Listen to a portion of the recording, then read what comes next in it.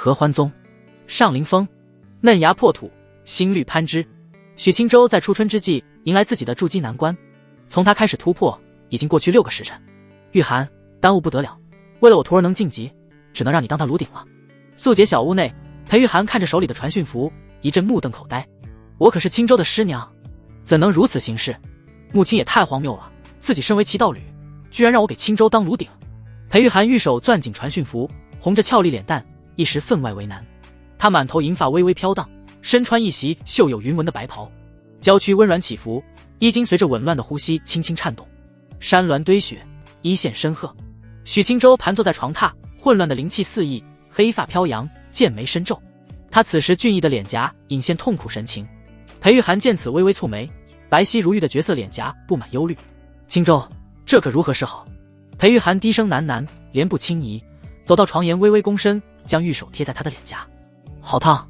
许青州感觉到一股柔腻清凉，功法本能的驱使之下，不由自主地将脸颊贴在其上。裴玉涵轻咬诱人红唇，美眸一瞬不瞬地盯着许青州。他将丝丝缕缕的灵气渡入许青州的体内。不曾想许青州的神情更加痛苦，眸子微张，隐约可见其内显眼的赤红。裴玉涵娇呼一声，连忙将手拿开。许青州气息迅速崩溃紊乱，细腻的肌肤开始渐渐泛红。裴玉涵见此心急如焚，抬起玉手看着那张浅黄的传讯符，不由一阵气苦。难不成当真要师娘？快离开屋子，我的情况撑不住了。许青州双拳紧握，面朝裴玉涵，嗓音略带嘶哑。裴玉涵不由眼眶一红，将那传讯符一丢，轻轻跳上床榻。不管了，青州，我疼惜了这么些年，要是他出事，我得多心疼。裴玉涵宛如白玉灵蛇的双臂伸出，直接将许青州抱在怀中。师娘不允许你出事。许青州不由失神发愣，比柔软触感先来的是扑鼻的淡雅清香。裴玉涵感到一阵滚烫直达芳心，纤长细白的脖颈泛起粉红。青州，等会就不难受了，放心。他的嗓音带着明显的颤抖，玉手无措地轻抚许青州的脸颊。师娘。许青州侧脸埋在山峦间，呼吸变得愈加灼热。裴玉涵芳心剧颤，他不敢再耽搁，玉手轻扯白袍，香肩柔滑，白袍徐徐而落。许青州虽被功法反噬，但神识仍旧清明。他见师娘突然这般行事，一时呆愣无言，眼神从师娘媚态横生的脸颊落在眼前的翠绿小衣上。裴玉涵感受到她的灼灼目光，嫩脸含羞，玉手挡在胸前。可或许是过于紧张，用力太多，只见侧边挤出夺目血色。许青州被功法折磨得欲仙欲死，此时仍是不愿冒犯师娘，咬牙涩声道：师娘，不必如此。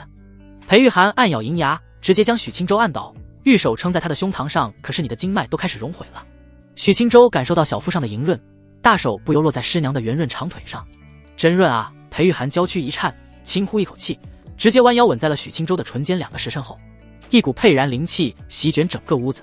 许青州悠悠睁眼，长舒一口气，他低头看向怀里的娇躯，不由倍感心疼。裴玉涵的俏脸隐现泪痕，枕在许青州的怀里，满脸的疲惫。他轻轻擦了擦师娘眼角的泪水，正要说话，突然响起叮的一声。恭喜宿主已血觉醒神级任务系统，本系统随机触发任务，任选其一完成可获得各种奖励。新手福利，开局立即触发任务。任务1，梅开2度，待裴玉涵再冲一次。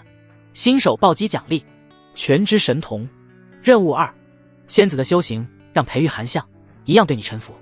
新手暴击奖励，姻缘仙典。许青州神情一呆，系统，自己降生在这个修仙世界，蹉跎20年，他早已淡去身负金手指的念想，可不曾想今日金枪染血，居然以这种诡异的法子觉醒系统。早知如此，何必苦修多年？自己虽身处合欢宗，师尊却打小教育自己，上承合欢术，讲求阴阳两气流转，可不是阴阳相合。师尊嘱咐自己不可堕于邪道，谨记坚守元阳。师尊误我。许青州稳定心神，仔细地查看眼前的光幕，视线落在2个任务上。怎么选？裴玉涵薄背掩在胸前，此时美眸迷蒙，望着愣愣出神的许青州。他神情霎时变得复杂，玉颜酡红，脸颊上挂着明显的羞赧。青州，你成功晋级了。裴玉涵的声音细若蚊凝，软糯勾人。许青州顿时回神，轻呼出一口气，低头看去。我已成功筑基，师娘，你还好吗？裴玉涵一怔，脸蛋更红，娇嗔地瞪他一眼。无碍，你没事就好。许青州面不改色，轻轻点头，右手温柔地抚顺师娘的耳边青丝。既然师娘没事，现在长夜漫漫。许清舟将手从师娘的耳边滑入被子中。师娘，请容许我再顶撞你一次。选择任务1。裴玉涵脸色涨红，娇躯顿时微颤。清舟，不许冒犯师娘。许清舟箭在弦上，已经不得不发，他直接低头，含住了嫣红唇瓣上。临风半夜下了一场瓢泼大雨，雨水击打在屋瓦上，啪啪啪作响，直到东方既白才止。屋内床榻上一片狼藉，裴玉涵俏脸含怒，冷着眸子，玉手死死地掐许清舟的腰。你这孽障！许清舟满脸无奈，轻轻按住师娘的玉手，柔声道：师娘，清舟不是故意的。裴玉涵还是生气，自己出城语录，清舟就这般不知怜惜，实在太过分了，他都感觉肿了。清舟，我一直以为你是听话的好孩子，不曾想你。哼！裴玉涵委屈不开心了。许清舟轻轻在他嫩白脸颊上咬了一口，拥着他娇躯的手紧了紧。师娘，是疼得不舒服，我给你揉揉吧。裴玉涵轻啐一口，恼怒地拍开他的爪子，掀开被子，披上白袍，气咻咻地离开了。许清舟叹息一声，都怪系统，恭喜宿主完成任务，获得全知神童。算了，不怪你了，系统万岁。许清舟正想起床整理床榻，师娘突然去而复返，他快步走到床沿，冷着俏脸，弯腰将玉手摸进被褥。许清舟一阵愕然，师娘这是想作甚？片刻后，一块黛眉白帕被师娘抽出，塞进怀里，轻瞪了许清舟一眼，再次转身离开。许清舟摇头轻叹，穿好衣裳，整理不堪入目的床榻。师娘斟润许清舟赶紧凝神，不再胡思乱想。收拾妥帖后，他坐在屋内圆凳上，打开系统光幕，全知神童，可查探一切信息，透视，窥探心声，可学习。对高于自身2个大境界的修士无效，窥探心声需要对施术人极为信任，或对方心湖完全不设防。许清舟双眼一亮，透视加窥探心声，这系统的新手暴击奖励也太顶了。学习。许清舟双眼顿时感觉到一阵清凉，瞳孔深处浮现淡淡的蓝光，3息后异状消失。咚咚，恰在此时，敲门声响起。许清舟将光幕收起，看向房门，难不成是师娘又来了？来得正好，新学的全知神童恰好试试效果。许清舟迅速起身，快步打开房门。是，师尊。许清舟满脸愕然，睁大双眼看着门口。穆青醉醺醺地瞅着许清舟，他长发披散，凌乱却不脏，脸颊玉嫩光泽，泛着酡红，面部轮廓柔和，颈部线条精致如美瓷。身穿大红对襟长袍，胸前山峦极为饱满，如同中秋满月。腰肢盈盈一握，胯部渐宽，圆润的长腿白腻肉感，显得他个子极高。穆青手中还提着一大红色葫芦，衣襟微斜，可见脖梗细绳和山峦深壑，仪态全无。乖徒儿，你师娘说你成功晋级了，我想着来看看你。哥。穆青的嗓音魅惑轻柔，红润的小嘴一张，全是扑鼻的清香酒气。许清舟无奈伸手搀扶着站姿歪斜的师尊，将他扶进屋内。师尊，喝高兴了就好好歇歇，晚些来看徒儿也不碍事。穆青玉指轻戳许清舟的额头，娇嗔不满，媚态勾人。晋级筑基可是大事，师尊为了助你，连道侣都搭进去了。许清舟脸色一僵，师尊和师娘这道侣关系，称得上合欢宗独一份了。两人都各有烦闷，不想接触男子，可身处合欢宗，没有道侣像话吗？2个有名的仙子一合计，就联手凑合着过了。看似是道侣，实则是闺中密友。合欢宗能允许2人乱来，也全靠师尊颇有修为。许清舟将师尊扶到软榻上，方便九蒙子师尊侧躺着，舒服些。穆青惬意的长声娇吟，让人想入非非。许清舟见怪不怪，提着凳子坐到他身前。穆青傻呵呵地笑了2声，打了几个酒嗝，一把抓过许清舟的大手，细细感知。宝贝徒儿，筑基境的宝贝徒儿，让我好好看看。许清舟任由不清醒的师尊折腾，他心中嘀咕片刻，全知神童看看。看。许清舟面不改色，眼底深处闪过一丝碎光，瞬间脑海浮现探查到的信息：姓名穆青，年龄99，境界元婴6层，姿色97分，满分100。杀招：此水灵印引动天地水系灵气，化作水运法印，威力极大。火池分界凝聚大范围圆形火池，禁锢其内修士，点滴炼化。弱点：许清舟，禁忌之地。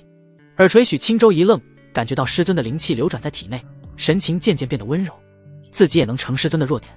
而且这个禁忌之地有点说法。他抬头瞄向师尊的晶莹耳垂，白嫩精致。呼！穆青轻吐一口气，美眸盈盈盯着许清舟，娇媚浅笑。成功晋级，并无纰漏，宝贝徒儿成了筑基境修士，师尊我放心多了。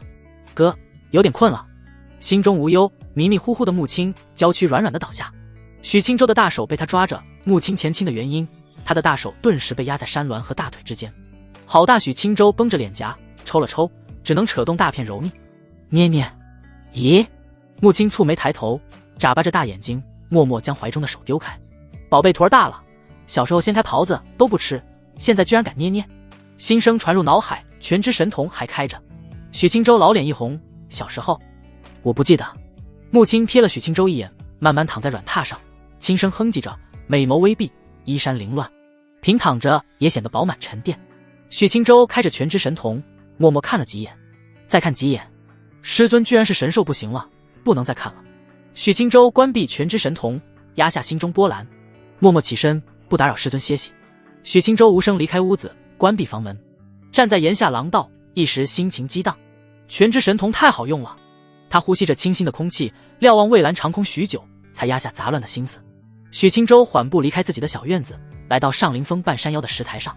他望着无垠云海，仙鹤盘旋，不由回想起曾经自己降生在这个世界时，身处大魏凉州的偏远小村。出生2年后，小村突然来了一位炼魂老道，挥手间黑雾漫天，村子100来人魂体全被夺走。或许是自己穿越原因，魂体强大，硬生生坚持到最后。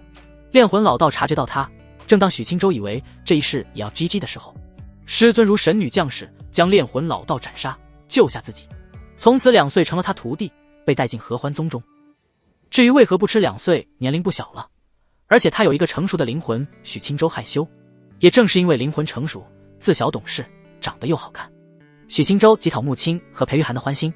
木青很满意许青州，唯一的遗憾就是他资质太差，才3系杂灵根，这等资质只能说可以修行，前途注定渺茫。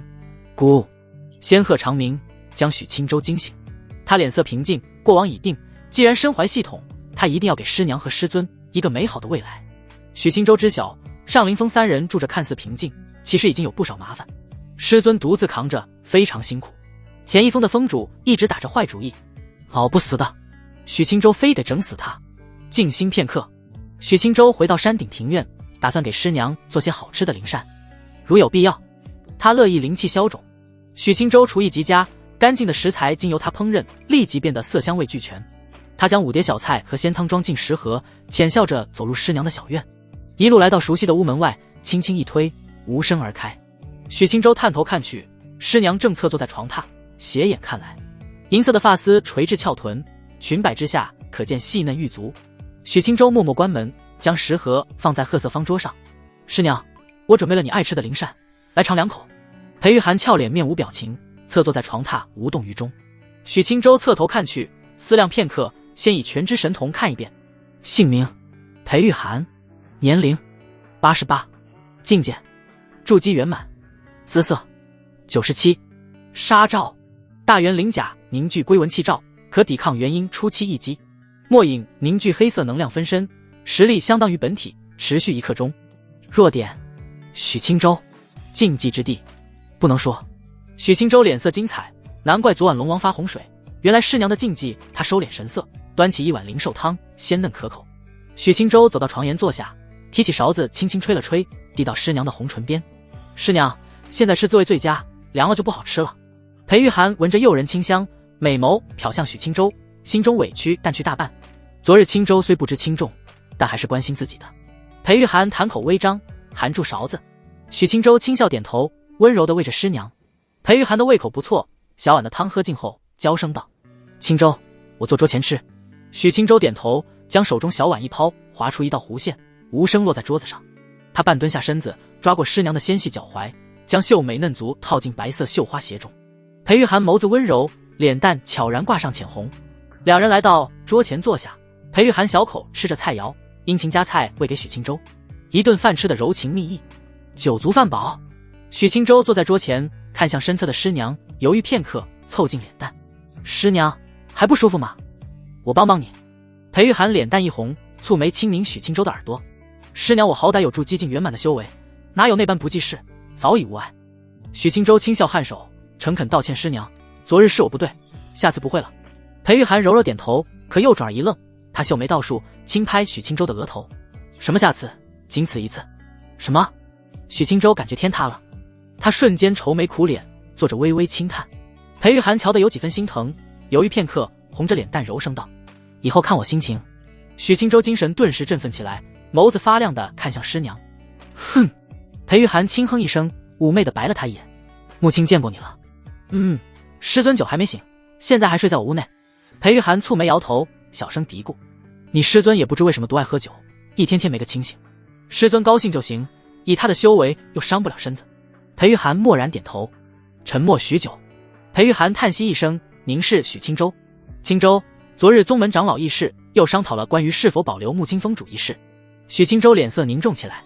此事主要是因为上林峰是主峰，但弟子太少，还资质极差，只有自己一根独苗，师尊和师娘不再接受任何人，其他长老就颇有微词。上林峰这么大一块风水宝地，需要的是积极培养有潜力的弟子，发展宗门实力。而木青却当自己的小家，守着裴玉涵和没前途的许青州，其他事是一概不做，而资源还没少拿。时间长了，宗主也觉得不像话。前一峰峰主就直接提议，既然木长老无心培养优秀弟子，那就分个册封给他当家，再以长老之身去管理灵药园，身兼执事。至于上林峰，就腾出来给愿意做事的人。木青还不好反驳，此事他确实没理。他不愿意离开上林峰，主要是为了足够的资源、浓郁的灵气养许青州，要不然就以他的性子，山脚搭个草窝都能住得开心。许青州心中难受，还是怪自己没有出息。要是自己天赋足够，实力够高，即使只培养自己一个人，也没这么多破事。自己曾劝师尊一家3人离开算了，被他不满地抽了一顿屁股。师娘，师尊还是没答应。裴玉涵轻轻点头，他昨日以你即将晋级筑基挡了回去，但是宗主给出了条件，你1年内必须晋级到筑基圆满，修为不到，我们真在上林峰待不住了。如果是以前，许青州只能绝望，以他的资质，1年内从筑基初期到圆满完全不可能，即使是宗门的核心弟子也办不到。宗主如此说，还是不想木青心中产生太多不满，让他再拿1年资源。可现在许青州身怀系统，1年，他无比自信。恭喜宿主触发任务。任务1，冲师逆途，少年 A 上去排解师尊忧虑。奖励：荒古圣体。任务2，师尊独自肩抗压力，心中有愧，愤而回头找师娘大力修行。奖励：灵境3。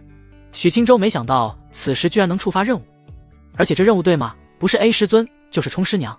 系统，你真的是正经系统吗？许青州思忖片刻，默默选择任务2。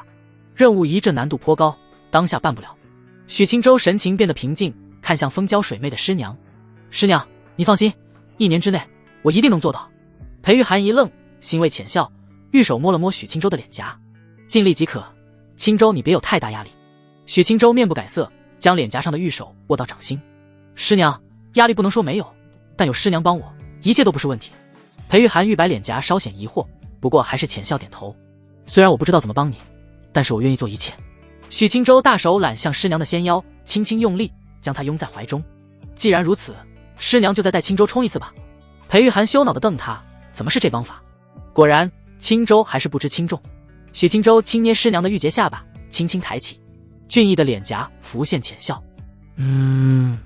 许青州低头含住红唇，大手拖着师娘起身走向床榻。裴玉涵脸蛋红润，羞赧地瞪视许青州。片刻后，他的手从拧腰变成搭在肩膀，再到搂着脖颈，慢杖低垂，微微漂浮。裴玉涵双脚合踩，钳住许青州的腰目，轻醒酒后，迷糊地眨了眨眸子，从软榻上起身，美眸扫视一圈。都入夜了。他甩甩头，好奇宝贝徒儿怎么夜里还不回房。木青穿上红绣鞋，来到桌前，大口喝了几杯水，才缓步离开屋子。冷月高悬，四周寂寂。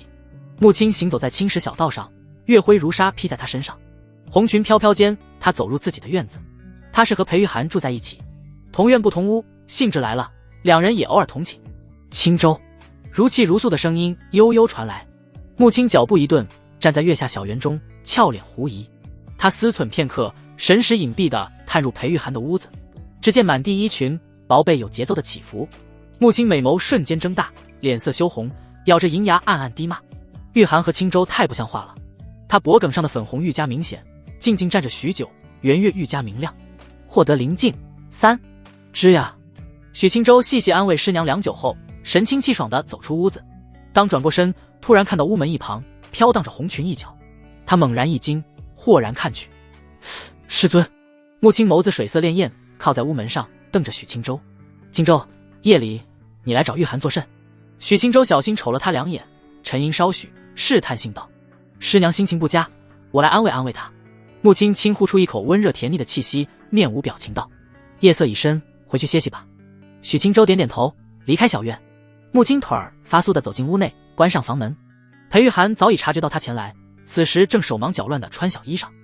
木青拿起腰间酒葫芦，喝了一大口，本就羞红的脸蛋更加酡红。他快步走到床沿，掀开幔帐，一片狼藉。裴玉涵涨红着脸，将被子掩到自己的细白脖颈。木青，不是你想的那样。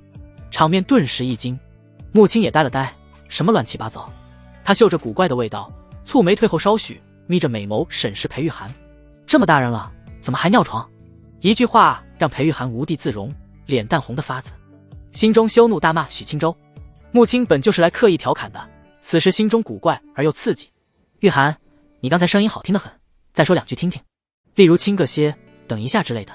裴玉涵美眸圆瞪，不可思议地看向木青，满脸羞恼。你在外面偷看？什么叫偷？我在外面光明正大的看。裴玉涵无语，随手扯起一旁的衣裳丢向木青。滚滚滚，我要歇息了，别打扰我。木青嫌弃地挥开衣裳，娇哼一声。他在细瞧片刻，担心在嘲笑玉涵他掉小珍珠，便没再逗留，红着俏脸回自己的房间。他躺在床榻上，脑海闪过脸红心跳的画面，嫣红小嘴儿一直不停地喝酒，一口接一口，眸子越来越迷蒙。青州。寂静房间内，嗓音如月下妖狐许青州忧愁地回到屋子。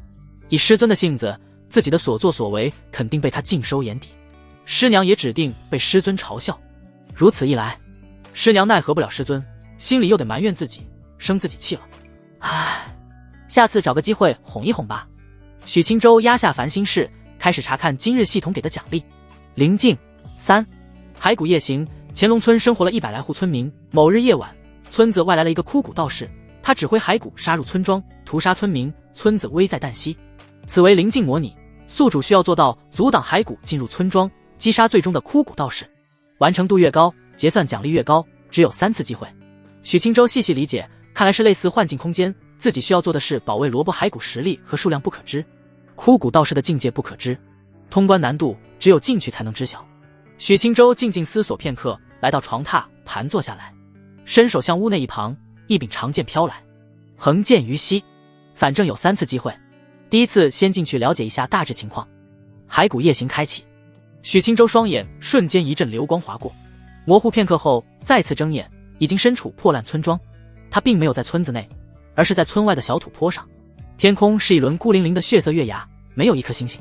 张眼望去，荒芜的大地蒙上一层红光，草木凋零，野兽绝迹。许青州微微蹙眉，转身看去，黑色的山脚下点缀着成片的茅草屋，村子泥泞的黄土路上不见行人，只在窗口隐约可见人影。这不是我出生的村庄吗？不过环境变了，小时候这里挺山清水秀的，繁星遍布天空，清澈小溪粼粼。许青州没想到幻境是这个模样，他眼神复杂，双眼看向某处的茅草屋，可惜他也没看到人影。呼，许青州长舒一口气，稳定心神，多想无益。他重新转过身来，孤零零地站在小土坡上，抬头远望，一袭黑色道袍的枯骨道人飘在半空，静止不动。他的下方上百的银白骷髅站着，空洞的双眸飘起2点绿光。此时其中3具骷髅手持刀剑向许青州走来，脚步无声，刀剑冷光闪烁。许青州紧紧蹙眉，将手伸入怀中，发现除了腰间长剑，储物袋也一并带了进来。他右手拔出长剑，清亮寒芒一闪，骷髅速度不慢，激起淡淡尘土，迅即跑向许青州。来到近前，3具骷髅的刀剑蔓延一层绿光，朝着许青州当头砍下。许青州脸色一凝，挥剑格挡，淡淡的剑气席卷而出，将3人击退。大致炼气圆满的实力，许青州喜忧参半。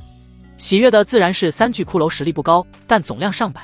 以他的实力，上百的炼气圆满骷髅应对起来可并不容易。许青州静心凝神，先不想太多，竭力杀敌。长剑涌动3寸寒芒，御剑迅捷而去，一线银光直直刺在一具骷髅的眉心，灵气迸发，骷髅头颅炸碎，双目绿火转瞬熄灭，骷髅直接散架倒地。另2具骷髅无动于衷，口中哒哒作响，半月绿芒展出。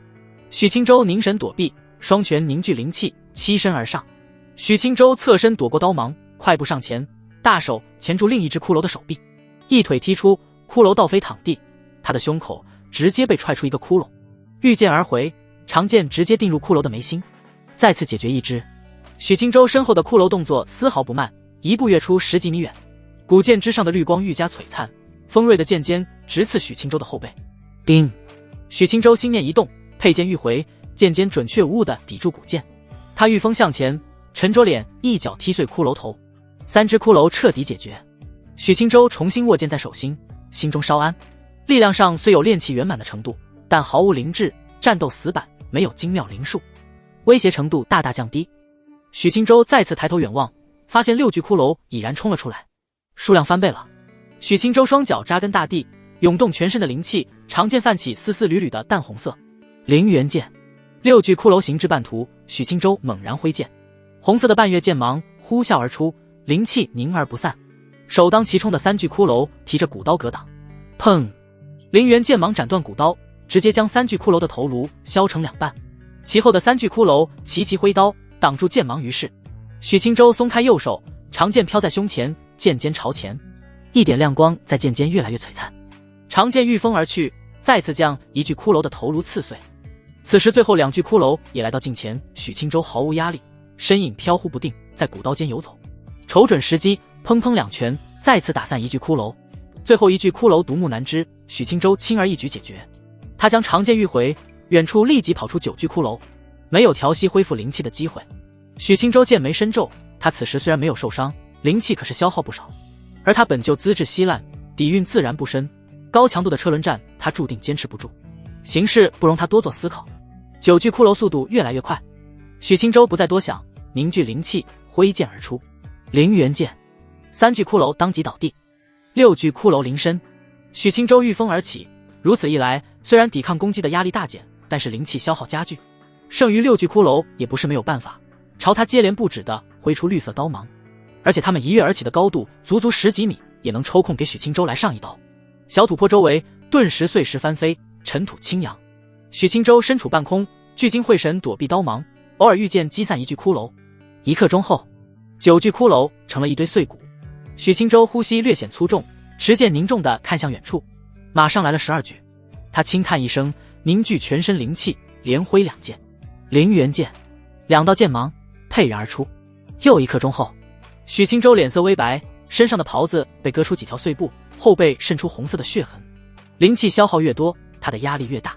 可当他回身望去，15具骷髅已经气势汹汹而来。这灵境强度这么高的，许青州掏出储物袋，磕下几粒丹药，抓出几张符箓。他先是挥出2道灵元剑，再将手中火蛇符挥出。红色剑芒在前，火蛇符紧随其后，前面空地顿时成了大片的火海。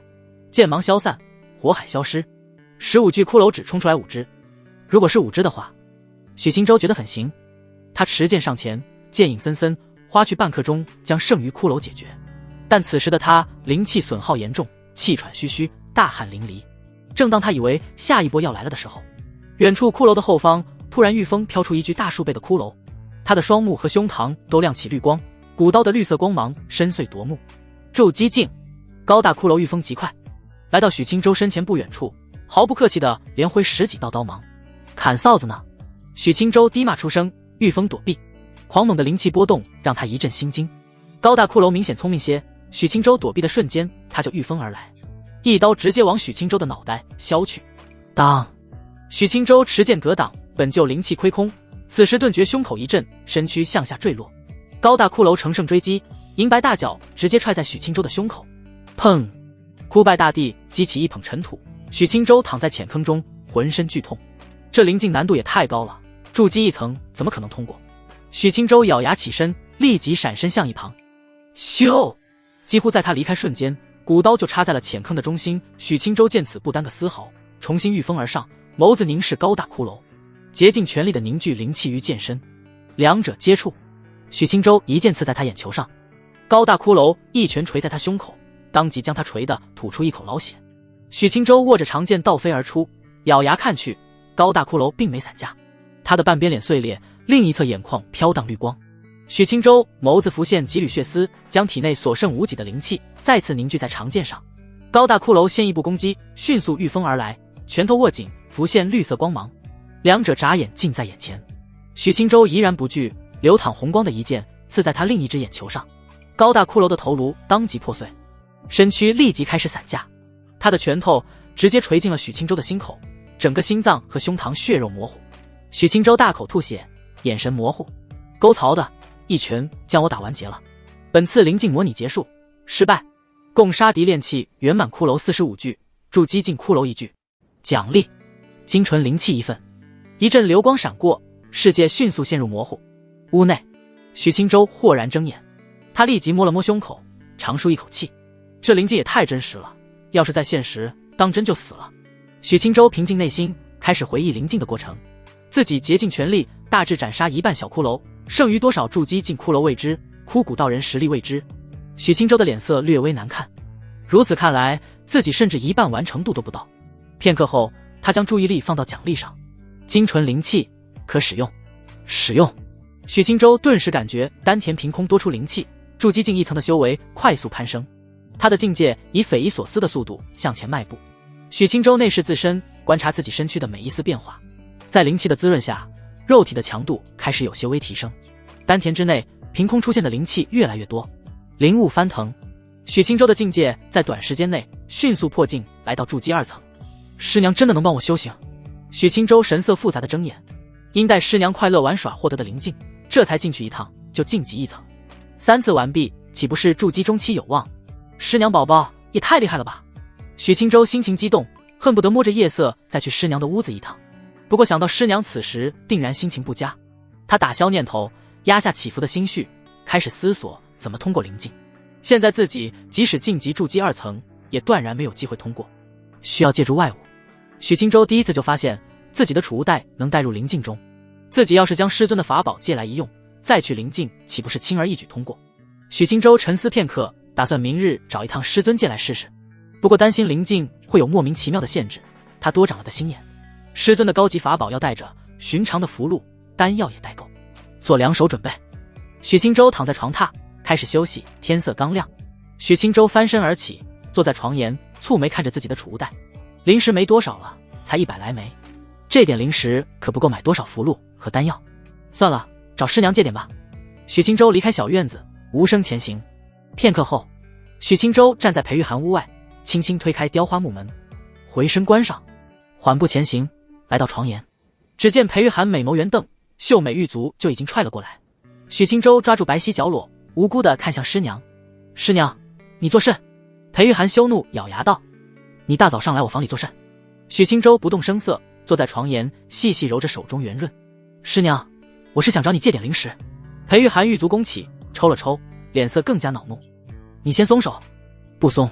裴玉涵坐起身子，薄被滑落，上身娇躯映入眼帘，山峦饱满诱人，将白色小衣裳高高撑起，精致莲叶轻轻颤动，一尾青鱼游动在渊壑间。许青州一时看得呆住。裴玉涵乘机收回秀美玉足，藏入被子中，见他神情呆愣，微微低头看去，玉白美艳的脸蛋霎时羞红。青州，你越来越过分了。许青州回神，俊逸的脸蛋浮现浅笑。师娘真好看。裴玉涵眸子一恼，轻拍他的胸膛。青州，昨日都怪你，害得我被穆青嘲笑。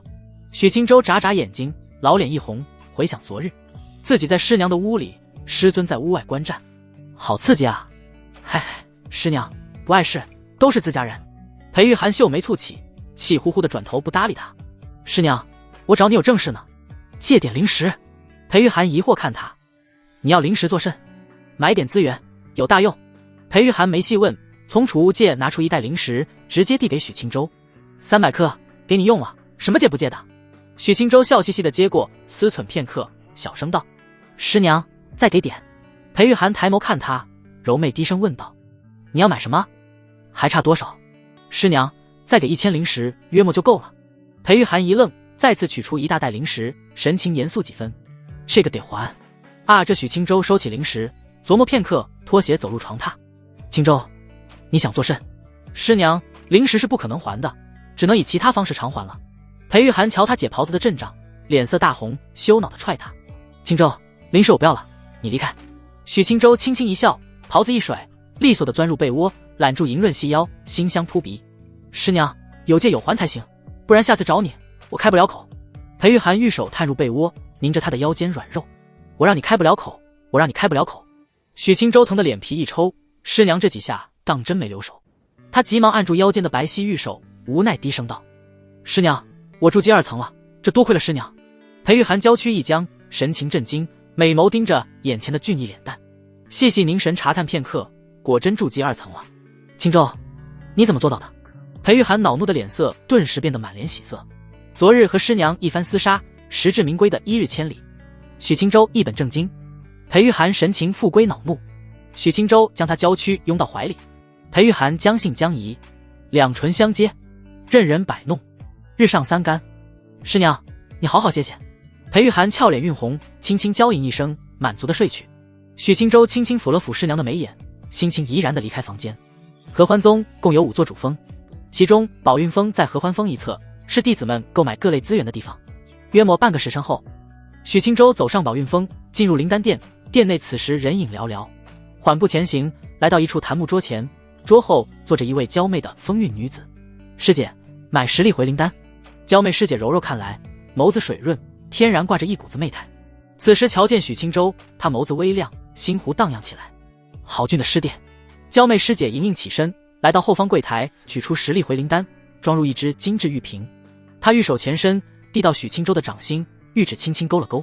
师弟，500灵石，如果愿意结缘一场，可400灵石给你。娇媚师姐娇笑一声，眸子看向一旁的侧屋。许清舟面不改色地收起瓷瓶，丢下500灵石就跑。我不是那样的人。娇媚师姐看着远去的许清舟，俏脸一僵，郁闷地收起灵石。走出灵丹殿，许清舟轻轻叹息，合欢宗还是太乱了，哪有自家上灵峰那么和谐正经。灵符殿距离灵丹殿不远，许清舟特意找了一名男师兄买符箓，花去900灵石，买了10张玄剑符，8张火蛇符。玄剑符引动可以凝聚3道灵气长剑，威力相当于筑基初期一击。有这10张符箓，对付筑基骷髅也没什么压力。火蛇符主要对付小骷髅，此次花费巨资现身师娘还款，准备如此充分，也不知通过灵境能获得什么奖励。许清舟回到上灵峰，直奔师尊的房间。吱呀，房内仅有缕缕碎光从窗棂照入，光线略暗，空气中布满浓重的酒气。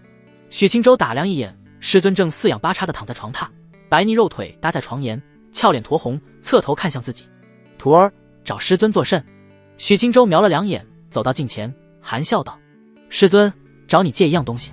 穆青疑惑地眨眨眼，红唇水润，扯起一抹妩媚的笑容。什么东西？你的借火葫芦。许清舟视线从血色长腿移开，看向青色枕头一侧的红色葫芦。还请师尊解除禁制，让我用片刻，今日入夜之前还给师尊。你想作甚？穆青神情古怪，玉手撑着玉洁下巴，娇躯曲线玲珑。难不成是想拿着本师尊的法宝去欺负同门？哪能？许清舟尴尬一笑，蹲下身子，轻轻捏着师尊的腿儿。就是玩玩，不做坏事。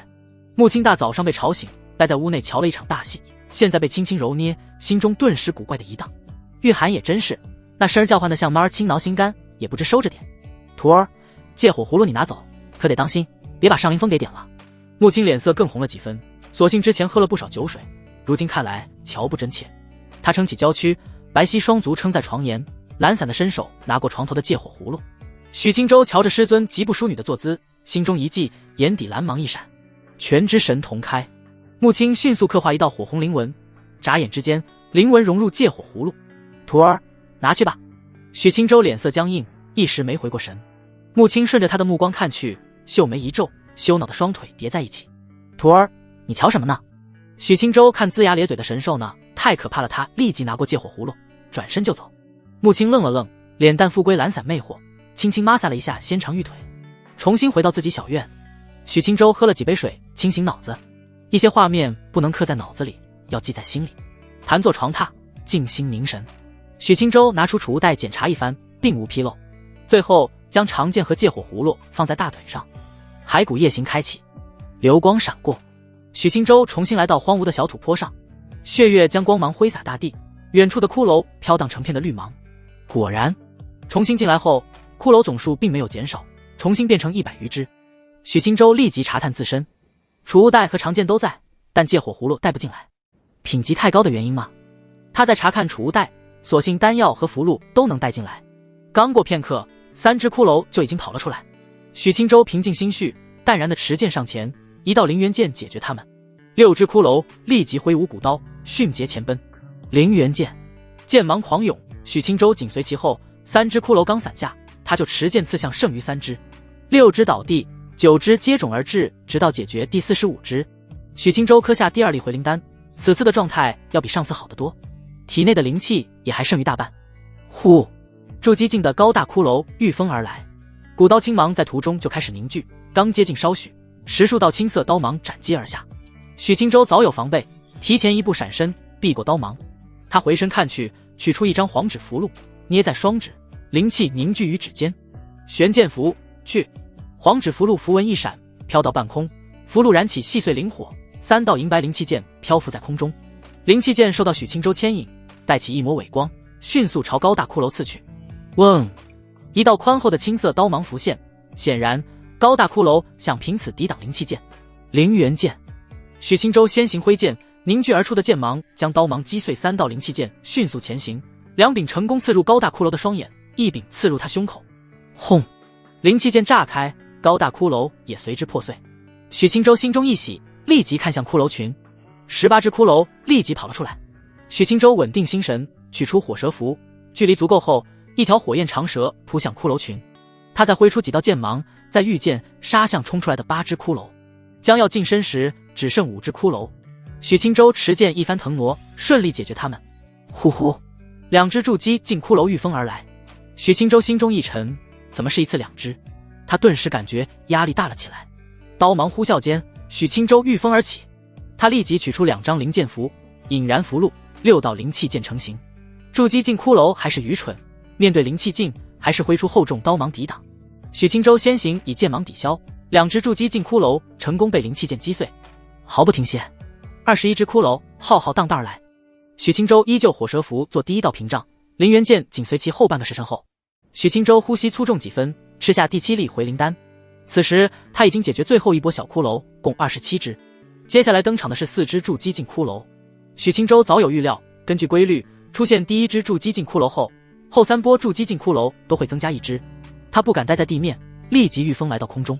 双方尚未近身，几十道密密麻麻的刀芒先劈了过来。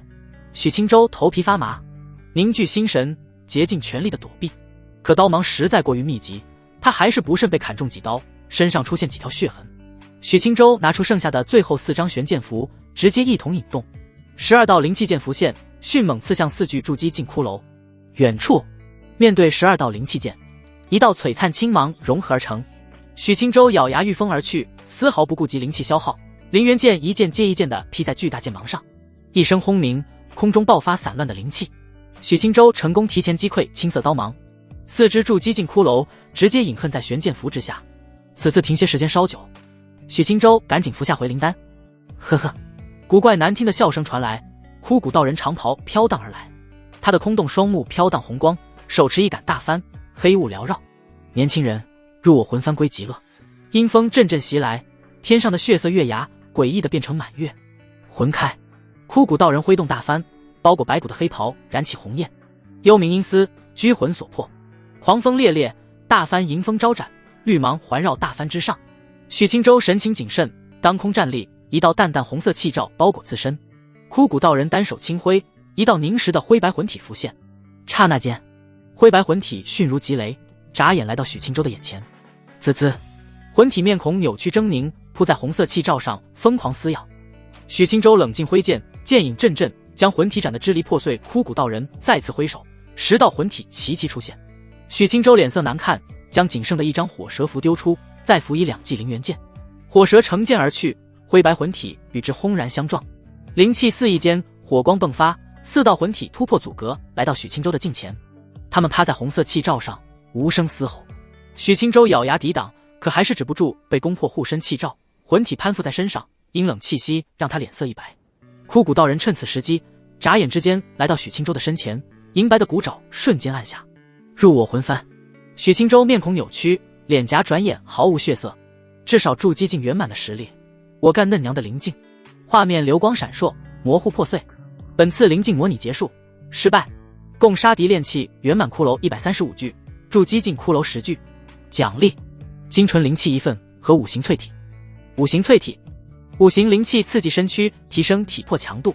小院房内，许清舟悠悠睁眼，还是失败了，低估了后面筑基境骷髅出现的数量，枯骨道人的实力也超出预期。蹙眉沉思良久，许清舟收敛心神，多想无益，先看收获。精纯灵气使用。许清舟端正盘坐，一股磅礴的灵气流淌全身，丹田之中精纯灵气大量出现，灵雾翻腾如海，转眼晋级至筑基3层。而此次灵气相比上次庞大许多，许清舟的境界依旧在向前迈进。半刻钟后，一声轻微细响出现，淡淡的灵气向四周移荡。许清舟踏入筑基4层。一日千里啊，一日千里，每次和师娘睡完觉境界就涨。许清舟轻轻握拳，庞大许多的力量让他分外惊喜。他再次将目光放入5行淬体，提升体魄强度。许清舟平息灵气波动，立即使用。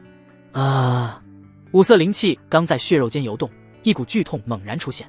许清舟身躯微微颤抖，死死咬牙忍耐，感觉血肉在遭受炙烤，经脉在寸寸断裂。可他能明显感觉到自己的身躯变得愈加坚韧。时间流逝，许清舟的身躯渗出点点鲜血，鲜血混杂着黑色的杂质，一股难闻的恶臭传出。5行淬体足足持续半个时辰才结束。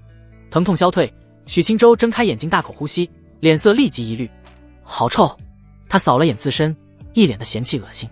许清舟轻盈地离开床榻，快步走向隔间，立即脱下衣裳，灵纹闪烁，凝水术刷刷浮现。清理干净后，他看了眼身躯，肌肉匀称，健壮而又极具美感，身材变得好太多了，师娘宝宝一定会开心。许清舟披上干净的衣袍，重新来到床前，去陈述。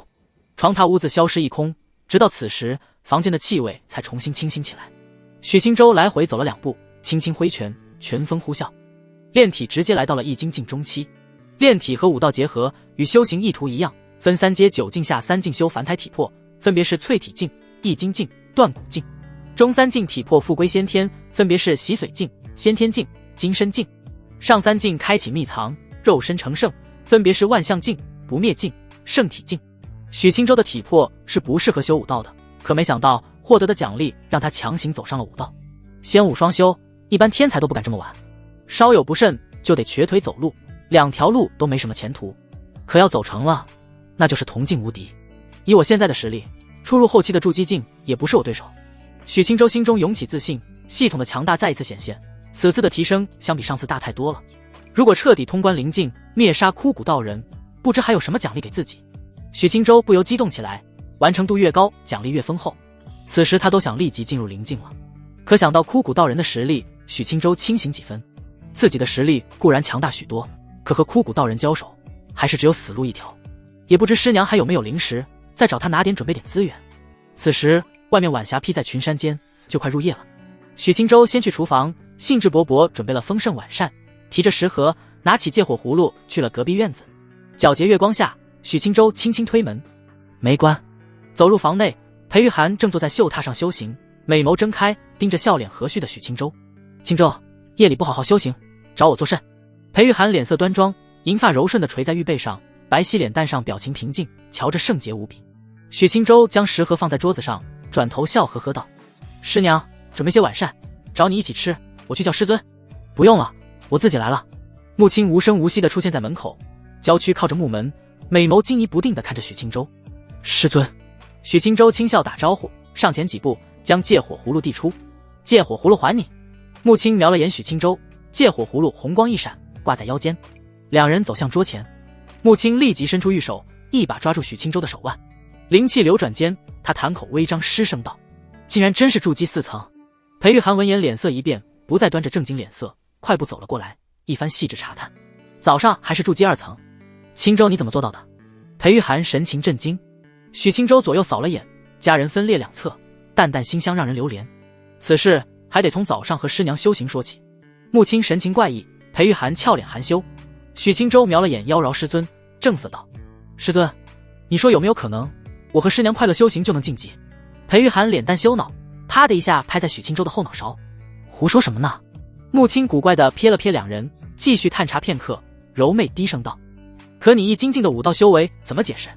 许清舟面不改色，一本正经胡说八道，与师娘一番激烈厮杀，体魄欲仙欲死，锻炼效果极佳。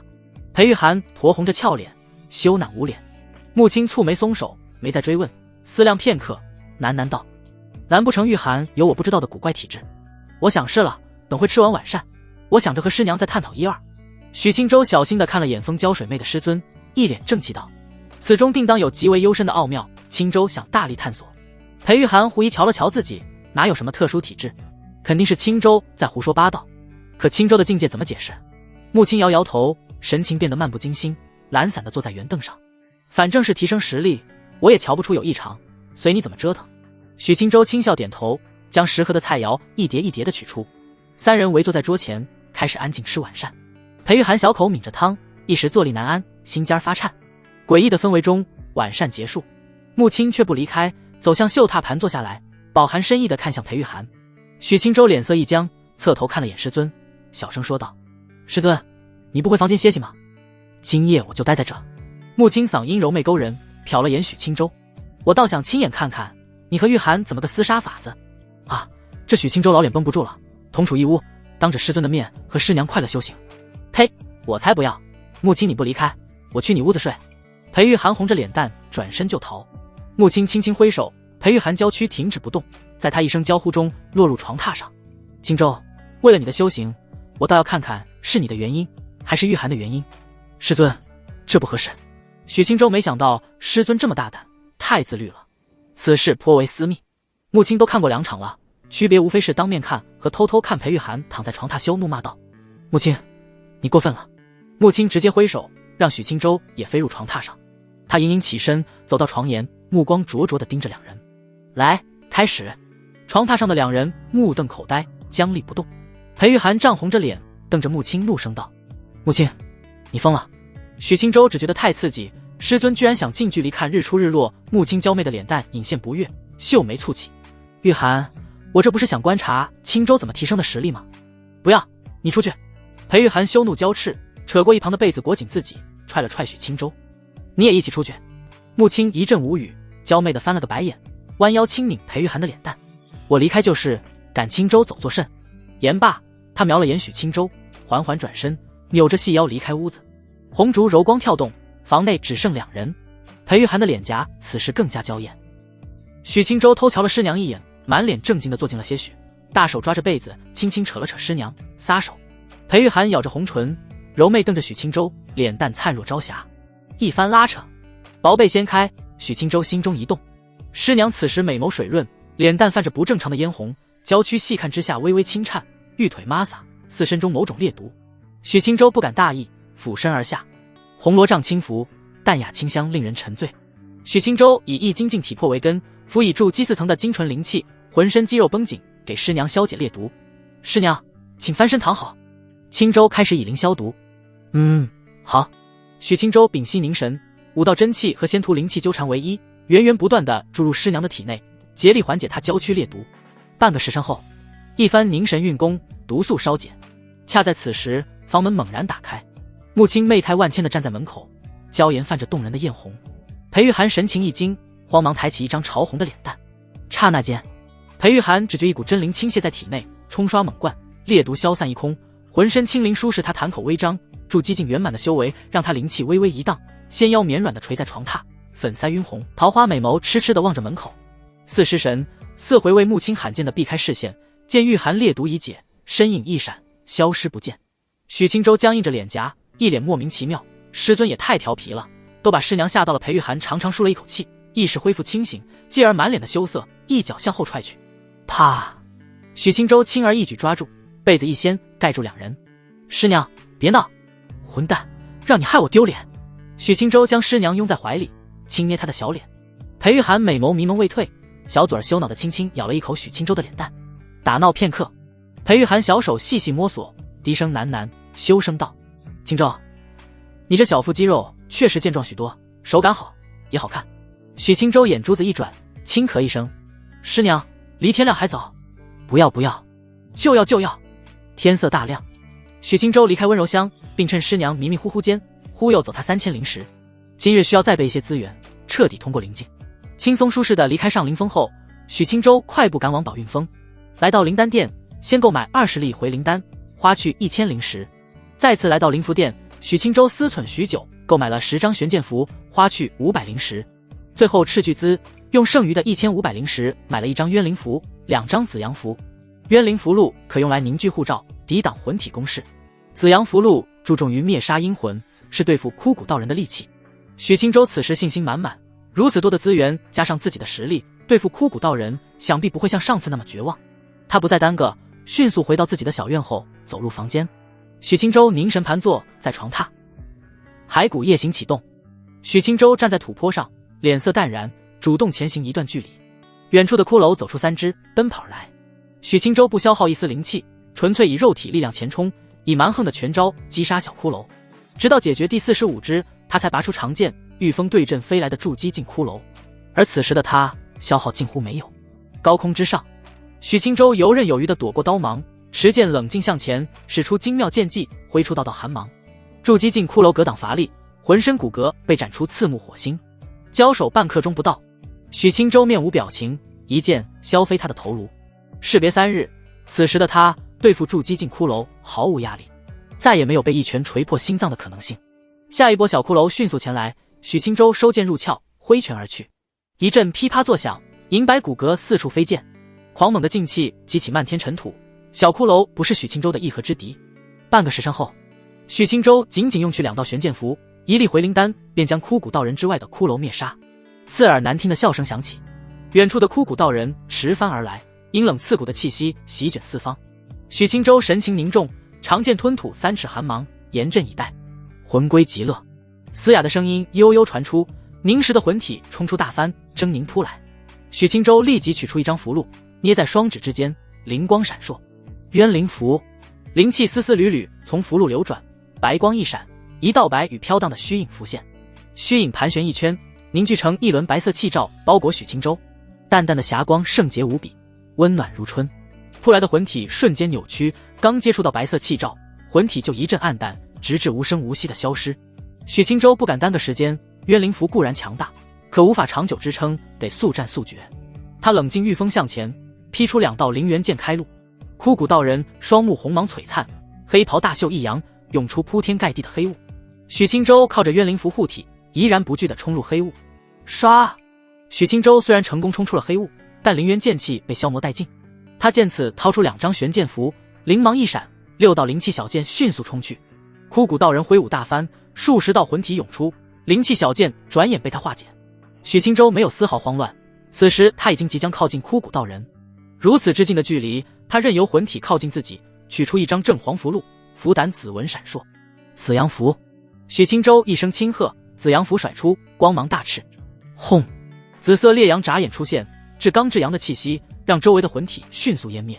枯骨道人沙哑大吼，黑袍之上沾染点点紫色焰火，大帆被烧去一角。趁此机会，许清舟凝聚全身灵气，连续斩出3道灵元剑，再用出5道玄剑符。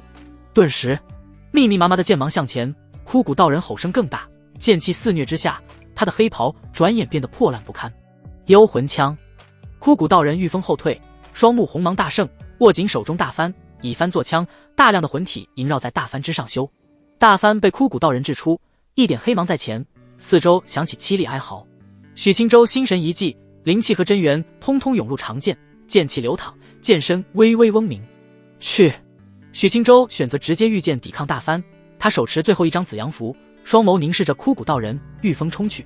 长剑和大帆相撞，灵气涟漪激荡四周。许清舟淌过阴冷混乱的空间，来到枯骨道人的身前，紫阳符直接拍在他额头，紫纹闪烁。枯骨道人的双爪瞬间攥紧许清舟的手臂，倘若紫阳符就此炸开，2人都得身受重创。许清舟迅速做出决断，以另一只手做刀，硬生生砍断自己的手，鲜血挥洒，独臂离去。反正是灵境，通关之后一切都是值得的。不过是真疼啊！许清舟脸色苍白，疼得龇牙咧嘴。轰！紫阳符炸开，紫色的火焰包裹枯骨道人。一瞬间，他的凄厉叫声犹如幽冥厉鬼。紫焰腾腾间，枯骨道人双目红芒不灭，阴冷的灵气流转不定。还活着！许清舟额头冒汗，咬牙欲回佩剑。灵元剑，玄剑符。许清舟双眼布满血丝，调动全身灵气，独臂持剑前冲。冷冽的剑气落在枯骨道人身上，再次留下大片伤痕，雪上加霜。许青州来到他近前，长剑横抹，斩入他的脖颈。给我死！灵气激起他的长发，全身的肌肉瞬间绷紧。枯骨道人身躯一僵，头颅飞出。许青州一脚将他的身躯踹散架，御风向前，一剑前刺，银白的头颅被长剑刺穿。直至此时，枯骨道人的双目红芒才开始消退，一同消退的还有天上的血月。乌云退散，阳光挥洒大地，草木生出嫩芽，溪水复归流淌，整个世界顿时变得生机勃勃。许青州愣神片刻，转头看向远处高山，再看向山下的小村庄，100余村民走出，齐齐望向这边。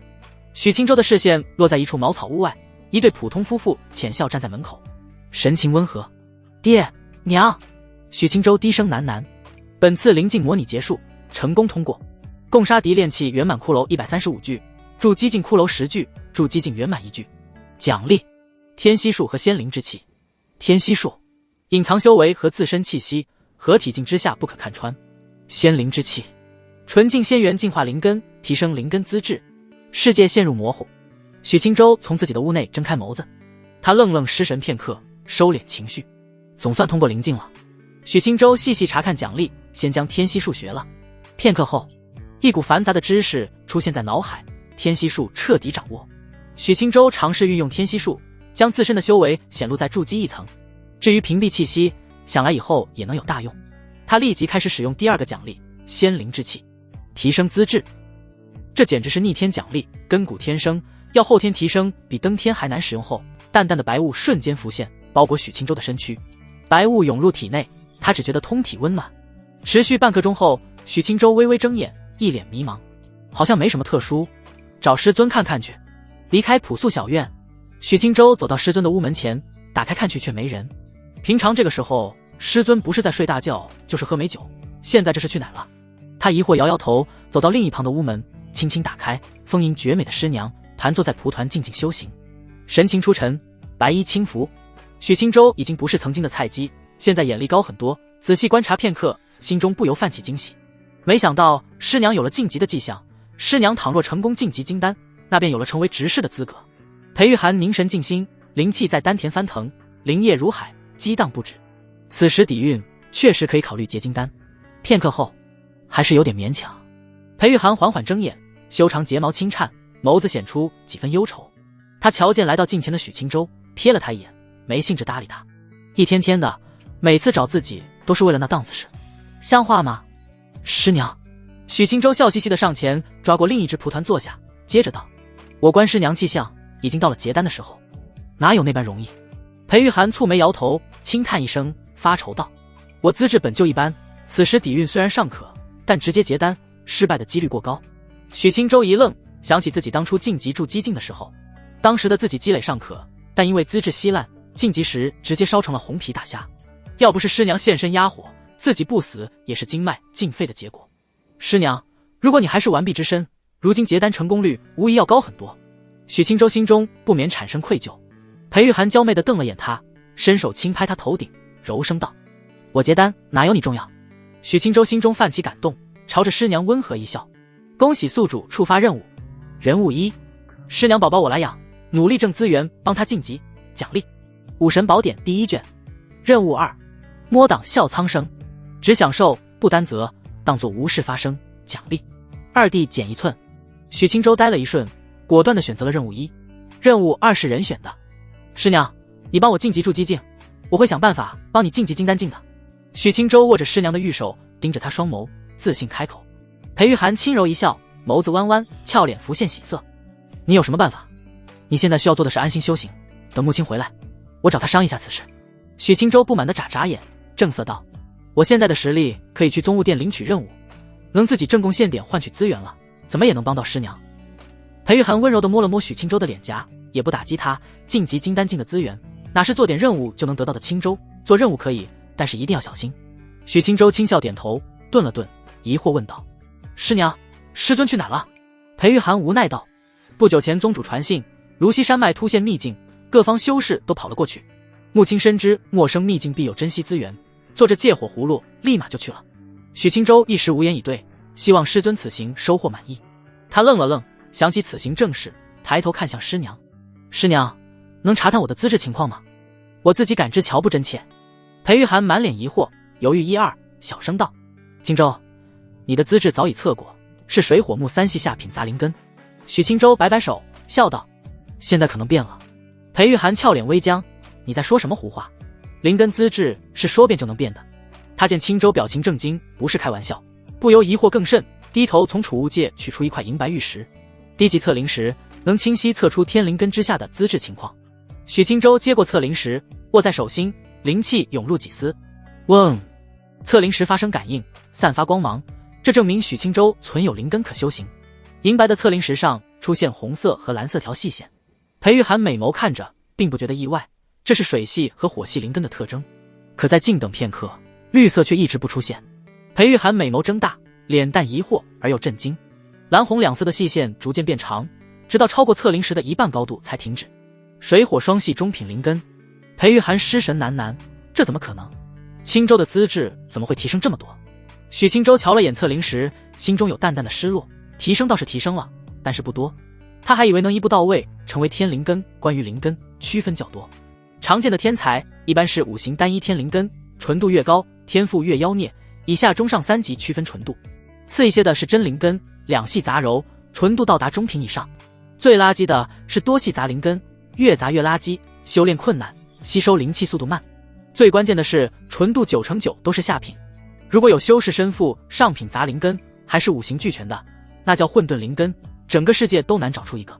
除此之外，还有极少修士身负特殊的变异灵根，风雷阴阳光暗等，这些灵根未必比五行天灵根强，但是修行之路肯定一帆风顺，种种神通特殊诡异。裴玉涵眸子微颤地看向测灵石，震惊开口：青州，这怎么回事？你怎么从三系杂灵根变双系真灵根了？许青州轻轻一笑，看向美艳师娘：这得多亏了师娘，每次和师娘开心修行后，我都受益颇丰。裴玉涵脸淡一僵，羞恼地瞪他一眼，竟胡说。可想到青州境界不停晋级，连灵根都能提升，自己也积累足够了，他不由心中将信将疑，难不成自己真有什么特殊的体质？许青州轻轻一扯，将师娘拉到身前，娴熟地搂在怀里。师娘，你简直是我的福星，自己的系统可是师娘帮忙激活的，要不是师娘，他现在还苦哈哈打坐修行呢。裴玉涵红唇微抿，抬头羞红着脸蛋看他：青州，不许对师娘不礼貌，师娘都是为了修行。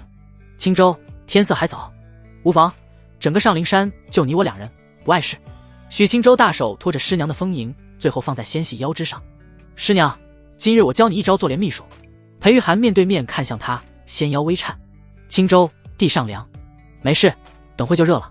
许青州教完师娘新招式时，已经过了1个时辰，两人犹不停歇，开辟第二战场，继而辗转秀榻浴桶，直到第2日天色微亮，才动静渐止。裴玉涵银发铺散似雪莲，娇媚的脸蛋挂着浓郁的嫣红，潭口微张间，甜腻的气息紊乱呼出。许青州脸色正惊，靠坐床头，轻柔地拥着师娘，轻抚她雪白玉背。师娘有没有突破的感觉？裴玉涵迷迷糊糊地睁开眼，美眸水色浓郁，嗓音微哑：有点长。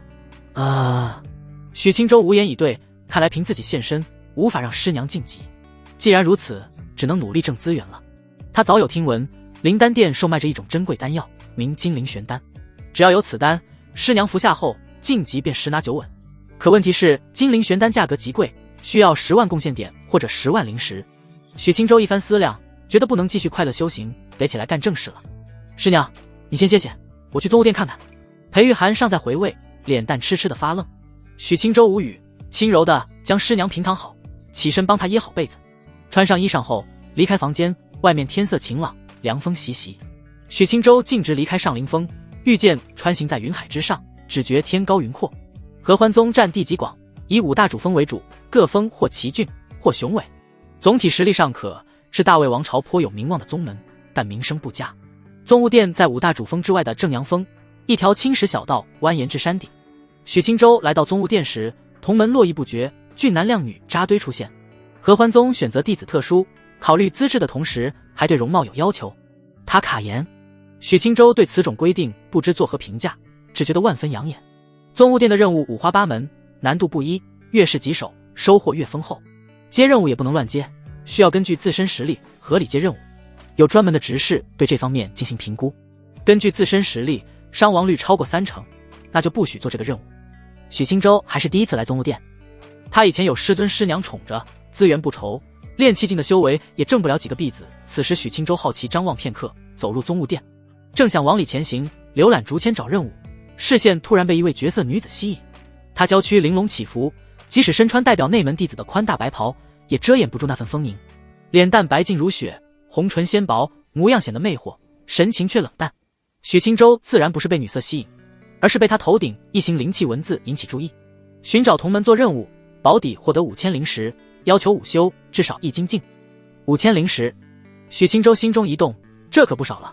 一般筑基境弟子外出做任务一趟，能获得2000左右灵石，就是不小的收获。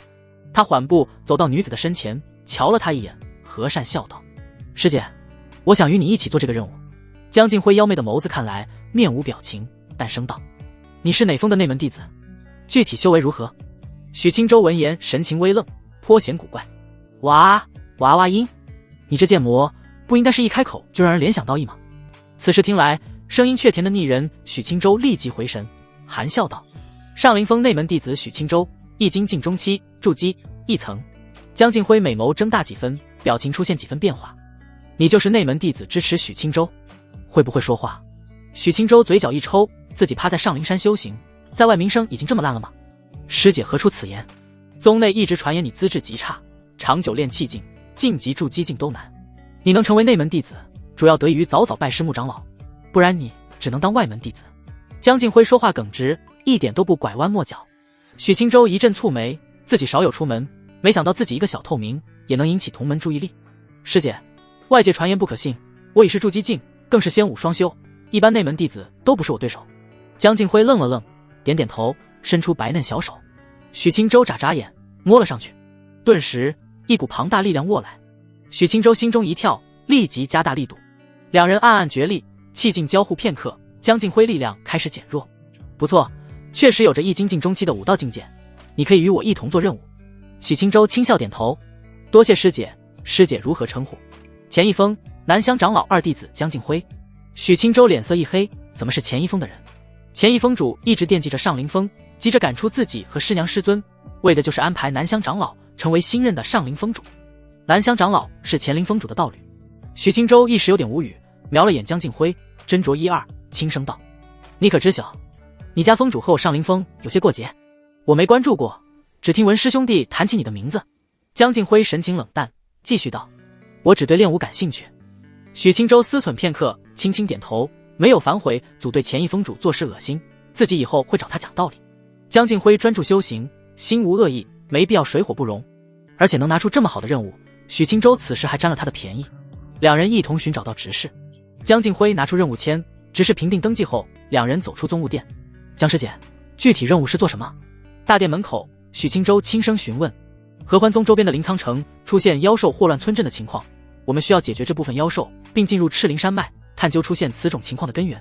江静辉甜腻腻的声音刚落，抬头看了眼天色，继续道：“我们立即出发，早日解决此事。”许清舟没有异议，正要御剑而起，身侧的江静辉轻轻一跃，跑出数百米，再一眨眼，已经冲出去1里地。腿着去啊！临沧城距离合欢宗500来里，不得跑吐了。许清舟轻呼一口气，踩上佩剑，迅速跟上江静辉。江师姐，我带你一起。江静辉侧头看去，身影停止前冲。他只有炼气境的修为，武道还无法御风，只能用腿赶路。此时看着许清舟，他对许清舟的评价再次拨高一层。仙武两途都登堂入室，他怎么可能是内门弟子之耻？据他所见，此时对比，大多数内门弟子都比不上他。两人身处山顶小道边，许清舟瞧了瞧他，再看了看脚下的一柄细剑。再两人不是不行，主要看江静辉能否接受。江师姐，跳上来试试。江静辉瞄了他一眼，轻轻一跃，站在剑柄末端，淡声道：“我能站稳。”许清舟转头看了他一眼，轻轻点头，凝聚一层气罩，直接御剑直线升空。啪！江静辉迅速伸手抓住许清舟的腰，到达一定高度后，许清舟瞬间停在高空。江静辉娇躯扑在他后背，轻轻一弹，脸蛋神情微变，退开，冷声道：“突然停下作甚？”许清舟转头无辜道：“我不识路，临沧城走哪个方向？”他只知道大概距离，怎么走就不清楚了。江静辉瞪他一眼，伸手入怀，掏出一张地图。许清舟接过后看了2眼，御剑迅速前行，途经苍茫大地，跨越百里山河。两人花去4个时辰，进入临沧城，直达城主府。城主姓梁，体态圆润，瞧着极为富态。他见到许清舟和江静辉后极为热情，好茶招待，一番夸赞仙家气态如何如何，那双狗眼却一直往江静辉身上流转。许清舟一阵腻歪，不想和城主多谈，直入主题，询问现在还有多少妖兽在外，遭受妖祸的村镇具体在哪。梁城主谈起正事，摆出悲悯忧心的神色，唤来副城主，递出受灾地图，徐徐说着哪里遭受灾祸，如何痛心云云。最后长叹一声，凝视江静辉，感叹道：临沧城地界遭遇此等祸事，有江仙子出山帮忙，区区妖兽定当能灭杀殆尽。许清舟斜视他一眼，拿起地图，拉着江静辉直接跑路。这些官老爷找人办事也就罢了，怎么色心还上来了呢？他根据地图和江静辉来到第一处受灾地点凌云镇。从高空往下看去，凌云镇外数十只妖兽浑身烈焰腾腾，已经有大卫修士和官兵在阻挡，可他们实力不济，连连败退，连一个筑基境修士也没有，官兵更是粗通武艺的普通人。江静辉见此面不改色，直接跃出长剑，犹如神兵天降，双拳轰砸向一头红色妖狮。气劲席卷间，江静辉轰然落在妖狮上，拳头携带罡气，直接锤在妖狮的头顶。吼！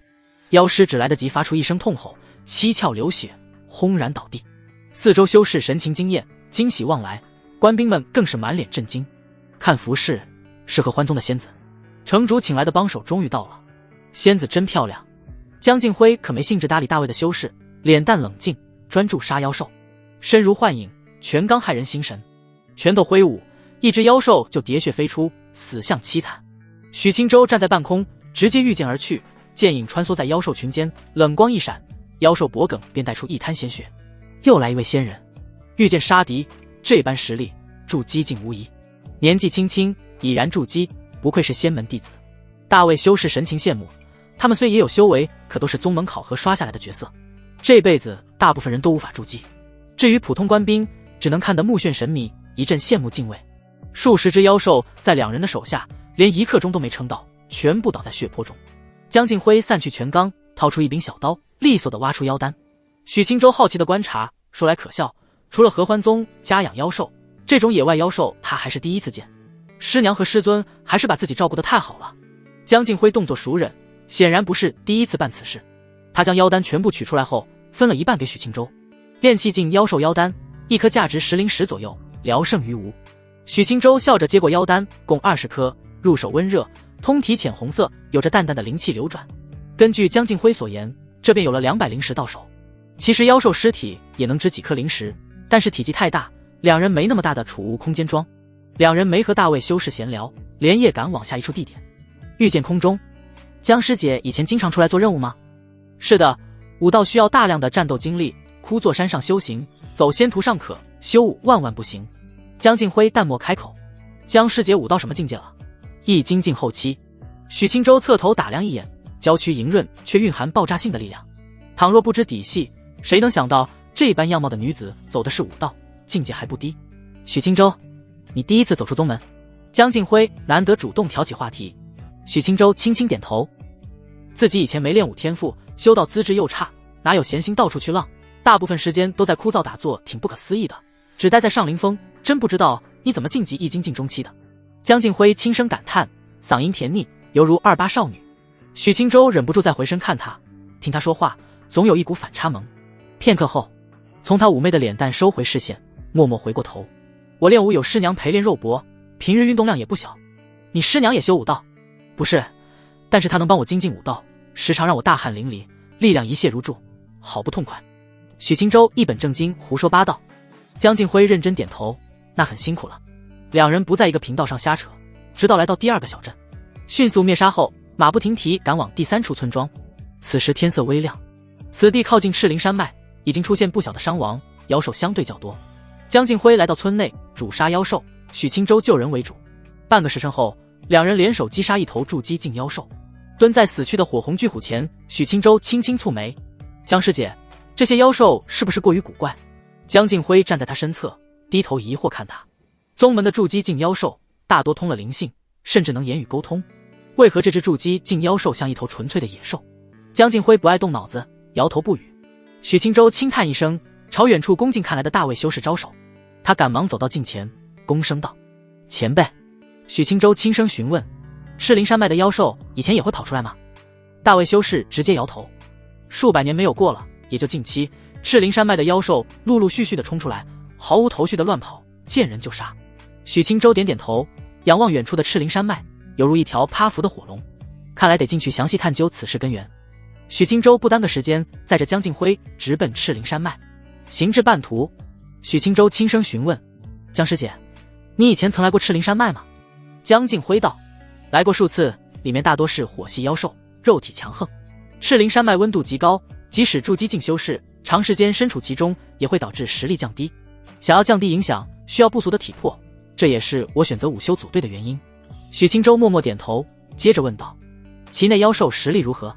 江敬辉无语地瞟了他一眼，明明实力那么强，可每一个问题都像外门弟子，大多是炼气境妖兽，少量筑基境妖兽，以一只金丹境妖兽统领。许清舟脸颊浮现诧异，实力也不怎么样。那只金丹境妖兽守的住赤灵山脉。江敬辉低声解释，那只金丹境妖兽已经初步化形，在赤灵山脉建有一座赤灵宫，它是大魏王朝登记在册的势力，帮着管理赤灵山脉，属于有一层官家身份，没人闲着没事会找他麻烦。不过此次出了这档子事，他肯定要被大魏高境修士问责。许清舟疯狂了解新知识，至于大魏王朝，他倒是熟悉。囊括庞大疆域的大王朝，整体实力比合欢宗强得多。各路仙门待在大魏境内，偶尔有些小灾情，各城主都能就近请求帮忙。如此一来，宗门获得历练任务，大魏也能更完善地维持王朝稳定。一般宗门都不会拒绝，城主请求帮忙恢复灵石。就如这次，梁城主足足给1万灵石，请求解决赤灵山脉此事。许清舟御剑来到赤灵山脉前，没有停留，直接冲了进去。刚前行片刻，他就感觉空气燥热，温度惊人的高。不过两人都不是常人，脸色不变，观察四周。赤灵山脉地下有大量的岩云石，持续散发热气，导致整个山脉热得吓人。岩云石除了用来点火，没什么用处。一般这种环境，草木绝迹才是正常。可赤灵山脉却有成片的火元树，它们不惧恶劣的环境，茁壮成长，漫山遍野。许清舟低头看去，红色树叶随风摇曳，树林间火系妖兽四处流窜，很神奇的树。江敬辉瞥了他一眼，淡声道：“许师弟，以后多出来做做任务，世间神异，书籍上可瞧不真切。”许清舟轻笑点头。两人此行不是为了猎杀妖兽，便没落地大开杀戒，主要以观察为主。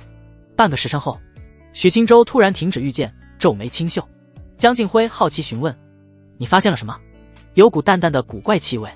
他看向下方的妖兽，接着道：“刚进入赤灵山脉时没有这股味道，而且下方的妖兽此时看去明显暴躁很多。”江敬辉仔细观察，嗅了嗅，赞道：“许师弟，你观察很敏锐。”许清舟不置可否，带着江敬辉继续前行。吼！突然，下方传来一声兽吼，声音格外响亮，激起大片枯叶。许清舟谨慎看去，发现是一只直立而起的红毛巨虎，睁大虎目看向两人。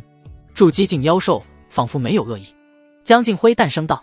许清舟点点头，御剑靠近些许，一番打量，盯着他的双目。会说话。红毛巨虎点点头，嗓音尖涩洪亮：“我并无恶意。”许清舟问道：“你叫我们下来做甚？”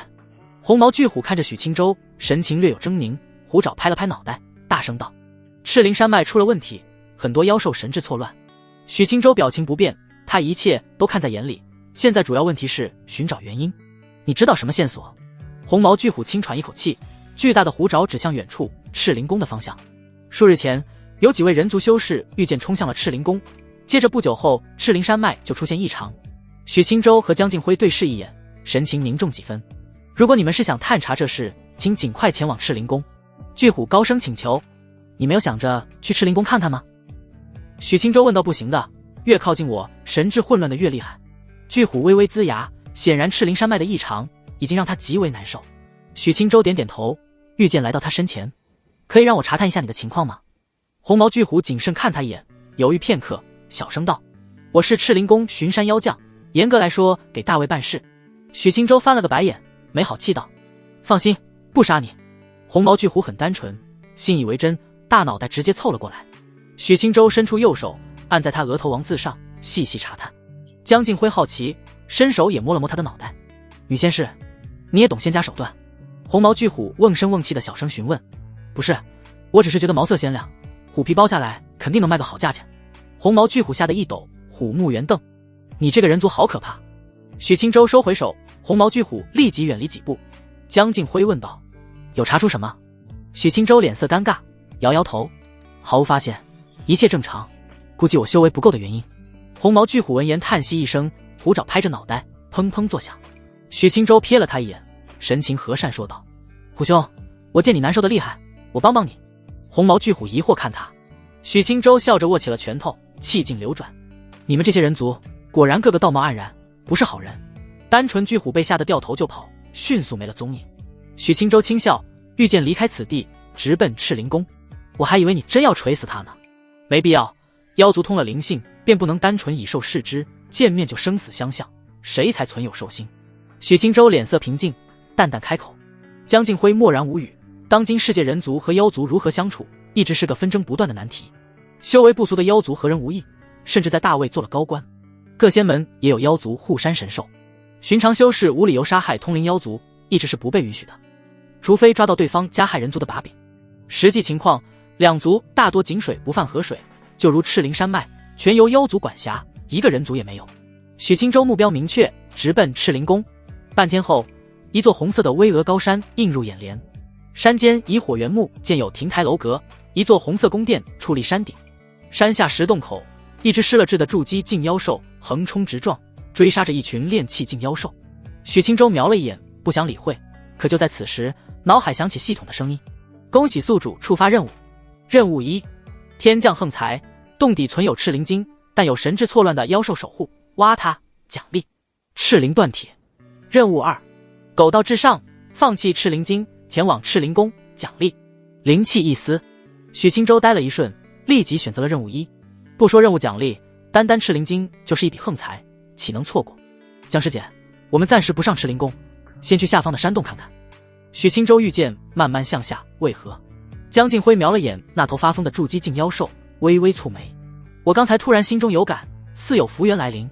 许清舟脸色正惊，目光仔细打量山洞，接着道：天与不取，反受其咎。江敬辉只觉得莫名其妙，难不成是因为自己仙途境界低，察觉不出周围有何福缘？许清舟刚到洞口，身后巨大的红珠晶放弃炼气境妖兽，转身猛然扑来。江敬辉脸色一凝，拳刚凝聚，直接一拳挥出，打在他猪头上，发出一声闷响。红珠晶趴在地上哼唧几声，眸子赤红，再次冲来。罢了罢了，既然灵智已失，只能将你超度了。许清舟轻踏地面，双袖一荡，身影骤然冲出，原地留下2道浅坑。砰！蕴含庞大力道的拳头落下，红珠晶嘶吼一声，再次倒飞而出。江敬辉冷静向前，红珠晶尚未落地，娇喝一声，长腿甩在红珠晶的侧腰。红珠晶庞大身躯落在地面，连续翻滚，激起枯叶漫天。许清舟睁大眼睛看去，江敬辉神情冷漠，单足站地，稳如扎根青松。他瞄了2眼，心中暗暗嘀咕，胸怀过于伟岸，此前一腿山峦荡漾的，差点没把许清舟晃下。红珠晶接连遭受重击，在皮糙肉厚，现在也已口中溢血。倘若是正常筑基境妖兽，此刻早已逃之夭夭。他却闷吼一声，再次冲向江敬辉。许清舟没以筑基境修为对敌，纯粹以易筋境武修手段上前。他没学过什么拳招，只学过剑招剑技，此时以拳作剑，打得不伦不类。江敬辉与他一同对敌，看得秀眉紧皱，倒不是嫌弃他招式三脚猫，只是觉得颇为怪异，觉得他对近身肉搏有几分生疏。这也能晋级易筋境？红珠晶只有筑基境初期的实力，在2人的联手下被打得嗷嗷叫。片刻之后，江敬辉圆润长腿绷紧，狠拉一脚踹在红珠晶额头上，咔！红珠晶眼球爆开，身躯僵直倒地，结束了自己的一生。许清舟收拳，瞧了江敬辉一眼，倘若自己完全以武道水平和他交手，自己大概率要被他的长腿活活夹死。将妖丹挖走后，许清舟和江敬辉走到洞口，里面只有淡淡红光，古怪气味明显要浓郁很多。许清舟持剑在前，凝聚灵气护罩包裹2人。进入山洞中，可以明显感觉到气温陡然升高，即使2人有一精进的体魄，此时也感觉颇为难耐。倘若不是午休，筑基境修士必须要以灵气阻隔气温影响。山洞口颇为宽大，四周石壁上点缀着大量岩云石，散发淡淡红光。哒哒，前行数百米，前方只剩下一条狭窄石道，只供一人通行。你究竟发现了什么？江静辉站在洞口，疑惑道。我怎么什么都没察觉到？江师姐，我嗅到了赤灵晶的气息。许清舟也没感知到任何东西，但是系统总不会骗人吧？江静辉眼睛一亮，赤灵晶可是3品灵晶，价值不菲，进去看看。许清舟持剑在前，凝聚一团灵球做光源，谨慎前行。出极狭，才通人。前行数里，一道红光出现，两人加快脚步，走出通道，一处宽大的石洞出现，气温再次猛然升高。石洞到处都是红彤彤的岩云石，空气热得让人难以呼吸。江静辉脸蛋微红，和许清舟站在洞口，凝重地抬头看去。整个空间除了岩云石，石洞顶部盘踞着一条红色巨蟒，巨蟒盘着的鲜红石块就是赤灵晶，好大一块。江静辉看向巨蟒毫无惧色，盯着被它缠绕的赤灵晶一阵欣喜。嘶嘶，巨蟒长达100丈，巨大的3角舌头垂落下来，火红树瞳盯着两人。许清舟不敢让他靠得太近，御剑向前。巨蟒张开血盆大口，猛然咬来，毒牙锋锐如刀。江静辉神情一变，闪身躲在一旁。许清舟速度更快，御剑往巨蟒躯体上一刺，直接御风而起。巨蟒一口咬在洞口石壁上，碎石飞溅。长剑在巨蟒的身躯上割出一道伤口，带出灼热鲜血。可这等伤势和他庞大的身躯相比，不值一提。巨蟒被轻微疼感激怒，本就癫狂的神智变得彻底疯狂。他迅捷转身，树瞳盯着许清舟，庞大蛇躯从赤灵晶上离开。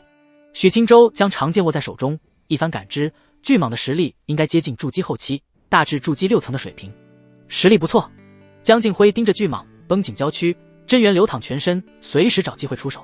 巨蟒望向许清舟，张开大口，一阵红光浮现，一颗红色光球带着灼热的气息飞去。许清舟劈出一道灵元剑，抵挡光球，御风向前，持剑直奔巨蟒舌头。巨蟒张口就咬，红色毒液在尖利毒牙上滴落。江静辉趁此时机重重踏地，娇躯瞬间前冲，一拳轰向7寸。砰！巨蟒身躯猛然一颤，100丈蛇躯疯狂扭动起来，整个山洞被搅得轰然作响。他的双目更显暴力，即使弱点受到重击，仍旧一口咬向许清舟。许清舟神情冷静，以气罩阻挡毒液，险之又险地避开巨蟒大嘴，继而回身一剑，直接把剑插在巨蟒的头顶，剑气肆虐，接连重创。巨蟒疯狂地横冲直撞，口中不断喷出红色光球，震耳欲聋的爆炸四处响起。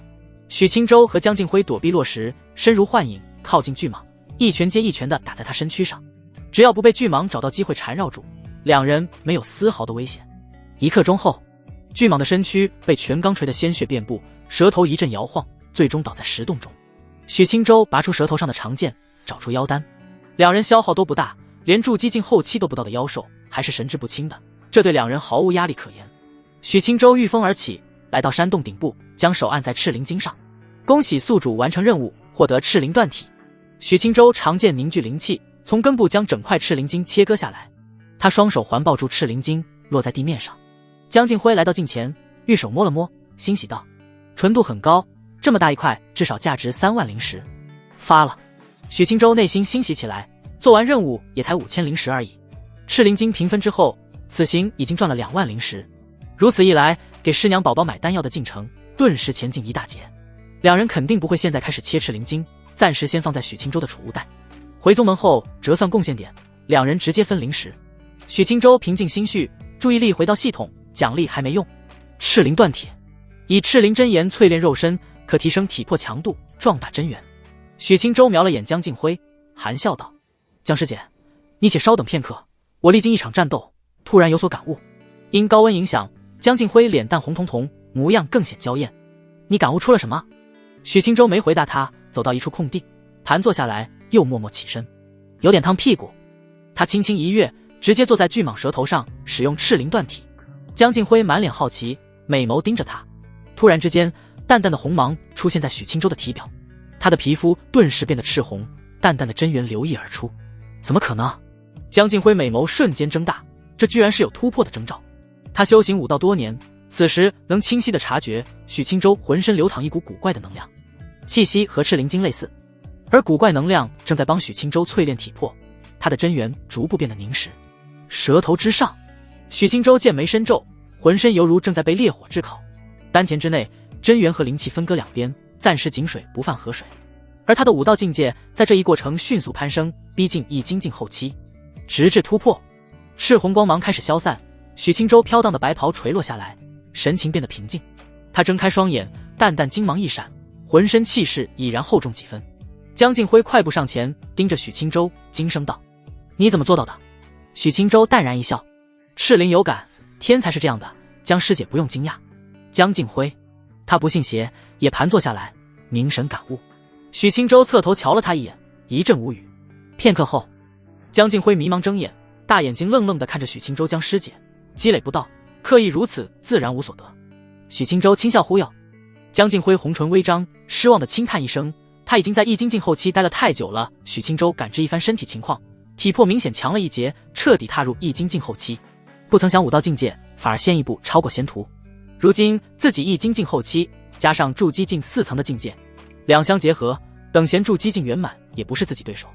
江敬辉看向许青州，美眸微微失神，心中对许青州难免产生钦佩。仙武双修到这般程度，钱一峰的同门们怎么会说他是内门弟子之耻？以他的实力，除了那位师兄，只有核心弟子能做他对手了吧？许青州跳下百丈蛇躯，扫视宽大洞穴，双眼望向某处石壁中，石壁渗出丝丝缕缕的白雾，极为浅淡，不细看都发现不了。许青州好奇走上前，小心地嗅了嗅，心中顿时一震，是古怪气味的源头吗？自打进入赤灵山脉，许青州一直能闻到淡淡的古怪气味。靠近赤灵宫时，气味更加浓烈，此时靠近此处石壁，他都觉得味道刺鼻。许青州不敢多吸，生怕导致自己也神志不清。江敬辉蹙眉伸出右手，按在石壁上，此处被巨蟒的火球击中过，石壁有丝丝的裂缝，触感极为炽热。许青州也摸了上去，细细感知，拍了拍，嗡嗡作响。石壁之后另有空间。江敬辉轻轻点头，凝聚拳罡，直接一拳轰了上去。轰！炎云石飞溅，出现一道浅坑。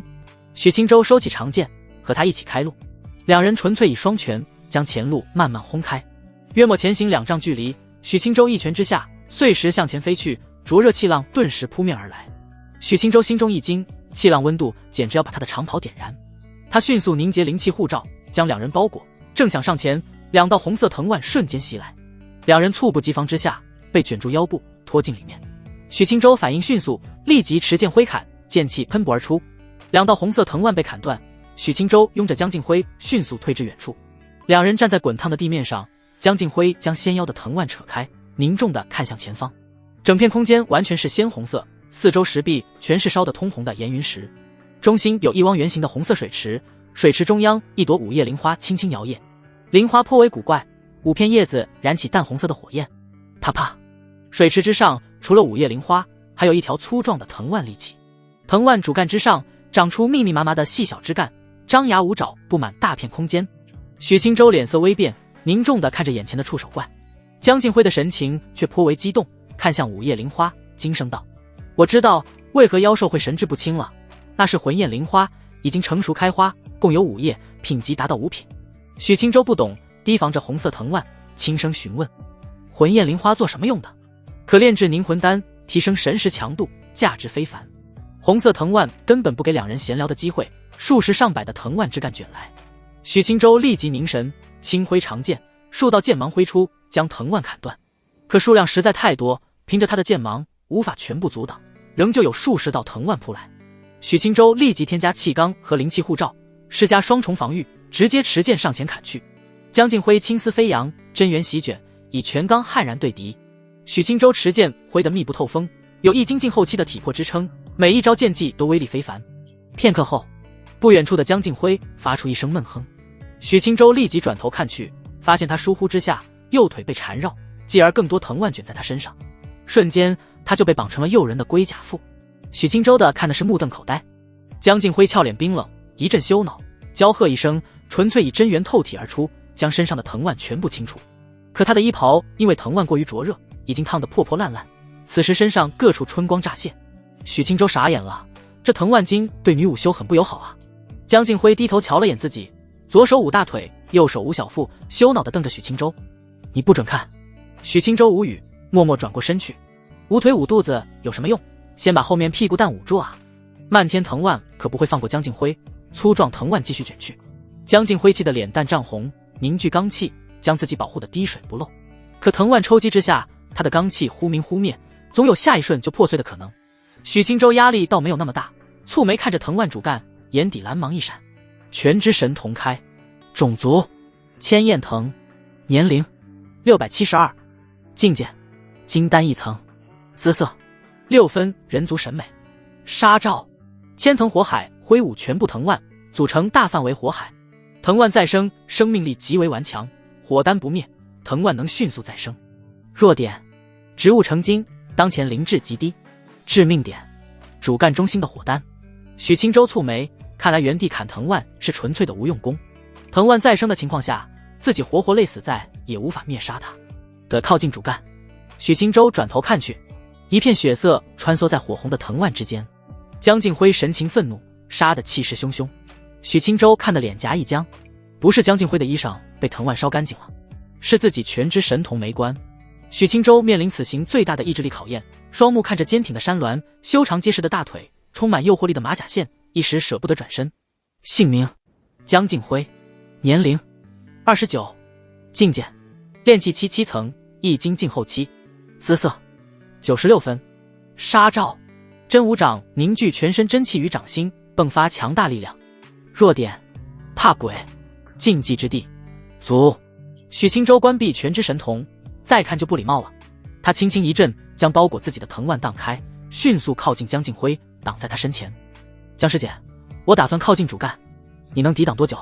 江敬辉红着脸，局促地挡住自己暴露的春光。最多1刻钟。许清舟瞥了他一眼，面不改色，浑身上下我哪里没看过，连他的神兽都被自己一览无余，还差你挡住的这点细腻血色。江师姐，足够了，我上前去击碎他主干。江敬辉点头。许清舟不再耽搁，持剑上前，躲避为主。江敬辉为了许清舟能顺利靠近，飞身而起，刻意将攻击范围扩大，吸引千焰藤的注意力。许清舟以千息术法屏蔽自身气息，也不主动攻击，慢慢摸着上前。如此一来，千焰藤本就灵智低微，注意力彻底被江敬辉吸引，数百道红色藤蔓齐齐向他卷去。江敬辉吓得唇瓣发白，这要抵挡不住，还不得瞬间被剥干净。他紧咬银牙，边退边战，竭力抵挡千焰藤的攻势，衣袍时常被卷去一角，一条白皙大腿已经裸露而出。江敬辉气得娇喝连连，这架打得好不体面。许清舟回头瞧了一眼，加快脚步，御风飘在红色水池上，他凝聚全身灵气汇聚在长剑之上，真元流淌全身。眨眼之间，许清舟来到鲜红躯干前，一剑狠狠扎了进去，灵气轰然炸开，千焰藤巨大的躯干裂出一个大口子。没看到火丹。千焰藤的藤蔓一僵，随即疯狂的抽搐扭动起来。许清舟心中一惊，暗暗咬牙，直接冲进躯干之内，肆意挥剑。千焰藤躯干燃起熊熊烈火，直至蔓延到每一条藤蔓之上。江敬辉神情微慌，眼前的藤蔓散发高温，带起炽热火焰，抽打在身上，那就不是衣裳被毁那么简单了。许清舟2道气罩护身，寸步不退，已经感知到火丹的位置。他更加卖力的挥剑，千焰藤收回部分藤蔓，猛然抽打在许清舟的护身气罩上，涟漪阵阵，噼啪作响。许清舟一阵心惊肉跳，这要是气罩抵挡不住，抽打在身上，别说自己是正常人，自己是 M 也扛不住啊。江敬辉现在就被打得节节败退，那是一鞭子也不想吃。凌元剑。许清舟怒喝一声，深知时间宝贵，再次凝聚全身灵气，向着火丹位置劈出一剑。轰！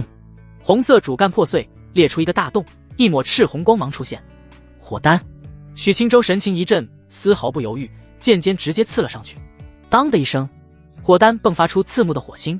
千焰藤火丹遭受攻击，陷入疯狂，燃起的火焰更加炽热，火丹光芒璀璨。千藤火海，密密麻麻的藤蔓平均铺开，腾腾的火焰席卷每一处空间。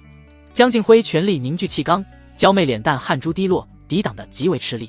许清舟握起沙包大的拳头，额头轻轻浮起，凝聚沛然拳罡，直接一拳轰在火丹上。咔！一拳之下，火丹顿时出现密密麻麻的裂痕。许清舟深呼吸一口气，再次咬牙，全力挥出一拳。一声轰然巨响，火丹崩碎，4剑飞散，千焰藤的藤蔓胡乱甩动，火焰持续燃烧。此处空间温度更加恐怖，藤蔓渐渐化为飞灰。许清舟持剑回身看去，一片火海中，江敬辉脸色难看，娇躯通红，身无连柔顺青丝都要烧起来了。不好！许清舟立即御剑而回，眨眼来到他的身前，将他拉到怀里，2层气罩直接裹在他身上。你闭上眼！江静辉局促的手足无措，拉扯着许清舟的外袍，一个劲地往自己身上遮。许清舟大手扶着他的纤腰，手里的肌肤一阵滚烫。江静辉不安分地扭动娇躯，让他脸色僵硬，只觉得胸怀又软又烫。他轻呼一口气，直接脱下自己的外袍，将他裹住。江师姐，别乱动，不然我要忍不住拿枪指你了。江静辉羞得都要掉小珍珠了。此时袍子裹在身上，他才安心几分，果真老实下来。他低着头，玉手拽着白袍，脸颊红得滴血。火丹被毁，千焰藤开始自燃，藤蔓不再生，温度渐渐降低下来。许清舟视线尽力不往江静辉的身上看，脸色正经地看向魂焰灵花。这花真大，这叶子真圆。嗖！千焰藤刚焚毁殆尽，长剑之上的江静辉就身影一闪，躲在了角落里。许清舟瞄了一眼，见他从储物戒指取出了衣服，缩进了更阴暗的角落。他默默收回目光。这一场历练，处处是凶险，处处是风光。江师姐的身材不愧是修武道的，实在太霸道了。江静辉穿好衣裳，半天之后才磨磨蹭蹭地走出来。他抬头瞟了眼许清舟，将手上的白袍丢给他，犹豫一二，红着脸闭嘴不言。许清舟神情正经，将外袍穿上，沉默片刻，小声道：江师姐，我什么也没看到。江静辉呼吸一滞，羞恼地瞪他一眼，甜腻腻地娇喝道：你还说，都是你要进这破山洞。他一阵气苦，自己的身子何曾被人如此看过，此行当真损失大了。许清舟尴尬一笑，默不作声。江师姐放心，此事就你知我知。江静辉沉着脸冷哼一声，盯着许清舟，通通在脑子里忘掉。许清舟连忙点头，那些东西他都刻在心里，不放在脑海里的。两人沉默片刻，心思各异。许清舟轻咳一声，含笑道：江师姐，一同去看看魂焰灵花。江静辉轻轻点头。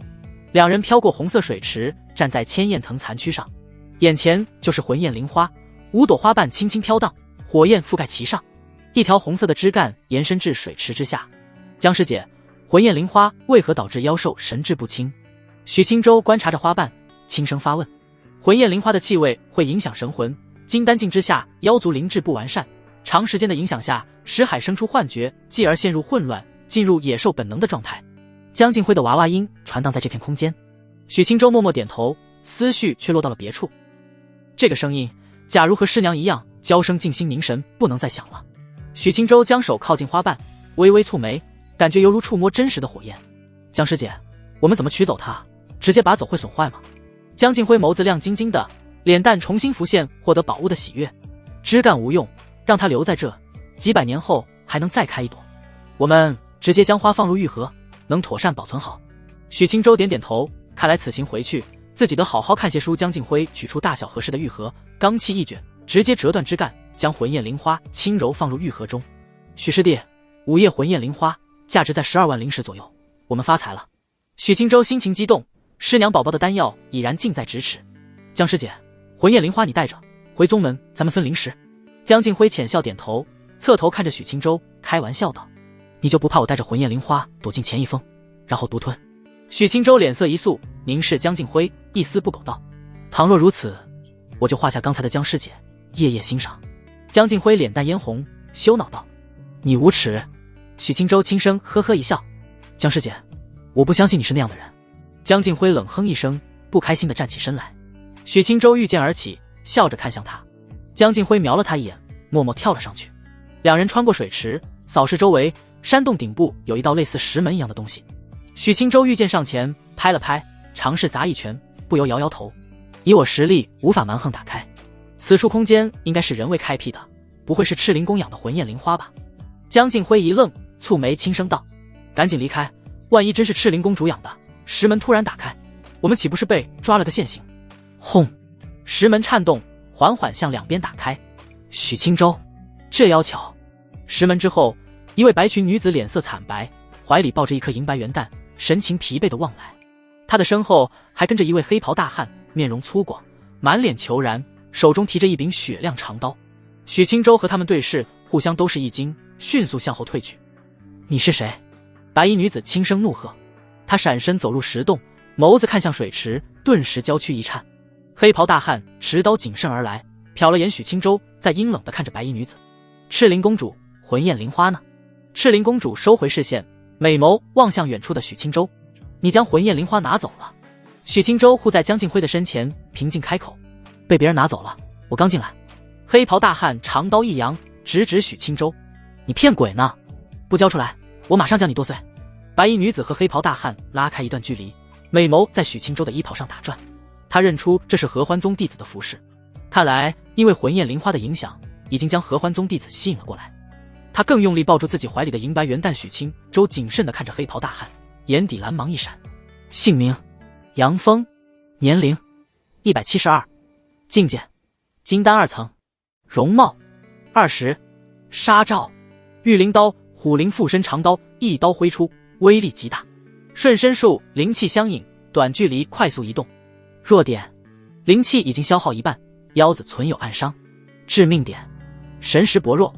许青州再看向白衣女子，姓名：白凤，年龄470，境界金丹3层，姿色92，杀招绝灵凤鸣，透亮鸟鸣，震荡识海，剑灵飞羽，发丝化为白羽，丝丝缕缕，可当凛然剑气。弱点：刚下蛋，状态下滑极为严重。致命点：经历战斗，灵气枯竭严重，气海几近崩碎。许青州收回目光，对两人情况做到心里有数，心中安定几分。原来是2个金丹境伤员，特别是白衣女子已经惨不忍睹。江敬辉瞄了眼白凤，轻声询问：你是赤灵公主？白凤内心暗自思索，面无表情的点头。江敬辉一阵蹙眉，黑袍大汉明显是人族，这两人怎么搅合在一起的？他猛然想起此前遇上的巡山虎将，不由将目光看向杨峰。你就是数日前来赤灵宫的修士？杨峰露出一抹狞笑，不屑回答。虎声响起，长刀一阵颤鸣，对着许青州直接一刀劈出。玉灵刀！许青州脸色一惊，凝聚2层气罩，再挥出2道拳罡，刀芒嗡的一声劈碎拳罡，直接劈在气罩上。轰！许青州气罩破碎一层，两人直接倒飞而出，砸在后面石壁上。江敬辉闷哼一声，撑着许青州的后背，差点喘不过气来。杨峰脸色惊诧，不是筑基1层吗？我金丹2层一刀下去，护身气照砍不碎。许青州背后有软乎乎的靠垫顶着，没有受伤，连忙御剑向前几分。他御剑横空，丹凤眸子冷冽地看向黑袍大汉，神情谨慎。白凤心中一惊，美眸盯着许青州，心中大定。没想到前来的合欢宗弟子如此不俗，表面才筑基境1层的实力，却能抵挡金丹境的攻击。他思忖片刻，身影一闪，奔向许青州。还请合欢宗修士助我。许青州可不敢让他靠得太近，拉远一点距离。赤灵公主，你这话什么意思？白凤气息虚弱，满脸哀求。我5日前诞下孩子，此贼带着数人突然上门，不知如何得知魂焰灵火的消息，来到赤灵宫布下阵法，大打出手。我实力下滑严重，赤灵宫内的妖将抵挡艰难，一时无法外逃报信，直至坚持到今日。我为了保住孩子，只能将其带入此地，想借着千焰藤继续拖延时间。杨峰脸色阴沉，怒视白凤，早知就在赤灵宫剁了你这娘们。许青州看了眼江敬辉，低声询问：可信吗？江敬辉瞅了眼白凤，再看向他怀里的蛋，轻轻点头。白凤早就管理着赤灵山脉，可信。许青州轻呼一口气，点点头，看向白凤：赤灵公主，你还能发挥多少实力？凭我一人，恐怕不是他对手。白凤摸了摸怀中的银白元旦，上前轻轻递给江敬辉：麻烦道友帮我护好即可。江敬辉默默接过。杨峰脸色难看，灵气腾腾而起，长刀颤鸣不止。此行兄弟们都折损了，10拿9稳的魂焰灵草再拿不到，那就真亏到姥姥家了。他双目阴森地盯着许青州，大喝一声，不信邪地再劈出一刀。清亮刀芒一闪，冰寒的刀意席卷四周。白凤长裙飘荡，玉手前伸，一团银白光芒冲出，抵在刀芒之上。轰！灵气涟漪向四周激荡，石壁出现细密沟壑。江敬辉抱着蛋退到一旁，许青州持剑劈出半月剑芒，直指杨峰。刺骨剑气狂涌而去，杨峰尚未自大到能无视的地步。他挥刀格挡，再睁眼看去，许青州已经来到近前，卯足了劲一拳砸向他的心口。杨峰咬牙握拳，直接对撞而去。闷哼响起，两人的脸色都疼得一僵。杨峰只觉得难以置信，眼前这小子的肉体居然如此强悍。许青州心中感叹，不愧是金丹境，实力确实不是虚的。杨峰心中涌起怒气，正想提刀削了眼前小子的脑袋，一声刺耳鸟鸣响起，音波化为实质，传荡四面八方。因为白凤主要针对的是杨峰，许青州快速清醒过来，见他陷入瞬间呆滞，立即提起长剑，继续刺向他心口。剑锋冷冽，顺利刺了进去。杨峰复归清醒，胸前的疼痛让他勃然大怒，灵气凝聚，一刀当头劈下。许清舟拔剑格挡，带出一捧温热鲜血。轰！如此之近的距离，许清舟的护罩接连破碎，长刀砍在灵气汇聚的长剑上，震得他脸色一白。杨峰怒不可遏，大喝一声，双目布满血丝，奋力向下按压长刀。远处的江敬辉看得心急如焚，正想丢下怀中的蛋上前，白凤此时果断出手。他扯下几缕青丝，握在手中，压榨丹田残存不多的灵气，使青丝缓缓化为剑气。剑气细如发丝，威力却不可小觑，目标赫然是杨峰的眉心。杨峰自然不会坐以待毙，立即抛下许清舟，回身持刀格挡，剑气和刀芒纠缠，崩散在半空中。许清舟咬牙一脚踹出，直接踩在他心口。杨峰疼得脸色狰狞，嘴角溢血，心中此时再恨也不由生出惧意，必须得逃了，不然会死。他怒吼一声，刀意流淌全身，发丝狂舞，大片的刀芒四散飞溅。许清舟急忙后撤，挥舞长剑，叮当作响。当他再次抬头望去，杨峰已经手托长刀冲入上方的食道中。白凤犹豫一二，直接现出真身，一只银白大鸟浮现，长鸣一声，直接追了上去。许清舟紧随其后，江敬辉手里捧着蛋，落在最后面。食道笔直向上，没有多余的空间。半个钟后，许清舟就已经能看见刺目白光冲出食道，周围是一片狭窄密殿中。杨峰衣襟流淌大片鲜血，没有丝毫回头的意思，直接冲出密殿大门。白凤鸟身挥舞翅膀，迅疾地追了上去。许清舟直接御剑前冲，江敬辉还在爬食道的路上。密殿之外，烈阳高挂，亭台楼阁间可见战斗的痕迹，人族的尸体和妖族的尸体躺在各处。杨峰御风而起，冲入高空。白凤拼命压榨潜能，宛如一线白影，迅速接近杨峰，身上白羽窜出细密剑气。杨峰没办法，只能停止逃跑，回身防御。许清舟也趁此时机冲了上来，果断持剑斩下2道灵元剑。杨峰气息跌到谷底，根本没有余力抵挡许清舟的攻击，胸口再添加2道伤痕。许清舟神情冷静，继续持剑上前，打算刺入他的眉心。杨峰脸色难看，荡开白凤的剑气，挥刀劈向许清舟。骤然之间，嘹亮的鸟鸣再次响起，杨峰头疼欲裂，身躯再次陷入僵直。许清舟心中振奋，持剑向前，剑尖一点灵芒冷冽刺骨。噗！长剑刺出，成功穿透杨峰的头颅。杨峰眸子睁开，一片血红。他弥留之际，高举长刀，身影顿时一闪。许清舟心中一惊，胸口隐隐感觉到冰冷刀气，正想躲避，噗！长刀没柄而入。许清舟剧烈喘息，只觉得无事发生。他睁眼看去，发现是白凤闪身而来，巨大的鸟身挡在自己身前，长刀刺入他腹部。杨峰最后一刀力量散去，神情万分不甘，双眼迅速褪去光芒，身躯掉下赤灵宫中。白凤低声啼鸣，白光闪烁，鸟身化为人躯，小腹插着一柄长刀。他御风都艰难，摇摇晃晃，脸颊毫无血色。许清舟连忙扶着他，带着他来到下方的赤灵宫中。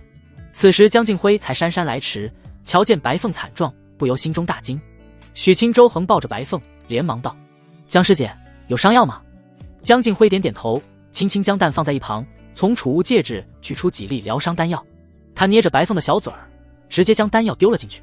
江敬辉观察片刻，蹙眉道：“伤势太重了，凭这些低级丹药可不行。”许清舟看了看白凤小腹的大刀，不敢轻举妄动。他低头思量，长剑一闪，飘在身前，轻轻跃了上去。江师姐，只能立即回宗了，速度快些，或许有救。江敬辉立即点头，抱着鸟蛋来到许清舟身后，单手揽着他的腰，长剑御风而去。许清舟消耗巨大，脸色苍白，抱着白凤直奔于清风。此峰是合欢宗5大主峰之一，由合欢宗大长老管理。大长老名为徐兰芝，修为精深，身负木系天灵根，是一位强大的医道仙师。许清舟来到山脚，与江敬辉快速上山。于清风草木青翠，灵兽遍布各处，自然气息极为浓郁。许清舟没心思欣赏风景，遇见快速上山，低头看了眼白凤。他紧闭双眸，气若游丝，嘴角不停地溢出丝丝鲜血。许清舟轻叹一声，加快速度上山。来到于清宫门口，一位内门弟子蹙眉上前，瞟了眼一行3人，冷声询问：“何风弟子，所来何事？”许清舟差点破口大骂，没看到自己怀里抱着的重伤女妖吗？许清舟深呼吸一口气，急声道：“上灵峰许清舟有急事求见徐长老。”内门弟子神情一愣，古怪地瞟了眼许清舟。江敬辉见他原地不动，蹙眉瞪着他，低声轻喝：“愣着作甚？”内门弟子看了眼他，淡声道：“稍等。”他转身走进于清宫内，不久之后就立马走了出来。徐长老在修炼室，你们随我来。三人走入于清宫，其内极为典雅古朴，通体以名贵木材布置，雕刻精美图文。一行人直上2楼，雕花木门敞开，徐兰芝身穿绿色长袍，盘坐在蒲团上，脸蛋白皙如玉，娇躯窈窕丰盈。她柔和似水的眸子落在白凤身上，秀眉不由轻轻蹙起。许清舟抱着白凤走入其中，脸色恭敬，见过徐长老，弟子有一事相求。徐兰芝摆摆手，玉手一挥，白凤直接漂浮而起，来到他近前。许清舟一愣，没想到徐长老这般热心。徐兰芝玉指轻触白凤的额头，丝丝缕缕的绿色光芒涌入其内。许清舟心中稍安，轻轻呼出一口气。江静辉手里捧着蛋，美眸看了他一眼，心中不由增加几分好感。白凤遭受这种九死一生的重创，大部分修士想的估计都不是救治，而是干脆挖了腰单走人。如许清舟这般竭尽全力只为救他一命的修士可太罕见了。赤灵山脉之行到现在，江静辉对他的印象大加改观。师兄弟们所言的许清舟与本人那是一个字也不相符，此人天赋之高，实力之强，让他不由心中叹服。细想此次任务，杀妖兽夺赤灵晶，再激战千焰藤，江静辉脸蛋一红，微微低头，算了，不想了。徐兰芝收回玉指，直接将手放在刀柄上，轻轻拔出长刀，鲜血渗出，他立即将手按在伤口，浓郁的绿光浮现。白凤小腹的伤口迅速愈合，伤口消失，肌肤重新变得白净细腻。可他的伤势，皮肉伤是最微不足道的，棘手的是杨锋一刀的刀气侵蚀。况且他还不停地压榨潜能，耗尽灵气，无疑再次让伤势雪上加霜。徐兰芝默默看了眼白凤丹田，轻叹一声，看向许清舟。丹田破碎，金丹损毁大半，经脉毁去一半，甚至识海都激荡不止。他的伤势重到这般程度，即使是我也难以救治。许清舟心中一沉，连大长老都救不了，整个合欢宗也没人能救白凤了。徐长老，当真一丝一毫的机会也没有了吗？徐兰芝沉默片刻，玉手出现一枚绿色木丸，温柔说道：木灵珠可以暂时稳定他的伤势。许清舟脸颊重新浮现喜色，多谢徐长老。徐兰芝瞟了他一眼，嗓音依旧温柔：3万灵石啊，这要给钱啊？许清舟愣了愣，转而觉得没毛病，徐长老出力又出宝物，总不能白干吧。他思忖片刻，从储物袋取出赤灵晶，转头低声道：江师姐，赤灵晶我给出去，魂焰灵花多分你灵石。江静辉轻笑点头。许清舟缓步上前，双手抱着赤灵晶，轻声道：徐长老，您看这块赤灵晶是否足够？徐兰芝没细看，轻轻瞟了一眼，玉手一抹，赤灵晶就收了起来。可他没继续耽搁，将木灵珠飘在白凤的丹田处，再将玉手按在白凤的胸口。木灵珠散发柔和的绿光，不断涌入白凤的丹田。徐兰芝的灵气浩如烟海，江河一般的汹涌，不停地流转在白凤的四肢百骸，修复她的伤势。许清舟静静站着，默不作声观察。足足半个时辰后，徐兰芝收回玉手，将木灵珠移到白凤的额头。白凤脸色变得正常稍许，平静地躺着，胸腔有节奏的起伏。徐兰芝轻轻挥手，将白凤放到一旁的木榻上躺着。许清舟收回视线，恭敬询问：徐长老，他的伤势如何？徐兰芝轻轻摇头，叹道：他是妖族出身，金丹损毁大半，丹田也一片狼藉，现在跌进的一塌糊涂，已经只有筑基境1层的修为。此时有木灵珠持续不断的修复，半年之内，他的结果要么跌到炼气境，侥幸活着，要么直接陨落。许清舟一脸愕然，忙活一场，形势还是这么严峻吗？场面一时陷入沉默。徐兰芝站起身，胸前长袍夸张的耸起，脸蛋陷入思索，轻声道：还有一个方法能救他，恢复巅峰是不可能了，但是一定能保住性命，稳定境界再筑基境。许清舟惊喜地看向徐长老，问道：徐长老，是何方法？运灵金丹可以修复他的经脉和丹田。许清舟微微蹙眉，轻声道：徐长老，你有运灵金丹吗？徐兰芝轻轻点头：有，价值至少50万灵石。许清舟脸色一僵，这么贵？江静辉也睁大美眸，一时俏脸震惊。徐兰芝轻轻一笑，看向许清舟：你打算买来给他用吗？许清舟不由看了眼安静躺着的白凤，思索片刻，凝视徐兰芝：徐长老，能写欠条吗？江静辉愣愣地看着他，这么大的代价也愿意付出。徐兰芝神情平静，仔细看着许清舟，直接摇头：3个月之内我能保他无事，你可以想办法3个月内拿50万灵石来找我。许清舟轻轻点头。恰在此时，恭喜宿主触发任务。任务1：救命之恩，想办法赚钱买运灵金丹，奖励先天健态。任务2：无动于衷，搏一搏，白凤跌进到炼气境无妨，不死即可，奖励5。许青州毫不犹豫地选择了任务，3个月50万灵石，并不是毫无希望。徐兰芝柔媚的脸蛋浮现一丝笑意，朝许青州浅笑点头。既然如此，他就先待在我这，等你拿来50万灵石，我再继续救治他。许青州轻轻点头，郑重施礼，多谢徐长老。徐兰芝轻笑颔首。江静辉上前一步，双手捧着银白鸟蛋递到徐兰芝身前。徐长老，这颗蛋您能看出什么吗？徐兰芝将蛋接到手中，一番打量，白灵鸟蛋。他沉吟稍许，轻移莲步，将蛋放在白凤的身旁。目前蛋还未孵化，先放在这只白凤鸟身边。许青州和江静辉齐齐点头，看着白凤腰侧银白的蛋，许青州此时不由一愣，剑眉微皱，妖族化为人形，也还是下蛋的吗？哪里下出来的？他摇摇头，觉得自己想差了。白凤能化为本体，估计是以本体下蛋的许青州和江静辉没多留，缓步离开了于清宫。徐兰芝待在修炼室内，丰盈翘臀坐在软椅上，平静沉思了会，喃喃道：没想到上林峰唯一的弟子如此不俗，品性也极佳。究竟是谁传出他只是一个资质稀烂的废物？徐兰芝红唇微抿，轻笑摇头。也不知玉涵和他关系如何，前日我去见他，给他送金灵玄丹都不要，死丫头只会赌气。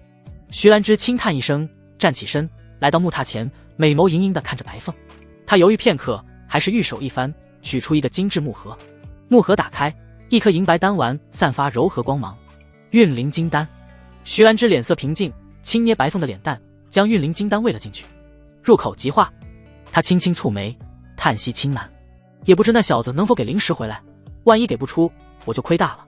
徐兰芝红润小嘴嘀嘀咕咕，手上却不闲着，温柔地帮着白凤梳理经脉气海。于清风半山腰，许青州神情忧愁，怎么整50万灵石？此次任务好不容易赚了大几万灵石，回来之后却倒欠几十万。师娘宝宝的金灵玄丹本十拿九稳，现在又遥遥无期了。愁。江静辉看着他，大眼睛眨了眨，轻声道：许师弟，我可以借你灵石。许青州一愣，狐疑地打量江静辉。江师姐，你能拿出50万灵石？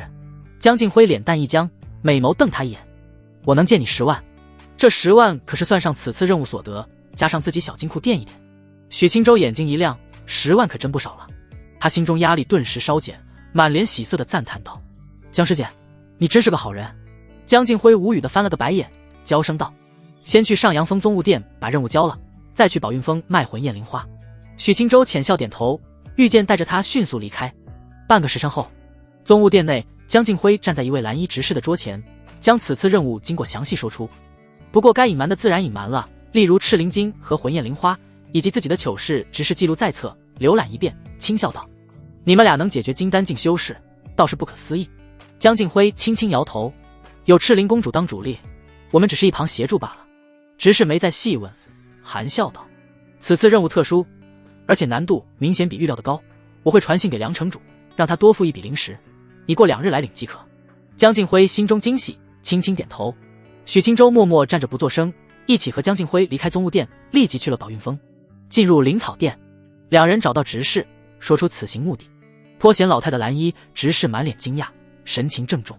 你且将魂焰灵花取出来看看。江静辉从储物界拿出玉盒，轻轻打开，灼热的气息立即扑来，5朵花瓣焰火腾腾。老执事凑近几分，仔细观察，神情更加惊讶。刚开花不久的魂焰灵花，品质极佳。他将玉盒盖上，看向江静辉和许青州，温声道：可以折算成13万贡献点或者灵石，你们可同意？许青州心中一动，没想到价值比江静辉估算的多1万，看来是因为品质原因，刚开花就采摘下来。江静辉轻声道：折算成灵石。老执事轻笑颔首，收起玉盒。片刻后，他清点出一大袋灵石递给两人。江静辉接过，直接递给了许青州。这13万灵石你拿着，其中6万5当我借你的。许青州感激接过，轻声道：赤灵晶还有江师姐的1万5灵石，我已经欠了你8万灵石了。江静辉听到这个数字，嘴角一抽，先前还是性情了，张口就借出去了。万一许青州还不上，自己得哭死。江静辉压下古怪心绪，俏脸绷紧，和他离开了灵草殿。殿门口，江静辉揉了揉脸蛋，在储物界一阵清点，再次拿出2万灵石递给许青州。许师弟，你可得还啊，我所有家当都给你了。他对自己的师兄弟都不可能这么大方，现在居然将身上灵石都给了许青州，一定是鬼迷心窍了。许青州满脸严肃的接过，江师姐，放心，倘若还不上，我卖身给你做100年炉鼎。江静辉脸蛋一红，轻啐他一口。虽然知晓合欢宗内有些不良风气，可自己却不是那样的人。许青州柔和地笑了笑。江静辉瞧了眼许青州，轻声道：许师弟，我先回前一封了。倘若3月之内你没办法赚够50万灵石，我尝试找师尊帮你借一笔。话刚出口，他立马脸蛋僵硬，又性情了。许青州满脸感动，肃声道：江师姐，你真是一个好人。江静辉默然无语，郁闷地转身走了。许青州储物袋装有15万灵石，心中顿时压力一减。看来3个月赚够50万不是难事，借钱也是赚。他深呼吸一口气，看着远处秀丽山水，蹙眉思索如何赚灵石。恰在此时，恭喜宿主触发任务。许青州一愣，现在还2个任务砸手里呢，再来一个3花聚顶了。系统发任务没点限制的吗？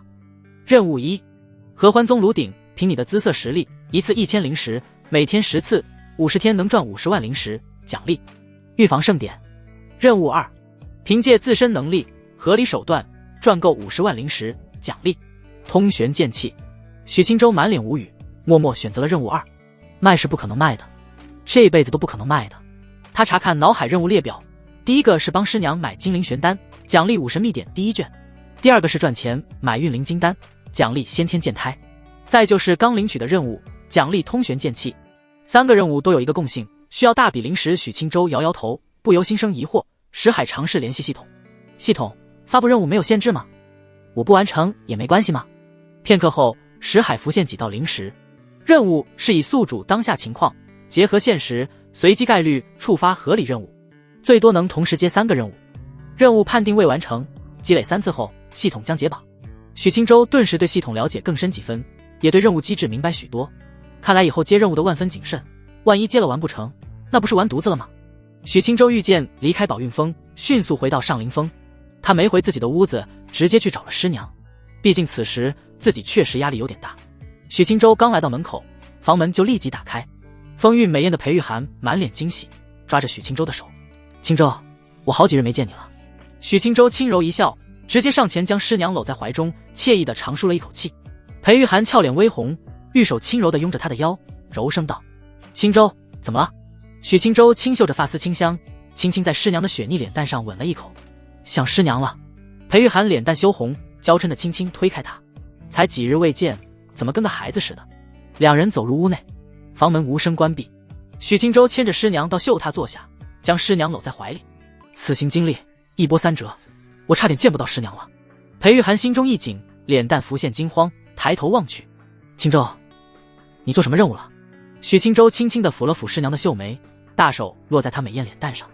我去了一趟赤灵山脉，不过出了一些意料之外的事情。他停顿片刻，将手落在师娘的白袍衣襟上，默默滑了进去。裴玉涵眸子水色荡漾，轻轻按住他，羞声道：青州，别胡闹，将你此行经历说来。许青州轻笑点头，将师娘拥紧了几分，徐徐将经历细细说出，手中的力道也随着经历的凶险时重时缓。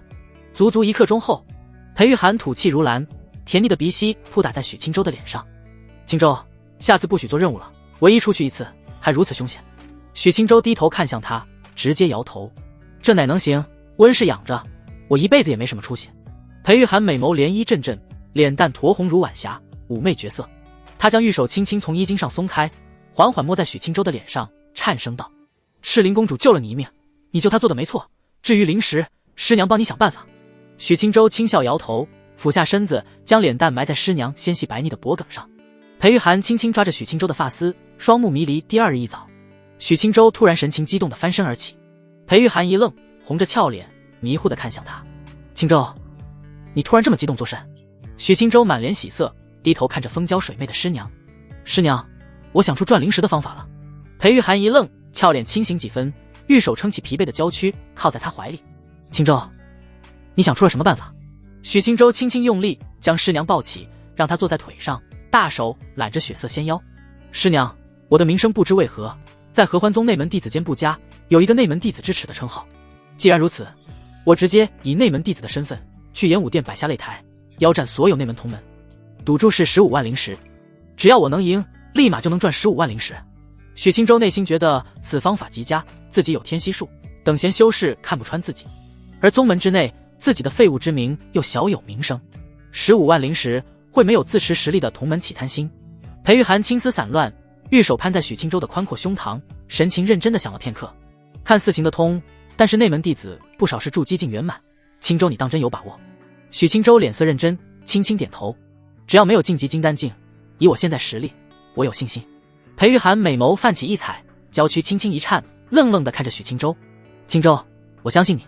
许青州俊逸的脸蛋上浮现温和笑容，大手不规矩起来。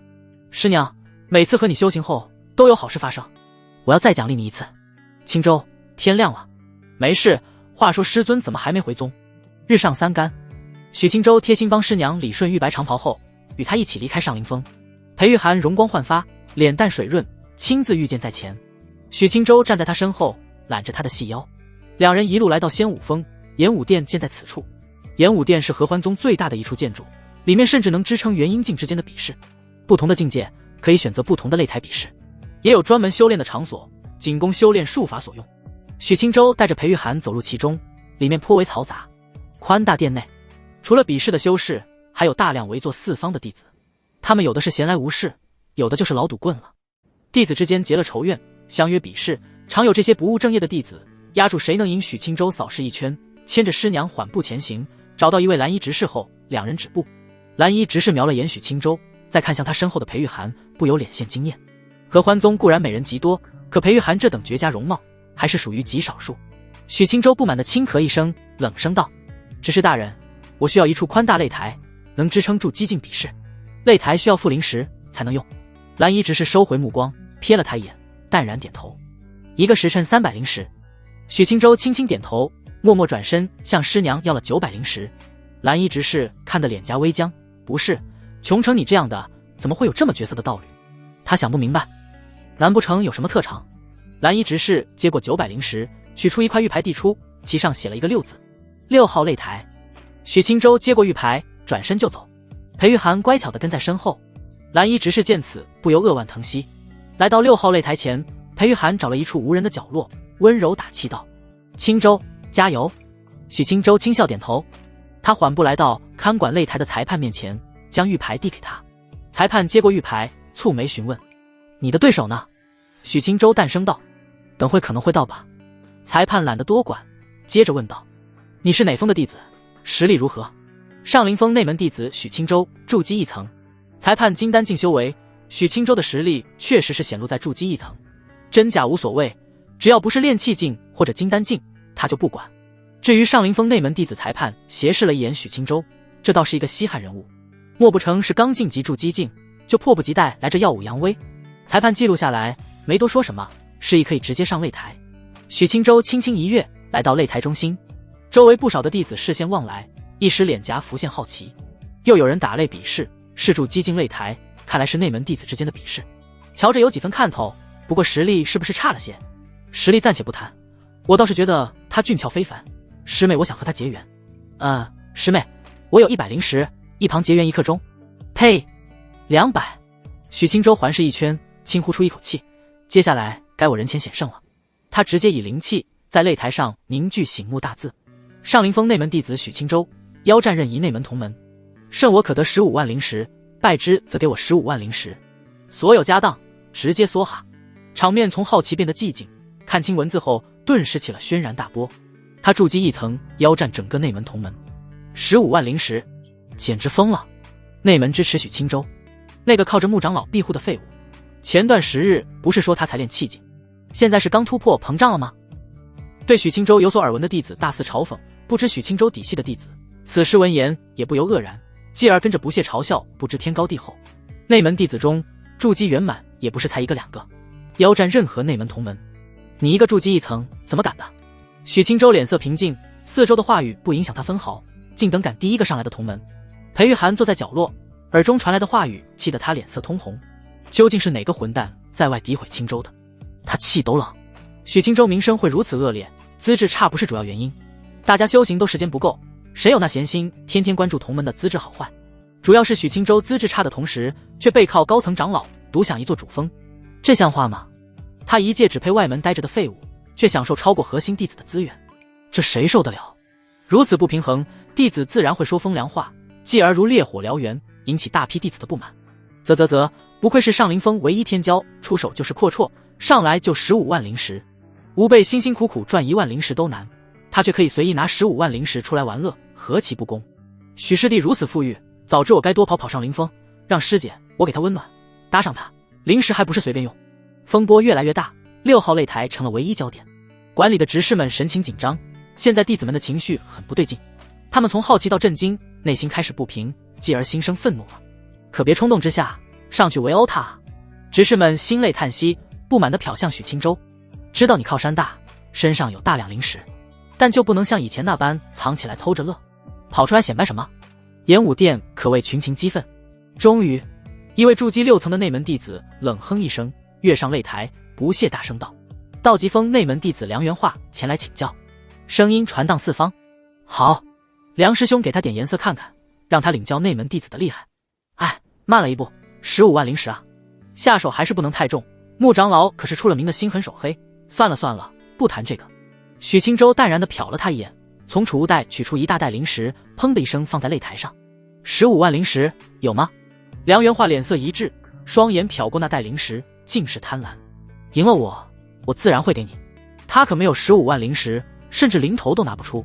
一般内门弟子身上有个小几万灵石，都是了不得的富裕弟子了。许青州轻轻摇头，淡声道：“没灵石就下去吧。”梁元化神情恼怒，瞪着许青州，怒声道：“你区筑基1层，莫不是觉得能赢我？”许青州冷声开口：“滚！”梁元化被气惨，可总不能不讲擂台规矩，肆意出手。周围的弟子同样气得不行：“你这是来比试的，分明是提着大把灵石来羞辱人的。15万灵石这数字倒是考究，有几个能拿出来拿不出，岂不是不能比？还真就让你小子压着一众内门不能上擂台，无耻！简直无耻！这就是金钱的力量，即使你是一个废物，灵石够多也能当最强弟子。你们这些穷货也就能在这叫唤，我倒觉得许师弟勾人的很。刚才一大袋灵石一甩，师姐心尖儿都颤得不行。妈的，你个骚货哪个疯的？我给你200灵石，现在就堵住你的嘴！四周看台的修士更愤怒了，乱作一团，又格外憋屈。要是灵石足够，怎么也得上去捶他一顿，以解心头火气。许青州直接将灵石放在一旁，满脸无语。要不是暂时不能轻易动手，他非得挑2条杂鱼上来教育教育。演武殿吵吵闹闹一片，此处风波快速向外转去，越来越多的弟子赶来，甚至惊动了不少的执事和长老。于清宫2楼，徐兰芝和白凤站在窗口，低头看着快步下山的弟子。没想到他会以这种法子赚灵石。徐兰芝低声轻笑，白凤的脸蛋还是显得苍白，嘴唇不见血色，蹙眉虚弱开口：“徐前辈，他不会有危险吧？”“放心，这小子阴险着呢，出不了事，我给你遮掩一下，我们也去看看热闹。”前一峰，江敬辉正在青石广场上练拳，远处突然跑来一位同门师弟，他在广场上扫视一圈，大声道：“师兄师姐们，演武殿有大消息！”广场众人不由停下修行，目光好奇地望来。白袍师弟大声笑道：“上林峰那个废物弟子许青州，在演武殿挑战任何内门弟子，赢了他能得到15万灵石。”弟子们一时脸露震惊。许青州是何人，他们自然知晓，可明显15万灵石更吸引人。弟子们都没心思修行了，快步离开广场，齐齐往仙武峰的演武殿而去。江敬辉俏脸神情呆滞，心中古怪而又忐忑，这就是他的赚钱法子。可别输了，混蛋！江敬辉气恼地咬着银牙，如一阵清风，迅速冲出了前一峰。仙武峰，演武殿，将近1个时辰过去，没有任何内门弟子再上台。不是不敢，是灵石真不够。现在已经有3、3、2、2的弟子凑在一起，想着大家凑一凑，凑足了15万灵石，挑一个实力最强的上去。可即使如此，一时半会也凑不齐。演武殿此时人声鼎沸，已经许久没有这么热闹了。四周看台渐渐坐满了人。裴玉涵蹙眉缩在角落，一位弟子贼眉鼠眼，正想摸过来，他冷哼挥手，啪的一声以灵气拍飞他，响声清脆，动静极大。此处角落一静，周围顿时老实下来。玉涵这么生气作甚？温柔的声音突然在裴玉涵的身后响起。裴玉涵转头看去，翻了个白眼，转过身当作没看到。徐兰芝俏脸浮现不满，伸手轻轻捏住他的脸蛋：“你就对师尊这种态度？”裴玉涵不满地拍开徐兰芝的玉手，瞪了他一眼，顿了片刻，低声道：“师尊，我错了。”徐兰芝轻笑一声，身旁还站着一位样貌平平无奇、身穿蓝裙的白凤，是大长老。徐兰芝的出现自然被人注意到，她可没进行伪装。顿时，角落吸引大片视线，弟子们神情惊异地望来。大长老深居简出，即使是内门弟子也极少看到他。没想到此次演武殿风波能吸引到他老人家前来。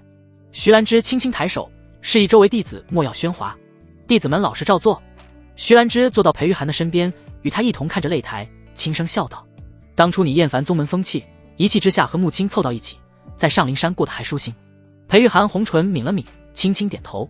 他和许青州一样，是在贫苦村子出生，年幼时也曾听闻世上有神仙，可始终见不到。小时候第一次看见天上神仙，是两位筑基境修士结仇，两人一场短暂交手，整个村子都被余波毁去一半。裴玉涵当时年幼，小小的一团，缩在屋子一角，侥幸活了下来。可家人却没那么幸运了。余波过后，他害怕地跑到父母的尸体旁，哭得眼泪啪嗒。所幸村子的人并不是全死干净了，活下来的长辈帮他安葬了父母，带着他生活了一段时间。当时才4岁，仅仅过去1年，愿意收留他的长辈也去世了。从此5岁的他时常吃不饱饭，因为裴玉涵天生白发，父母和收留他的人又接连死去，他因此被村子的其余人嫌弃，认为他不干净，会惹来晦气。小小5岁的他待在村子里，不受任何人待见，他能干什么呢？他只能离开村子，也不知道去哪。一双小短腿漫无目的走着，淌过河，爬过山，衣衫褴褛，硬生生跑了100来里路，可最终还是没找到安身之地。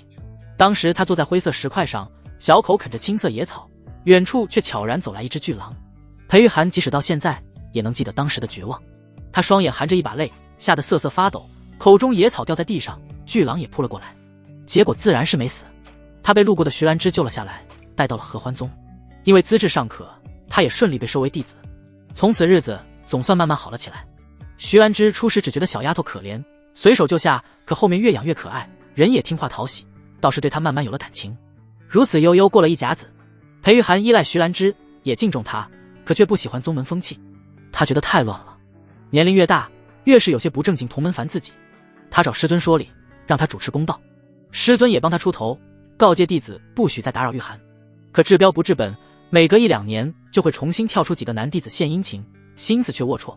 这也怪不得师尊，毕竟宗门也经常招收新弟子，此事除非大动干戈，否则解决不了。可宗门风气一直如此，裴玉涵才是不正常的裴玉涵不喜，其他弟子可不觉得自己做错了，毕竟他们可没动手动脚，凑上来聊聊天都不准。徐兰芝也愁，合欢宗功法本就容易导致弟子心生情欲，他还好奇玉涵怎么能一直清心寡欲呢？裴玉涵对此没办法，在20多年前和同样混不吝的穆青凑在了一起。徐兰芝当时听闻此事，满脸愕然，倒也没拦着，由得他去了。上林峰清静，倒是确实适合玉涵。从此裴玉涵待在了上林峰，每隔一段时间都会去于清宫安静坐会，两人也没什么话聊。而因为分隔两峰，徐兰芝觉得玉涵也长大了，也就很少去看她。但死丫头就因此闹脾气了，觉得自己不关心她了，不护着她了。可是两个大娘们还是修仙的，隔三差五凑一起，能聊什么啊？徐兰芝无语，猜测应该是玉涵幼年经历，让她心中对自己依赖过重的原因。她此时看着身旁美艳的玉涵，心生欢喜，轻笑道：看来你日子确实过得不错，脸蛋水润润的，精神也平和安详。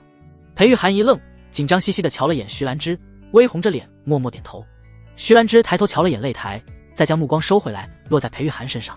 玉涵，你的资质强行冲击金丹还是有风险，真不要师尊给你的金灵玄丹。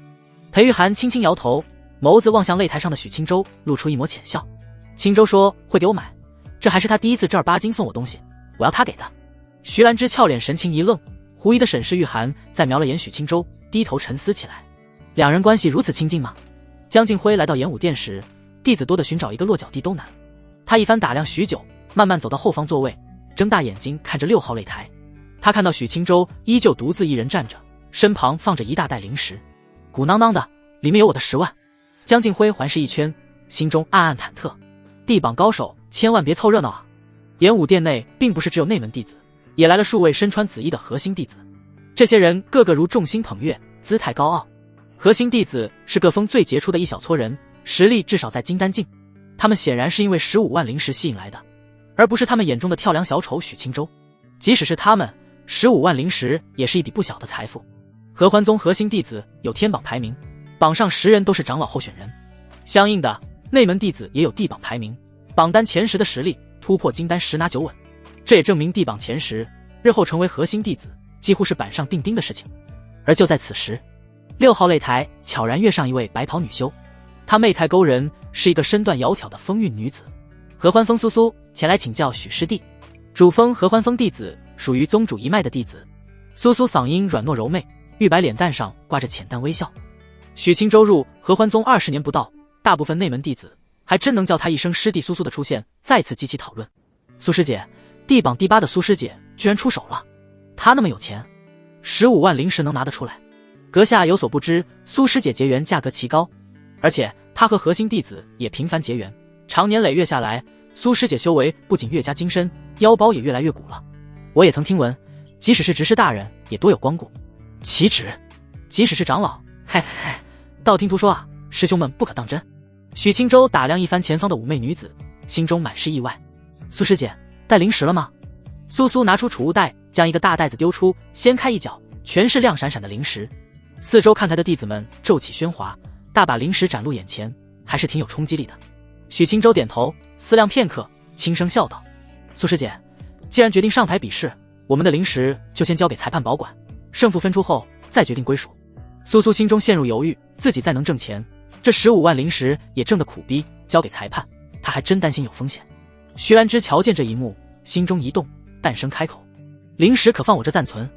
温柔的嗓音传出，吸引大批人注意，众人一看是大长老，心中皆是意外。苏苏美眸望去，心中一松，倘若是放在大长老身上，他就没有顾虑了。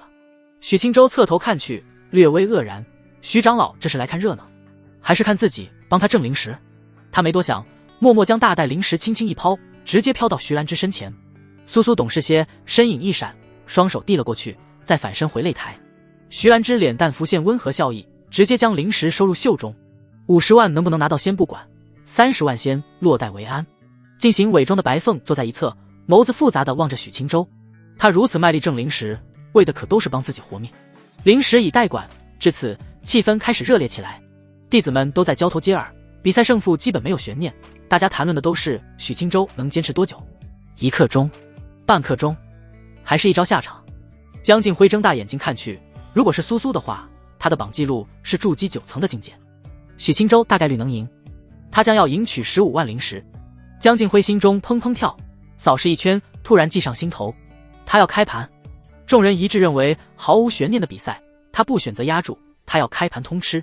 当他用甜腻腻的声音小范围宣布此事，并表明自己是南乡长老的亲传弟子，周围闻言的弟子转头看去，像看疯子。他这是什么？大撒币！他不远处的一位内门弟子小声询问：江师姐，赔率如何？苏苏赢1赔 1.1， 许清舟赢1赔50。1.1 有点少，但是多少能赚点。周围的部分老赌棍忍不住率先上来压住，清一色压住苏苏赢，数额都在小几千灵石上下，赚的少，但也够结缘几次师姐了，不赚白不赚。全程以留影石记录压住过程。江静辉转眼收了2万灵石，他眸子亮晶晶的，发了。许清舟一定要赢啊，不然自己要被害惨。因为江静辉没有大肆宣扬，只是小声告诉周围同门，所以自己并没有被围得水泄不通。而且 1.1 的赔率，除非压个大几万，不然赚那3瓜2枣，大部分人也没兴趣。主要是江静辉不敢玩太大，苏苏赔率一高，压住的人太多，自己后面是吃饱了，可查出自己曾和许清舟做任务，那直接完蛋了，以后出门都怕被敲闷棍。当裁判上前开启结界，淡黄气罩笼罩擂台，比试正式开始。江静辉也直接封盘，短短时间腰包收了整整7万多灵石。倘若许清舟赢了，本次直接零成本赚7万多灵石，因为根本没人压他赢。这还得多亏他只有坏名声在外，本人天天窝在上林峰，唯一一次任务还是和江静辉做的。而万一苏苏赢了，江静辉所得赔出去，同时也就多赔7000多灵石。江静辉美艳的脸蛋紧张忐忑，紧紧盯着许清舟，一定要赢啊！擂台上，裁判左右看了一眼，淡淡开口：比试开始。全场目光汇聚，苏苏可不敢大意，这不是寻常切磋，他不允许出现一丝一毫的意外发生。他眸子凝视许清舟，直接掏出一根紫色长鞭，灵气腾起，长鞭微微颤动。狮子搏兔，苏师姐看来极为谨慎，即使许清舟再弱，她也打算竭尽全力。整整15万灵石，苏师姐岂敢有一丝的大意？哈哈，看来许清舟要被一招退场了。四周的弟子们都是摇头失笑，苏苏如此行事，他们觉得意外又不意外。啪！苏苏娇喝一声，长鞭一甩，一声清脆骤响传出，紫色长鞭携带浓郁紫光，化身灵气长蛇抽向许青州。猛烈的劲风席卷，擂台灰尘轻扬。许青州脸色不变，淡然摆出一个拳架，真元沸腾，拳罡如排山倒海，猛然向前。一声轰鸣巨响，紫色灵蛇崩碎，拳罡四处飞溅，不分伯仲，全场瞠目结舌。他是武修，还是境界奇高的武修？这他妈，这小子在扮猪吃虎。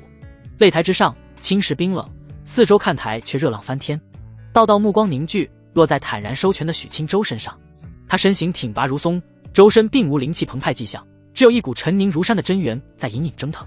苏苏堂口微张，惊得娇躯猛然一抖，脸色立即难看起来。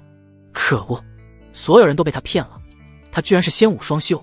筑基一层可能是真的，但他武道境界明显高于仙道一途。苏苏心中难免产生惊怒，他怕自己真可能输了，万一落败，可是足足15万灵石的损失，自己绝不能输。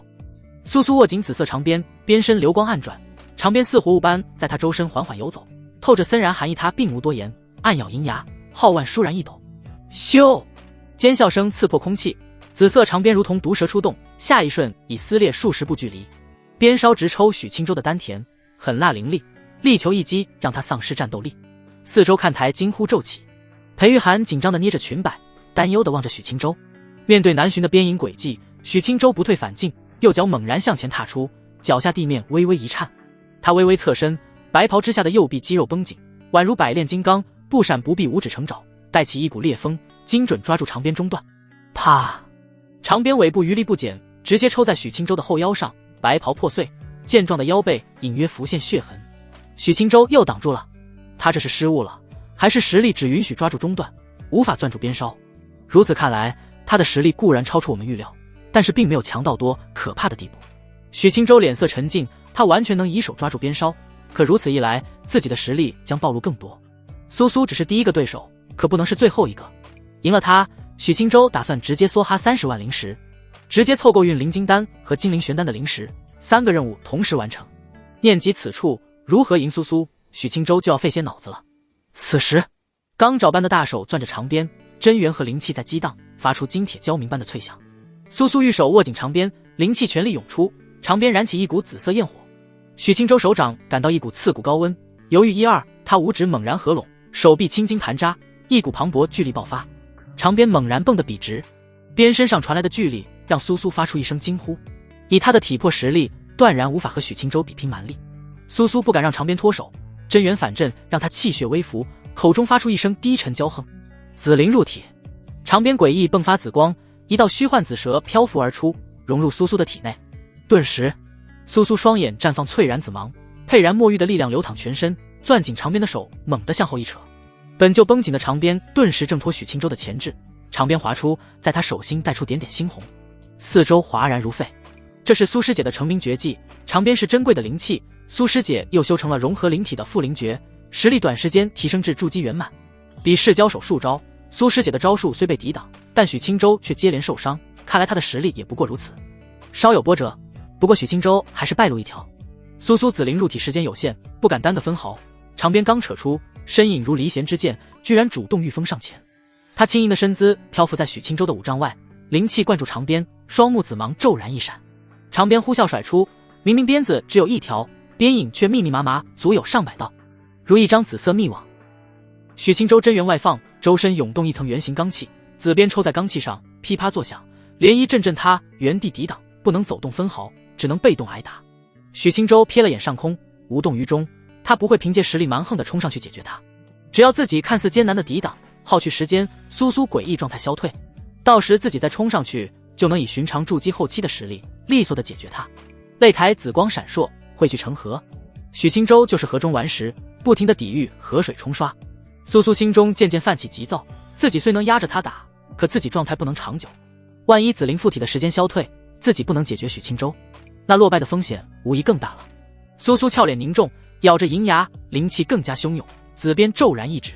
许青州一愣，抬头看去，流光丝丝缕缕地环绕苏苏，他身上的灵光忽明忽暗，手上的紫鞭却光芒大炽。仅仅片刻，紫鞭末梢凝聚一团浓郁紫光，宛如一团紫阳。苏苏轻喝一声，挥动长鞭，末梢紫阳直接轰在许清舟的护身罡气上。砰！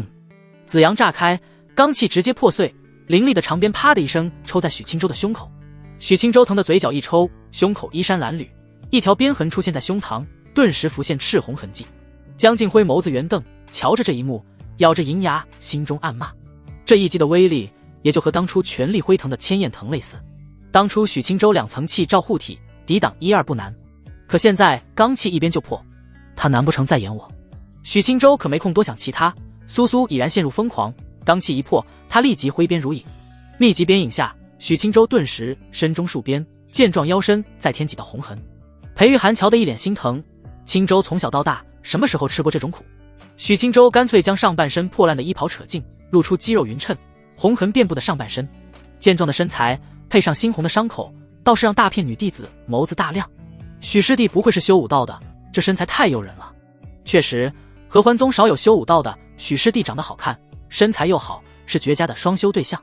比试结果如何我不管，但以后我非得多去上林峰逛一逛。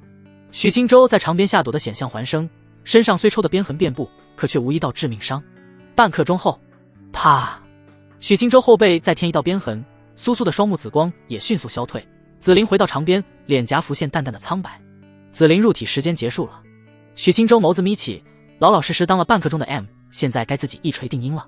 许清舟轻呼一口气，全身肌肉绷紧，第一次率先主动攻击。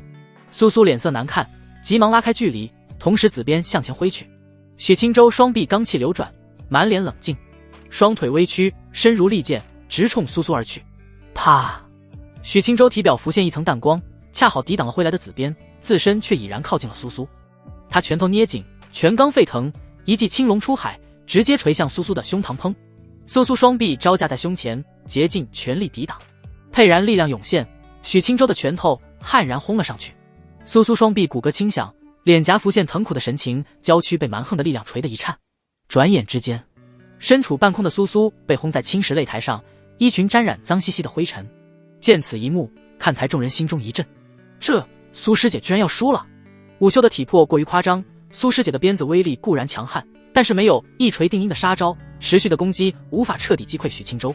如果苏师姐用的是剑，以剑气破武修体魄，无疑要顺利许多，可惜是鞭子。比试发展到现在，无疑让大批人失神恍惚。谁能想到许清舟能在苏苏的攻势下坚持下来，甚至能翻身进攻。到了此时，一个让人难以置信的结果渐渐开始明了，许清舟要赢了。虽然他伤痕累累，但确实赢面极大。嗡！擂台之上，拳罡再起，许清舟线条遒劲的肌肉棱角分明，如山川起伏，如雕如刻。裴玉涵眸光盈盈，此时居然生出丝丝的醋意，将袍子丢掉作甚？这身子本是自己独享，岂能给其余女子看去？裴玉涵不满地皱起秀眉，眸子却死死盯在许清舟的身上，内心胡思乱想。清舟确实不一样了，尝过的他更是深刻地知晓这具身躯下的爆发力，令人如痴如醉，宛若登仙。徐兰芝看着擂台，眨巴着大眼睛，收回目光，斜视一眼莫名脸红起来的裴玉涵。这是害羞？徐兰芝一时摸不着头脑，光看看也如此羞涩吗？都甲子高龄了，怎么还和一个小姑娘似的？倘若让徐兰芝知晓裴玉涵心中所想，她也得害羞。许清舟掌控好合适的力道，不顾苏苏的惊慌抵挡，一拳往他丹田砸下。苏苏灵气迸发，伸手御手，拳掌相接，他手腕一折，狂猛的劲气将他再次掀飞。许清舟紧追不舍，罡气激起满头黑发。苏苏深知被武修近身的下场，倘若被缠住，自己必败无疑。可知晓并不代表他能挡住，他本就实力滑落，陷入低谷，在接二连三的攻击中，他还是抵挡不住，一拳被击打到丹田之中。苏苏娇躯弓起，狠狠摔在青石擂台上，丹田灵气混乱激荡，体内游走的灵气失去掌控，他躬身如虾，脸色惨白如纸，短时间彻底丧失战斗力。倘若是生死之争，他此时已是死路一条。场外裁判心中惊异，飞身而起，他看了眼擂台，苏苏正挣扎着努力爬起来，他的身旁许清舟静静站着，一脸漠然地看他。胜负已定，比试结束，许清舟胜。苏苏娇躯一僵，散去挣扎的力量，软软侧坐在擂台上，满脸的悔意，心中疼得滴血。15万灵石，这是他大半的积蓄。四周看台的弟子们安静片刻，猛然喧哗起来。此前虽已有预料，可切实看到这一幕，还是令人不敢置信。苏师姐可是地榜第8，许清舟能赢她，岂不是至少也是地榜前8的水平？谁传许钦州前段时间才练气劲，一直是个实打实废物的？估计没瞎传，他可能确实刚突破筑基境，但是这阴险小子专修武道，这你能想到？许钦州的风评瞬间变化，从人人极度讥讽的废物变成内门前列的天才。直到此时，他们才稍微理解为何穆长老守着他不放。看来不是无脑的偏爱，而是这小子确实颇有能耐。实打实的地榜前10，谁能轻视？即使寥寥数位前来的核心弟子，面色也不由凝重起来。仙武双修一直极为少见，可许钦州仙徒筑基境一层，武道至少易经境后期，双双登堂入室。不出意外，只要给他时间，他必然能双双修炼到圆满。仙武双修走到第2境圆满，等闲金丹能是他对手。也因此，许钦州假以时日必成核心弟子，还不是垫底的核心弟子，潜力之大令人动容。擂台上，苏苏长舒几口气，慢慢站起身子，双眸怒视许钦州：“你这个骗子！”许钦州瞥了他一眼，轻声笑道：“我一直说我筑基境1层，骗谁了？”许钦州早早晋级筑基境4层，一直天悉术隐藏，谁没被他骗？不到合体境，谁能看穿？可合欢宗哪有合体境？天悉术的强悍可见一斑。徐兰芝坐在角落，无语地看着许钦州。许钦州的大致底细，一来是有白凤相告，二来是自身水系天灵根对生命气息极为敏感。许钦州旺盛的气血，至少易精进的实力，可无法骗过自己。苏苏眼眶气得通红，瞪视许钦州一眼，愤然转身离开了擂台。许钦州轻轻摇头，环视一圈，周围的弟子已经不敢再嘲讽他、轻视他，面对他的视线都不由微微避开目光。女修们倒是大胆，个个暗送秋波，轻舔红唇。正当看台的弟子以为比试就此结束，准备散场的时候，许钦州一句话激起千层浪：比试继续，30万灵石为胜利品，可有内门师兄再上来？清朗的嗓音覆盖全场，声音听不出狂傲，却让上千弟子心生骇然。筑基境的比试居然能拿出如此之大的筹码来比试，一来一去，那可是足足60万灵石。这等丰厚资源，即使是元婴境都想上来动手。徐兰芝脸露诧异，这小子是想一次性赚够50万灵石，可是以他的目光，也只能看出许钦州能对付一般筑基境圆满。再打下去，万一来个半步金丹，或者同样是仙武双修的，他就不怕竹篮打水一场空。江静辉心脏砰砰跳动，已经趁着众人失神，默默离开换一个角落。7万多灵石到手，现在可不能被压住的人逮住。场面寂静良久，执事们也震惊瞠目。数额如此之大的比试，他们不吃不喝也要干数年穆长老的弟子，这么财大气粗吗？许钦州挺拔站着，再次开口，可此时立即上来比试。看台周围其余的地榜高手心中一跳，许钦州刚战斗一场，身上伤痕遍布，实力必然有滑落，现在上去赢他，那可是足足30万灵石。他们自然是不敢上去，首先打不赢，其次拿不出30万灵石。现在能上去和许钦州交手的，肯定是地榜前列的强者，还必须身怀巨款。内门弟子中有这样的人吗？东面看台，于清宫大长老亲传，地榜第5的秦清川长长叹息一声，好想上场，可惜拿不出灵石。他身旁的师弟咽了口唾沫，颤声道：“大长老就在前方看着，秦师兄上去借点。”秦清川翻了个白眼，摇头失笑：“师尊可看不惯我如此行事，再说师尊也不见，没必要上去挨骂。”小师弟失望叹息。西面看台，合欢峰宗主6弟子骆云亭，地榜第3的高手，坐着一时犹豫不决。他沉默思索，是否要去赚这一笔。自己倒是灵石足够，实力表面看去也足够，可骆云亭出了名的生性谨慎。许钦州以前那么大的骂名在外，可他愣是窝在上林峰练武，人都见不到，如此隐忍，能是自大狂妄的蠢货。他此时高调出现，能扮猪吃虎一次，就不能故技重施。骆云亭资质绝佳，修行刻苦，可走在仙途上，他始终心中谨记，修仙靠的是脑子。9成9的弟子们都停止讨论，四顾张望，视线落在那寥寥几个地榜高手身上。秦清川已经放弃，依然坐着看热闹。骆云亭脸色复归平静，已经决定不上场。许钦州的师尊是穆长老，而穆长老是出了名的心黑手狠，只因前一封核心弟子骂了许钦州几句，堂堂长老能敲他闷棍，他的弟子能是心思单纯的，不可莽撞。气氛诡异起来，貌似没人想着上去赚这30万灵石。陆师兄，你……一道人影突然慢慢站了起来，身形高大雄伟，面容俊朗。他身处南面看台中心，一袭白袍轻轻飘荡，弟子们视线齐齐望去，心生震惊。是陆师兄，难不成陆师兄想出手？陆师兄身为云泽峰元长老3弟子，地榜第2的高手，对付许清舟倒是十拿九稳。十拿九稳，我看撑死七三开，我是再也不信你们这些人的鬼话。就是，先前你们狂骂许清舟废物，我压住苏师姐赢，直接输了几千灵石。你在谁那压住了？兰香长老亲传弟子江师姐，哎，怎么不见了？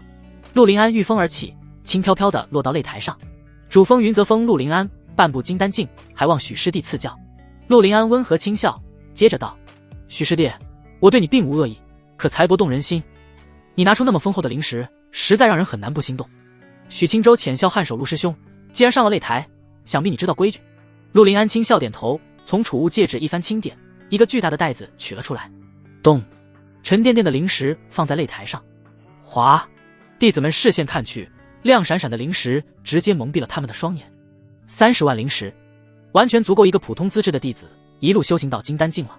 许师弟，说来惭愧，这是我修行数十年好不容易积攒下来的，倘若此次一输，我可真就一贫如洗了。陆林安轻声一叹：陆师兄，看你性情颇为恬淡，怎么忍不住孤注一掷来赚这30万灵石？难不成是觉得胜我轻而易举，不赚白不赚？许清舟确实颇为好奇，我极为看重许师弟，没有丝毫轻视。陆林安神情严肃，顿了顿，无奈道：可我身边还有数十位道侣，他们都得修行，养一大家子，没足够灵石真不行。许清舟嘴角抽搐，原来是正鱼堂养料来了。陆师兄，你就不怕输了全家揭不开锅？陆林安轻笑摇头：输了是命，灵石没了我就不再沉淀，立马晋级金丹境。实力足够，想必他们也不会想着离我而去。许清舟无语摇头，没想到陆林安的心性如此不拘一格。陆林安提着灵石身影一闪，直接来到徐兰芝的身前。见过大长老。徐兰芝淡然颔首，接过灵石收入袖中。陆林安默默返回擂台，他怎么觉得大长老收灵石像收他自己的东西似的？裁判心中激荡不止，御风而起，重新开启气招。两人的筑基境比试还不至于让他激动，主要是那60万灵石实在让人无法静心。四周看台的修士聚精会神，此时心中都在暗自猜测此战走势会如何。至于如此前那般断言许清舟必败无疑的想法，此时已经荡然无存。比试开始，场面倏然一静。擂台之上，许清舟神情凝重，此时倒是真不敢大意了。半步金丹的实力可不是他能随意赢的角色。陆林安脸去淡然神色，身姿变得挺拔如出鞘利剑。他静立擂台一端，此时虽未持剑，周身却渐渐弥漫一股锋锐无匹的气息。显然他是一名剑修。许清舟剑眉微皱，心中更加警惕。五符体魄对其余寻常修士而言是一块又臭又硬的石头，可对剑修士例外。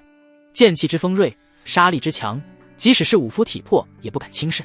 许清舟呼吸变得平缓，气势巍峨如山，周身气血蒸腾，将刺骨气息抵挡在3尺之外。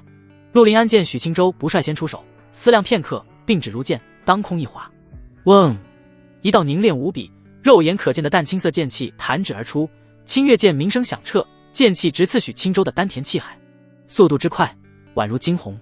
仅仅一招，就可见陆林安剑道之精深。四周弟子心中一震，微微发出惊呼。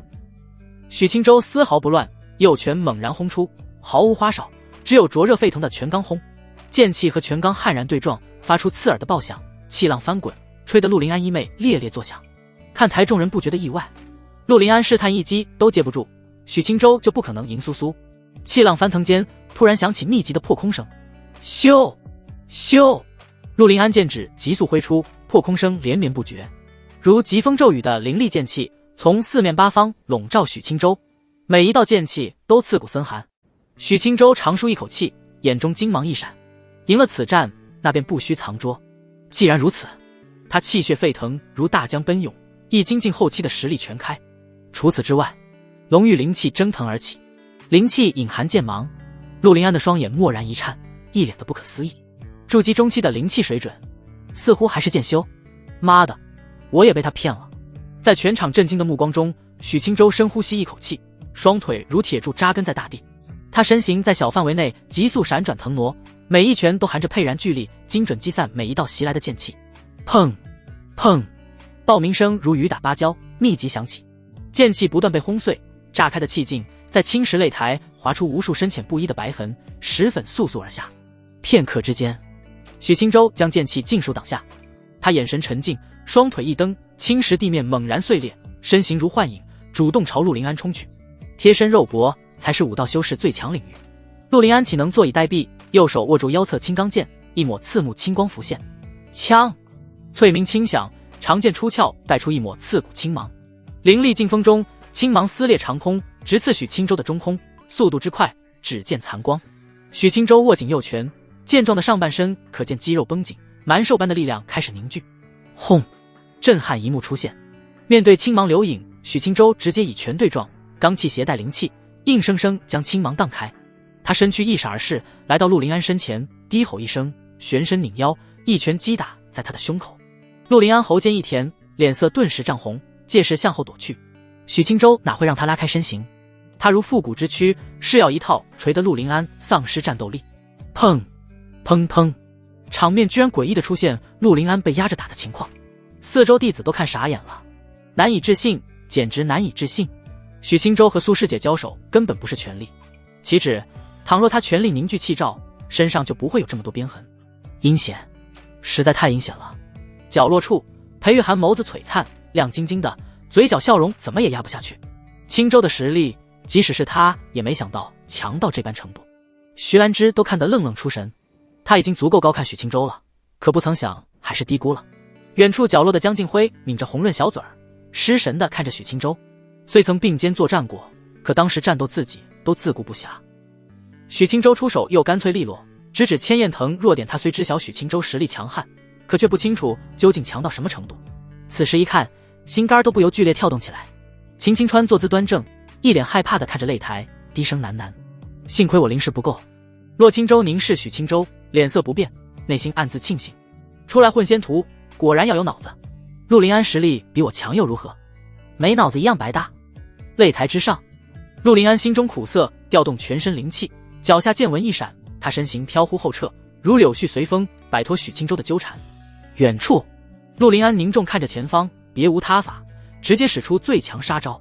他紧握长剑，3尺青光骤然浮现，嗡，剑身流光熠熠，嗡鸣不止，锐气甚至强到撕裂他自身的白袍。一剑青龙，陆林安眼眸青光闪现，咬牙一剑递出，袖袍如碎布般破裂。长剑剑尖，一颗狰狞龙头涌出，龙躯蜿蜒出现，鳞甲森寒。青石擂台地面砰然作响，青龙所过之处，地面离出一条沟壑，碎石四处飞溅。场外裁判脸色凝重，御风在上空，随时准备干预意外情况。青龙在前，许青州避无可避。他周身罡气流转，灵气全力涌出，块垒分明的肌肉隐隐轻颤，沸腾的气血让他的身躯更加坚韧。许青州加持2层护罩，闷头握拳冲了上去，龙头撞击在气罩之上，爆发轰鸣巨响。下方擂台骤然碎开一个深坑，环形的灵气荡向四周，浅黄的气罩出现阵阵涟漪。许青州的气罩瞬间破裂一层，龙头也隐显裂痕。他不管不顾，挥拳如雷鸣，将青色龙头全力轰碎。砰！他那层罡气也直接碎裂，青色剑气直接轰在他的身上。许青州咬牙前冲，在龙躯之内迅速前行，剑气在他的身上割出细密伤痕。轰！许青州浑身带血，蛮横地冲出横空青龙，眼神冷冷来到陆林安的身前。等会！陆林安脸色微白，急声开口。砰！许青州直接一拳轰在他的小腹上，陆林安一口血忍不住，直接喷了出来。他竭力一剑被破，再被武夫许青州近身，此时一丝一毫的翻身之机都没有。狂猛的拳罡一道接着一道，陆林安疼得浑身发抖。仙家修士灵气耗尽会极为棘手，可武夫只要肉身不崩溃，就能一直猛干。许青州沉着脸，扯着陆林安的衣襟，拳头如雨点落下。弟子们看得脸色苍白，太残暴了，武夫打架太粗鄙了，还不住手吗？陆师兄已经大口吐血了，裁判愣着干嘛呢？陆林安嘴角直抽抽，无力低声道：许师弟，你要打死我吗？许青州瞅了他一眼，大手攥着他衣襟。你认输？陆林安脸颊一僵，右手死死握着青钢剑。砰砰砰！许青州没办法，再次给了他几拳。陆林安体内灵气被刻意锤得无法聚拢，如此下去，自己迟早会彻底昏死过去。许师弟，我认输。陆林安没办法，再垂死挣扎无济于事，败局无非早晚罢了。裁判此时才朗声宣布结果：比试结束，许青州胜。裴玉涵提起的心重重落下，瞧着擂台，心疼而又自豪。江静辉也瞬间回神，眸子复杂地看着擂台。同为午休，他才更加深刻地知晓许青州的强悍，以后或许可以去上凌风，向他请教武道。江静辉低声喃喃：四周看台的弟子们愣愣失神。赢了！许清舟居然再次赢了下来，对手还是地榜第2的高手，这谁能事先想到？令人难以置信。许清舟轻呼一口气，手臂轻轻一甩，陆林安跌在一旁，自己也不好受，上身全是密密麻麻的血痕，整个人瞧着血水中淌了一趟似的。所幸都是皮外伤，未伤及内里，休养一段时间即可。陆林安颤颤巍巍地站起身，满脸幽怨地看着许清舟：“你这个骗子！”许清舟斜视他一眼：“怎么输得跟个娘们似的？”陆林安如苏苏当初一般，现在心疼得难以呼吸。自己输的可是30万，天塌了！媳妇们不会真跑路吧？许清舟心中浮现欣喜，第3个任务完成了，前2个任务自然也即将完成，自己只需要将灵石花出去就行。陆林安心中难受，瞅了几眼许清舟，小声道：“许师弟，我们的比试能是有意切磋，不涉及肮脏的灵石交易吗？”许清舟回过神来，瞥了他一眼，淡声道：“陆师兄什么意思？把灵石还我。”陆林安面不改色。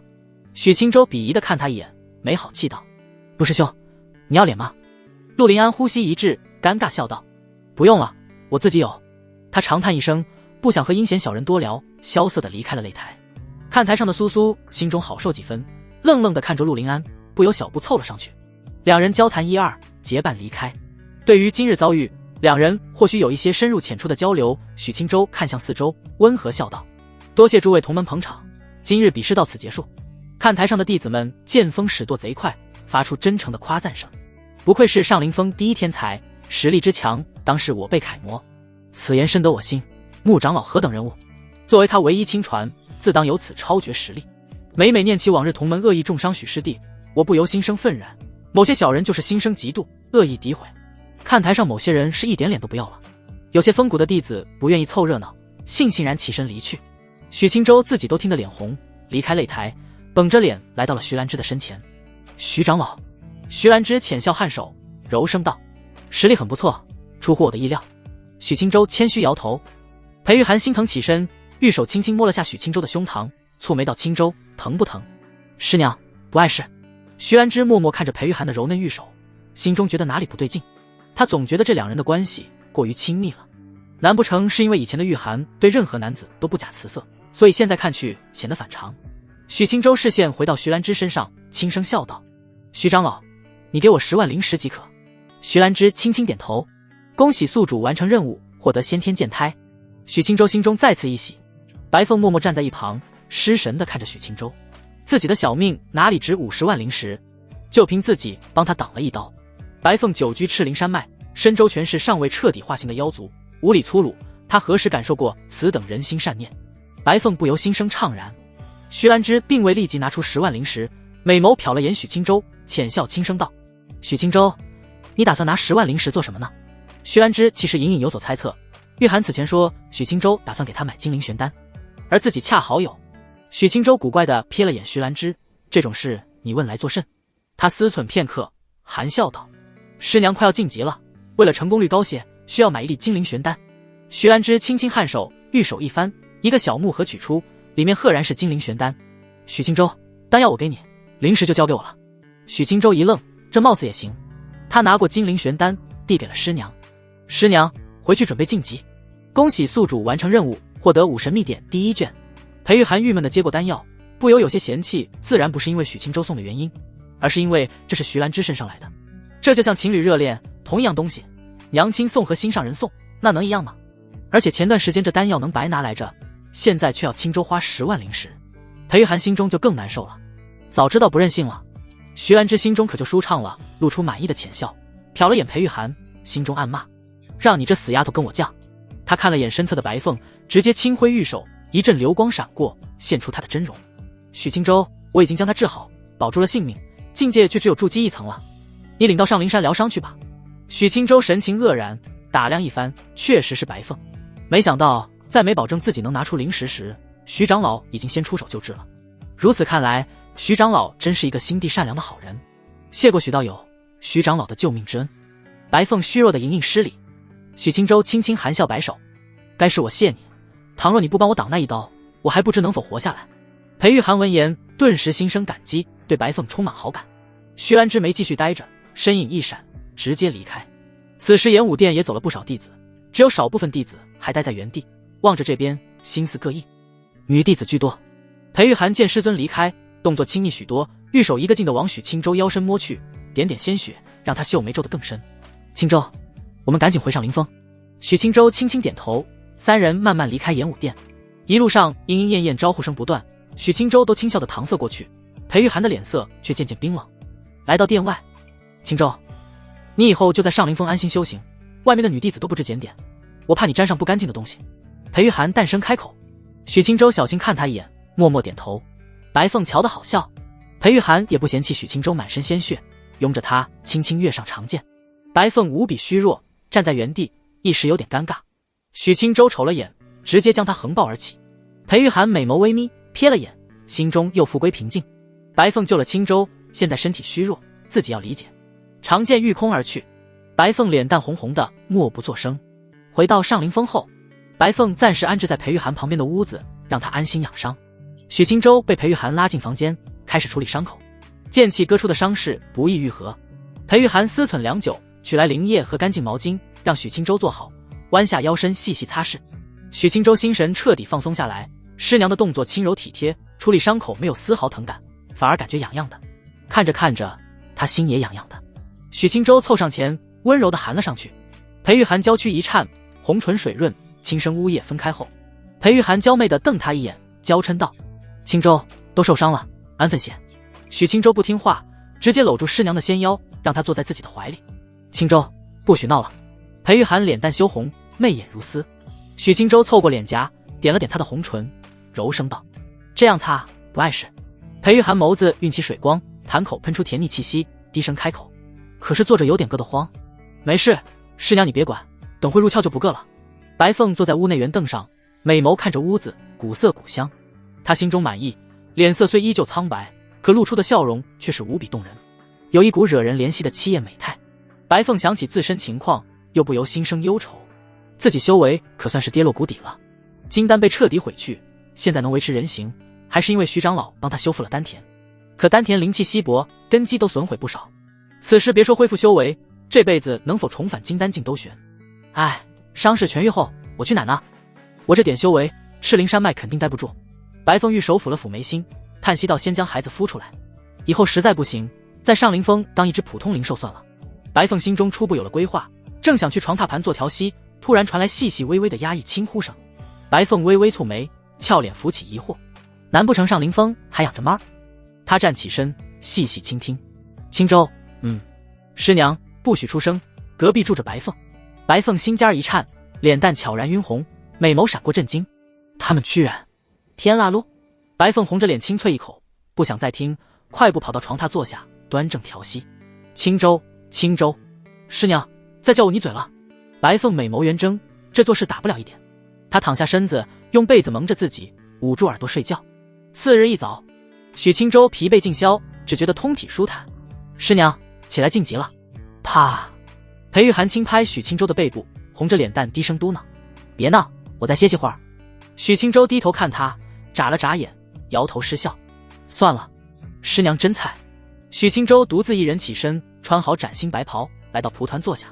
武神秘典第一卷使用。许清舟端正盘坐，脑海渐渐涌入大量的新知识。片刻后，他睁开双眼，脸上尽是震惊神色。武神秘典如此之强。武神秘典第一卷，其中9成都是各种体术技法。以前许清舟没有练过武，战斗招式颇为古怪，可现在不一样了。武神秘典学习后，他的体术之强，可谓万般技法烂熟于心，即使毫无修为，在凡俗武林都能打遍天下无敌手。武神秘典是一套武道典籍，直达圣体境的通天宝典，可第一卷只能助许清舟修炼到断骨境，之后就没有了。系统应该不至于这么坑，后面总会给我们一点全套的吧。许清舟暂且压下心中忐忑，开始注意力放到新学的武技上。四神印。武神秘典除了给许清舟体术，还附带一式超强武技四神印，以自身气血勾勒四兽神印，神印融合以身，短暂提升武道境界。许清舟此时想起了苏苏的紫灵附体，看来四神印也是类似的武技，可他是召唤四方神使，怎么也比苏苏那套强吧。他暂时没尝试强度，身上伤口暂时愈合，别又给崩开了。许清舟稳定心神，先天剑胎使用。嗡，一声细微却又无比清晰的震鸣自气海最深处响起，灵泉莫名开始激荡，剑气突然迸发，许清舟脸颊抽搐，猛烈的疼痛让他身躯一阵颤抖。他尚未适应这股疼痛，丹田之内仿佛亿万根针同时扎入，极致锐痛轰然炸开。许清舟脸色转眼苍白如纸，他的皮肤表面细密的银白剑纹凭空浮现，疯狂蔓延，勾勒出一柄柄诡异莫测的微小剑形。嗡，剑形开始闪烁微光，许清舟黑发飘荡，一股恐怖剑压悄然弥漫。裴玉涵悚然一惊，扯着被子立马坐了起来。他美眸望向动静传来的地方，俏脸震惊。只见许清舟的脸色已然恢复平静，他体表的剑纹漂浮而出，剑纹在他周身环绕，纹路相互融合。少顷，一柄通体温润如玉却又虚无缥缈的小剑缓缓悬浮，剑身自然天成，铭刻着大道至简的纹路。本命剑。裴玉涵难以置信的低声喃喃，瞧见青州自然散发的剑气和那份通灵剑心，他倏然脸色一僵。先天剑胎，这是怎么了？还没睡醒吗？温润小剑光芒溅脸，钻入许青州的眉心，他身上的剑气也复归内敛。师娘，不小心吵到你了，只是不小心觉醒了先天剑胎，你再睡会儿。许青州温声开口。裴玉涵呆愣地看着他，你要不要听听你在说什么？青州，这究竟是怎么回事？裴玉涵心绪杂乱的颤声开口。师娘，我曾说过，每次和你快乐修行后，一定有好事发生。一夜过去，觉醒剑胎是正常的。许青州轻笑忽悠。裴玉涵甩甩头，脑子如浆糊。这对吗？貌似有点逻辑，可怎么让人完全无法相信呢？他低头瞅了眼自己的雪白娇躯，长叹一声。罢了，反正是好事，管他是何原因。倘若是真的，以后就多和青州修行。裴玉涵重新躺下，侧着身子，美眸眨巴眨巴地看着青州。蒲团上，许青州收回目光，心思澄净。先天剑胎的觉醒，让他从以前的半吊子剑修变成了纯粹剑修，甚至本命剑都有了一柄。太初，许青州福至心灵，识海迸出这个名字。宇宙之初，万物之始。太初剑如本初剑道显化，拥有纯粹无瑕的本源之力，剑锋所指，犹如开天辟地。现在肯定不至于如此恐怖，只是拥有开天破界的无上潜力。倘若要有那般恐怖威力，需要许青州日夜酝酿，剑道走到本源出点，大道尽头。许青州再次收心，短短时间，武道剑道齐齐大踏步向前。昨日自己与今日已然判若两人。通玄剑气使用，许青州脑海再次涌入知识，身上内蕴的剑气悄然变化，轻缓流转，欢呼雀跃，如通人性。太初剑倒是巍然不动，不受通玄剑气丝毫影响，是一套精妙剑诀。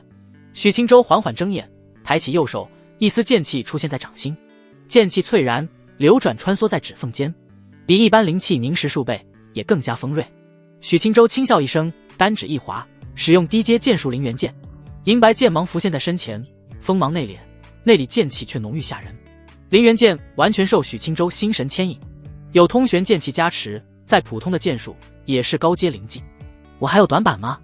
许青州不由看向了床榻上的师娘。床榻上，裴玉涵抱着被子裹住温润娇躯，只见曲线窈窕，瞅见青州望来的目光，他一时微愣，目入疑惑。许青州站起身，长舒一口气，缓步走到床沿。师娘，别赖着不起来了，金灵玄丹已经有了，也是该晋级了。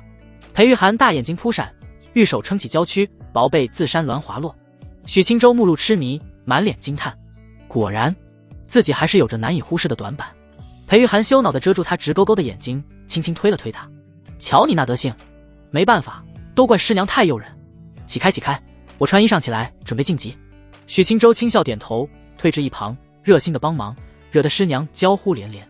简单的事，两人硬是折腾了1刻钟，甚至险些衣裳越折腾越少。裴玉涵红着脸蛋，气呼呼地走到修行处的蒲团坐下。许青州手间留有温腻沁香，收敛心绪，缓步跟了上去。师娘，你安心晋级即可，我帮你护法。裴玉涵瞥了他一眼，筑基4层真能护法吗？不过想到青州的真实实力，他又觉得未必不行。裴玉涵不再去想乱七八糟，心神沉静，功法运行1周天后，心境变得古井无波。他取出金灵玄丹，潭口微张，直接吞服。许青州心中再无杂念，心神严肃地盯着。裴玉涵身上灵气流转，丹田灵液蒸腾，缓缓开始旋转融合，结丹前一峰。山顶之上，一座云梯直达天上云端，云端建有琼楼玉宇，前一峰主和南乡长老就在此地修行。其中一处白玉殿宇内，前一峰主一袭玉白灵袍，盘坐高台之上，面容儒雅俊朗，神情却冷漠。师尊，这就是昨日演武殿发生的事。钱一峰主姓左，名左敬，600岁高龄，是合欢宗的老资历长老。他听完弟子的汇报，脸色更加冰冷。我曾亲眼所见，那小子3系杂灵根，实力久久待在炼气境，如今居然有此实力，连地榜第2都不是他对手。玉白高台下方，名声斐然的温灵君默然点头。弟子也不知缘由，他之所以名声极大，不是因为他是钱一峰主的亲传，而是因为他是地榜第1，无可争议的第1。左敬冷着脸陷入沉思。前些10日，宗门议事后，本仅需再等1年，上灵峰就能稳稳地拿在手中。可昨日消息传来，1年时间，许青州当真不会晋级到筑基境圆满。想起这种可能性，他内心涌起杀机。上灵峰自己筹划上百年，在这关键时机，岂能失手？温灵君，你武到什么境界了？弟子愚钝，刚突破至易筋境。左敬轻轻点头，淡声道：半步金丹加易筋境，你有把握打残许青州吗？温灵君一时愕然，抬头望去，有把握。他的半步金丹可不寻常，要不是为了等武道境界跟上来，他早已晋级金丹境。既然如此，你今日约战许青州，我不需要你赢，只需要你竭力打残他，能废了最好，不能也要将他打得躺在床上几年。温灵君没问为什么，轻轻点头。师尊，我以什么由头约战他呢？左敬一阵蹙眉，冷声道：你自己想，3日内我要看到结果。温灵君躬身应是，办事去吧。温灵君默默退出玉白大殿，左敬独自一人盘坐，满脸的冰冷。你和穆青都该死。上灵峰，裴玉涵静心打坐，已过去1个时辰，外界灵气丝丝缕缕的汇聚而来，屋内的灵气愈加浓厚。白凤心生好奇，走出屋子，坐在小院中，却不敢去旁屋一探究竟，担心看到一些不得体的东西。许青州凝视美艳出尘的师娘，心头微松，结丹已成，并无波折。裴玉涵持续不断运行功法，体内的灵气愈加浓厚，身上的气势节节攀升。半个时辰后，裴玉涵悠悠睁眼，境界彻底稳固，成功晋级至金丹1层。师娘，恭喜结丹。许青州站在一侧，含笑开口。裴玉涵眸子闪过喜色，轻呼一口气，轻笑道：境界停滞10几年，总算晋级了。许青州点点头，上前2步，在师娘身侧坐下来。自从师娘帮我晋级筑基境，可谓福源不断。裴玉涵脸蛋一红，玉手拧着许青州的腰，凶巴巴道：记得那时我好心帮你，你却不知轻重，索取不断，师娘喊疼都不带停的。许青州侧头看去，眨眨眼，蹙眉回忆片刻，疑惑道：师娘，我不记得你喊疼，反而记得你八爪鱼似的钳制我，死活不撒手。裴玉涵脸蛋涨红，万分羞赧的怒视他：青州，不许胡说。许青州怕师娘真的生气，轻笑颔首，不再多言一些春闺密事。裴玉涵银丝垂在腰后，丰盈翘臀盘坐，蒲团微微凹陷，脸蛋红润不退，正微微低头，神情羞恼。许青州眸子温和地看他，心情恬淡。裴玉涵微微抬头，美眸落在许青州的脸上，心中恼怒渐渐消退，红唇扯起淡淡的弧度，妩媚的浅笑似初春的第1抹嫩芽，极美。青州，你既然也有先天剑胎，可前往剑魁峰万剑阁取得一柄新的佩剑。许青州闻言微愣，这茬自己倒是忘了。万剑阁是合欢宗重地，只有极少数的剑修可以去，里面放着不俗的灵剑，只要能让灵剑择主，可任由取走。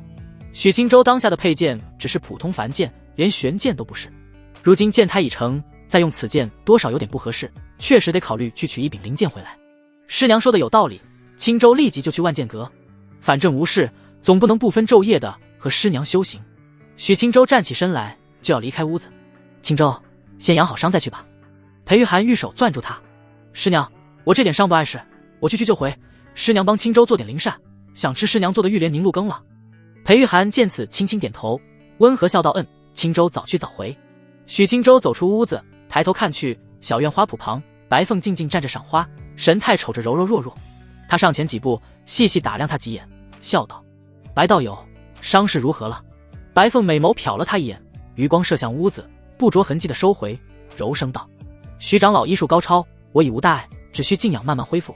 许青州轻笑点头，思忖片刻，轻声道：白道友住在上灵峰内，安心养伤即可，如有灵药需要，尽可与我提。白凤温柔轻笑，颔首应是。许青州点点头，欲见离开上灵峰。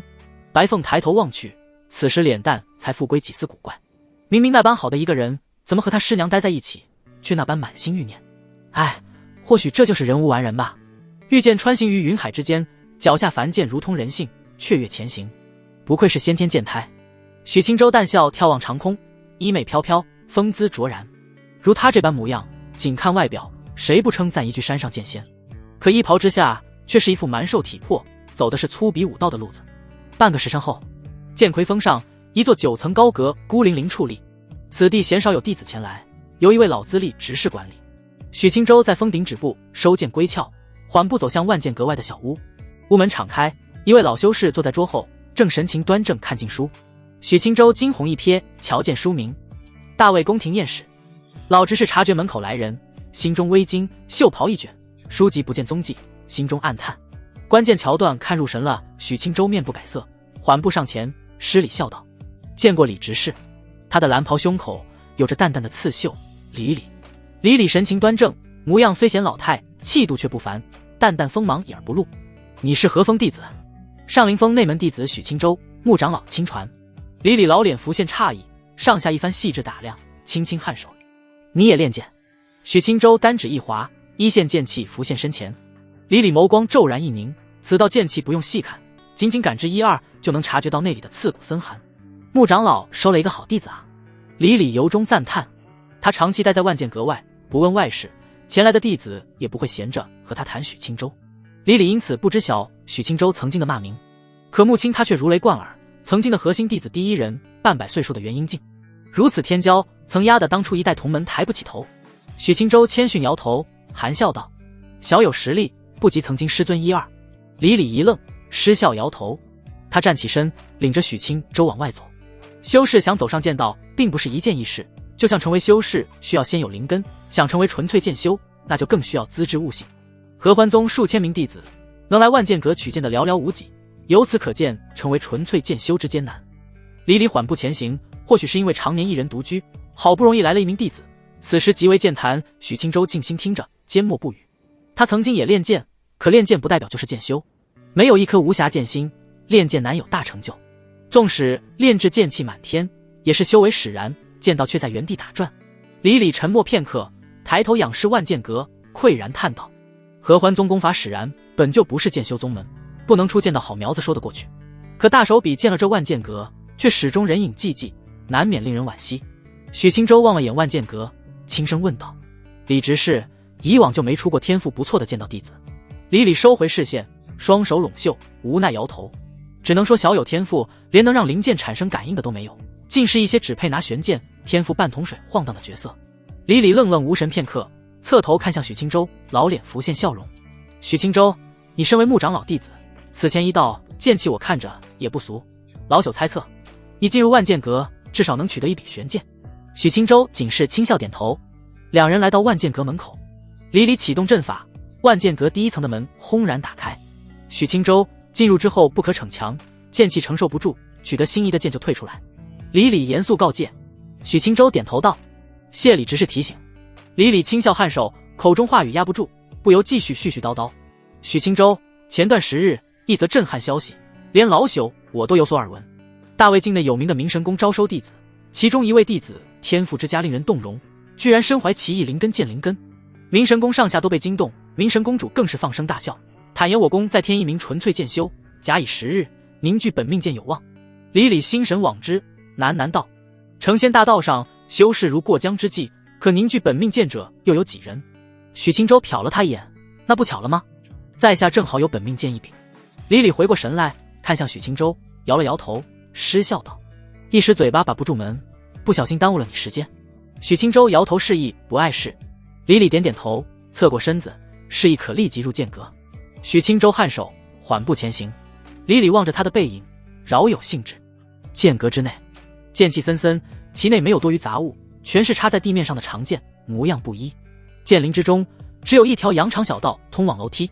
如若看不上此处长剑，可承受剑气穿过剑林，去往第二层。许青州环视一眼，四处的长剑静静矗立，长的、短的、宽的、窄的、完整的、残缺的样式不一，大多是凡剑，少数几柄玄剑，长久放在此处，自生丝丝缕缕的剑气。许青州看不上眼，直接提步前行，坦然自若。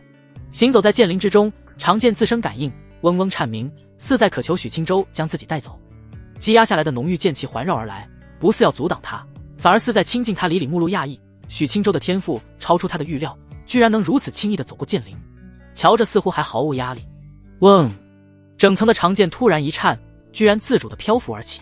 李李双眸突然一颤，老脸万分不解，这是发生了何事？上千柄剑围着许青州环绕，一个劲地想凑上来。许青州微微蹙眉，嫌弃地看向四周，不想搭理这些剑。他轻轻伸手往下一压，上千把剑重新落下，插入地面，剑身摇晃不止，似乎在轻声呜咽。李李，他愣愣失神，看静书看眼花了。许青州行走在小道上，直接走上楼梯，前往2楼。李李心中惊异，御风而起，站到2层窗口。许青州仍旧平淡地环视一圈，这层的剑气明显要浓郁许多，他却仿若泡在温水里，并无丝毫不适，反而格外惬意。2层的长剑总体数量变少，但是玄剑数量变多了，剑光灿灿。许青州依旧看不上眼，单手下压，阻止长剑舔狗一样的献殷勤，缓步走向第3层。居然如此轻松，剑气对他没有丝毫影响。李李瞧得万分古怪，心中震惊愈加浓郁。而且长剑似乎对他自身感应，是我的错觉吗？他尚未想出一个所以然来，许青州已经走入了第3层。玄剑凌厉，吞吐着凛然剑气。许青州细细看去，此层的剑明显品相好了许多，没有下方的那么不堪，连锈蚀的剑都还留着。初步估算，第3层约有长剑300余柄，其中多是玄剑，达到200余柄。许青州轻轻摇头，仍是没有兴趣。总得拿一柄灵剑才像话吧。许青州轻松再上1层楼，剑心无瑕。李李飘在窗口，老脸浮现激动，神情浮现遮掩不住的震惊。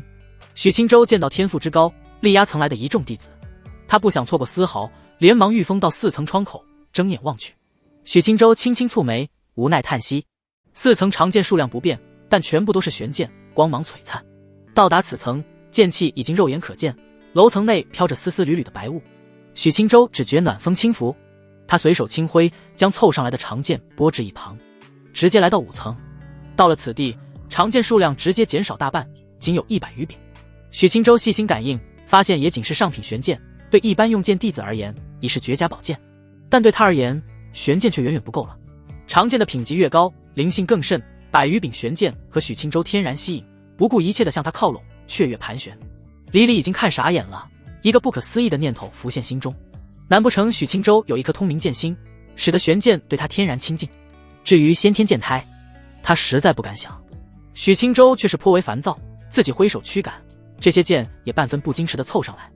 他轻叹一声，思量片刻，体表浮现淡淡的剑气，剑压覆盖四方，哐当哐当，玄剑立即顿住不动，向地面掉落，响起成片的脆鸣。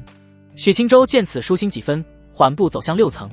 李李瞧了眼满地的玄剑，心湖骤起波澜，通明剑心无疑，难怪他随手一缕剑气，那般凝实无瑕。李李急忙跟到6层，可许青州已经直奔7层。6层放置数十柄极品玄剑，但不到灵剑品级，许青州没有丝毫兴趣。万剑阁7层，仅有10柄长剑，剑气却凛然，整个空间丝丝缕缕的剑气无序游荡，像是银白的发丝。许青州抬眸望去，此时心中才起了几分兴致。10把长剑模样各异，有古朴长剑，有长柄大剑，甚至还有一柄柳叶式的纤细小剑。无一例外，这10柄剑都达到灵级品质。许青州的到来让常年沉寂的10柄剑蓦然一颤，富有灵性的他们更加渴求能追随许青州。嗡！10柄长剑倏然飞起，齐刷刷来到许青州的身前。他们迅速盘旋，雀跃无比，将四周剑气搅得像是满天飞雪。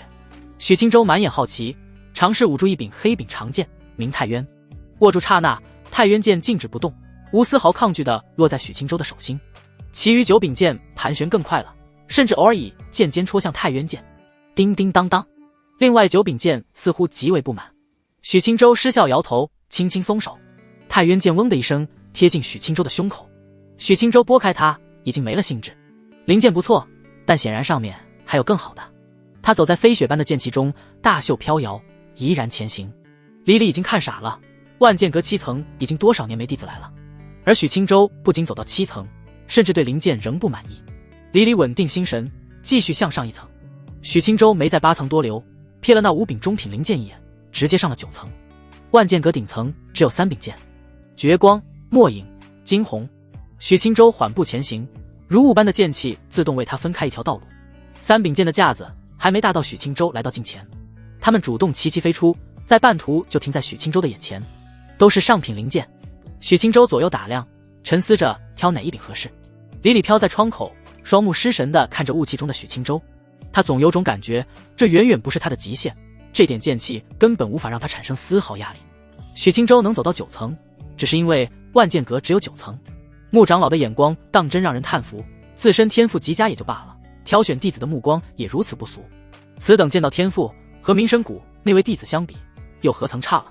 李李能看出许清舟剑道天赋极高，但具体高到什么程度，他却瞧不出来了。但许清舟能走到万剑阁顶层，已经是数百年来的弟子第一人。假以时日，合欢宗也能出一位声名不俗的剑仙。阁内，许清舟思索良久，视线落在一柄清亮长剑上，剑身纤长，清亮如雪。惊鸿剑。许清舟直接伸手握剑，横在胸前，剑身存有剑气，丝丝缕缕的缠绕，四周剑气激荡旋转。嗡！许清舟心念一动，惊鸿剑微微一颤，剑气顿时内敛。他伸出另一只手，欲来架上的剑鞘，惊鸿剑无声归鞘。剩余2柄剑飘在许清舟身前，不舍离去。我倒是想都拿走，可宗门不让。他无奈叹息一声，轻轻推手，将剩余2柄剑压回剑架上。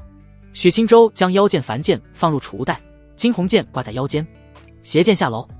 李李已经在万剑阁门口静等。当他看到轻笑而来的许清舟，复杂赞叹道：许清舟，我曾想过你的剑道天赋不弱，可没想到能强到这般程度。许清舟倒也没妄自菲薄，轻轻点头。此行取剑，晚辈极为满意。李李含笑点头，转身启动阵纹，万楼阁大门徐关闭，转过身来笑道：今日之事我会禀明宗主，不出意外，弟子一辈的剑道大梁需要你来扛了。许清舟倒也没阻止，宗主他还是挺有好感的。他没兴趣和老头继续闲聊，直接施礼告辞。李李也没挽留他，独自一人满心感叹地回到了自己的小屋。重新坐在桌后，他取出大魏宫廷验史，却看不进去了。罢了罢了，换一本。他端正坐姿，取出另一本杂书，摊在桌上。剑仙烈焰录，上林峰。许清舟刚回到小院，师娘站在石亭之中，娇笑着朝他挥手。他走到近前，发现白凤也坐在石亭内。石桌上已经摆满了菜肴，色香味俱全，让人食欲大动。清舟，去万剑阁可还顺利？许清舟拍了拍腰间惊鸿剑，轻笑道：上品灵剑一柄，可惜没有法宝品级的长剑。裴玉涵美眸一亮，瞧了眼惊鸿剑，上品灵剑可价值不菲。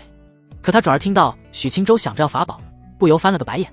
我们整个上林峰也就你师尊的借火葫芦是法宝，法剑你也真敢想。许清舟轻轻一笑，没再多聊此事，走到桌前低头看了眼，赞道：师娘的手艺越发精湛了。裴玉涵脸蛋笑颜妩媚，柔声道：等了你好一会儿，这其中还有白凤做的菜呢。许清舟目露讶异，瞄了眼白凤，轻声笑道：这我倒是真要尝尝。裴玉涵玉手拉着他坐下，美眸看向白凤。白凤应该是自学厨艺多年，做灵膳的手法极为娴熟，我远远不如。白凤露出一抹柔和浅笑，眸子眨了眨，轻声道：赤灵山脉大多妖兽如毛饮血，我既已经化为人形，自然吃不惯，只能自学厨艺，时日一久，也就愈发纯熟了。许清舟理解的点点头，拿起筷子率先尝了起来。白道友，你这手艺确实不错，就如这地灵菇土腥味尽数驱除，只留厚重精华，辅以清新草调和，滋味绝佳，滋养丹田。许道友，这是裴道友做的啊？哦，都一样，都一样。三人巧笑地围坐在一起，温馨怡然。三人吃完灵膳，许清舟一时无所事事，系统没有新任务，他一时不知道该做什么。打坐修行，我都有系统开挂了，还要打坐练气，那我挂岂不是白开了？许清舟心中轻叹，回过神来，他瞄了眼一旁的白凤，师娘已经离开，收拾残羹冷炙去了。石亭凉风习习，白凤脸色仍旧透着明显的苍白。白道友，你的蛋呢？白凤神情一愣，脸蛋微微泛红，小声说道：放屋子里呢。许清舟点点头，暗自思量，看着他好奇询问：白道友，你的蛋是怎么来的？难不成也是如人族一样阴阳相合生出来的？那你应该有丈夫才是。白凤被许清舟问得满脸无语，玉手缩在袖中，低声道：如若是阴阳相合，我就不用孵蛋了。那颗蛋是我用上百年时间慢慢酝养而来，它并没有父亲。许清舟暗暗吃惊，妖族这方面还能自给自足，而且怀胎时间长达100年，这比哪吒还要离谱。许清舟不再谈这个话题，多少涉及私密，谈多了担心白凤心生恶感。清舟，有人找你。师娘的娇呼声远远传来。许清舟站起身，好奇望去，轻声向白凤告辞。走出小院，来到外面石坪上，只见一位白袍女子静静站着，江静辉。裴玉涵站在庭院门口，美眸盯着他一番审视，心中暗自嘀咕。他早就猜测经历演武殿风波后，青州会成为香饽饽，可没想到隔天就来了姑娘。江静辉瞅见许青州，郁闷的神色稍缓，快步走上来。许青州，你师娘管得也太宽了，连院子都不让我进。裴玉涵柳眉倒竖，合欢宗风气如此差，谁知道你什么人？许青州脸色尴尬，朝江静辉轻声致歉，向师娘介绍道：师娘，她就是上次和我一起做任务的师姐江静辉。裴玉涵不满的神情渐渐敛去，记起她是何人，端庄站着，欠声道：江师妹，你也知合欢宗多有不知检点的女子，我担心贸然让青州接触，脏了她的身子。江静辉目瞪口呆，脸蛋红红的无语凝噎。谁要脏她的身子？许青州脸色更加尴尬，轻扯了扯师娘的袖袍，低声道：师娘，江师姐是正经人。裴玉涵瞟了他一眼，不置可否。许青州轻咳一声，岔开话题，看向江静辉，笑着询问：江师姐，你前来寻我是有何事？江静辉瞄了瞄裴玉涵，抿着红唇沉吟一二，轻声道：寻你练武来着。裴玉涵美眸再次看向他，细细观察，确实是一个练武的皮实小姑娘。他想了想，没再多管两人，只要青州不和不干净的女子勾勾搭搭，他不想多加管着他。青州，既然江师妹与你相识，你陪着她便是，我先回屋修行了。他转身离去。许青州，江静辉眸子望着转身而去的风余身影，心中古怪。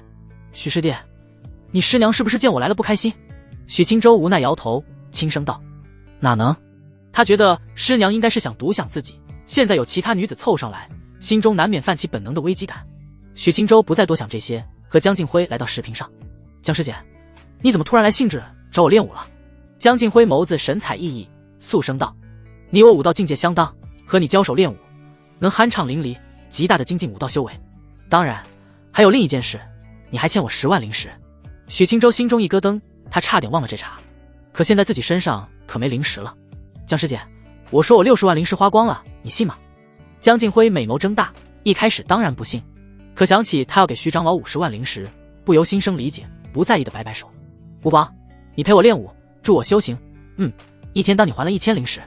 江静辉靠着开盘血赚7万多灵石，这多亏了许青州，所以那10万灵石真没着落了，他也只会小小的心疼一会儿。许青州闻言，神情严肃起来，满脸认真。既然江师姐如此说了，我一些浅薄的武道见解，自会倾囊相授。江静辉轻笑点头，两人分列石屏两端，清风吹动两人的衣袍下摆。许师弟，我们先不以真元加持肉身，仅靠武术交手1、2。江静辉知晓许青州武术稀巴烂，或者说根本没学过像样的招式，因此打算先以武术教育他一顿。许青州瞥了他一眼，脸上不动声色。看来小玉姐是想以武术逞威，自己没学武神秘典之前，还真不敢接。至于现在，等会别哭。江师姐，我并无异议，修炼武道，武术极为重要。我这有一套招式，想让师姐讨教1、2。江静辉点点头，摆出一个拳架，严阵以待。许青州见他让自己先出手，便遂了他的愿。他一步踏出，石板微震，白袍飘荡，右掌直冲中宫，简单直接，带着身躯本身沛然墨玉的力量。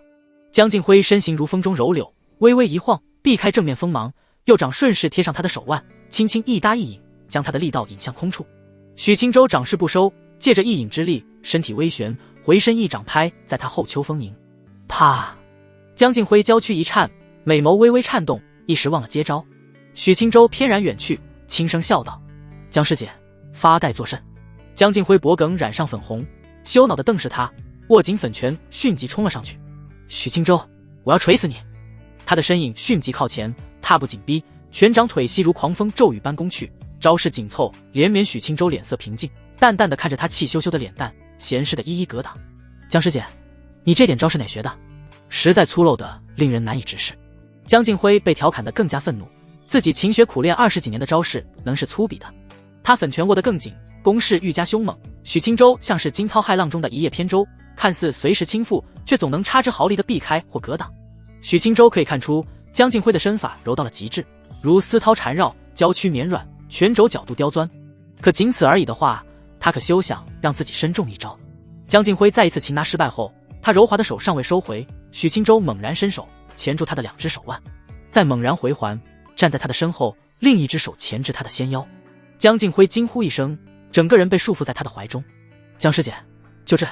江静辉脸色羞红，奋力挣扎，甜腻腻道：放开我！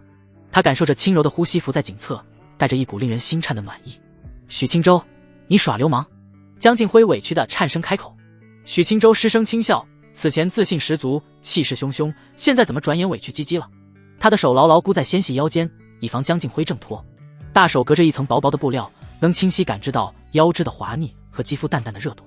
江师姐，你认输我就放了你。江静辉呼吸急促起来，带着一股甜腻馨香，脸颊早已悄然浮起薄红。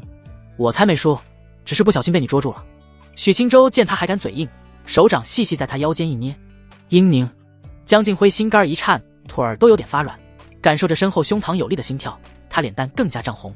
许青州，你什么东西顶到我了？江静辉的眸子泛起罕见的水色，荡漾起捉摸不透的细微涟漪。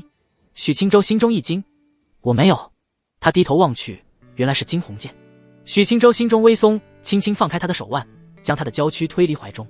江静辉呼吸带着不易察觉的微喘，转身看去，那股灼人的热度仿佛还停留在背上。哼！江静辉轻咬红唇，不满地瞪他。许青州瞥了他一眼，此时的他那股魅惑妩媚的美态才彻底荡漾开来。江师姐，还想练武吗？江静辉蹙起眉头，竭力压下羞涩，惊疑不定地审视许青州。你的身手何时如此不俗了？许青州估摸是江静辉被打怕了，不敢再挑衅自己，此时陷入怀疑人生的阶段。江师姐，我一直如此强悍，以前都是藏拙罢了。许青州撒起谎来也是面不改色。江静辉瞥了他几眼，理直气壮道：你教我？许青州笑着点头，上前几步走到他身前，笑道：我见你刚才出招身娇体柔的，教你一套名为拦路游身步的身法，学了之后就不容易被捉住了。这套身法是记载在武神秘典中的武术，自然高明无比。江静辉眼眸一亮，开心的点头。许青州做出起始动作，示意他跟着学。江静辉脸色变得严肃，神情专注，一丝不苟照做拦路游身步。虽然算不上多高明的武技，可也不是跟着学一遍就能掌握。直到落日西斜，江静辉也只是学得出句雏形罢了。江师姐，你太笨了，你自己回去多练习，明日过来打一遍。如果还是这般稀烂，我就拿惊鸿剑打你屁股。许青州恨铁不成钢。江静辉委屈地收回腿，陷入自我怀疑，难不成自己的练武资质真的差？可师尊一直夸赞自己是难得的练武奇才啊。他看了许青州一眼，虽然心中委屈，但还是老老实实的轻声致谢。多谢许师弟教导。许青州含笑点头。江静辉转过身，轻轻一跃，身披着夕阳霞光，腿着回前一封了许青州轻呼一口气，转身回庭院，发现师娘正靠在门口，平静地看着自己。他心中一跳，眼珠子一转，小跑着来到师娘身前。师娘，怎么不在屋子里修行？裴玉涵瞥了他一眼，淡淡道：做了一桌子灵膳，想着叫你和江师妹吃饭呢。你和她搂搂抱抱一整天，也不知道邀请江师妹进院子。许青州听得脸颊倏然一僵，瞄了眼师娘平静的脸色，尴尬笑道：师娘，练武磕磕碰碰在所难免。裴玉涵微微蹙眉，娇媚脸蛋隐现不悦。难不成我这也不知晓？你与我解释作甚？难不成青州是觉得师娘在暗自不满？许青州被问得心累，低头小声道：师娘，是青州多嘴了。裴玉涵见他这般模样，心中淡淡的醋意倒是消散大半，玉手摸了摸他的脸颊，柔声道：吃饭。许青州轻笑颔首。两人走入石亭，白凤已经在静静等待。三人吃完灵膳后，夜色降临，小院复归寂静。裴玉涵的屋内，隔间哗啦呼啦，水花轻漾。裴玉涵站在浴桶边，玉手浇水，细细帮许青州擦拭身子。师娘，我都这么大的人了，哪还要你帮我沐浴？许青州神情颇为局促。你是大人，还不是天天像那孩子一样没羞没臊吃着师娘的啐。裴玉涵自己说出来都脸红。许青州脸颊臊得慌，再厚的脸皮也遭不住，低声道：师娘，那不一样。裴玉涵翻了个白眼，不想和他多说，美眸看着他的身子，微微点头。武夫的体魄确实不一样，身上的剑痕已经消失得七七八八，估摸过几日就完全痊愈了。许青州低头看了眼自己，有些狰狞，亏得师娘能面不改色。师娘，差不多了，你也洗洗。你胡说什么？谁要和你洗？裴玉涵心中还小有醋意呢。师娘，我也教你一套武术，玉桶这方寸之地就可施展。不学？来嘛来嘛。不要不要。扑通。裴玉涵惊呼一声，羞赧的轻瞪他。许青州揽住师娘的细腰，细心将白袍丢出去，开始柔声安抚。不久之后，两人的武术施展开来，水花荡漾，隔壁的白凤怀中爆弹，双目圆瞪。这么早就开始了？他咬着银牙，细细微微的动静让他一阵羞涩。自己虽然有个蛋，是个母亲，但也是个黄花大闺女，哪受得了天天被这样折腾？白凤抚了抚怀中的银白圆蛋，俏脸羞红。这样孵出来的蛋会不会变得很奇怪啊？她一阵蹙眉，掀开被子，将娇躯裹在厚实的被子里。宝宝不许听。次日一早，江静辉早就来了。许清舟爬出滑腻的温柔乡，来到庭院外的石坪上。江静辉瞅了他一眼，嗅了嗅，狐疑道：“你身上怎么有那么重的女子幽香？”许清舟顿时回神，面不改色解释道：“衣上的香味，也不知师娘怎么洗衣上的。”江静辉想凑上前闻一闻，许清舟直接按着他的脸蛋推开：“江师姐，你怎么像个小狗似的？”江静辉大怒，脆声怒骂：“你才是小狗！”许清舟成功扯开话题，心中微松，直接开口：“江师姐，别浪费时间，拦路游身步打一遍看看。”江静辉气呼呼地来到石坪中心，平静心绪片刻，开始走起了拦路游身步。许清舟好整以暇地看着，视线在他的身法上流转。“江师姐，你也太笨了，怎么感觉和昨天没区别？你是不是昨晚回去偷懒没有练？”江静辉停下身形，娃娃音带着不满：“我练了大半宿。”许清舟无语摇头，走到他身前，摆出拦路游身步起手势。江静辉重新平静心绪，照做。许清舟慢慢演练，江静辉认真学习。几个动作后：“江师姐，你瞧瞧你，照着学都能出错。”江静辉愕然，低头瞅了瞅自己的身形，哪里出错了？许清舟见他蠢蠢的，蹙眉走过去，大手直接按在他的大腿内侧，轻轻移了1寸。硬！江静辉一口气绷不住，娇躯直接软了下来，身形直接垮掉。“江师姐，别骚不愣登的，教你就好好学。”江静辉红着脸蛋，羞恼地瞪着他：“哪有你这样教的？”“许师弟，我是女子。”许清舟审视他一眼：“怎么，少条腿很得意？”江静辉疑惑眨眼，不解其意。许清舟瞟了他一眼，没有解释，严肃道：“继续学，武术练至巅峰，才能对武道有所精进。武术动作差之毫厘，效果谬以千里。我们作为山上仙士，可不能以凡俗武林的标准要求自己。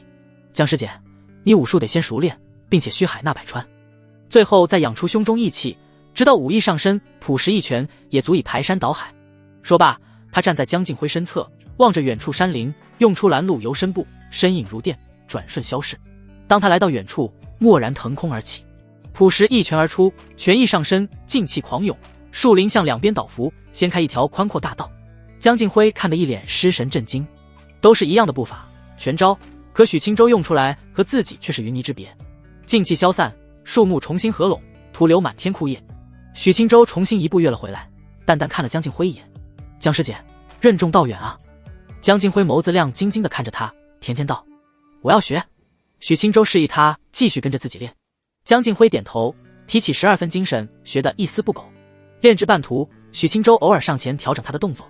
江静辉虽然还是害羞，可已经不会散了一口气，并认真理解，细细揣摩。2个时辰后，许清舟站在江静辉的身前，一手抓着他的手臂，一手按在他的腰间，手臂动作弯曲幅度大些，小腹绷紧，一口气不可过于绵软。江静辉红着脸蛋，细细照做。许清舟神情平静，牵引着他做下一步动作。经脉真元游走大有讲究，时停时缓，是一鼓作气还是镇守某处窍穴，都有说法。真元化劲，拳意带动劲气，凝聚全刚而出，威力当可开山断河。江师姐，你也就躯体练得还凑合，挺皮实，可哪有意的影子？倘若当你晋级断骨境，仍旧无法全意上身，这辈子晋级先天境无望。他身子凑得较近，话语说出口，淡淡的鼻息打在江静辉脸颊上，无疑让他的学习难度升高稍许。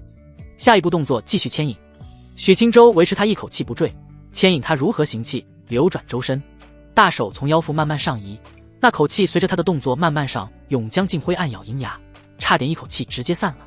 片刻后，许清舟，你那里没有行气路线？许清舟一呆，默默把爪子从山峦上移开，淡淡道：“情不自禁。”江静辉红着脸怒视他，身形直接垮掉，不满地推开他：“不学了，你这个人涩涩的。”许清舟尴尬地直搓手，老脸一红。江静辉长得貌美，练武之后身材又绝佳，渐渐的难免心猿意马。真不学了？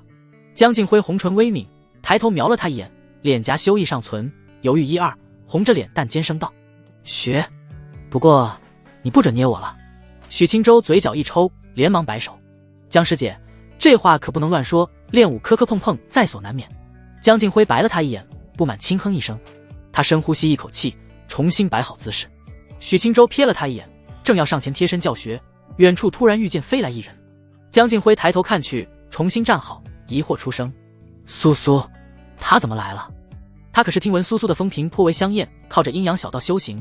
他此时前来，江静辉心中一凛，目光灼灼地盯着许青州。许青州同样疑惑，察觉到江静辉的视线，嘴角一抽，无奈摇头：“江师姐，我和他只有一面之缘，不熟。”江静辉脸色恢复平静，瞅了眼越来越近的人影，淡淡开口：“你和我说这些做什么？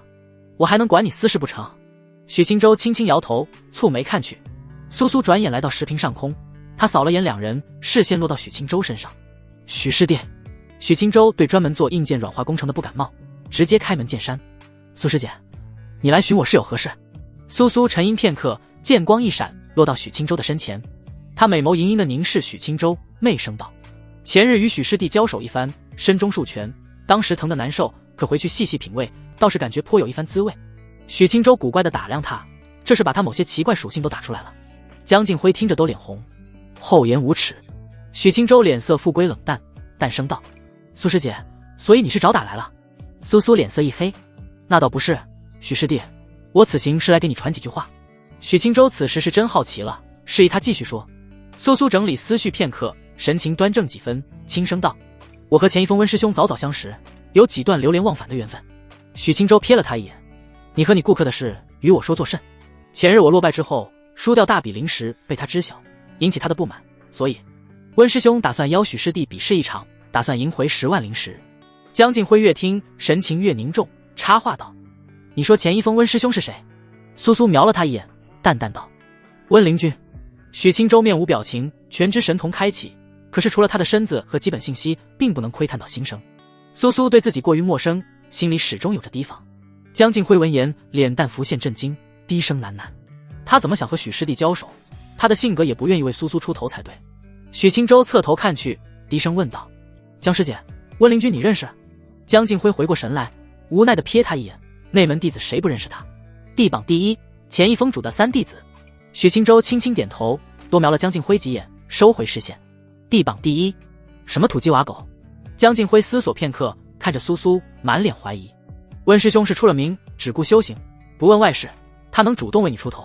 苏苏心里一咯噔，自己也意外，当时自己还在结缘，温师兄就破门而入。男弟子被赶跑后，他还以为温师兄来了兴致，可却只是冷着脸让自己来传话。温师兄和我有几分缘分，你又怎能断定他不会为我出头？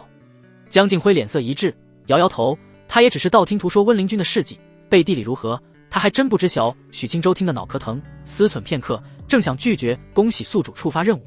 任务1：求锤得锤，前去迎战，将其击败，奖励灵境千锤百炼星号3。任务2：地榜第一不是浪得虚名，苟道成圣，小心为上，传话温灵君，等我晋级筑基境圆满再战，奖励少量精纯灵气1份。许青州为难起来，居然这个时候来任务了。灵境和灵气果断选择任务1。苏师姐，你回去传话，我同意他的邀战，不过灵石提升到60万，时间定在明日，地点演武殿。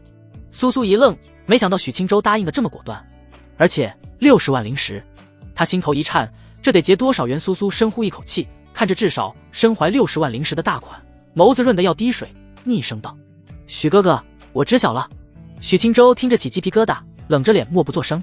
江静辉鄙夷地看着苏苏，不满地冷声道：“苏师姐，他哪有和你那般熟？你称呼如此没脸没皮像话吗？”苏苏瞄了他一眼，没好气道：“关你屁事！”江静辉大怒，上前就要给这不要脸的女人几拳。许青州急忙揽着他的细腰，真动手打起来。江静辉还真不是他对手。许青州，你还护着他？江师姐，我乃是护着他，我是怕你吃亏。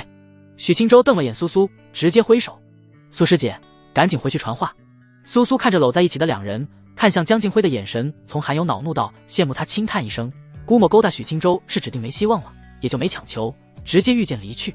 许青州，你这种色胚，迟早要被他那种坏女人害。江静辉满脸不悦。许青州无奈摇头，轻声道：“我也没和他多说几句话。”江静辉一愣，脸上神情稍缓，将他的爪子从自己的纤腰上拍开：“许青州，你为何答应要和温灵君交手？他早就能晋级金丹境，迈入核心弟子，他的地榜第一和地榜第2相比，一名之隔，实力却差距极大。”江静辉脸颊有几分忧色，觉得许青州过于自信莽撞了。“江师姐，你知道我的实力极限在哪？你说有没有可能所谓的地榜第一，在我面前狗屁不是？许清舟可不是无端自大，倘若是前日演武殿时，温陵君立即要来第3场，自己或许会输，可现在能输？他早不来，晚不来，自己将挂开满的时候凑上来，这不是找死吗？江敬辉皱眉审视他，上下打量。前日你和陆林安的交手，可以看出你的实力大致水准。凭你当时的表现，你和温陵君交手，输的概率至少90%。许清舟轻咦一声，淡淡笑道：“那这小子倒是确实颇有几分实力。”江敬辉见他还是如此漫不经心，不瞒道：“你能不能认真一点，重视几分？”许清舟轻叹一声，看着他的美艳脸蛋，笑道：“江师姐，你相信我，即使他能100%赢前日的我，明日交手他也必输无疑。”江敬辉眨眨大眼睛，低声道：“一定能赢，一定。”许清舟无比自信，他都估摸着以温陵君的实力，连自己的本命剑都逼不出来。江敬辉心中砰砰跳动了起来。既然如此，即刻开盘。江敬辉脸色万分认真，严肃地朝许清舟说道：“许师弟，明日你要能赢，10万灵石不用还了。”许清舟眼睛一亮，斩钉截铁道：“江师姐既然如此说，我明日非得将那小子打出屎来。”江敬辉脸蛋一僵，轻瞪他一眼：“你说话文雅些。”许清舟不在意地笑了笑。江敬辉没有心情练武，离开了上林峰，准备散布明日比试的消息。今天下午他就要开始各处当庄，找人压住，一朝暴富，在此一举。许清舟瞧着兴冲冲离去的江敬辉，摇了摇头，不明白他又想整什么幺蛾子。此时正值正午，阳光明媚，他转身返回院子，途经师尊的房间，不由轻轻皱眉。师尊前往芦溪山脉有一段时间了，也不知现在如何了。许清舟心中难免泛起担忧。师尊年纪轻轻，不到100岁的年龄，已达到合欢宗长老的层次，天赋固然极佳，可与那些老帮子相比，自然缺少了几分先途历练。芦溪山脉秘境所在，不乏各路高手，个个老谋深算，师尊别被暗算才是。过几日，倘若师尊还无消息，以我的实力，过去看看，应该不至于死路一条。许清舟压下心中忧虑，思忖一二，来到白凤屋前。咚咚，房内传来轻柔的脚步声，咯吱一声，白裙如雪的白凤出现在眼前。许道友。白凤眸子泛着好奇，盈盈望去。许清舟脸颊泛起一抹浅笑，轻声道：“闲来无事，想着帮白道友治愈一番伤势。”白凤青丝有几分凌乱，似乎是刚从床榻起身，脸蛋透着久病初愈般的苍白。许道友，如此会不会麻烦你了？不碍事。白凤轻点琴手，侧过身子，让许清舟走入屋内。房门关上，许清舟双目好奇地看着床榻上的蛋，通体银白，还团团包着薄被。他上前几步，蹲在床沿，侧头看向一旁跟来的白凤。白道友，我能看看这颗蛋吗？白凤目光落在他脸上，苍白的脸颊透着一股浅淡的粉色。可以。许清舟点点头，目光仔细观察圆蛋。他还是第一次看到人形妖族还能下蛋的。蛋壳无甚特殊，纯白一片，无丝毫杂色，头颅大小的椭圆形。他近看瞧不出端倪，不由伸手轻轻放在了蛋的身上，有一股尚未散去的温热。白凤轻咬红唇，眸子看向眼前的背影，脸颊泛着莫名其妙的羞意。恭喜宿主触发任务。许清舟，任务1：白灵鸟蛋，品质极佳，其内白灵鸟身负天生混沌灵根，破壳之日自主进化成血黄云君，与白凤坦言当血黄云君义父。奖励：青地长生术第1卷。任务2：将白凤除之后快，独自蕴养血黄云君，成为他唯一至亲，并长期对血黄云君施展控魂秘术。奖励：道天补缺法。撕什么邪修系统？许清舟只是好奇一个蛋，没想到这颗蛋这么有来历。2个任务的奖励看着都极佳，但是任务2多少有点不当人。选择任务1。许清舟收回僵硬的手，心湖波澜渐渐平息。他站起身，转身看向微微低头的白凤，瞅着他那股我见犹怜的美态，一时神情微僵，不知如何开口。白凤抬起头来，玉手叠在腰间，虽是妖族出身，可姿态娴静温婉，似是大家闺秀。许道友。他见许清舟盯着自己愣愣无神，不由泛起淡淡的羞恼。孤男寡女共处一室，你这般直勾勾看人，委实失了礼数。许清舟尴尬地收回思绪，低头思索，瞄了一眼白凤，暗暗咬牙，直接说道：“白道友，他还需要多久孵化出来？”大概半年左右。许清舟轻轻颔首，转身瞄了眼蛋，心中下定决心，直接厚着脸皮，神情认真道：“白道友，我有一事相求，不知你是否答应？”白凤愈加好奇，美眸扑闪，柔声道：“许道友直说便是，我想当他的义父。”许清舟清朗的声音压低，抬手指向被子包裹的血黄云君。白凤倏然俏脸呆住，脖梗迅速染上一层粉红，美眸睁大，圆滚滚瞪着许清舟。许清舟神情愈加尴尬，人家大姑娘刚有孩子，自己凑上来想当干爹，怎么有股孟德一风的味道？白凤心思杂乱，白灵鸟并不是什么珍稀异兽，甚至可以说极为平常。可许清舟仅看了我的蛋片刻，就想当他的义父，显然不是冲着白灵鸟去的。既然不是冲着白灵鸟去的，那岂不是冲着我来的？登徒子。白凤脸蛋上的羞意愈浓，一时轻咬红唇，暗暗恼怒。徐道友什么都好，就是人瑟瑟的许清舟被他整得愈加不好意思，尴尬的甩了甩长袍。既然已经开口，自然不会半途放弃。白道友，我是认真的。白凤娇躯一颤，事情过于古怪，巨大的冲击引动他的伤势，令他不由娇躯一软，缓缓倒地。许清舟一惊，连忙上前拥着他的身子，让他靠在自己的怀中。白凤玉手搭在他的胸膛，呼吸都开始紊乱起来。徐道友，你怎么能这样？嗓音细细微微，带着淡淡的委屈和失望。即使自己对他颇有好感，可自己才住了2日，许清舟就耐不住性子，露出这般模样，他觉得也太快了。许清舟愕然，小心地瞄了他一眼，怎么感觉自己欺负了他似的？自己只是想当你孩子的干爹而已。白道友，勿要多想，我只是觉得此蛋非比寻常。白凤悠悠地看他一眼，感受着有力跳动的胸膛，让他心尖都微微发颤。许道友，既然你如此坚持，我答应你便是。恭喜宿主完成任务，获得青帝长生术第1卷。白凤嗓音发颤，娇颜酡红，趴在他的怀里，紧张地闭上了美眸。许清舟，他低头瞅了瞅眼前的娇艳红唇，见他任君采撷的模样，一时神情古怪，一定是哪里有问题。白道友，你误会我了，我没想要顶撞你。白凤小心地睁开眸子，痴痴无言地看他。许清舟扶着他的身子，让他来到床榻坐下。白凤心神一震，允许你亲2口也就罢了，你怎么青天白日的就想这么过分？许道友，不可以。他坐在床榻，玉手环抱，红着脸蛋，紧张兮兮地瞪他。许清舟满口槽，不知如何吐，也不懂他在脑补什么奇奇怪怪的东西，连忙退开2步。我见白道友身体虚弱，让你能坐着舒服些，白道友勿要多想。白凤愣了愣，见他确实不像有急色的坏心思，侧头看向一旁，眸子水色潋滟，静默无言。许清舟思忖1、2，不敢再刺激他，打算让他先平复心绪，便缓步走到桌前坐下。青帝长生术第1卷使用。许清舟正襟端坐，脑海涌入大量知识，青帝长生术第1卷的内容渐渐被他熟人掌控。良久之后，白凤的情绪逐渐平静，坐在床榻上，眼神好奇而又震惊。许清舟静静坐着，在刚才短短的时间里，体内的生机突然旺盛起来。白凤不明白发生了什么，但清晰的感知让他知晓许清舟发生了一些难以理解的变化。此时，一丝淡淡的清气浮现，缭绕在许清舟的周身，清新的自然气息让白凤身心怡然。那缕淡淡的清气漂浮着，慢慢向白凤靠近，最后钻入他的眉心。白凤发出一声舒爽的低吟，身躯像是被灵气洗涤一遍，微微泛腾的经脉似被春风拂过，娇躯轻松怡然，飘飘忽忽。许清舟缓缓睁眼，心中大为讶异。青帝长生术不是战斗仙法，着重于生机和治愈，能以仙术牵引天地间极为浅淡的先天之气。一缕先天之气要比灵气珍贵万分，具有恢复伤势、增强体魄的效果。根据青帝长生术的前言，传说炼制大成，体内生机似春神，可不死不灭，万古永生。许清舟此时仅是学习了第1卷，自身的生机旺盛了几分，并领悟了一招归云运灵。此法可抽丝剥茧，提取先天之气。至于先天之气用处就繁多了，温养自身体魄，修复伤势，排除体内杂质，提升己身的吸引力。许清舟缓缓睁眼，双眸淡淡青芒一闪而逝。又开一卦。他无奈叹息，这下真的从内而外拉满了自己，又能打又能奶，五夫体魄有多硬，简直不敢想象。许清舟能明显感觉到身上的浅淡剑伤，在学了青帝长生术后，剑痕迅速变淡，生机流转，身躯状态恢复巅峰。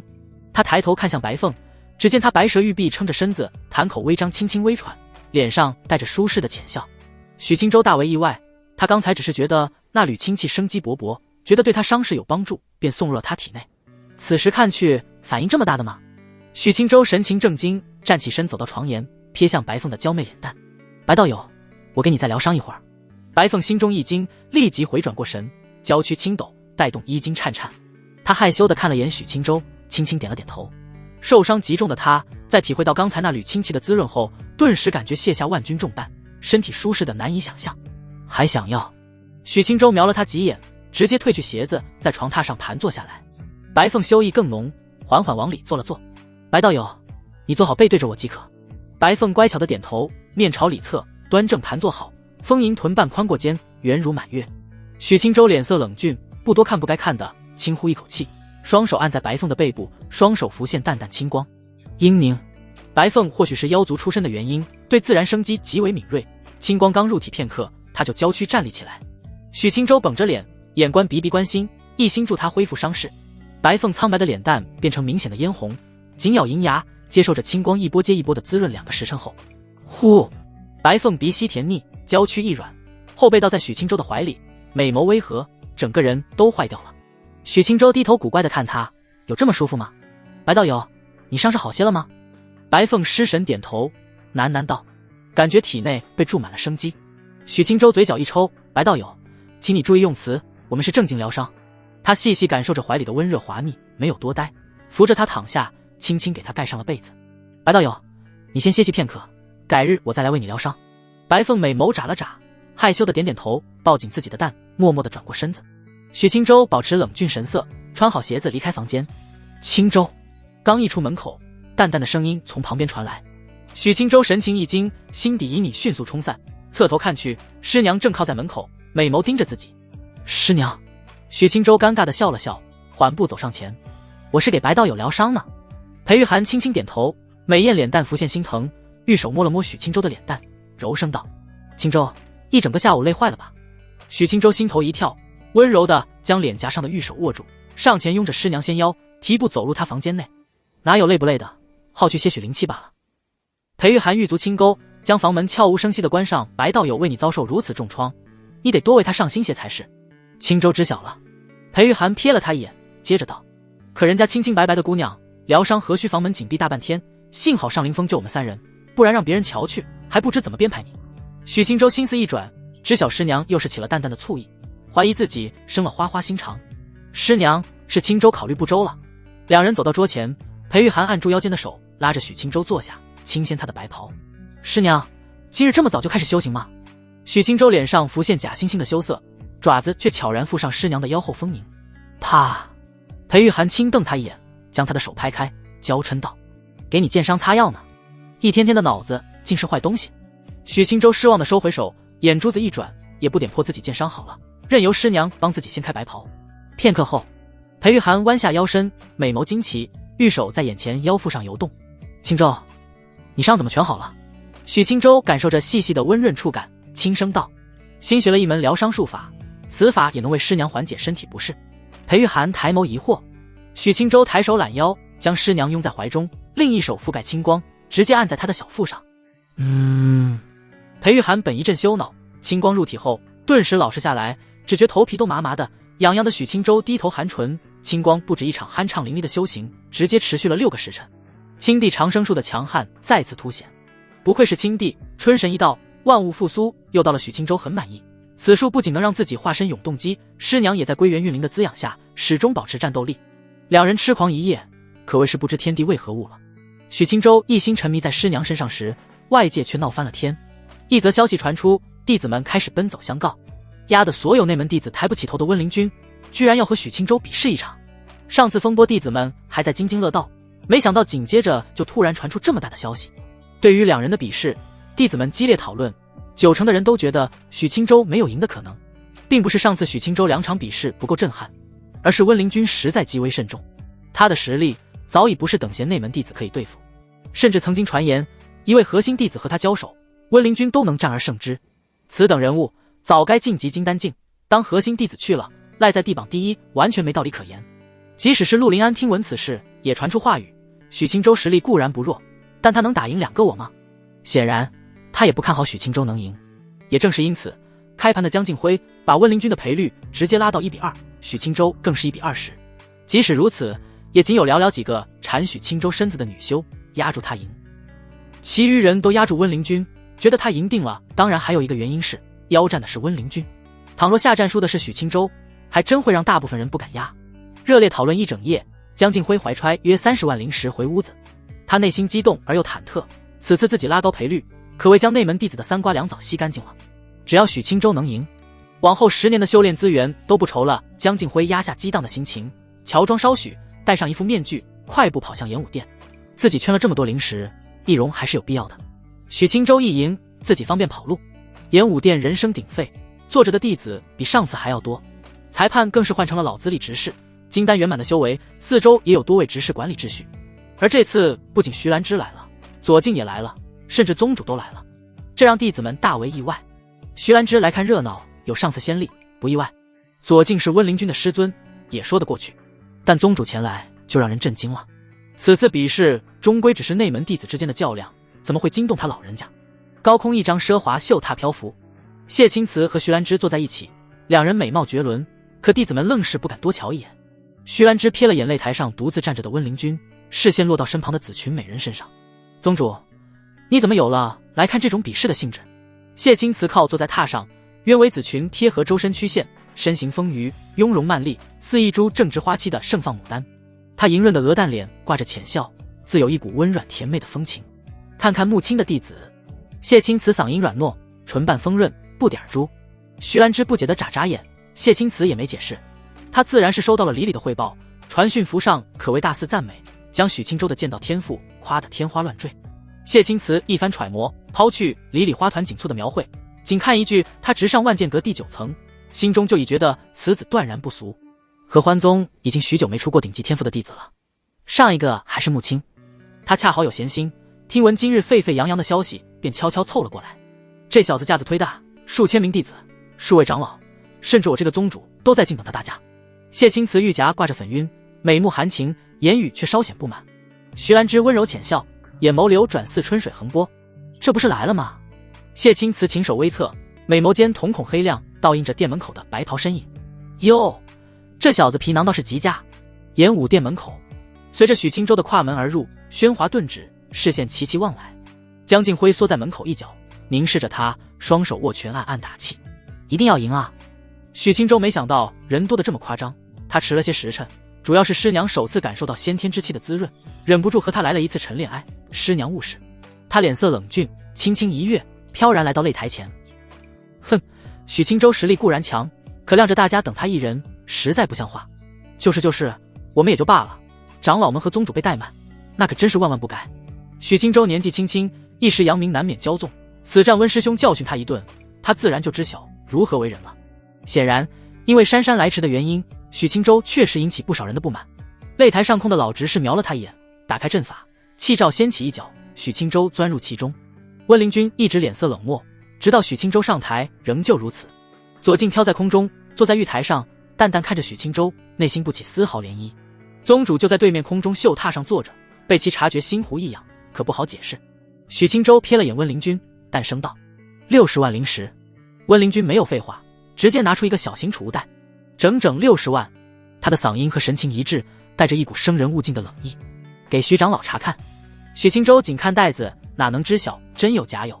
温灵君御风而起，直接来到徐兰芝的身前，躬身递出储物袋。接袋子的却是谢青瓷，他神识一探，挥手淡淡道：“数量无误。”他自然地将储物袋放入紫裙大袖中。徐兰芝不满，小手伸入他的袖口。谢青瓷不动声色地捏住他的玉手。温灵君自然看不出两人的暗地交锋，默默回到了擂台。许清舟无动于衷，自己可没有60万灵石，600都拿不出。他瞄了眼远处那位紫裙美人，小娘皮长得真润，可她能和徐长老坐在一起，估计也是宗门的大人物。他暗暗记下容貌，等会赢了得把灵石拿回来。内门弟子中连宗主也不认识的，估计也就只有许清舟了。许清舟收敛思绪，抬头看去，执事大人，准备开始吧。温灵君轻轻皱眉，首次出现神情波动。他拿出60万灵石，师尊可没资助，自己不仅将全部家底掏出来，还借了几十万，所以此次比试他对灵石还是较为看重的。你的灵石呢？许清舟瞪他一眼。温师兄，我前2日刚赢60万，你怀疑我没灵石？温灵君一阵无语，顿了片刻，还是没有纠结此事，毕竟此次比试主要目的不是灵石。他看向执事，示意可以开始。老执事轻轻颔首，将护照彻底关闭，淡声宣布：比试开始。四周顿时安静下来，目光齐刷刷望着擂台。许清舟静静不动，淡然看着温灵君。他的平静不是装腔作势，是胜券在握。别说温灵君是什么最强半步金丹，就算你是金丹境又如何？许清舟之所以来此，本就是任务原因，要不然他可没兴趣虐菜。温灵君提起12分精神，紧紧握拳，气势陡然爆发，拳意流淌，赤红灵气蒸腾而起。他率先发动，右脚猛踏地面，脚下青石瞬间碎裂下陷，整个人如一张拉满的强弓爆射而出。转眼之间，温灵君毫无花哨的冲拳直击许清舟的丹田拳锋所过，发出刺耳爆鸣，似有一座山峦撞来。砰！气浪席卷，许清舟单掌格挡，可却被一拳轰飞，身体撞在气罩上，泛起阵阵涟漪。全场一静。就这，刚才看许清舟自信淡然，还以为深藏底牌，居然一拳都挡不住。真不知道许清舟信心哪里来的，莫非是赢了陆师兄，便觉得自己在内门弟子间天下无敌了。温师兄威武！许清舟表情不变，身上青光一闪，激荡的气血瞬间平复。他轻轻撑在气罩上，御风向前稍许，失望地摇摇头。如果这就是他全力的话，那可太弱了。温师兄，你这武道修为可真是差到令人没眼看。许清舟的话语让看台弟子满头黑线。你挨打的怎么还装上了？徐兰芝的神情却极为凝重，目光灼灼地盯着许清舟。兰芝，你发现了？谢青瓷淡笑询问。生命力旺盛的生机。谢青瓷眸光愈加好奇，柔声笑道：真好奇他怎么做到的。午休气血强大可以理解，可前期时生机比修士要弱才对。徐兰芝沉默片刻，轻声道：上次他没有这股生机，可能是近2日才学的秘法。这生机可瞧着不简单，2日能学会。徐兰芝默默摇头，他也不明白。许清舟瞥了温灵君一眼，心神一动，体内浮现丝丝缕缕的血丝，血丝迅速勾勒4道神兽血影环绕他的周身。苍龙威严，巨虎凶厉，玄龟厚重，朱雀高贵，4神印。温灵君望去心中惊异，瞧不出名堂，可总不能任由许清舟施法。他迅速上前。许清舟轻声一笑，4神印融入体内，全身气血瞬间奔腾如江河。武道修为直接来到1精进大圆满，离断古境只有1线之隔。沛然墨玉的力量让许清舟格外享受。他面对冲来的温灵君，精妙地躲过右拳，一道鞭腿狠辣地抽在他的胸膛。轰！温灵君的身躯像是一道幻影，轰然砸在擂台之上。宽阔的擂台出现一道深坑，他躺在底部，嘴角溢血，神情惊骇。弟子们豁然睁眼，不由站起身，震惊看去。这许清舟刚才用的是什么术法？怎么实力提升这么多？像是复灵之术，午休也能复灵？没听说过。左近眼底深处浮现震怒，他不知晓许清舟用的什么武技，但是能感知到许清舟的实力在什么水准。温灵君此前胜算姑且能有90%，现在2人交手能5-5开，都是高看了温灵君。毕竟他武道境界只有1精进初期而已。到了此时，他别说打残许清舟，能否打赢都还是未知。谢青瓷也一阵愕然，即使以他的阅历，也看不明白刚才许清舟的武技体系。兰芝，上次他就是凭这武技赢的。徐兰芝愣愣摇头，低声道：上次他没有使用这道武技，估计是这2天新学的。谢青瓷不悦地瞪他一眼，嗔道：兰芝，你净胡说，不管是此前的升级仙术，还是这道40武技，能是1-2天学会的，能1-2年学会都是资质绝佳。徐兰芝无言以对。擂台之上，温灵君咬牙起身，浑身的灵气全开，掀飞4周的碎石，半步金丹的实力展露无遗，浑身灵气沸腾。他拔出腰间长刀，不敢和许清舟贴身肉搏，武道差距太大了，可这是他不愿意就能避免的。许清舟身影一闪，如一线白虹，涌动的权意似大河决堤。他仅朴实无华的一拳挥出，擂台就被离出一条沟壑，持刀抵挡的温灵君瞬间倒飞而出。他尚未稳住身形，许清舟却比他更快，一招仙人俯顶当空拍下。温灵君悚然一惊，急忙提刀挡在头顶。轰！长刀夸张的弯折，温灵君再次被轰在下方的擂台，又击出一道深坑。许清舟轻轻摇头，对这种单方面吊打的选手没有丝毫兴趣再战。他右拳紧握，嗡的一声，拳罡凝结成一团湛青光芒，真元汇聚，一拳轰出。吼！湛青拳罡一出，仿若挥出一袖青龙。看台上的陆林安脸颊倏然一呆，看着那道拳罡化龙，喃喃低语：无耻，太无耻了，这不是偷学吗？许清舟要是知晓他如此吐槽，肯定不乐意。我以拳意挥出的招式能和你一样？青龙将温灵君重新压回坑底，老执事看得胆颤心惊，生怕救援不及。轰！此次的巨响格外猛烈，拳罡将大半擂台掀起，气罩止不住的出现阵阵波纹。江静辉都看傻了，大家不是一起练拳吗？境界也差不了太多啊，为什么你能这么优秀？他满脸的羡慕憧憬，想学。碎石簌簌掉落，拳罡渐渐平息。温灵君衣袍破烂，长刀掉在一旁，浑身鲜血的躺在碎石之中。许清舟轻呼一口气，玉峰来到近前，淡淡看他一眼：“还打吗？”全场寂静。许清舟的一拳不仅将温灵君打得怀疑人生，还将弟子们打得瞠目结舌。他们总感觉似曾相识。上次许清舟和苏苏交手，他们觉得许清舟必败无疑，然后被打脸。可上次是不知道许清舟的底细，现在明明大致估摸出他的实力，可交手之后为什么还是被光速打脸啊？难不成这阴险小子与陆林安交手也在藏拙？那他的真实实力究竟在哪里？徐兰芝都被震惊了。士别3日才能刮目相看，可这才2日啊！谢青瓷端庄坐好，眸光灿灿，露出魅惑天下的笑容，像是寻到了一块瑰宝。全场唯一生气的无疑是左近。当初温灵君答应的无比自信，一定能赢，甚至能打残他。可现在呢？他连让许清舟受点伤都做不到啊！你对得起我的栽培吗？温灵君颤着手臂撑起身子，他不明白为什么两人的差距这么大。许清舟的实力断然没有达到断骨境的层次，可拳头的力道简直骇人听闻。他是一精进圆满，自己也是半步金丹啊！可一招之下，自己居然败得一塌糊涂。温灵君如此想到是情有可原，仅仅看境界，许清舟也就略胜一筹。他即使赢不了，可也不至于输得如此惨才对。但事实上，许清舟的体魄经过武神秘典的增强，再加上青地长生术的增强，此时用出4神印都是给温灵君面子了。系统给的东西，目前为止还没有烂的，全部强的一批。许清舟瞥了他一眼，微微蹙眉：“你还不认输？你能有一丝一毫赢的希望？”他看到温灵君站起了身子，浑身慢慢涌起灵气，轰！灵气迅速浓郁，甚至在他头顶形成了肉眼可见的气旋。许清舟见此讥讽一笑，不屑地摇头：“你不会以为晋级金丹境就能和我交手了吧？万一你再轻松落败，就不怕道心崩碎？”温灵君脸色一僵，死死咬牙，他没有停止晋级，丹田灵液翻滚沸腾。左近见此一幕，直接挥袖离开。以他的境界，不用看就知道晋级金丹境也无用，能赢也屁用没有。他要的是赢吗？许清舟无奈摇头，思忖片刻，直接御风而起。他浑身拳意内敛，慢慢拔出腰间惊鸿剑，一股极致剑意猛然冲霄而起，通玄剑气仿若层层叠叠的波涛一样浮现。谢青瓷站起娇躯，眸子散发异彩，剑气通玄。四周看台的弟子心中掀起惊涛骇浪，这股锋锐剑意可不是简单练剑就能有的，好浓郁的剑意，他仙途真的是筑基境中期吗？最难以理解的，难道不是他仙武双修，另一条道路居然还是纯粹剑修？简直不可思议！仙武双修的天才见过，可如许清舟这般2条路都天赋绝佳的，简直闻所未闻。陆林安更是心生叹服，他是合欢宗少有的剑修，可此时看着许清舟身周的通玄剑气，心中居然生出一股挫败感。我一个从小练剑的，剑道成就还不如一个练武的。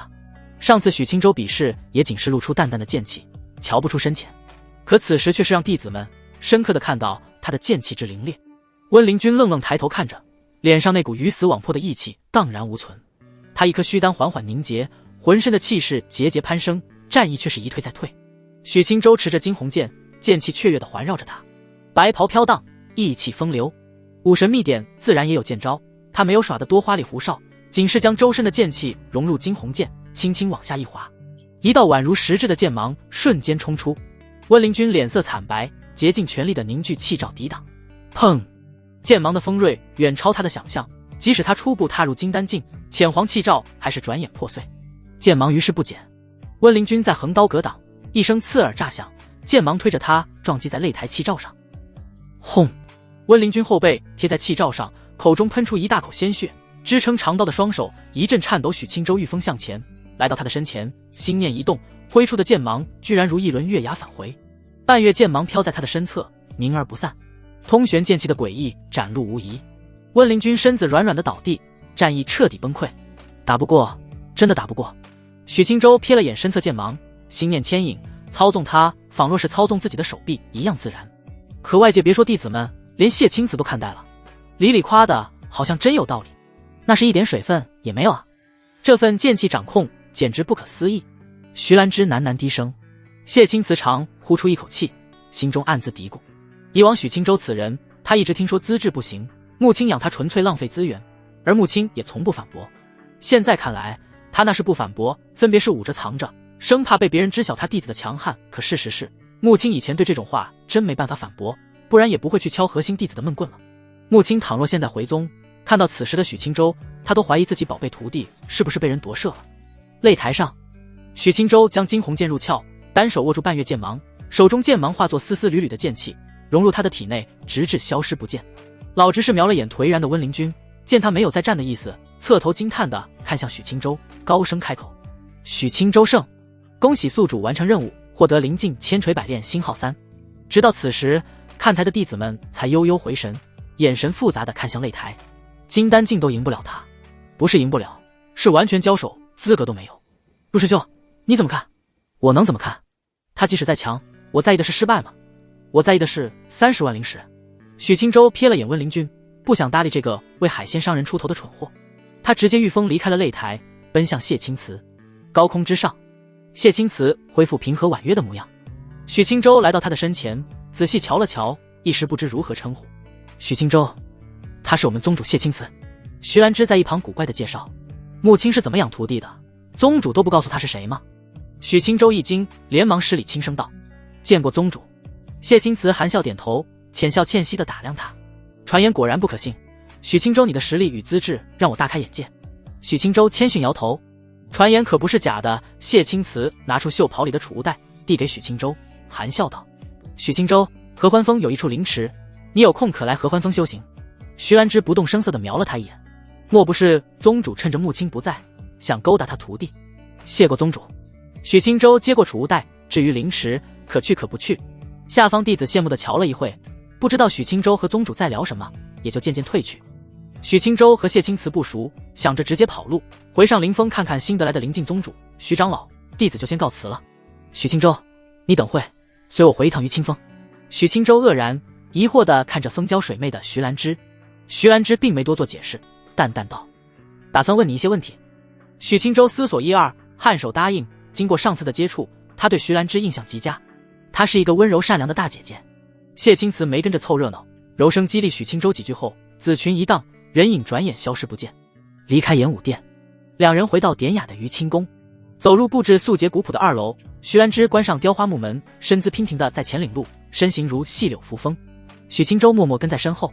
徐兰芝在雅致软椅前止步，盈盈转身，裙裾绽若流云。许清舟，上前来坐下。他先一步坐在软椅上，笑意温柔。许清舟听话地坐到他的对面，清秀幽兰暗香，看向眼前的风雨美人。徐长老，你让弟子前来，是有何事要问？徐兰芝示意不及谈话，她躬身向前，身姿更显婀娜，饱满胸脯似硕果倒垂。她轻挽起袖子，露出白生生的手腕，手指捏着小木勺，如绣花一样轻巧，将茶叶沙沙落进茶壶。茶案放置着晶莹的灵泉，只见她轻轻一抚，灵泉腾腾冒着热气，玉指牵引，灵泉拉成透亮的细线，哗啦冲进茶壶中，灵气氤氲。徐兰芝泡茶没有过多的繁琐讲究，茶香飘出，她便拿出2个青瓷杯，倒入泡好灵茶。许清舟，尝尝。她嗓音脆里透糯，温柔而又绵软。许清舟受宠若惊，大长老亲自动手泡茶，合欢宗内可没几个人能尝到。他轻提瓷杯，小抿一口，甘甜微涩的茶水确实好喝，想夸赞1、2，可又不知从何处着手。好喝。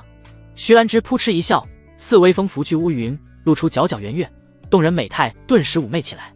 许清舟不动声色收回视线。许清舟，我此次邀你过来，只是对你今日比适时展露的生机秘术感兴趣。我是木系天灵根，所以更能感知到你身躯内的不凡，见你如见春草破土，枯木逢春。许清舟瞄了他一眼，一时沉默下来。青地长生术可不是能随意透露的，品级之高，合欢宗都拿不出相比肩的术法。徐兰芝玉手拿起青瓷茶杯，红唇抿着灵茶，美眸透过薄薄雾气看他一眼，是不方便透露1、2。徐兰芝将茶杯放入桌上，嗓音柔和。许清舟凝视着他，欠声道：“徐长老，此术确实不便透露。”徐兰芝倒也没心生不满，思忖片刻，娇躯靠在软椅上，柔声争取：“倘若是其余秘术，例如你那复灵之术，我仅是好奇，并没有了解的性质。但因为我的灵根和修行之道的原因，你那能孕育生机的术法，于我而言不吝于仙人秘法，所以只要你愿意传授，我可答应你任何一个要求。”徐兰芝嗓音渐渐从温柔变得严肃，神情也端庄真挚起来。许清舟瞄了他2眼，任何要求，而自己又需要他什么呢？他一时沉默起来，心中犹豫不决。自己固然对徐兰芝有不俗的好感，但是断然没有到传授青地长生术的层次。至于他的承诺，确实颇有价值，但许清舟也觉得可有可无。徐兰芝见他不言不语，眸子闪过失望黯然，低头蹙眉。他已经在元婴境圆满停滞足足近50年，以他的资质，倒不是没有机会晋级，而是仍需大量时间的感悟积累。若是有了许青州的秘术，他很有可能一招顿悟，晋级化神境，并对以后的仙徒起到不可估量的作用。可徐兰芝也不愿意为了仙徒强逼弟子交出秘法，一来是他性格本就善良，做事不会肆无忌惮，二来自己如此行事，玉涵会如何看我？许青州沉思良久，突然想起师娘，他知晓师娘的师尊是徐兰芝，还是趁师娘咿咿呀呀时问出来的，继而又想起师尊。他心中一定，抬起头来，含笑看向徐兰芝，接着道：徐长老，此术倒也不是不能传授，不过我确实有一个要求。徐兰芝满脸意外，心中一喜，笑容亲切道：但说无妨。徐长老可知芦溪山脉突然出现的秘境？徐兰芝黛眉轻蹙，点头道：自然知晓，此处秘境我宗去了数位执事，2位长老，你师尊也过去凑热闹了。许青州点点头，脸颊泛起一抹忧色，轻声道：可距离师尊离开已经过去了不短的时间，至今没有任何消息传回。徐兰芝低头沉思，此事其实已经在宗门高层引起注意了，倘若过几日还是一点消息没有，宗主将会重新再派长老前去打探情况。秘境五花八门，外界谁也不知芦溪山脉秘境的底细，可能确实因为一些诡异情况，在秘境耗费时间多些，未必是遇上危机。不过宗门也没疏忽，已经在考虑派人探查。许青州见眉皱起，摇了摇头，淡声道：我打算近期亲自去一趟芦溪山脉，如此才放心。可弟子实力在大修士眼中不值一提，所以请求徐长老陪我一起去。徐兰芝立即点头答应下来。此事本就需要派人前往，人选无非是从普通长老换成自己罢了。此事自然可以。你打算何时让我与你一同前去？许青州思索片刻，轻声道：大概3天后。他打算将获得的灵境处理完后，便动身前往芦溪山脉。可以。许青州沉默片刻，望向徐兰芝，犹豫稍许，轻声道：此术名为青地长生术。徐兰芝心神一震，振作精神，认真倾听。此术不是普通术法，有一套玄妙的口诀，配合繁复的经脉行走路线，口诀能口述，但灵气行走路线则需要我亲自给大长老牵引。徐兰芝没想到许青州如此贴心，温柔点头。许青州轻咳一声，肃声道：徐长老，且记好。徐兰芝连忙正襟危坐，聚精会神。东方清气入无庭，3寸春芽破太阴。自开篇起始，许青州的清朗嗓音渐渐传出，一股淡清华光流转，道韵自成。徐兰芝可谓字字不敢疏忽，听得如痴如醉，一知半解。半个时辰后，丹田中的长生苗，青地拂袖天门开。口诀念诵完毕，许青州也完成一遍术法流转，生出一丝先天之气。徐兰芝愣愣失神，元婴轻颤不止。他似有明悟，可又理解不透彻，神情陷入苦恼。许青州没有此时打断徐兰芝的思索，静静坐着喝茶。青地长生术的玄妙，即使以徐兰芝的天资，也不是听一遍就能领悟的。此时他能稍有感应，引起意象，已经是颇为不凡。良久之后，蹙眉的徐兰芝神情渐渐变得迷茫，留意的灵气复归体内。许青州见他傻愣愣的模样，轻叹一声：徐长老没理解。徐兰芝诚实的尴尬点头，脸蛋浮现薄红。确实过于精深，我连一知半解都做不到。许青州轻轻点头，他是由系统强行将知识灌入脑中，可不需要以悟性去理解。而掌控青地长生术的他，能深刻体会到此术的浩大精深，也就更加理解此时徐兰芝的苦恼。徐长老，我给你一句一句讲解便是。徐兰芝轻轻点头一笑，神情愈加柔和，美眸微亮。徐兰芝刻意设下禁制，2楼任何动静都隔绝在外。两人细声交流，一番深入浅出的讲解，时常引起徐兰芝的思绪狂涌，交呼连连。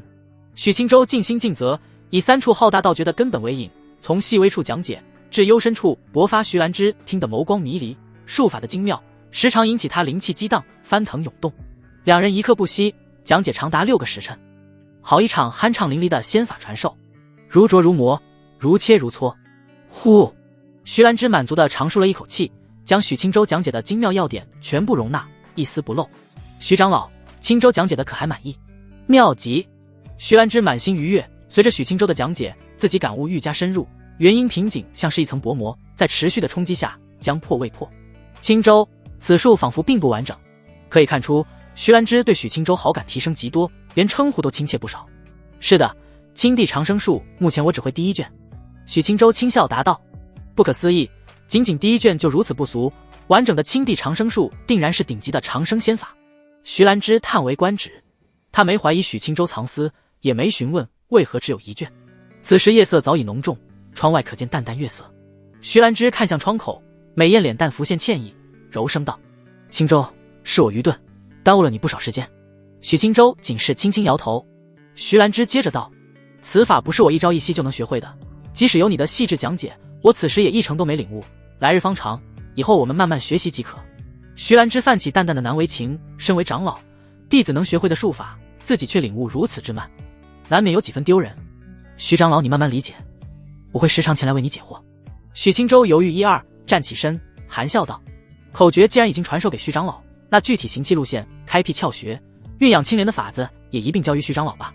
初次学的一知半解无妨，后续慢慢完善即可。”徐兰芝美眸盈盈，柔情似水，颔首感激道：“多谢清舟了。”两人立即离开软椅，在蒲团上相对而坐。清舟，你如何传授？徐长老，你伸出手即可。徐兰芝神情一致，犹豫片刻，还是大方地伸出雪白玉手。许清舟脸色正经地握了上去，触感温润滑腻，手感极佳。徐兰芝瞄了他一眼，脖颈浮现淡淡的粉色。合欢宗功法他已经修了100余年，一年复一年，并没有靠道侣平息丹田邪火，全凭木系灵根的自然气息平息副作用。可此法终归平息不了心境念头，此时陌生滋味传来，难免让他兴起涟漪。徐长老，收心凝神，随着我的灵气游走，记下路线即可。徐兰芝一惊，连忙平息心湖涟漪，轻轻颔首。许清舟一丝灵气流出，自雪白玉手融入其内。徐兰芝细细感知，内视已深。路线并不难记，难的是开辟心窍穴，最后在丹田灵池蕴养青莲，成为青地长生术的根本。徐兰芝悟性极佳，路线转眼就学会。心窍穴的开辟他也毫无压力，毕竟不用自行探索，只需随着许清舟的指引，一个接一个开辟。2个时辰后，天色渐亮，徐兰芝娇躯轻颤不止，脸上挂着难以遮掩的晕红。他的丹田之中灵液沸腾，一丝淡淡的青光猝然显现，青光引起他周身的经脉一颤，灵气酣畅的抚过。合欢功法的副作用难以压制，而因为他身负木系天灵根的原因，生机沸腾，春情愈加浓烈。徐兰芝盘坐的双腿不由伸直交叠，轻轻摩挲，潭口发出难耐的低音。许清舟看着他的模样，一时剑眉微皱，神情疑惑而又古怪。此时刚大功告成，他的丹田凝聚一点青光，只需慢慢酝养才对。怎么青光浮现后，徐长老变得怪怪的？许清舟修习10几年合欢功法，心性就已经变得涩涩的，最近更是一有空就找裴玉涵修行。合欢宗功法那点副作用，那是一点冒头的机会都没有。他哪能理解徐兰芝憋了100多年的邪火沉积？许清舟犹豫片刻，怕引起不可控的后果，他自主使用青地长生术，浓郁青光在周身浮现。他操控青光，从握着的玉手源源不断地涌入徐兰芝的体内。磅礴旺盛的生机，极致的生命力让徐兰芝的灵根泛起光芒，心湖波澜四起，丹田之中的一点青光更加璀璨。徐兰芝眸子猛然睁开，水润迷蒙，脸蛋神情变得痴痴傻傻。他微张着潭口，娇躯瞬间绷紧，圆润玉腿纠缠轻颤，口中喷出甜腻的气息。他的木系天灵根自许清舟的青光入体后，感受到了极致的愉悦。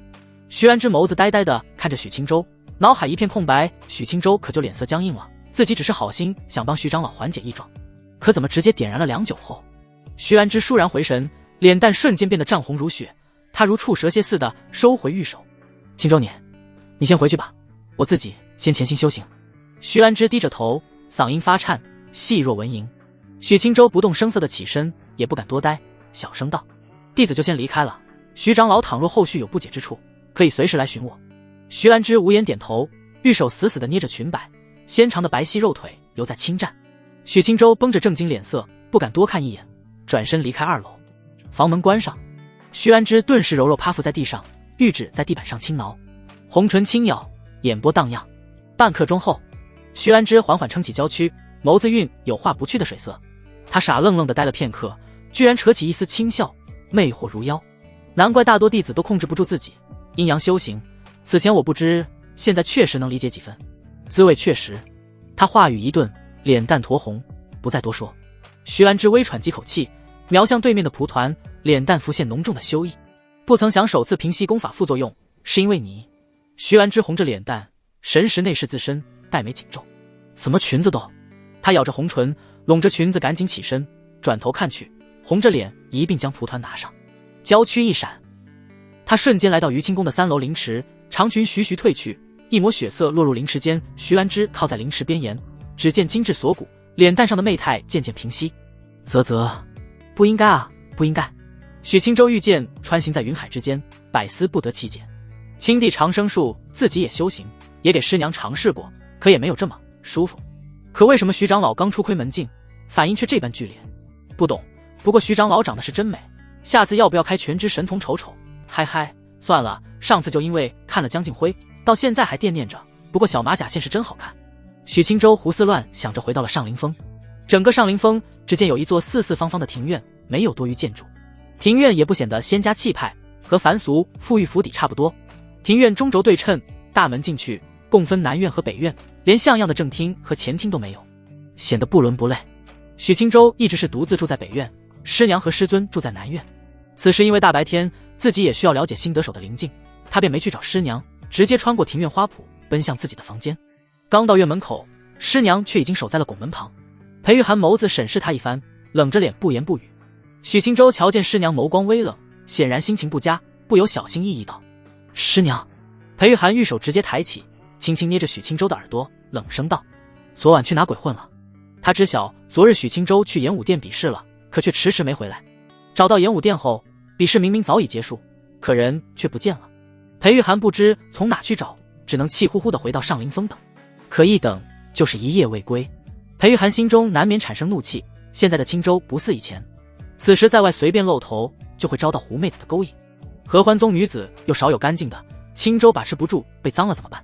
说，昨日是不是有不要脸的狐妹子把你拐走了？裴玉涵玉手更加用力，满脸不悦地瞪着许青州。师娘，你误会了，我昨日去见了徐长老。裴玉涵呼吸一滞，俏脸上的愠怒神情顿时僵住。我师尊勾搭了青州。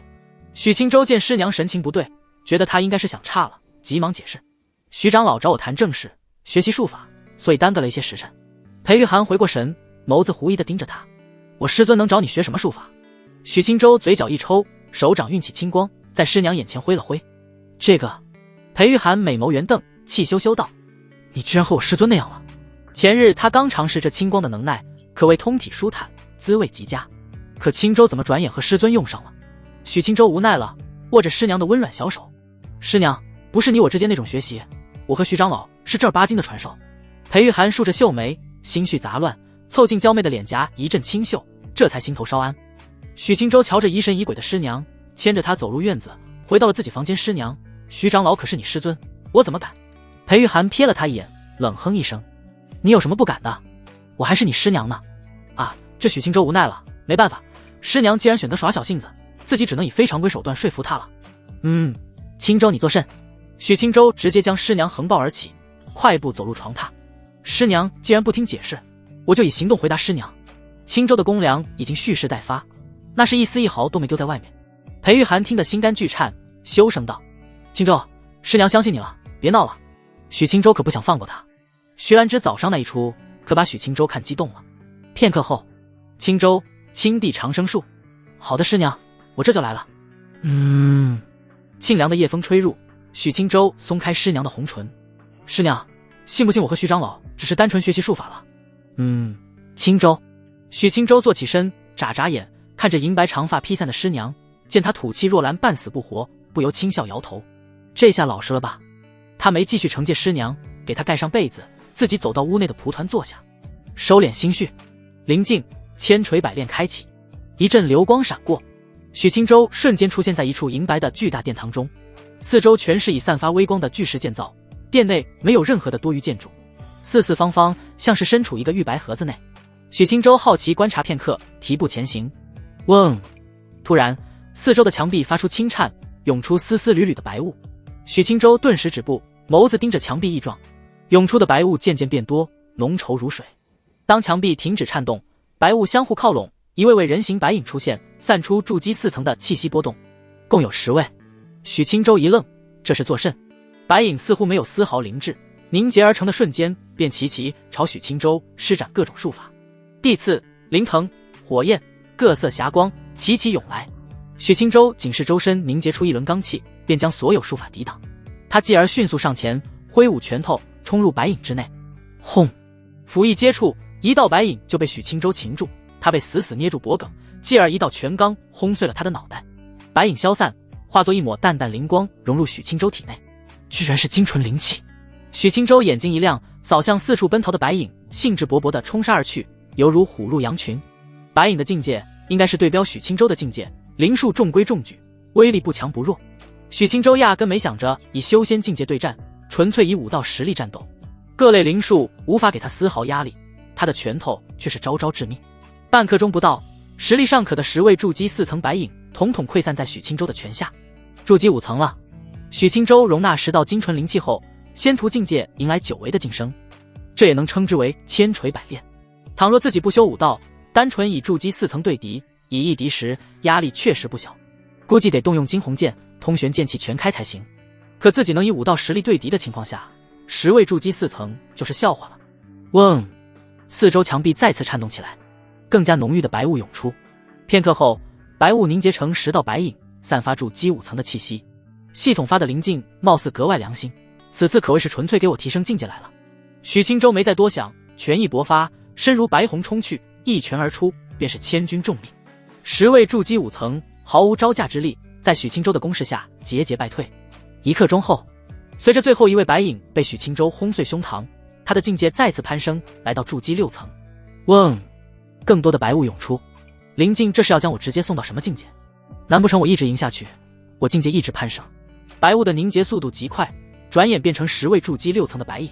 许清舟再次前冲，对敌之时，明显可以看出没有前2次轻松随意。毕竟白影的境界一直在升高，而许清舟的武道境界却没变。许清舟没选择实力全开，依旧单以武道对敌，身形如龙，拳刚赤脸。结果毫无悬念，10位筑基6层的白影依旧溃不成军。恭喜宿主通过千锤百炼第1层获得精纯灵气。一阵流光闪过，许清舟回到现实。他愣了愣，就这？许清舟内视自身，发现境界没变，还是筑基4层。他将获得的精纯灵气使用，丹田的灵雾顿时变多，灵气总量迅速攀升。呼！淡淡的灵气席卷，惊动了回味的裴玉涵。他疑惑的抬眸看去，只见许清舟发丝轻扬，身周的灵气徐徐旋转。青州突破筑基5层了。裴玉涵一阵惊喜，连搭在温软山峦的薄被滑落都不自知。可晋级还没停止，更多的灵气浮现，许青舟的境界在短短时间再次突破。怎么直接就晋级到筑基6层了？裴玉涵轻眼红唇，一时震惊的语无伦次。轰！他尚未平复心中惊异，许青舟缭绕的灵气狂猛一荡，气势陡然升高一大截，晋级筑基7层，踏足筑基境后期。裴玉涵，灵气渐渐平息，许青舟轻呼一口气，睁开眼睛。仙武2道都踏足后期，此时丹田总算没有不平衡的怪异感了。丹田之内，灵气和真元分割两地，此时勉强达成平衡状态。这也是仙武2道的凶险，两者境界差距过大，另一条路很容易走得又烂又难，甚至出现拖累自己主修之路的情况。许青舟抬头看向愣愣的师娘，只见她侧坐而起，坚挺雪腻师娘身子愈加丰腴了。许青舟暗暗欣赏，满脸浅笑。裴玉涵总算回神，瞅见青舟盯着自己的眼神，不由轻瞪一眼。他不再如以往那般羞得不行，只是拿起绣有白莲的小衣裳，附住血色，绑上细绳，他穿上月白薄裤，随意搭上白袍，风姿绰约地走下床榻。青舟，你的修为怎么回事？许青舟轻轻一拉师娘的小手，将她拥在怀里，两人共做一个蒲团。主要得益于师娘太厉害，每次修行我都受益匪浅。裴玉涵侧坐在她怀里，玉甲枕在脖颈间，不由一阵无语。此话不是第一次听见了，明明是没有丝毫道理的鬼话，可事实上却又那么贴合青舟。别闹，这才刚歇一会儿。裴玉涵轻轻将雪莲小衣上的大手拨开。许青舟轻笑一声，此时刚结束修行不久，他也没多强烈继续的心思。他轻轻揽着细腰，望着窗外夜色，柔声道：师娘，我们如此修行，你的修为有更快提升吗？裴玉涵玉手攀在坚实的胸膛上，闻言俏脸一红，微微点头：自然是有的。许青舟低头瞅他一眼，轻轻在他红唇上一处击退。可修行速度还是太慢了，我们合欢宗的修行功法有问题，虽可以称为顶级功法，但副作用也不小。师娘，难道你没发现，自从你帮我晋级筑基后，你就一发不可收拾了吗？裴玉涵抬起头来，脸颊涌上羞恼，玉手轻拍他的胸膛：你这死没良心的，明明是你有事没事的主动折腾我，现在你反而说我求而不满。许青舟按住他的小手，心中无奈，自己是主动出击，可是出击之后，师娘就从不要，变成再来了，他自然不会将此话说出口，只是轻轻抚着他的细腰，柔声轻笑：是青舟的不对，操劳师娘了。裴玉涵轻哼一声，脸颊浮现难为情的羞意。师娘，自从你帮我晋级筑基境后，我这辈子究竟能走多远不可知，但是渡劫境十拿九稳。裴玉涵一惊，渡劫境这种人物，整个大魏也找不出几个。他好奇地看了眼青州，没有质疑，温柔地笑了笑。许青州说这种话自然不是显摆，他再次低头凝视着眼前的娇媚脸蛋，嗓音愈加温柔。可我一人走再远又有何意义？我需要的是和师娘师尊一起长长久久。可师娘你的资质一般，合欢宗功法又有缺陷，实在难以走远。裴玉涵脸色微变，轻咬红唇，眸子浮现浓重的黯然。许青州心疼地伸出手掌，抚在师娘滑腻的脸蛋上，将她的娇躯搂紧几分。所以我会想尽办法带师娘一起走在仙途大道上。资质不行，我就给师娘去抢顶级仙宝，改善资质；功法不行，我就去搜寻顶级功法。裴玉涵愣愣抬头凝视着他，笑颜明媚，眼眶微微泛红。许青州低头一笑，轻轻抚着师娘的银白发丝。况且我还有师娘助我修行，可能某一天我拥着师娘睁开眼，自然就得到了适合师娘的资源。他说的自然是系统，青地长生树都能教人，以后难保不能得到其他的古怪的宝物。的脖梗，红唇印了上去，炽热而又深情。不知不觉长夜过去，蒲团周围长袍凌乱，裴玉涵被许青州抱在怀里，两人交叠而坐。许青州侧头瞧了瞧，见师娘死死地搂着自己，交颈厮磨，美眸亲和。他轻叹一声，任由双腿合踩的师娘挂在腰上，将她抱向床榻。师娘松松，悉悉嗦嗦。裴玉涵无力地躺在床榻，满足睡去。许青州抚了抚师娘的光洁额头，重新回到蒲团，打量片刻，不由摇摇头，选择换了个蒲团。两人做一个蒲团，反而重了半斤。重新盘坐好后，许青州打算再次进入千锤百炼灵境，毕竟灵境一共有3次进入机会。灵境启动，流光闪过，许青州视线恢复清晰后，不由一惊，他猛然感觉到一股极致的炽热传来，自己正身处一个烈焰腾腾的炉子中。许青州无法动弹丝毫，维持蒲团上盘坐的姿势漂浮着，四周全是五色闪烁的火焰，向他的身躯一波接着一波冲来。死！许青州衣袍瞬间焚毁，整个人沐浴在火海，只能老实承受火焰的炙烤。这就是千锤百炼吗？怎么跟老君练猴似的？许青州被莫名的禁锢住，只能被动承受，无法逃离。五色火焰格外诡异，轻轻卷来，温度要比寻常火焰高得多。不消片刻，许青州就被烧得皮开肉绽，鲜血从他的躯体上流淌，滴落，掉入下方的火焰后迅速被蒸发。五色火焰再一次卷来，让他的伤势更重几分，丝丝缕缕的火焰钻入他的体内。真疼啊！许青州冷汗都无法涌出，只能感受到火焰淬炼的痛苦。半个时辰后，许青州意识差点崩溃，此时他不仅血肉在消融，体内的经脉都在寸寸被焚烧。他形销骨立，脸颊都没有一块完整的肉块，莫不是要烧死我？许青州无法多想其他，生怕绷不住，直接彻底意识崩溃。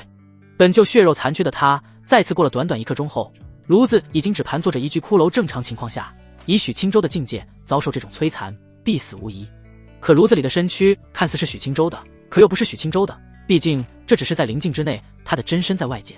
此时的他只是意识寄存在此，无法行动，只能感受到痛苦彻底化为骷髅后，一阵更猛烈的五色火焰袭来，不再轻轻撩过，他直接笼罩在许青州身上。1刻钟后，火焰消退，血肉重生的许青州重新盘坐，新一轮的火焰袭来。我又不是真身来此，这样淬炼有何意义？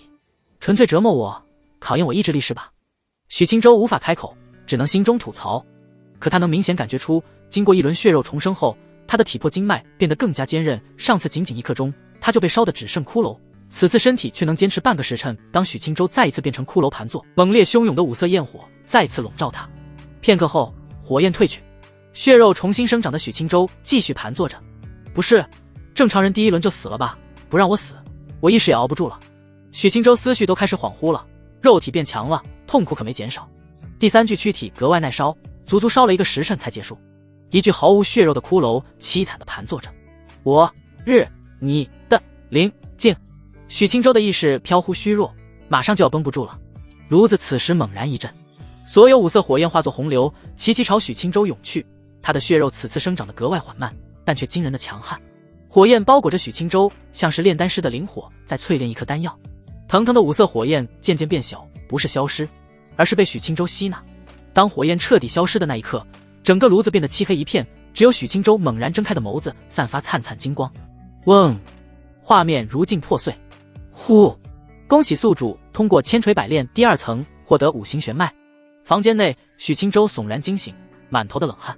疼死你爹了！他重重的呼吸着，脸上的苍白久久不散。许清舟第1层千锤百炼时笑嘻嘻，现在是一点都笑不出来了。他暗暗咬牙，稳定情绪，查看到识海中的奖励，不由陷入迟疑。不会再烧我一次吧？许清舟双手揉了揉脸颊，长舒一口气。只有灵境里才能感同身受，现实中系统都是很贴心的。5行玄脉使用。许清舟只觉得血肉微颤，经脉有力的跳动，体魄开始迅速增强。转眼之间，他易精进后期的境界迅速突破，直接来到易精进大圆满才停止。使用4神印才能到达的实力，现在常规情况下也能达到。至于所谓的5行玄脉，许清舟细细感知1、2，倒是没有什么神异之处，唯一的特点就是坚韧，无与伦比的坚韧，这才是顶级的易精进。许清舟睁开眼，舒展一下筋骨，噼啪作响，舒适惬意。马上要准备晋级断骨境了。许清舟一阵唏嘘，这才半月左右，自己就从炼气圆满来到现在的境界，一时半会急不来，而且武神秘典第2卷还没着落，任务现在也没了。许清舟刚站起身，突然听到隐隐传来的娃娃音。许清舟，我来找你练武了。恭喜宿主触发任务。任务1，江靖辉求学心切，你又暗含坏心，可教他4神印，奖励灵元秘诀。任务2，你之所学皆是高深精妙，不能白白便宜江靖辉，与他坦言，你教4神印1次，让他给1次，奖励天阴灵诀。许清舟，系统你要不要看看你在写什么东西？什么叫我暗含坏心？我们纯友谊。许清舟仅仅思索片刻，就选择了任务1。任务2怪怪的，许清舟人虽然色色的，但是总不能当无耻小人。他瞧了眼安心睡觉的师娘，无声地离开房间。他关闭房门，刚转身就看到好奇的江靖辉走在青石板路上。许清舟，江靖辉满脸喜色，快步跑了过来。许清舟挡在门口，小娘皮怎么逛到我院子里来了？你原来住在这里，让我去你屋子看看，恰好我口渴了。江靖辉和许清舟是愈加亲近熟人了，性格都一改外界的冷淡，在他面前活泼许多。许清舟不发一言，直接抓着他的小手就走。师娘还在里面，此时模样让你看到，那还得了。江靖辉右手被攥紧，长腿迈动，蹙眉跟着快步离开，脸蛋上神情莫名其妙。许清舟，你怎么房间都不让我进？你看看你，一个姑娘家家的，一个劲往我房间里钻，如此不腼腆矜持，你觉得合适吗？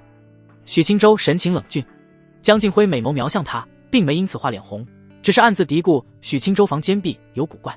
他是什么色胚，自己已经一清二楚，这副正人君子的模样装给谁看？哼，指不定是房内有不能示人的东西。许清舟没搭理他，将他拉到庭院一侧的灵泉边，让他好一顿牛饮。片刻后，两人重新来到宽阔石坪。江靖辉肃穆站着，脸色认真，缓缓摆好身形，娇躯不动如松。许清舟仔细瞄了2眼，上前2步，上手握在纤细小蛮腰上，晃了晃，眼前波涛汹涌，脚下双足却稳如磐石。江师姐有长进吗？身子不似以往那般软绵绵的了。江靖辉红唇轻扯娇媚弧度，脸蛋透出溢于言表的自信。小玉姐的心情顿时好了起来。许清舟凑近几分，双眼审视着波涛，双手继续在他腰间轻晃，双峰巍峨弹跳，导致衣襟颤颤。江靖辉脸蛋一僵，羞恼地瞪视着他。许清舟，你怎么今天一上来就涩涩的？江师姐近乎说，我这是精准察觉到你的缺陷，如你这般丰腴身材，乃孩子还行，练武实在怪怪的，出手之时永远硕奶的大子比全刚害人。江靖辉被说得一阵脸红，收起拳架，怒气羞羞。我以往一直都是缠住的，哪有你说的那般下流？许清舟一愣，稍加回想，以往还真是只见硕果轮廓，身形不管如何腾挪也巍然不动。那江师姐今日为何如此这般？你这样让我很难教。江靖辉嗫嚅嘴唇片刻，俏脸微红。他只是觉得如此这般，许清舟会更有兴致教学许清舟瞅他一眼，也没多想，他本就是闲心调侃。江师姐，今日我们不学拦路游身步，这种东西你自己多加熟稔，迟早能掌握。我今日给你教个厉害的。江靖辉美眸一亮，甜甜开口什么厉害的呢？4神印。江靖辉眸子震惊的一颤，仅听名字他就猜测是何武技。昨日许清舟与温灵君交手，使出一招4神附灵，他远远看着，激动的脸蛋泛红，格外憧憬。可此武技一看就高深无比，威力非凡，许清舟怎么会把这么宝贵的武技交给自己？江靖辉内心激动而又复杂。许清舟，你为何要教我这么宝贵的武技？许清舟为的自然是完成任务，不然他即使愿意教4神印，也不会这么早叫江静辉。没特殊原因，单纯心情不错。江静辉俏脸浮现愕然，眸子扑闪地瞄了他一眼，红唇微抿，轻轻点头。许清舟思忖稍许，四神印不是单纯的全招身法，怎么教是个问题。他看着眼前亭亭玉立的小玉姐，伸手自然地握在玉手上，看着她的桃花美眸。我先教你心法和运气路线，你尽力记住，领悟其精要。江静辉肃穆颔首，太虚照分，四象震极。许清舟清朗声音传出，四神印核心精要字字珠玑。江静辉不敢马虎丝毫，心神彻底沉静。一刻钟后，许清舟看向眼前愣愣无言的江静辉，轻轻捏了下玉手。记下了吗？江静辉黛眉蹙起，脸蛋透着明显的迷茫尴尬，不由琴手微低。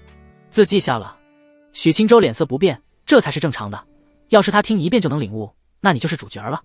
无妨，核心精要慢慢领悟即可。后续我将四神印拆碎慢慢教你，后续你自然能明悟几分。江静辉大眼睛亮亮的，柔声开口。多谢许师弟了。许清舟轻轻颔首，一丝真元从手中流出，涌入江静辉体内。我先教你青龙破雀印，你记下青龙破雀印的行气路线，此后配合星诀尝试结印。江静辉紧张的额头冒汗，认真点头。一刻钟后，许清舟站在江静辉的身侧，负手而立，淡淡血丝自指尖飘出，一道青龙血影转眼浮现。青龙盘旋冲进他体内，气血沸腾，武道境界险些直接冲到断骨境。一旁的江静辉看得一脸羡慕，他尝试结青龙破雀印，只能凝结出一道纤细蚯蚓四神印，更是遥遥无期。许清舟侧头看他一眼，扬起浅淡笑容。江师姐，我因为对四神印无比熟悉，所以心念一动，自可迅速结印。而你不行，双手需银身胃扣悬殊，左青右白，印苍龙素气。江静辉玉手抬起，一丝不苟结印，根据青龙破雀印心法，周身行走真元。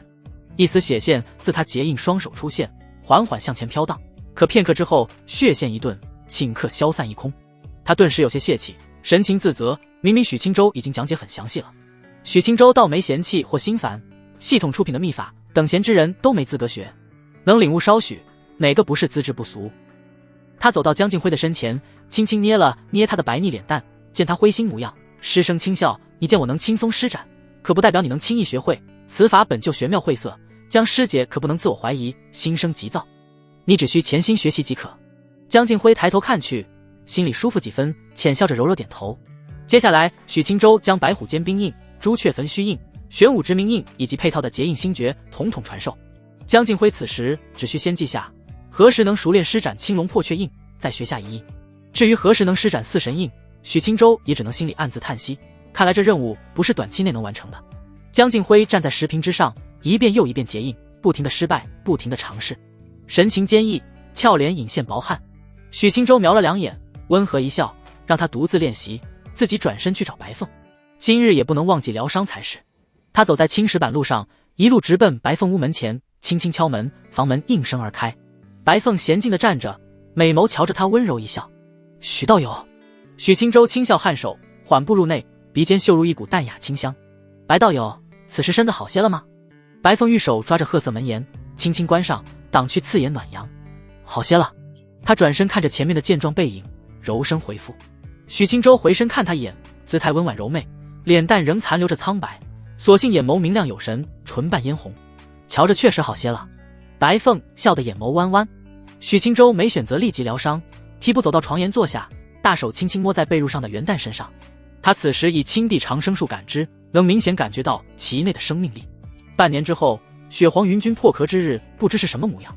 许清舟想着，不由露出一抹浅笑。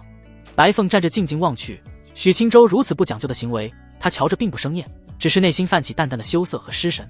混沌灵根，此种资质不说养成神兽，现在拿来炖汤也极为滋补吧。此话许清舟自然只能心里想想，说出来怕白凤和他拼命。他再次细细观察片刻，满意点头，心生喜色，自己可是他的义父，炖汤是万万不能炖的。许清舟收回手，将蛋抱着放到一旁，看向白凤，招手示意他过来。白凤俏脸一红，低头默默上前，丰盈臀瓣带起裙摆轻晃。白道友，你仍是背对着我坐好即可。白凤乖巧点头，肥腻圆臀坐下，徐徐弯腰躬身，银硕雪山在双膝荡开，玉手轻褪白色绣鞋，一双纤美秀足穿着罗袜，迅速缩进了裙摆中。他坐在床榻，轻抬琴手，美眸看去含有几丝羞意，悄然对上许清舟的双眸，不自禁的玉白脖梗染上了一抹粉色。许清舟脸色温和，维持正人君子的模样。白凤没有多言，羞涩地收回视线，转身盘坐好，预备自香肩向下，曲线渐窄，最后猛然渐宽。许清舟双手运起青光，轻轻抚在了他的后背上，滑腻温软，刚接触就察觉到一瞬轻颤，白凤心肝剧跳，轻咬红唇。许清舟不动声色，周天运行，青光轻涌。应！白凤发出古怪低吟，连忙按咬银牙。古怪的青光冲入他的体内，刚修复不久的经脉犹如久旱逢甘霖，阵阵难以自持的愉悦猛烈冲击他的心神。白道友，是有些刺疼吗？白凤耳垂通红，轻轻摇头，嗓音带着丝丝颤抖。并无。许清舟轻轻点头，一缕先天之气凝结而成，顺着青光送入他的体内。白凤猛然一抖，玉手抬起捂在了红唇上，媚眼如丝。先天之气的滋润更加猛烈，而因为妖族身份的原因，他对于这缕气息更为敏感，更为渴求。许清舟瞄了他一眼，肉眼可见的，他的脸颊泛起淡淡薄红。青地长生树给人的愉悦感实在太足了，不管是师娘徐兰芝还是眼前的白凤，在旺盛生机的滋润下，心间都不由自主地产生猛烈舒适，恰如枯木逢春，大汗甘霖。许清舟心中暗叹，默默加强运功，让生机来得更猛烈些吧。半个时辰后，白凤又一次瘫靠在许清舟的怀里。许清舟低头瞅了他一眼，见他双颊嫣红的微喘，美眸闭合。这样下去，我就要当着雪皇云君的面冒犯他娘了。许清舟不动声色，爪子轻轻攀在了细嫩腰肢上。白凤美眸睁开，失神地盯着许清舟，见他低头望来，微慌地闭上眸子，当作没有察觉到他的动作。许清舟思忖片刻，紧了紧手，将他抱紧了些，大手滑入白裙。许道友，不！白凤那媚暗藏的脸蛋闪过一抹惊慌，不敢再无视，脸蛋遍布红霞，玉手柔柔地按住他。许清舟脸颊神情微微有点尴尬，轻咳一声，手却不拿出来。白道友，你知道的，情不自禁。白凤轻轻点头，娇躯愈加火热。许清舟轻呼一口气，现在白凤身子可还虚弱着，占点便宜尚可，真要上马那就不妥了。哪天疗伤好了，非得让其知晓，青光并不一定是从手掌涌出。许清舟轻呼一声，轻抚片刻山峦，拿出手掌将他衣襟整理妥帖，扶着他柔弱的身子躺下。白凤只是失神地望着他，脸蛋神情捉摸不透。许清舟低头看他一眼，轻轻一笑，歇息吧，等你养好身子，现在不管是经脉还是身躯都还虚弱的厉害。白凤一愣，俏脸更红，将被子扯起遮住大半脸颊，只露出一双盯着他的水润双瞳。许清舟，你不嫌弃我是妖族吗？他的声音带着古怪情绪，细若蚊蝇。许清舟摇了摇头。白凤抿唇不言，只是眸子渐弯。许清舟没再多留，无声离开了房间。白凤娇躯蜷缩在被子里，思绪复杂，眸子愈加水润，玉手不由探入衣襟，媚声喃喃。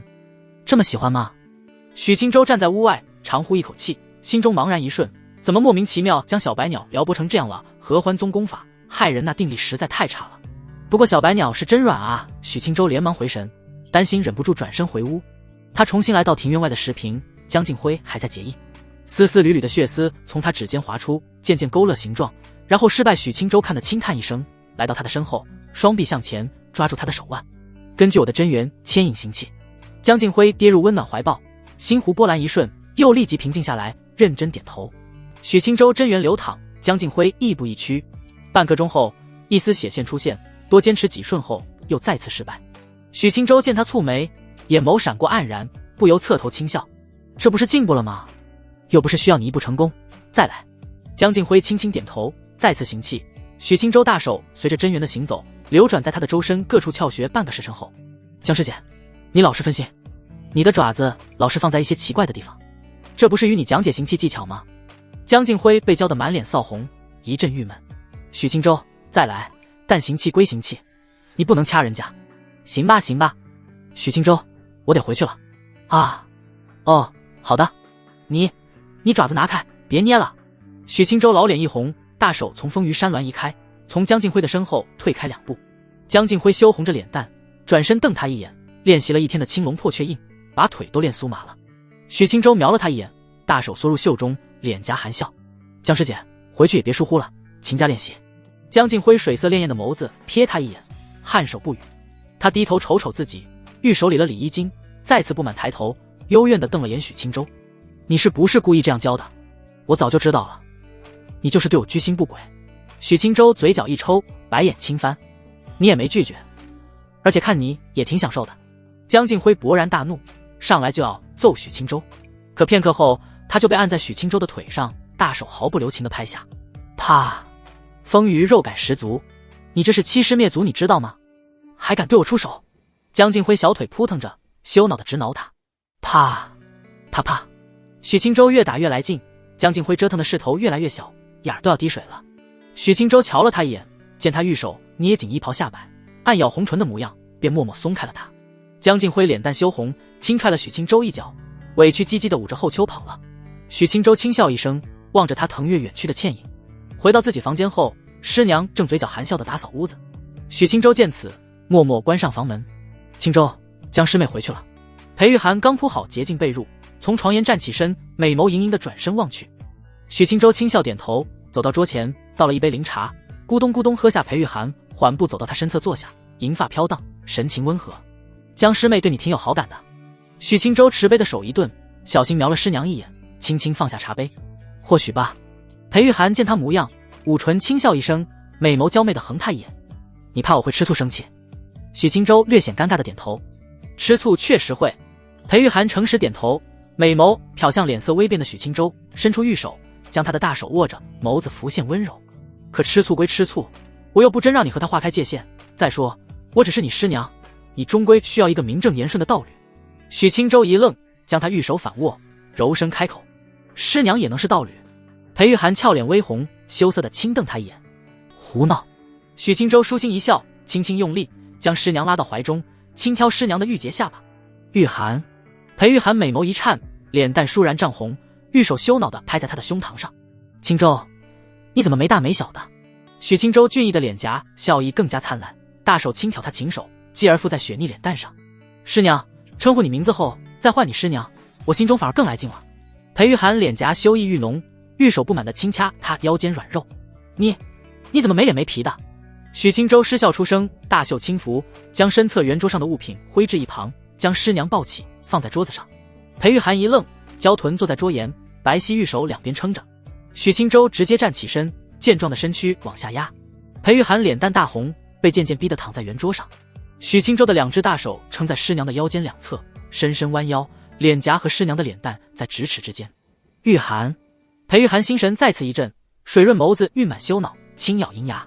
青州，不许这样叫我。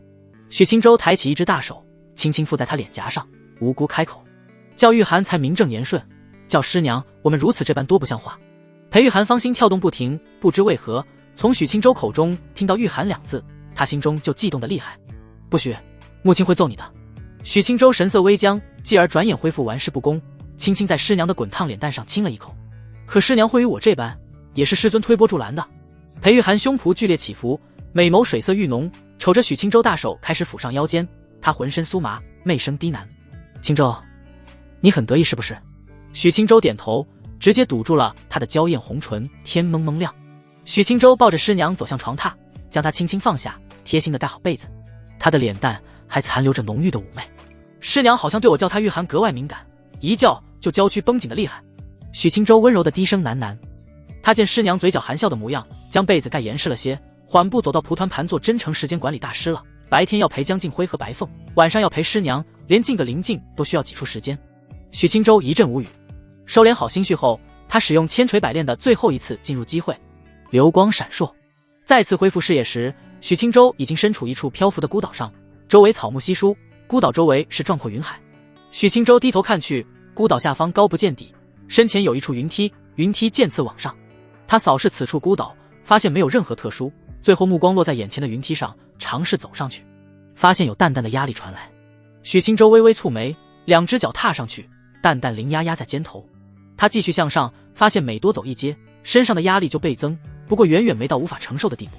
许青州一口气走了10阶云梯，踏在一块更大的平台上。身处此地，身上的凌压顿消，四周呼啸成风，淡淡的银白光芒汇聚而来，融入他的体内，又是精纯灵气。许青州猜想，第3层千锤百炼仍旧是通过考验提升仙徒境界的灵境。他不再迟疑，继续走在第11层云梯上，压力明显更大起来，前行一步如身负玄铁。而这种程度，凭许青州的实力，仍旧感觉不到太大的压力，脚步不快，但极稳。到达第20层云梯，他浑身压力一松，精纯灵气涌来，冲入他的体内。许清舟摸清规律，挑战下一个第10层，可刚踏入第21层云梯，他身躯猛然一垮，直接弯下腰来。恐怖的灵压让他仿若肩扛高山。恐怖的重压之下，许清舟艰难站起身，缓缓向前跨出一步。当走到第22层云梯时，更猛烈的灵压袭来，许清舟咬着牙，捏紧双拳，继续向上而去。咔咔，云海波涛，云梯不知有无尽头。许清舟寸寸前行，身上骨骼发出刺耳脆响。前行格外艰难，每上一层台阶，身上的压力都会更大。可许清舟始终没有被压垮，因此掉落下云梯。他攀升速度虽慢，可还是大汗淋漓的来到了第30层。呼，许清舟几乎是蠕动到第30层的，压力消失的瞬间，他就平躺在云梯上，重重的喘息着。四周银白的光芒的更加璀璨，化为一条纤细银流，融入许清舟的体内。歇息片刻后，许清舟站起身，看向第31层云梯，其后的云梯更是望不见尽头。凭我的实力，走到这里就濒临极限，后面还这么多阶云梯，我怎么上去？许清舟轻叹一声，咬牙踏上第31层。几乎瞬间，他就被压得无法动弹分毫，额头青筋直跳，可就是无法再前行一步。许清舟竭力挣扎，可身上仿佛被按着仙人大手，不允许他逾越雷池。足足1刻钟后，整个画面轰然破碎。宿主未通过千锤百炼临近第3层，获得精纯灵气。许清舟意识回归，睁开双眼，剑眉紧皱，第3层临近，怎么可能通过？31层云梯，别说是我，来个金丹境都会被压得爬不起来，何况后面的云梯还看不到尽头。许清舟无奈摇头，千锤百炼除了第1层，后面2层都怪怪的。他收敛心绪，精纯灵气使用，汹涌的灵气凭空出现在他的丹田，灵雾汇聚，凝结成滴滴灵液。丹田灵池之中，灵液翻腾，青地长生树酝养的朵朵青色莲花轻轻摇曳。许清舟的境界迅速攀升，转眼突破至筑基8层，而灵气依旧浓郁，他的境界继续稳步攀升。歇息中的裴玉涵再次被惊醒，他迷糊着看向灵气滚滚、迅速突破的许清舟，脸色呆滞。怎么又开始突破了？他傻愣愣的思绪凌乱，难不成和我修行后，清舟真能迅速提升修为不成？裴玉涵玉手摸了摸自己的雪白娇躯，一阵惊疑不定。许清舟溢散而出的灵气愈加浓郁，境界也来到了筑基9层，甚至最后到筑基圆满才止步。云梯内吸收了3次灵气，恰好突破3层小境界。许清舟徐徐睁眼，心中暗自猜测，他将灵气内敛，压下磅礴的气势，以天息术变成筑基1层的翩翩家公子。记得约莫半月之前，师尊去议事带回消息，只要我1年内晋级筑基圆满，上凌峰就能不用交出去了。不曾想如今别说1年，1个月都没过去，自己就完成了目标。许清舟轻呼一口气，见师娘又躺了下去，侧着头，大眼睛惊异地瞧着自己。他上前走到床沿，低头轻轻咬了口她红唇，淡淡笑道：“师娘，在想什么？”裴玉涵薄背搭在香肩上，晕红着脸蛋，玉手伸出捏了捏她脸颊，有点不真实。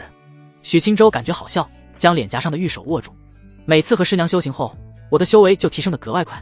裴玉涵，他默默收回手，红着脸蛋颔首。许清舟也没想着和师娘晨练，思忖一二，凝视她美眸。师娘，我打算和徐长老去一趟芦溪山脉，去找找师尊。裴玉涵黛眉蹙起，立即开口：“我陪着一起。”许清舟摇摇头，轻轻抚平他皱起的眉头：“太危险了，我都得捎上徐长老，师娘在上凌峰等着就好。”裴玉涵眸子泛起委屈，低声开口：“我也有金丹境，不弱了。”许清舟还是摇头，轻捏他白腻脸蛋：“芦溪山脉的秘境，去的都是各路高手。师娘这点修为真不够看。”裴玉涵暗暗恼怒，樱桃小嘴轻轻咬在他的手上。许清舟无奈，既然柔声沟通哄不好，那只能以其他方法让师娘懂事了。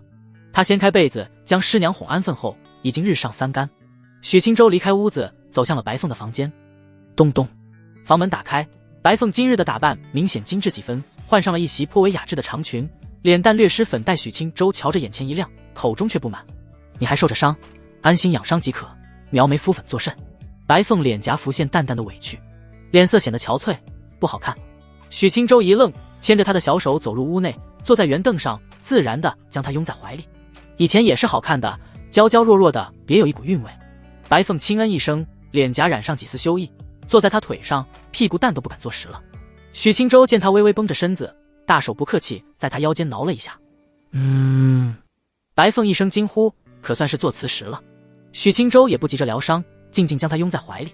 今日我就要离开一趟合欢宗，后面估计有一段时间无法亲自给你疗伤。白凤神情立马失落起来，抬起琴手温柔看他：“你要去哪里？”许清舟捏了捏他穷鼻：“找我师尊。”白凤轻轻点头：“沉默片刻，许清舟拥着她，大手泛起青光，按在她小腹上。白凤娇躯一颤，雪白玉手立即抱紧了许清舟，脸蛋埋在了她怀里。良久之后，白凤躺在许清舟的怀中，滚烫的脸蛋贴在她脖颈，呵气如兰，娇躯瘫软。许清舟抚了抚她脸颊，抱着她起身提步，轻柔放在床榻上，正要离开。清舟，嗓音颤抖中带着浓烈的羞意。许清舟疑惑抬头看去，白凤美眸亮晶晶地凝视他，坐起了身子，示意他来到近前。许清舟脸颊泛起轻笑，蹲在床沿看他。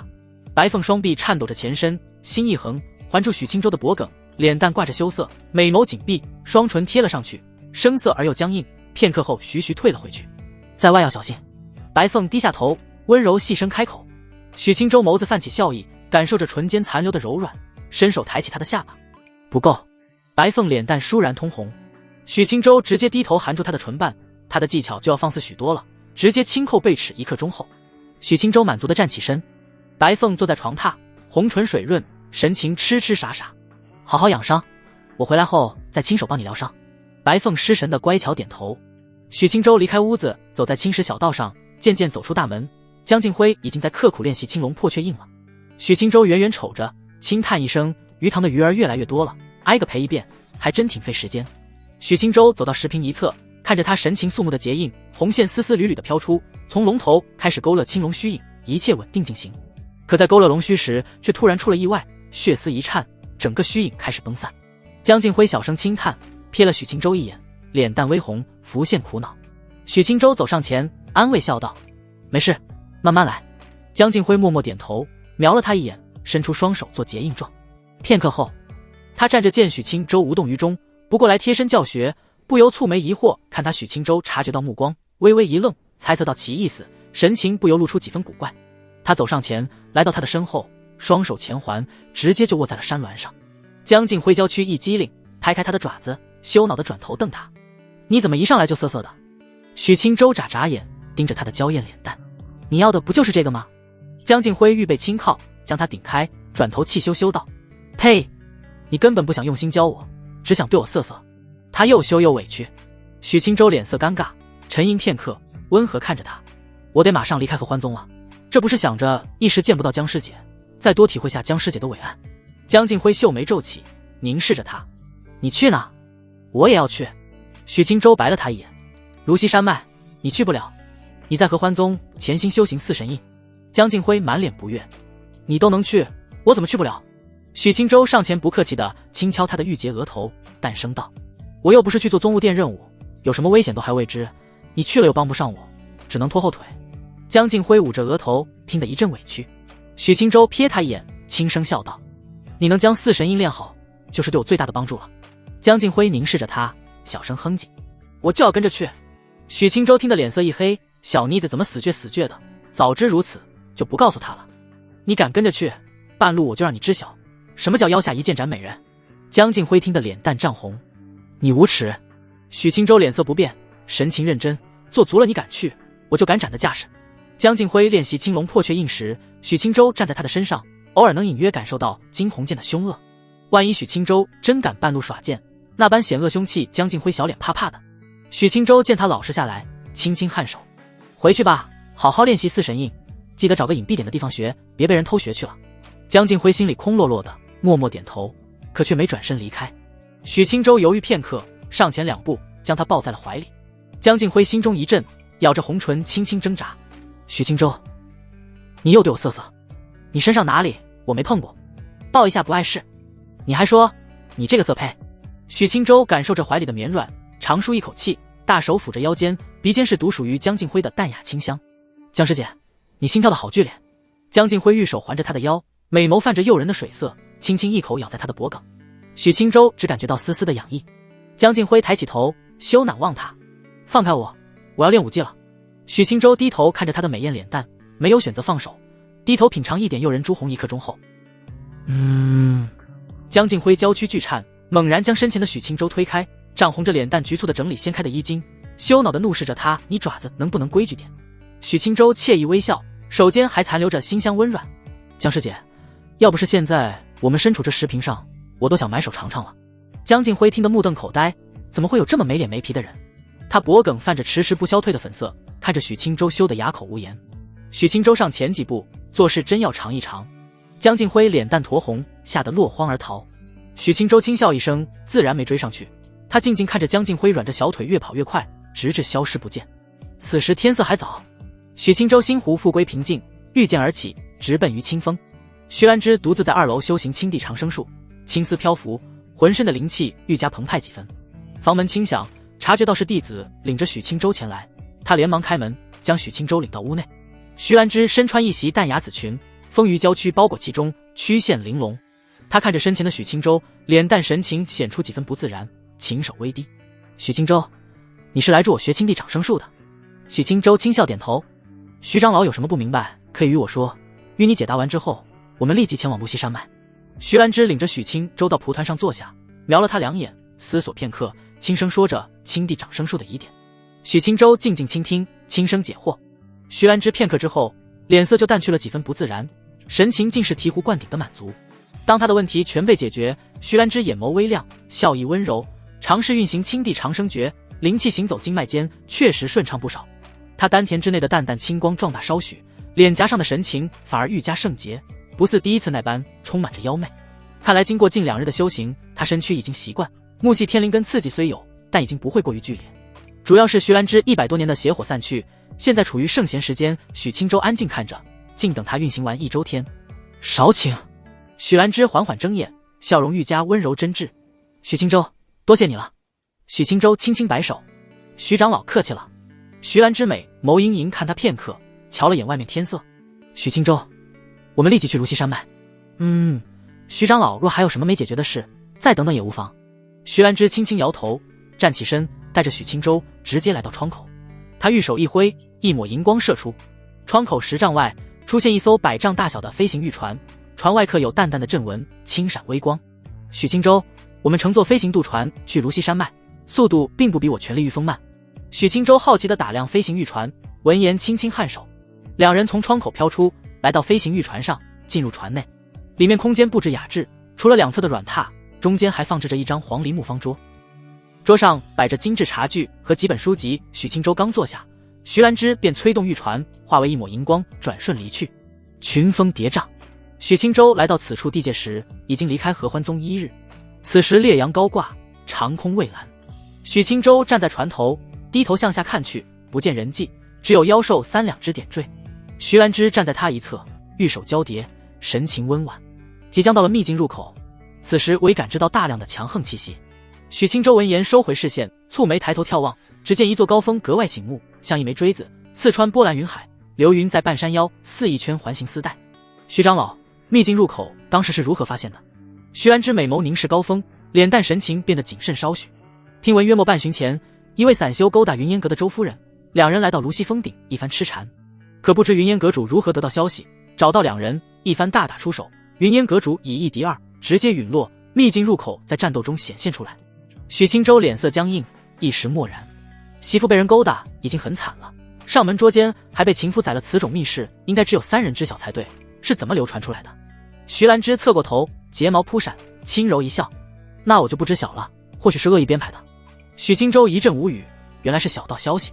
飞行玉船一路前行，来到芦溪山脉最高峰芦溪峰，穿过云海，可见峰顶漂浮着一轮淡蓝色的圆形光门，光门缓缓旋转，看不透其内情形。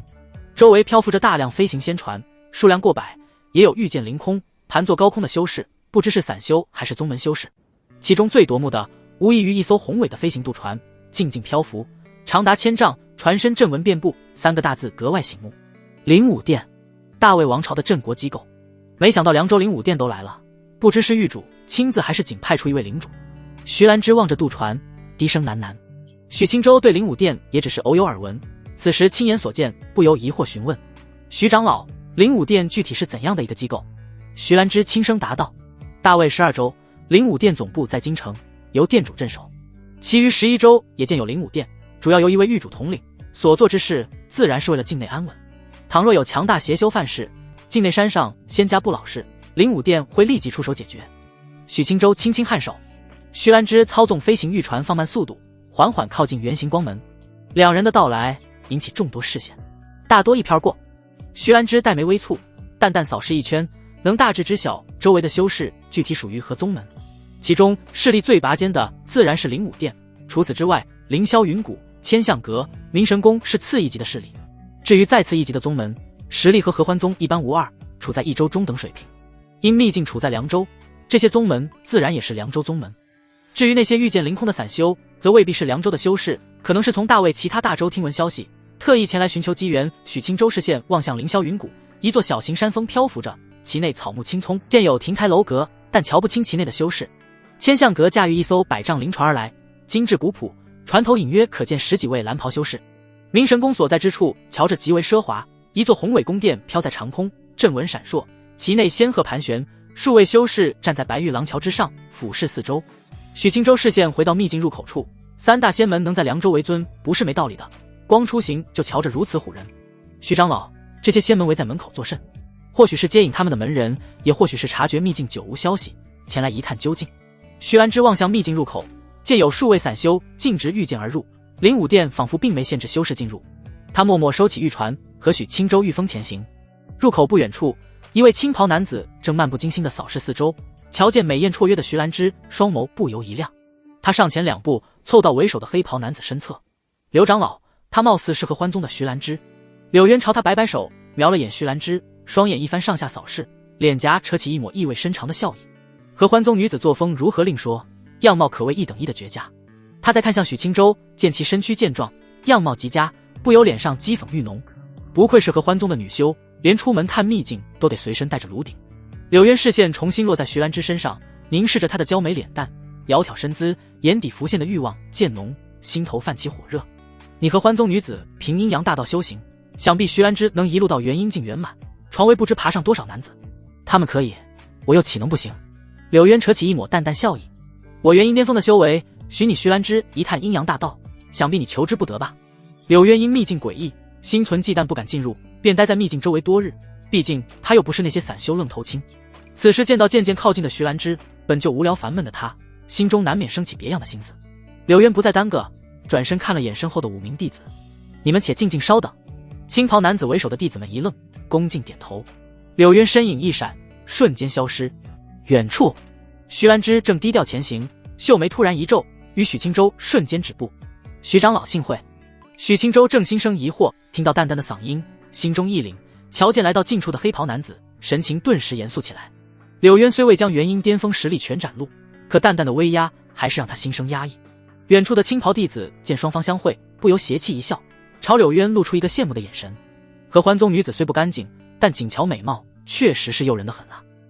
他眸子一动，死死地凝视徐兰芝，心头火热，也不知柳长老享受后，弟子们是否也能分一杯羹。徐兰芝虽为合欢宗长老，可根据外界流传的合欢宗风评，他或许对我们这些弟子也来者不拒吧。青袍男子念及此处，只求被他裁补得更狠几分才是。高空之上，徐兰芝神情凝重，挡在许青州身前，淡漠开口：柳长老，敢问有何事？柳渊笑容温和，眸子肆无忌惮地欣赏徐兰芝的美貌，嗓音不疾不徐：徐长老，我玉灵宗曾收集到一卷道家房中术，极为玄妙高深，本座前来自然是想着徐长老能指点我一二。徐兰芝脸色立即阴沉下来，眸中杀机隐现。他尚未开口，许青州御风向前一步，站在他身侧，眸子冰寒地看向柳渊，淡声冷笑：吾日如母。柳渊挂在脸上的温和笑容一僵，眸子瞬间阴森起来。哼！砰！徐兰芝伸出玉手，一道强横的神识被阻隔，周围空间微微一荡。柳渊！徐兰芝灵气勃发，满脸怒意的冷声怒喝。柳渊脸上的神情不复和善，瞥了眼许青州，区区一个炉鼎，出门在外如此出言不逊，自己找死。徐长老莫不成，还怪本座不成？他浑身灵气汹涌，嗓音愈加不屑：本座杀他都嫌脏了手。许青州何曾受过这种气？他右手紧握惊鸿剑，眉心太出颤鸣不止。徐兰芝大袖一甩，一根绿色的长条圆木落在手中，二话不说，圆木轻挥，6道绿芒直指柳渊身躯的各处致命窍穴。他又何曾是好脾气？柳渊大手一按，空间嗡鸣一声，一道灵气巨手直接将绿芒纳入手心。远处柳渊带来的5位弟子见此齐齐一惊，迅速御风而来。此处短暂的交手顿时吸引众多视线，饶有兴致地望了过来。貌似是合欢宗徐兰芝和玉灵宗柳渊，他们怎么打起来了？不过徐兰芝瞧着怒容满面，出手狠辣，看来柳渊将他气得不轻。合欢宗徐兰芝，他可少有出现在外界，不曾想实力这般强横。柳渊心中只觉得莫名其妙，自己态度不差，也没直接对徐兰芝出言不逊。自己邀请他同修房中术，不是你们合欢宗的心头好，难不成是因为那只炉鼎极受他的宠爱，我对其出手，惹得他心中不快？徐兰芝灵气波动更加剧烈，绿色灵光如潮水汇聚周身。徐长老，我诚资助你修行，如此大动干戈，作甚？倘若是因为那个炉鼎，大不了本座送一个样貌不俗的男子。柳渊只是久闻合欢宗以你去闻，想尝尝徐兰芝滋味，可没兴趣和他交手。徐兰芝闻言气得娇躯发抖，柳眉倒竖，周身灵光化作一条绿色长河，卷向疑惑倒退的柳渊。轰！柳渊不敢大意，冷哼一声，手持阴阳旋盘，黑光一闪，一道墨龙钻出，龙口大张，直接朝绿色长河冲去，轰隆作响，如龙走江。许青州瞧了几眼，觉得这种程度的战斗不是现在的自己能插手的。他眸子一转，直接看向凑上来的玉灵宗弟子，他们身上有和柳渊身上衣袍一样的标识。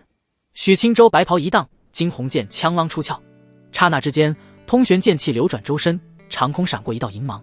许青州持剑御风而去，身影犹如飞梭白影，沿途劲风席卷。玉灵宗5位弟子怡然不惧，他们个个至少金丹境修为，都是玉灵宗重中之重的核心弟子。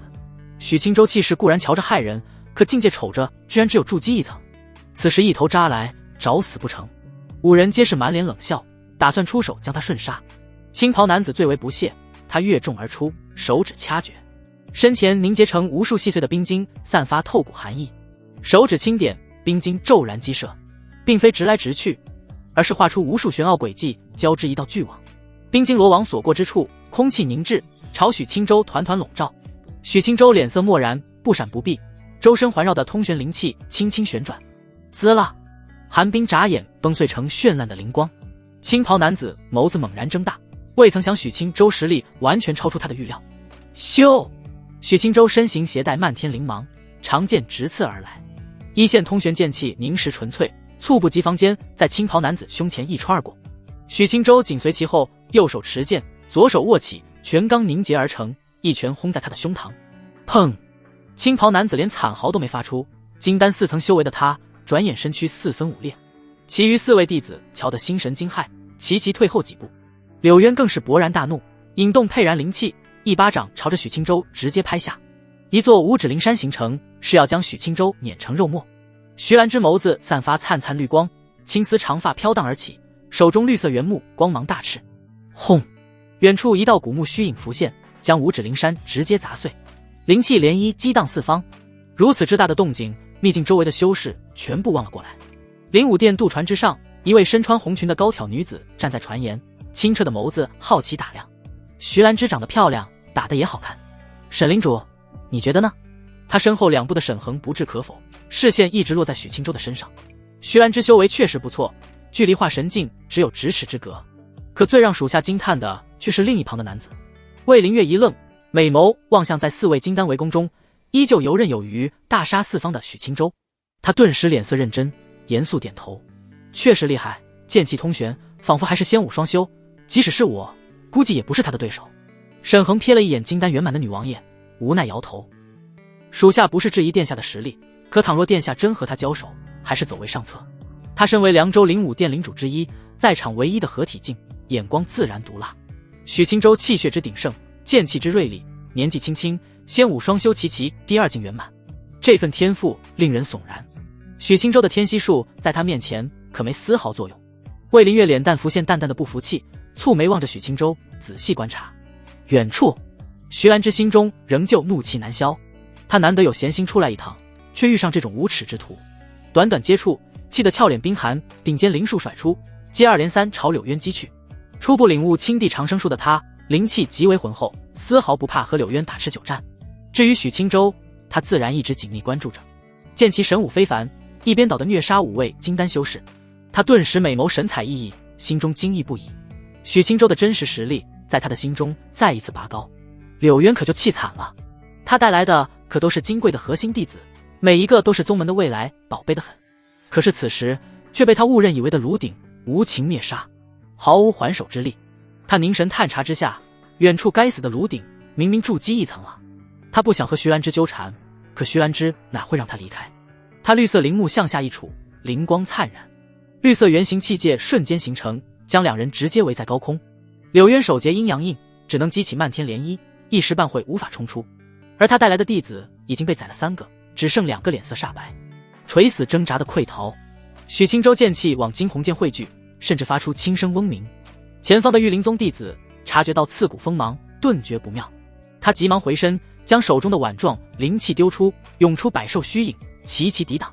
下一瞬，许青州持剑右手一紧，身随剑走，往前一掠，惊鸿剑裹挟通玄剑气，卷动百兽虚影，化为一条剑气长龙。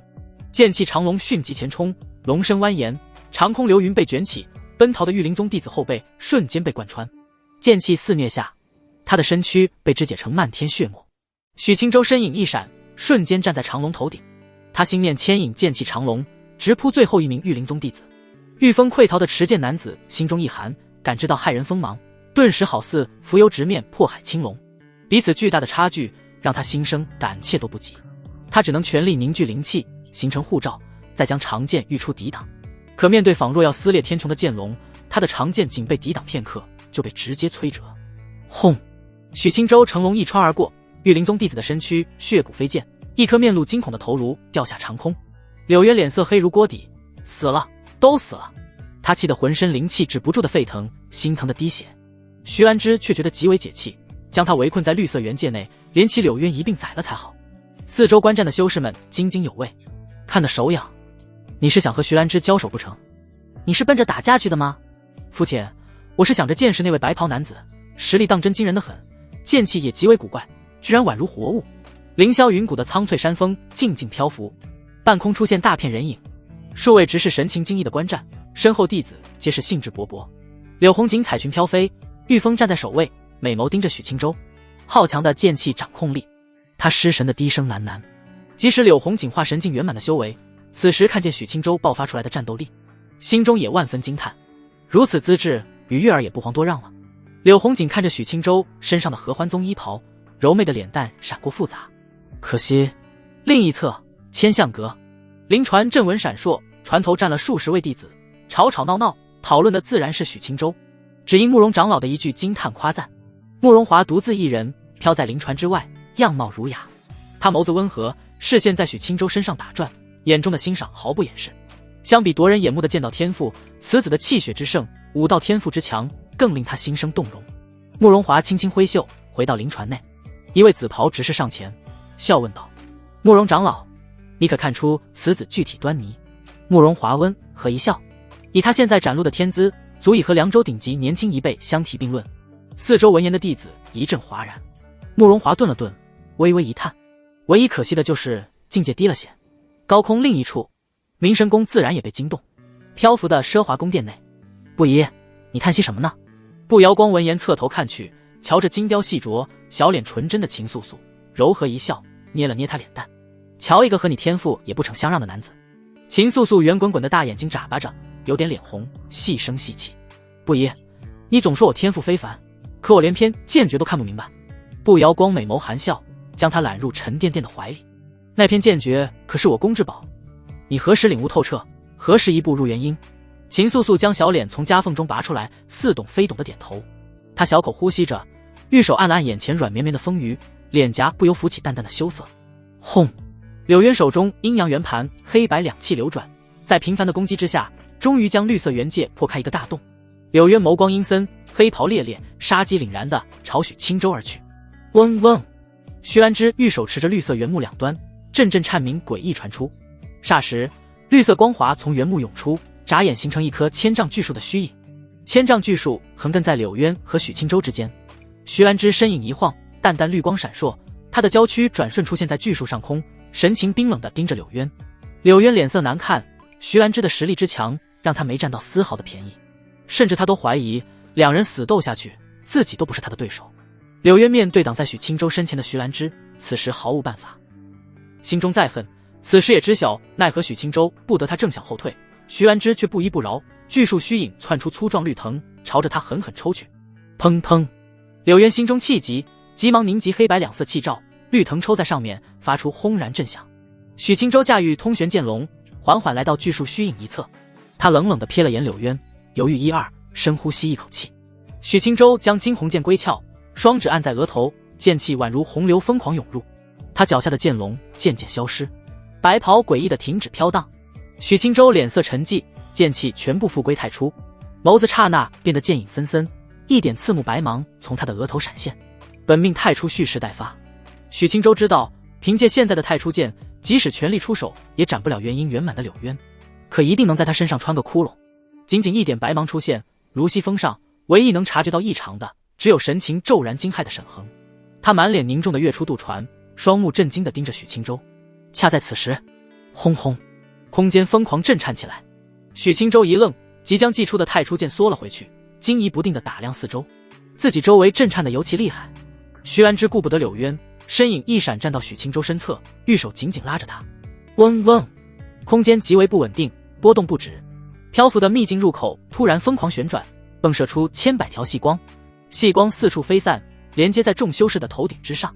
众多修士出手截断，可毫无办法。全场唯一能阻挡细光的，唯有合体境的沈恒。他无暇关注许清舟，闪身来到魏灵月的身侧。魏灵月正小手扒拉着头顶细绳，可接触不到，也感知不到。沈恒脸色沉重，周身环绕一个震字。他来到魏灵月身前，伸手握住细光，灵气迸发。滋滋，细光略微变淡，沈恒的手却散发淡淡的焦糊味。魏灵月看得心中惊骇，不可思议。沈恒不管不顾，正要捏碎细绳，又生异状。嗡，飞散的千百条细光一闪，猛然包裹牵引之人，瞬间收回到秘境之内。转眼之间，整个卢西峰只留下神情呆滞的沈恒一人。沈恒，卢西峰上漂浮大片的灵船，却不见人影。沈恒御风来到秘境入口，脸色阴沉，直接悍然前冲。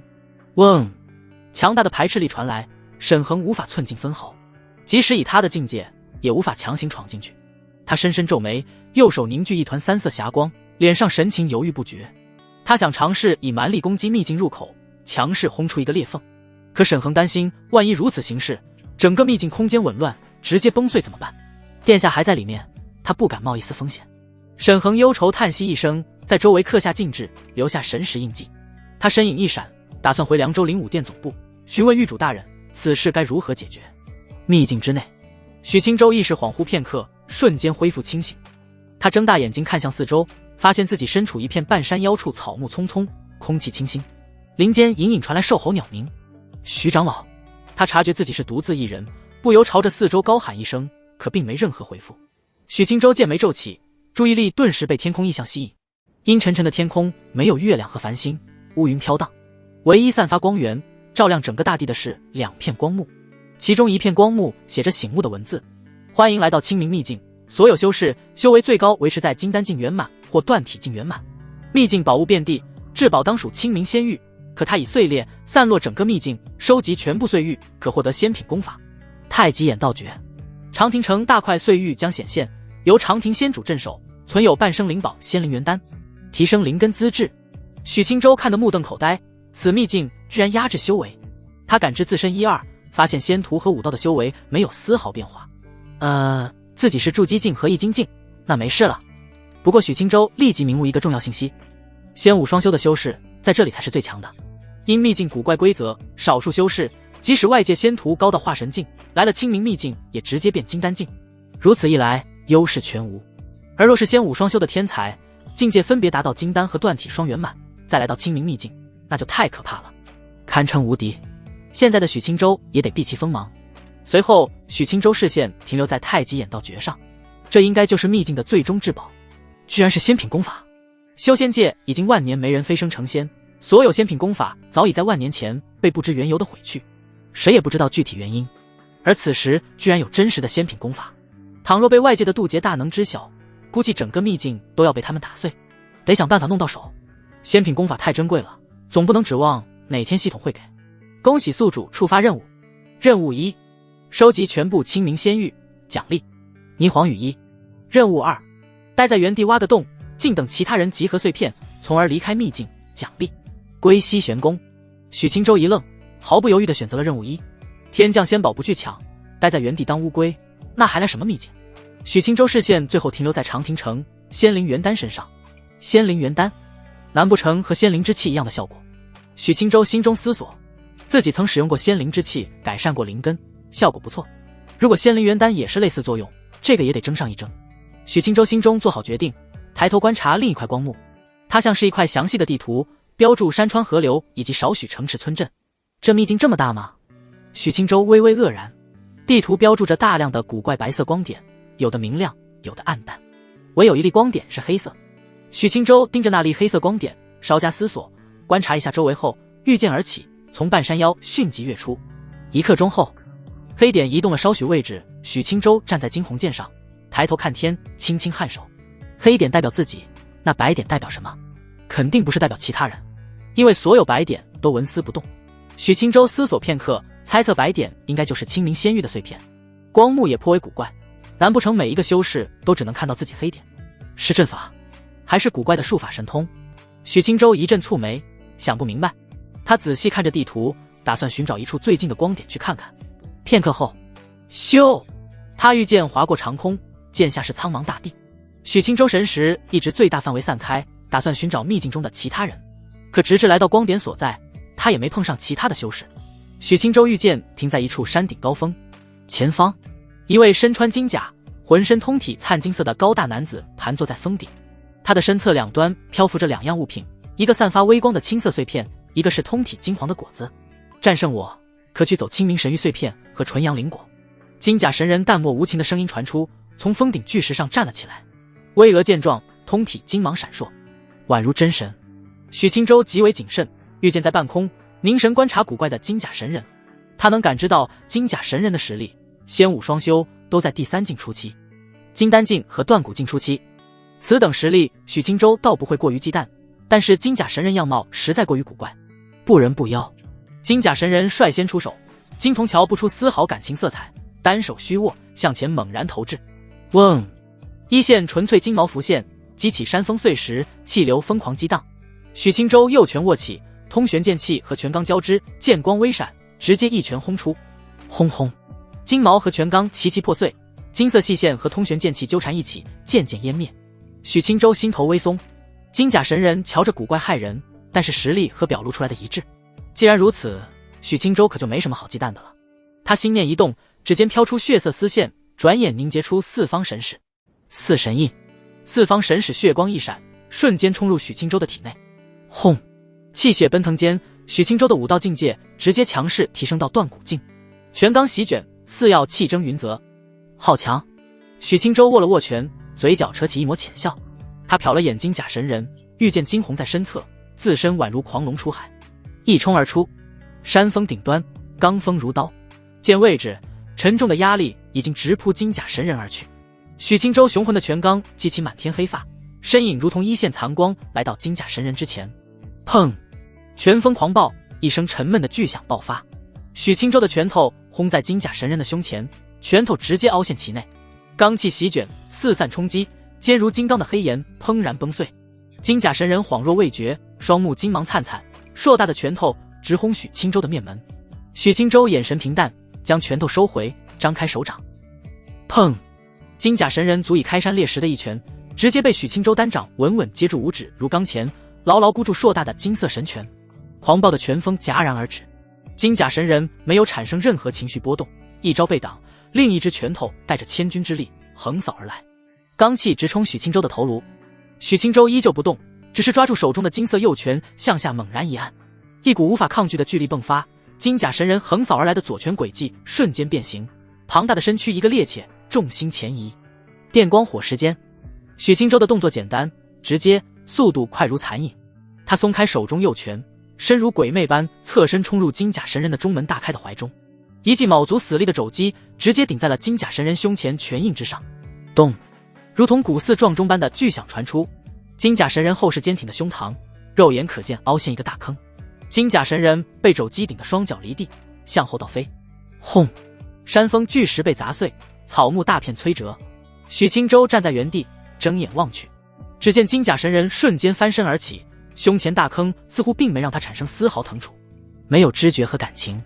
许清舟微微蹙眉，如此一来，难不成要蛮横地将金甲神人打得4分5裂才行？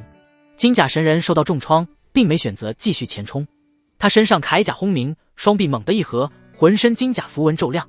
嗡！一道肉眼可见的金光以他为中心席卷，覆盖整个山峰。许青州一愣，金光席卷之下，突然感觉身上背负一层沉重压力。轰隆隆，山峰上的黑岩巨石发出不堪重负的呻吟，纷纷皲裂下陷。金甲神人此时才悍然出手，脚掌猛然踏地，地面炸裂，身形借力爆射而出，拳头紧握，金光四射。许青州周身气血微微流转，足以让巨石下陷的重压并无给他太大束缚。游荡在半空之上的惊鸿剑寒光闪烁，金甲神人拳头位置，惊鸿剑先一步抵在半途。叮，金石碰撞声响起，惊鸿剑缠绕千缕通玄剑气，直接将金甲神人挡下。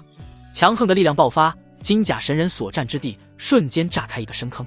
他飘在原地，通玄剑气肆虐之下，在他的金色体表割出道道剑痕。许青州御风而起，浑身剑意勃发，通玄剑气猝然涌现。他心念一动，通玄剑气相互融合，转眼之间，一柄100丈巨剑凝结而成。通玄巨剑盘旋飞舞，极致锋锐的剑尖亮起一抹微光。咻！许青州直接操控巨剑向前，剑尖直指金甲神人的胸口，剑气卷起山峰碎石，发出刺耳的尖笑声。轰！巨剑扎入，轰然爆开，金色碎片飞散。许青州低头看去，金甲神人的前胸已经爆开一个夸张大洞，惊鸿剑抵在金甲神人的身前，剑气愈加磅礴。许青州身上再次涌起拳罡，身影如电，一拳直接捶在他的头颅上。轰！拳声低沉，金甲神人微微抬头，并无丝毫表情。他收起抵住惊鸿剑的拳头，一道鞭腿猝然甩向许青州。砰！青州架壁格挡，罡气一震，手臂传来微微刺疼。惊鸿剑此时微微一颤，化为一缕残光，直接刺向金甲神人的额头，寸寸而入。许青州瞥了眼他胸口的大洞，荡开他的鞭腿，伸手握住惊鸿剑，剑气瞬间凝如实质。许青州持剑猛然一按，直接将整把剑扎入他的脑袋。轰！随着剑气的炸裂，随之一同裂开的还有金甲神人的头颅。直至此时，他的身躯才停止不动，浑身灿灿金光开始消散。许青州拔出惊鸿剑，蹙眉退后2步。金甲神人光芒退散之后，身躯都不复金色，直接变成灰色的岩石状。咔咔，最后连岩石都猛然碎裂，他的身躯散落一地。许青州无语地摇摇头，收剑归鞘。他不再管莫名其妙的金甲神人，视线投入远处漂浮的碎片上。玉峰来到近前，许青州好奇看着所谓的清明仙玉，通体青色，可只有一小片，带着诡异纹路。他伸手将碎玉握在掌心，除了坚韧，没有其他任何特殊。许青州没再多看，将碎玉收入怀里。他看向另一旁的纯阳灵果，当外层淡淡的光照消失，纯阳灵果散发极为诱人的香味，浓郁的灵气四散开来。许青州眸子睁大几分，嗅着诱人清香，不由喉结微动。他伸手将纯阳灵果拿在手心，打量片刻，金色的灵果清香愈浓。咕咚！许青州口中生津，犹豫1、2，直接将纯阳灵果放到唇边，轻轻咬了一口，极致的美味在舌尖绽放。许青州猛然眼光一亮，3、2下直接将纯阳灵果吃干净。有什么用不知道，但是真的好吃。许青州擦擦嘴，极为满足。他感知1、2，察觉体内灵气旺盛几分，朝着金丹境稳步前行。修为有点提升，但提升太少了。好吃归好吃，许青州对效果不甚满意。他轻叹一声，起身观察四周，察觉没有其他宝物后，直接御剑升空离开。大地看不到尽头，即使许青州全速御剑，天幕地图的黑点也移动缓慢。许青州坐在惊鸿剑上，倒不是很担心师尊和徐兰芝，他们都有元婴境界，即使压制到金丹圆满，也是强金丹。只要不遇上仙武双修的顶级怪胎，他们危险不大。可不担心归不担心，人还是一定要找到的。半个时辰后，神识全部散开的许青州剑眉紧皱，他感觉到有点热，脑海止不住的出现师娘的画面，还是躺着、跪着、趴着、咿咿呀呀的各种画面，越想越火热，可又止不住的想，不对劲。许青州瞬间重视起来，自己的身体出问题了。他呼出一口灼热的气息，就近到一处山峰停下，盘坐在山腰草地上内视自身，只觉得气血微荡，并无毒素情况，只不过二弟止不住的想抬头。中和欢散了，什么时候的事？许青州只觉得莫名其妙。呀！救命啊！就在此时，甜美又害怕的娇呼传来。只见身后的密林之中，一个身穿如雪白裙的小姑娘跌坐在地，她白嫩的小脸浮现惊恐，纤细柳眉皱起，灵动双眸眼眶通红，吓得大颗眼泪滚落。此时，小姑娘的白嫩小腿上盘着一条黑纹遍布的大蛇，她小手颤抖着鼓起勇气去扒拉，可大蛇咬住她的细嫩小腿，死活不松开。他拽着蛇尾巴，娇躯簌簌颤抖，可怜又害怕。许青州没耽搁，身影瞬间一闪，冲入密林中。转眼之间，他就来到了小姑娘的身前。小姑娘哭泣声一顿，吓得发出一声惊呼。待她瞧见眼前俊逸非凡的男子，心中安定几分，神情可怜兮兮，害怕的颤声开口：“大哥哥，帮帮我！”许青州瞄了他一眼，伸出手直接捏住蛇头，灵气微微一震，黑蛇瞬间毙命。所幸只是一条普通毒蛇，要是小姑娘碰上妖兽，怕不是现在已经入了腹中。许青州瞥了他一眼，心中存有几分警惕。秘境之中能有普通人？他根据神识感知，能明确知晓，眼前的小姑娘确实是普通人，身上没丝毫修为，毫无灵气，也没修武道的痕迹，这就是很大的疑点。许青州多审视了他几眼，见他谈口微松，强忍着害怕，将小腿边的黑蛇丢开。谢谢大哥哥。他的嗓音略有沙哑，身上白裙脏兮兮的，有几分破烂，脸蛋还挂着泪珠。许青州犹豫一二，抬起头来，眼底光芒一闪，全知神童开。姓名：秦素素，年龄18，境界5，姿色98，杀兆5，弱点现为普通人，一捏就死。禁忌之地狱卒。许青州识海先是浮现秦素素的基本信息，随后眸子一闪，眼前惊现血色。秦素素侧坐在地，小脸感激地看向许青州。她细嫩脖颈之下，通体雪白，无一丝杂色，胸脯不似师娘那般丰腴，盈盈一握，嫣红点血。许青州双目猛然微睁，一口气直接顿住，身上微微激荡的气血剧烈沸腾。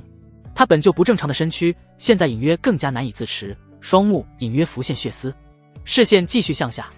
很干净，只能写这么多。再往下，2条纤长玉腿，似魔人白蟒，肌肤呈奶白色，细腻非凡。他小腿处2道牙印微微渗出黑血，瞧着触目惊心。许青州感觉鼻子热热的，大哥哥，你流血了。秦素素的惊呼声惊醒了许青州，他瞬间回神，猛然一吸气。流血是正常的，自己现在的阳气之烈难以想象。受此刺激，此时不变狼都是他心性坚韧。许青州已经猜测到是纯阳灵果的原因，那玩意有毒，太补了。他连忙关闭全知神童，担心再看下去控制不住犯错误。许青州呼吸粗重几分，蹙眉看着他。秦素素。秦素素小脸一愣，浮现淡淡惊喜，小嘴微张，带着气音：大哥哥认识我？你也是明神宫弟子？许青州心中了然，看来确实是外界的人族，不是秘境的诡异存在。他暂时没多问，低头看向他的白腻小腿，黑蛇有毒，得尽快处理。秦素素怕怕地瞄了眼自己的腿，微微的刺疼感让他的眼眶更红几分。大哥哥，我不知道该怎么办。他手足无措，一脸无助。许青州轻叹一声，伸出手将他的小腿握在手中，一股滑腻荡向心田。秦素素娇躯一颤，贝齿咬着红唇，紧张兮兮地低头观看。许青州压下心湖波澜，使用青地长生术，淡淡清气浮现，缭绕在小腿的伤口处。硬。秦素素樱桃小嘴渗出丝丝娇吟，她意识到不妥，脸蛋浮现薄红，羞涩瞄了许青州一眼，琴手微低，一脸羞赧。大哥哥，有点痒痒的。许青州可就忍得难受了。小姑娘的娇呼像猫儿轻挠，让他心头微颤。最怕少女含羞带媚。许青州心神沉寂，咬牙忍了。毕竟只是简单的蛇毒，轻气轻轻一转，毒素就消磨殆尽。许青州大手覆盖在伤口片刻，连牙印都消失无踪，肌肤重新变得白皙如玉。秦素素倍感惊奇，大眼睛滚落的泪珠总算是止住了，娇声赞叹：大哥哥真厉害。许青州绷着脸抬头看他一眼，默默放下滑腻小腿。你毫无修为，凑热闹来这秘境作甚？秦素素小脸一垮，浮现忧愁。我本是被不疑带着来见世面的，可谁曾想秘境突发异状，将我也扯了进来。你不疑是？秦素素眨巴大眼睛，低声回答：明神宫长老。他似乎意识到什么，大眼睛浮现疑惑：大哥哥，你不是明神宫的人？许青州摇摇头：我是合欢宗门人。秦素素似乎并不了解合欢宗，只是轻轻点头。他尝试站起身子，发现非常顺利，拍了拍身上的白裙，抬头看向许青州：大哥哥，你叫什么名字？许青州。哦。秦素素沉默片刻，白嫩脸蛋，神情诚恳：许哥哥，你能带着我找到不疑吗？许青州心生无奈，自己现在的情况，带着这么个诱人小妮子，当真太考验意志力了。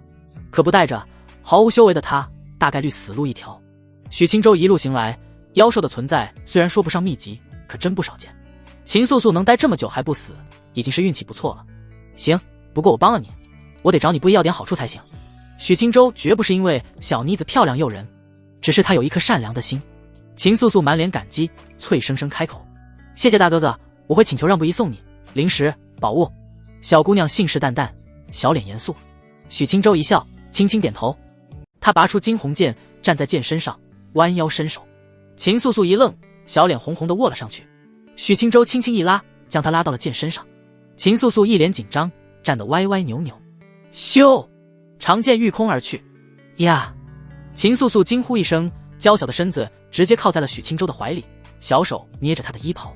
许哥哥，太快了，慢点。没事，等会就好了。片刻后，惊鸿剑在天上平稳飞行，秦素素心绪也平稳下来，红着脸蛋退开些距离。秦素素感觉有点害羞，许哥哥固然长得极为好看，但也不能如此亲密。许青州心中实在不敢多想其他，感觉身体已经明显发热。他盯着天上光幕，直奔长亭城。高空之上，许哥哥，我觉得你有一点点眼熟。如西风上，我远远瞧见有人打架，不过我没修为，看不真切，只觉得与你有几分形似。那就是我啊！大哥哥真厉害，不疑也一直夸你，说与我一般厉害。我说的是天赋。许青州愕然，低头看着他的纯真小脸。你吹牛逼呢？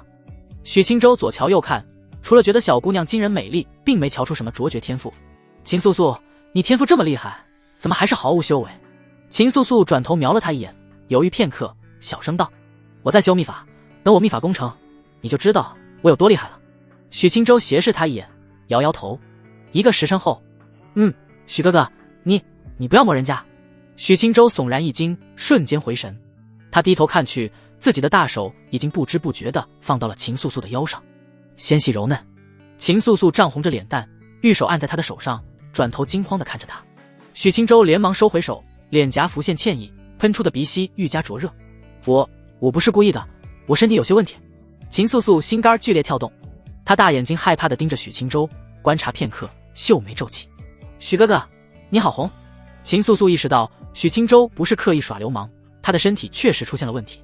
刚才心惊之下，秦素素没想太多，此时回想刚才按住他的手，自己小手能感觉到明显的滚烫。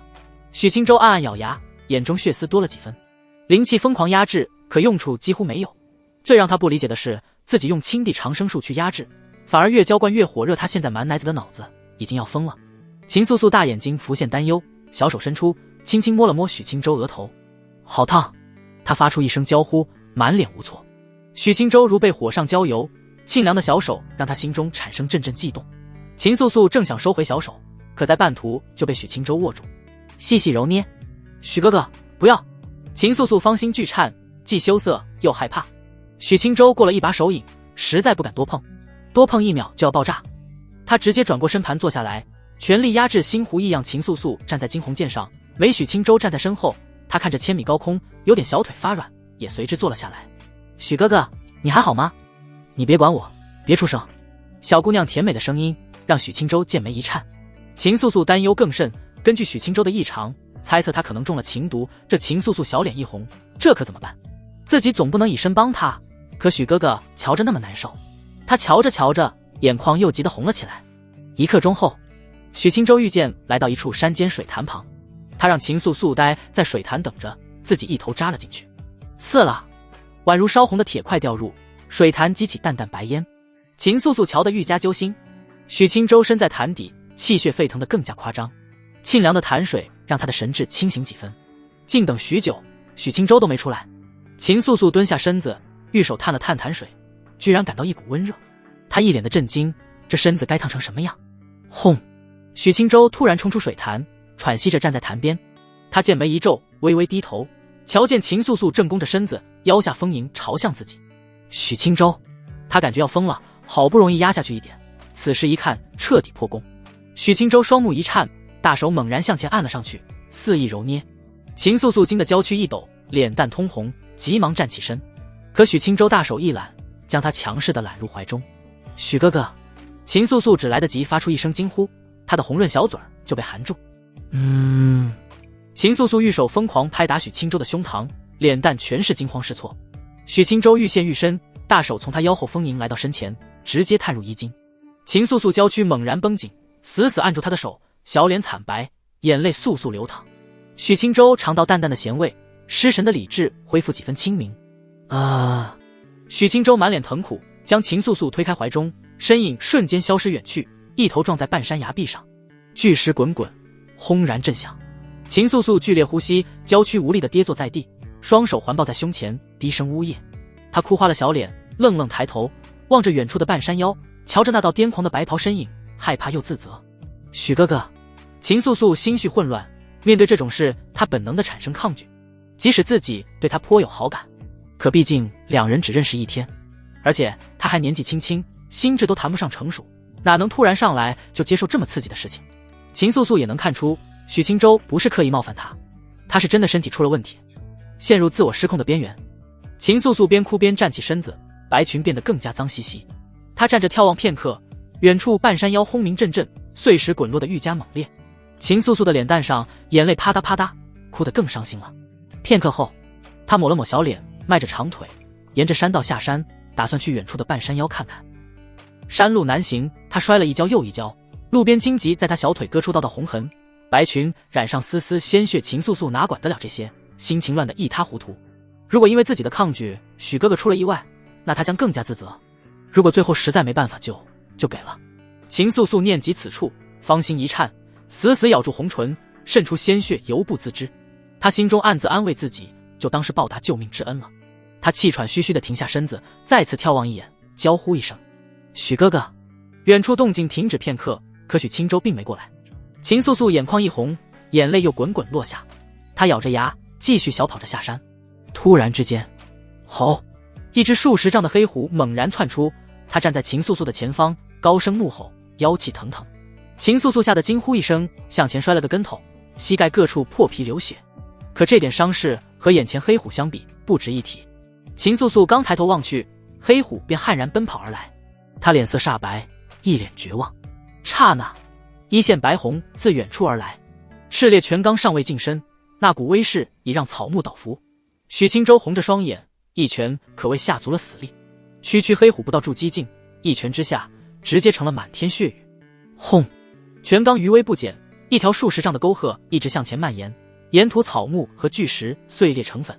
许清舟紧握双拳，重重喘息，站在黑虎此前的所在之地，微微侧头看去，对上一双哭唧唧的动人美眸。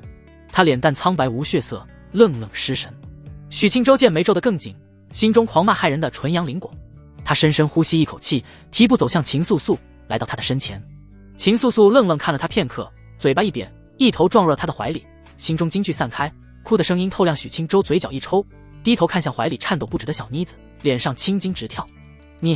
你别在我怀里哭啊！他的嗓音透着浓重的沙哑。秦素素闻言，挂着满脸泪珠抬头，傻愣愣的。许清舟死死咬牙，双手悄然放在了盈盈一握的腰上。秦素素娇躯一颤，可并无其余太大反应。她咬着红唇低下头，将脸蛋重新埋入许清舟的怀里。可许清舟知晓，小妮子的情绪波动极大，胸前绵软之中传来急促有力的心跳。她的双手散发青光，流淌在秦素素的全身。仅仅一瞬，她那些皮外伤消除一空，疼感的消失让秦素素再次抬头，脸蛋褪去苍白，浮现淡淡嫣红。她小脑袋瓜不知道怎么想的，鼓起极大勇气，一口咬在了许清舟的唇上，生涩而又坚决。许清舟气血之激荡已经难以想象，此时双目变得更加赤红。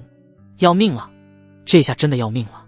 许清舟竭力抗拒，抬起双手按在秦素素的脸蛋上。现在不是自己吃不吃小妮子，而是秦素素一介凡人顶不住现在的自己。恭喜宿主触发任务。任务1：纯阳战体。纯阳灵元流淌全身，急需阴元浇灌。既然如此，直接拿下秦素素，消化纯阳灵果风险。秦素素为普通人，纯阳灵元灌进去，她9成9会烫死。奖励：纯阳灵体。任务2：意志力之神。纯阳灵元的存在，短期内并不会让你暴毙，做到心中坚若磐石，不祸害任何人，抵抗诱惑5日以上。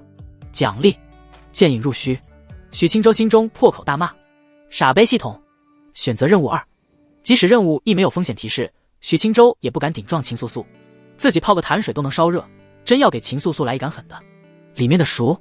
许清舟轻轻将秦素素的脸蛋推开，恶狠狠地瞪视她：你是真不怕死？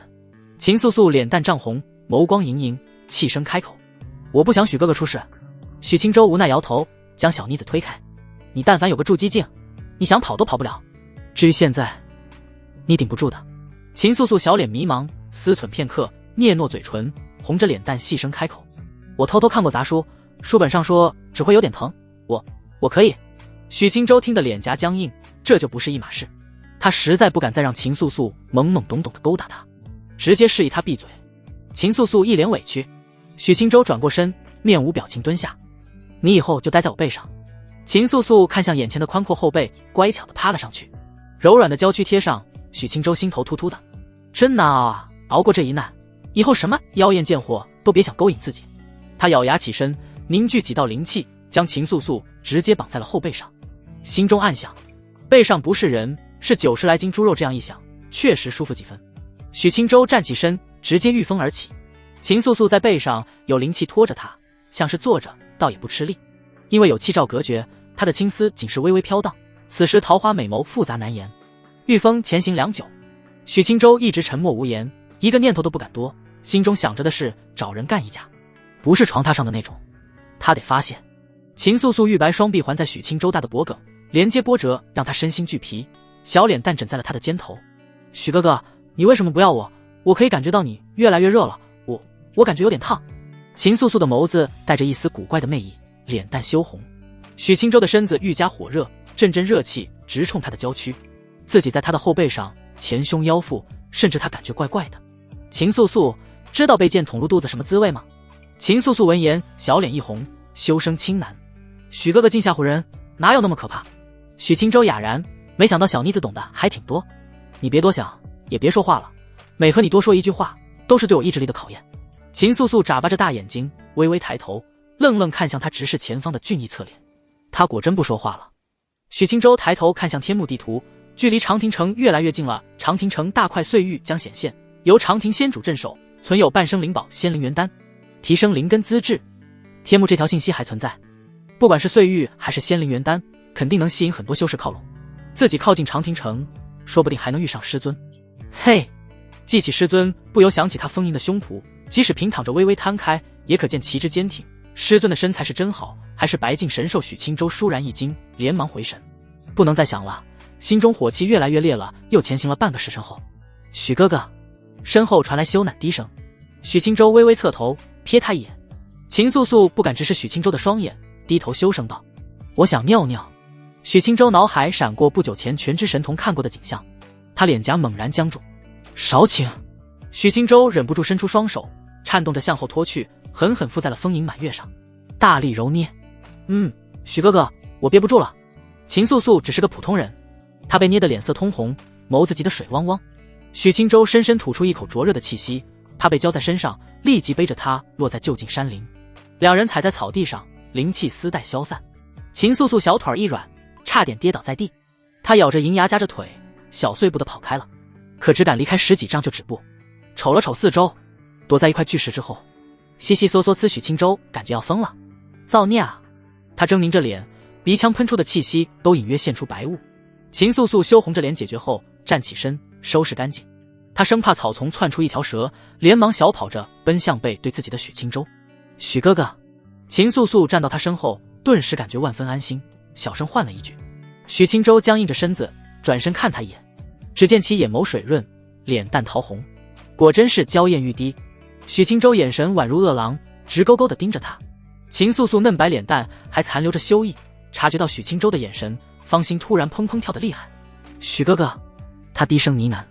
天空是长久不变的乌云，空气吹拂淡淡的凉风。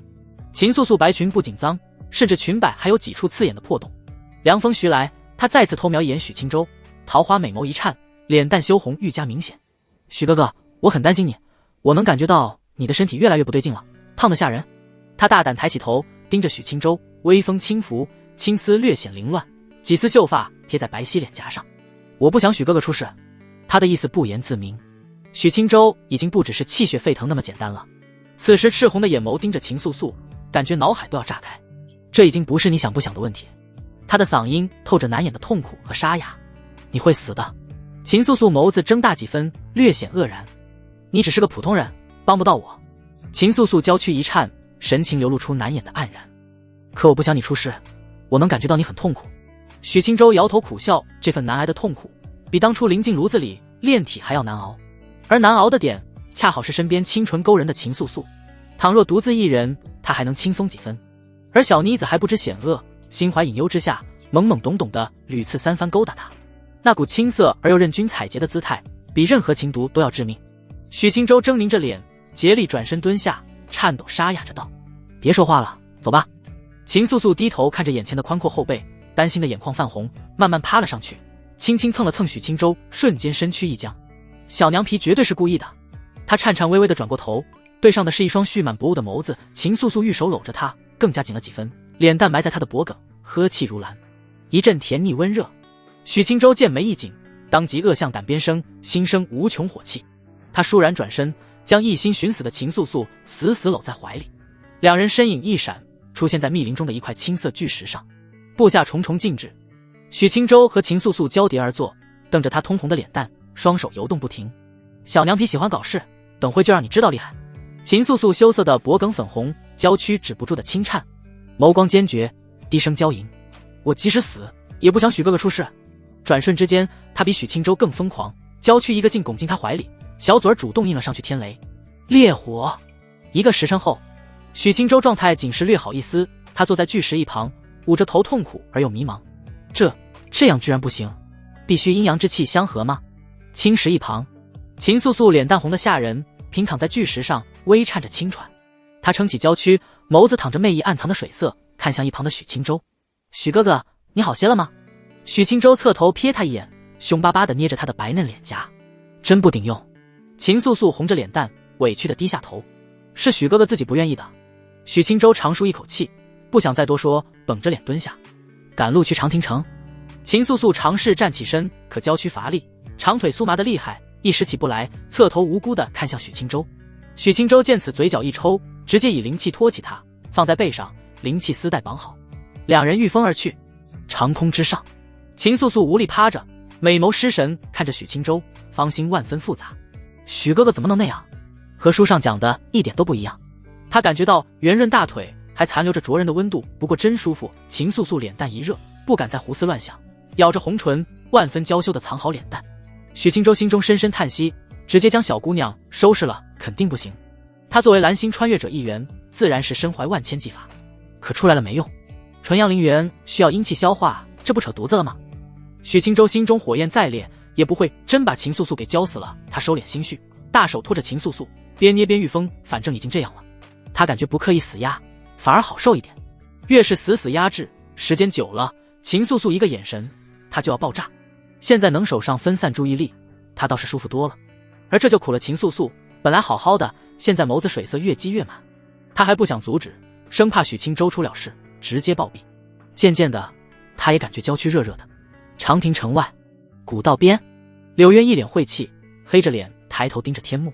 这秘境当真古怪，宝物确实有，可压制修为的规则可真恶心。他出现在秘境之时，恰好身处一块碎片的不远处，观察良久，上前解决掉一只古怪银蛇后，成功获取碎片和一株上等灵草。可宝物还没捂热，突然窜出一名修士向他打劫，境界不高，金丹7层。柳渊初始都给气笑了，打劫之人不是金丹圆满，证明并未压制修为。他区金丹7层，抢我压制下来的顶级金丹境。正因此，柳渊直接和他大打出手。可交手之后，柳渊却吃足了苦头，被按着一顿狠揍。那该死的不知名野修，居然还是断骨圆满，自己可没修武道，凭借元婴圆满的自然反馈，体魄强度撑死了一金境。至此，突如其来的一场狭路相逢，柳渊从自信满满，迅速沦落到被追杀的境地。要不是手中有法宝阴阳旋盘，自己真搞不好会被锤死。可为了摆脱那混蛋，得手的碎片还是无奈交了出去。此时，柳渊收回视线，双目望向不远处宏伟的长亭城。他现在已经不敢轻视任何人，做事低调而又老实，生怕再碰上仙武双修的混蛋。柳渊思忖片刻，心中做下决定。他正谨慎沿着古道走向长亭城，突然察觉远处有人御风而来。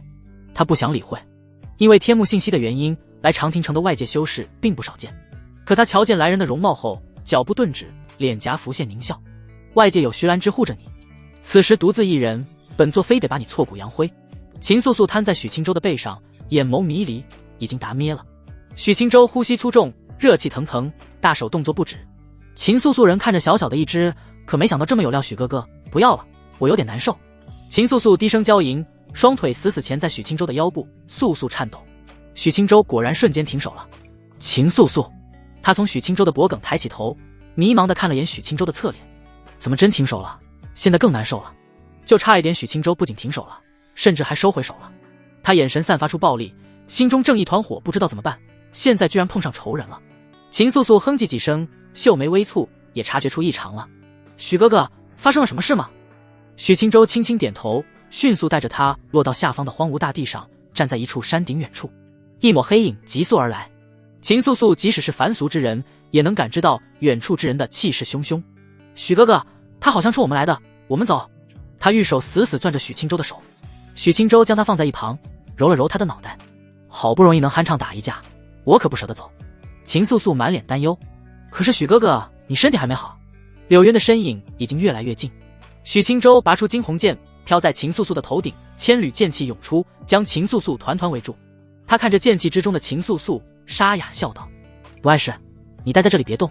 言罢，许清舟直接转身，满目凶光地盯着愈加清晰的柳渊，一脸振奋。他心念一动，四神印眨眼成型，4道血色神使融入他的体内，身上的气血瞬间如江河汹涌。纯阳灵元受此刺激，让许清舟的气血进一步蒸腾起来，浑身冒着肉眼可见的白气。秦素素在剑气保护之中，眸子神情愈加担忧。轰！许清舟一踏之下，山顶轰然大片碎裂，巨大的碎石滚落向下。通玄剑气包围的秦素素心中微慌，却发现自己被剑气圆球裹着漂浮而起，不受山峰倒塌的丝毫影响。他心中安定，抬头看去，许清舟前冲之势如一线白虹，搅动山顶之下的淡淡云海。远处急冲而来的柳渊脸色微变，不对劲。可许清舟已经实力全开，白虹前行之势发出刺耳爆鸣，两者瞬间接近。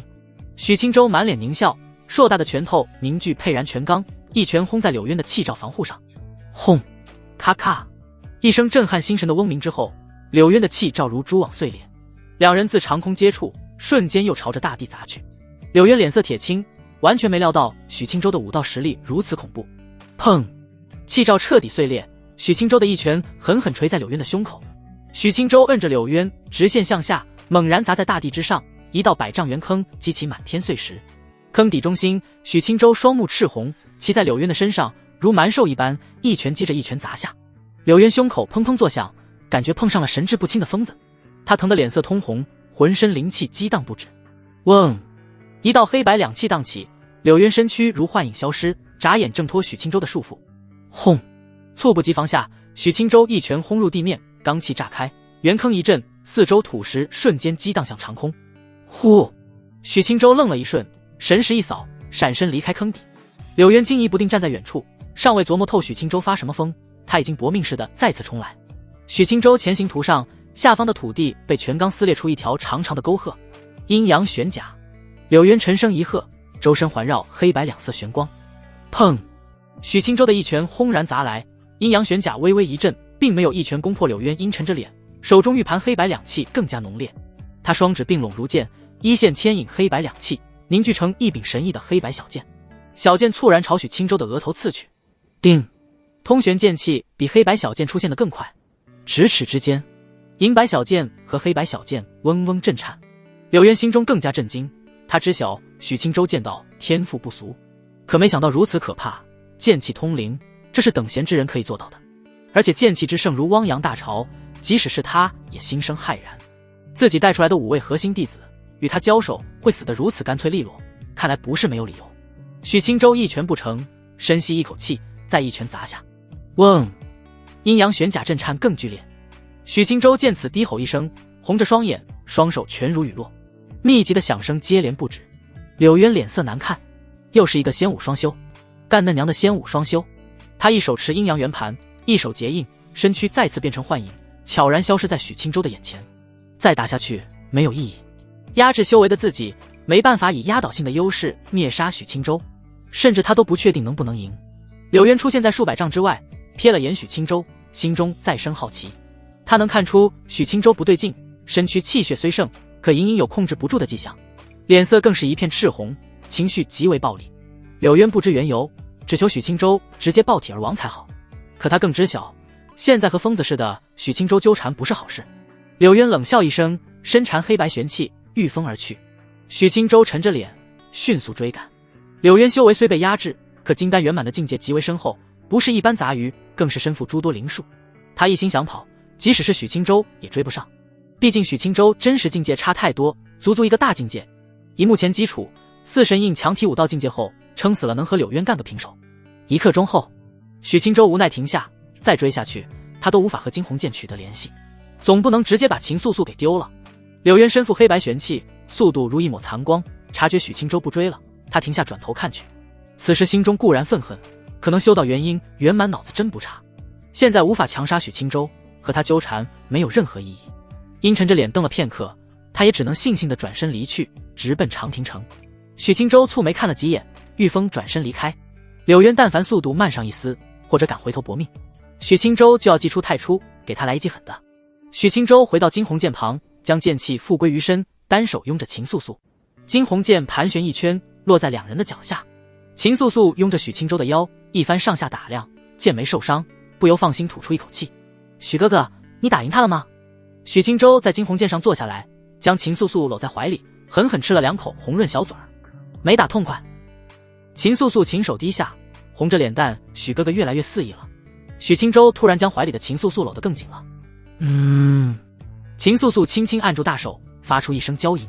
许青州喉咙感觉火烧火燎，看着眼前的娇俏美人，拿出大手揉着她滚烫的脸蛋。一点问题解决不了，你倒是舒服了。秦素素脸蛋被揉成圆滚滚的包子，脸颊更加滚烫，不满的哼唧。许青州重重的深呼吸一口气，松开手，也没再刺激秦素素，只是静静拥着她。秦素素趴在他怀里，傻傻的发愣。片刻后，他微微低头瞄了一眼，美眸一颤，思忖片刻，玉手许青州脸色猛然一变，低头不可思议的瞪他。秦素素娇躯轻颤，脸蛋如灿然晚霞，直视许青州的双眼。许哥哥，这是你教我的？他只是曾在青石之上提了一嘴，可这光天化日，遇见途中，小妮子看着单纯，可迷迷糊糊间做事太大胆了。许青州本就赤红的脸颊更加通红几分，他放慢前往长亭城的速度，长袍一甩，裹住两人3个时辰后，两人来到长亭城外。秦素素跟在许青州的身侧，小步前行，双手无力地耷拉着。许青州皮肤通红，脸色却冷峻，他牵着秦素素走入城内，沿街两边店铺林立，游人如织，贩夫走卒沿街叫卖包子、冰糖葫芦。许青州蹙眉观察长亭城，以他的感知，察觉这些人是活人，且是毫无修为的凡人。可这里是秘境，这显然极为诡异。秦素素穷鼻嗅着香喷喷的气味，美眸转向包子摊位，肚子不争气的咕咕叫起来。许青州侧头看他一眼，秦素素脸红低头，小声开口：我好久没吃东西了。许青州翻了个白眼，他可不敢让秦素素吃这城里的东西。他直接伸出手，清气涌入她的体内。好了，至少能让你10天不饿。秦素素拍了拍小肚子，一阵惊奇：许哥哥，你把什么东西放入我肚子里了？许青州，灵气，别多想。秦素素轻轻点头。许青州看了看天幕，长亭城大块碎玉将显现，由长亭仙主镇守，存有半生灵宝仙灵元丹，提升灵根资质。信息没变，但是进入长亭城并没有感知到碎玉所在何地。而且长亭仙主这名字，许青州觉得自己再自信也不可莽撞，先静观其变。两人缓步前行，路过一处医馆，一位风娇水媚的女医师突然娇媚出声：哟，俊哥儿吃成外野果了。许青州瞬间止步，顺着声音望去，医馆门口，风雨医女靠在褐色木门上，眸子饶有兴致地盯着许青州。俊哥儿，这果子可不好销售。许青州审视他几眼，牵着秦素素上前几步，来到门口。姑娘能看出我吃了什么果子？医女轻轻颔首，痴痴一笑：纯阳灵果不是什么大事，好解决。许青州心中一动，秦素素也浮现喜色。姑娘，请问怎么解决纯阳灵果问题？妩媚医女脸颊陡然浮现一股媚色，坏坏地瞥了眼秦素素。俊哥儿带着小媳妇儿，这事就更简单了，睡觉100来次就好了。秦素素闻言俏脸涨红。许青州脸颊一僵，本地土著这么粗鲁的吗？而且这法子还要你说？他狠狠地瞪了眼不正经医女，牵着秦素素直接转身离开。医女捂着红唇咯咯直笑。许青州简单转了2圈，倒是碰见几个修士。因为天幕存在，大家目标一致，而至宝只有1个，所以碰面都颇为谨慎。许青州根据衣袍无法判断他们身份，也没心思闲聊，完全不搭理。其余修士也多一事不如少一事，各自匆匆离去。许青州没在城内发现什么特殊神异，也没找到师尊和徐长老踪迹，思索片刻，带着秦素素住客栈去了城内货币零食即可。许青州开了一间最好的上房，进入房内，瞧着雅致古朴，非常不错。秦素素心中微微紧张，荒郊野岭她还不觉得什么，此时孤男寡女共处一室，她心中却砰砰跳得厉害。许青州自然不是想对秦素素做什么，毕竟得有个落脚地，总不能站大街上干瞪眼。他在房内布下静止，走到窗口向远处看去，一片繁华。这城真古怪，长亭仙主莫不是就是城主？他远眺极远处的9层大殿，那是最醒目一处建筑，蹙眉喃喃，直接杀过去。可野外的金甲神人都是仙武双修的第3境高手，贸然去找长亭仙主，被直接打死了怎么办？许青州摇摇头，打算再等等看。此时系统任务已经过去1天半，再坚持3天半，完成任务就能大力开火了。到时要么找到师尊，要么凭借非凡样貌去勾搭貌美女修，而且还必须筑基境以上的，炼气境的都顶不住。秦素素不顶用，能找到他不疑就好了，我救了你，你帮我解决一下问题，很合理吧？许青州苦中作乐的暗自瞎想。秦素素瞄了窗口的许青州片刻，心绪平淡几分。此时身上白裙脏兮兮的，又破破烂烂，现在才感觉一阵难受。他眸子扫视四周，来到隔间，发现浴桶有一桶清澈温水，还飘荡着粉红花瓣。秦素素眼眸一亮，思忖片刻，在隔间侧过身子，小心瞅了眼许青州，脸蛋泛起薄红，又缩了回去。他玉手搭在腰间，轻解白裙系带。许青州在窗口头顶都冒热气了，发出一声无尽沧桑的叹息。死丫头，这和你当面姐有什么区别？没你这样折磨人的。水流清漾。许青州咬牙皱眉，红着眼站在窗口。哗啦哗啦，水声叮咚。许青州吐出一口灼热白气，面无表情，转身去隔间。少请呀！秦素素发出一声娇呼，娇躯蜷缩，脸蛋倏然通红。许青州站在浴桶旁，盯着他，大手直接捏住他脸蛋。你在玩命，你知道吗？秦素素脸蛋一疼，眸子浮现点点泪花，可怜兮兮。许青州青光一闪，缓解他的疼痛，长袍轻掀，悉悉索索，直接跃进了浴桶中。秦素素大眼睛陡然圆睁，他连忙双手捂脸。许青州不客气地将他拥入怀中，此刻心中的火焰来到最高峰。许哥哥！秦素素的嗓音颤抖不止，浑身都泛起薄红。许青州脸颊埋在他秀发中，一手在玉洁腰部，一手在腰下丰盈。喜欢洗，我帮你洗。秦素素如八爪鱼，颤抖着挂在许青州身上2个时辰后，秦素素又一次打灭了许青州，可却满心愁苦，离开浴桶落荒而逃。没用，技法只会让秦素素愉悦，自己解决不了任何问题。秦素素靠在浴桶边缘，美眸迷蒙，绽放出夺目的媚色。许哥哥，他无意识的娇声呢喃。平息良久，秦素素喷出一口甜腻气息，嫣红着脸蛋低头看去，轻轻拨弄着粉红花瓣，心思不知飘向哪里。1刻钟后，秦素素娇声开口：许哥哥，我裙子又破又脏。许青州无奈叹息，从储物袋拿出自己白袍，送入了隔间。片刻后，秦素素穿着许青州的衣裳，尺码太大，她小小一只，瞧着滑稽又可爱，脸蛋水润润的。她羞涩地拢着袍子，走到床榻边，坐在床沿，美眸眨巴着看向许青州。许青州也没管她，看着窗外，也不知在看什么。秦素素毕竟是凡人，长时间没休息，刺激反而一波接着一波，她没坐多久，娇躯就软软地倒在床榻上，眼皮子打架，可愣是不敢睡去，呆呆侧头看着许青州。许青州皱眉看他一眼，放心睡觉。秦素素眸子隐约浮现血丝，抿着小嘴儿，低头不语。许青州见眉皱得更深，犹豫1、2，缓步走到床榻，他将秦素素拥起，靠在床上，被子盖住2人。秦素素，你根本不知道我对你忍耐了多少。许青州的嗓音既颤抖又沙哑。秦素素靠在许青州的胸前，玉手环住健壮腰身，沉默许久，羞声低喃：我喜欢许哥哥。许青州瞥了他一眼，收回视线。是因为我把你伺候爽了吗？秦素素美眸一颤，羞得脸蛋涨红，脆生生道：许哥哥，你怎么说这么粗鄙的话？他有点生气，就不抱他那么紧了。许青州可没心思和秦素素谈情说爱，越谈心里越煎熬。你少说2句，就是对我最好的报答。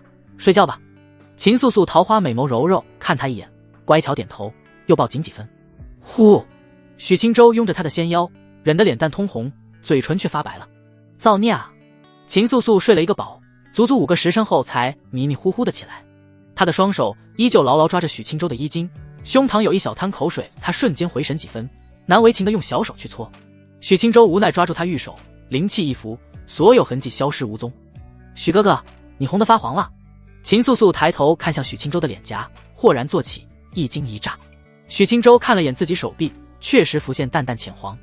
没事，他猜测是体内纯阳灵元积累越来越多的原因。秦素素眼眶转眼泛红，扑到许清舟怀里，娇娇凄凄道：许哥哥不许死。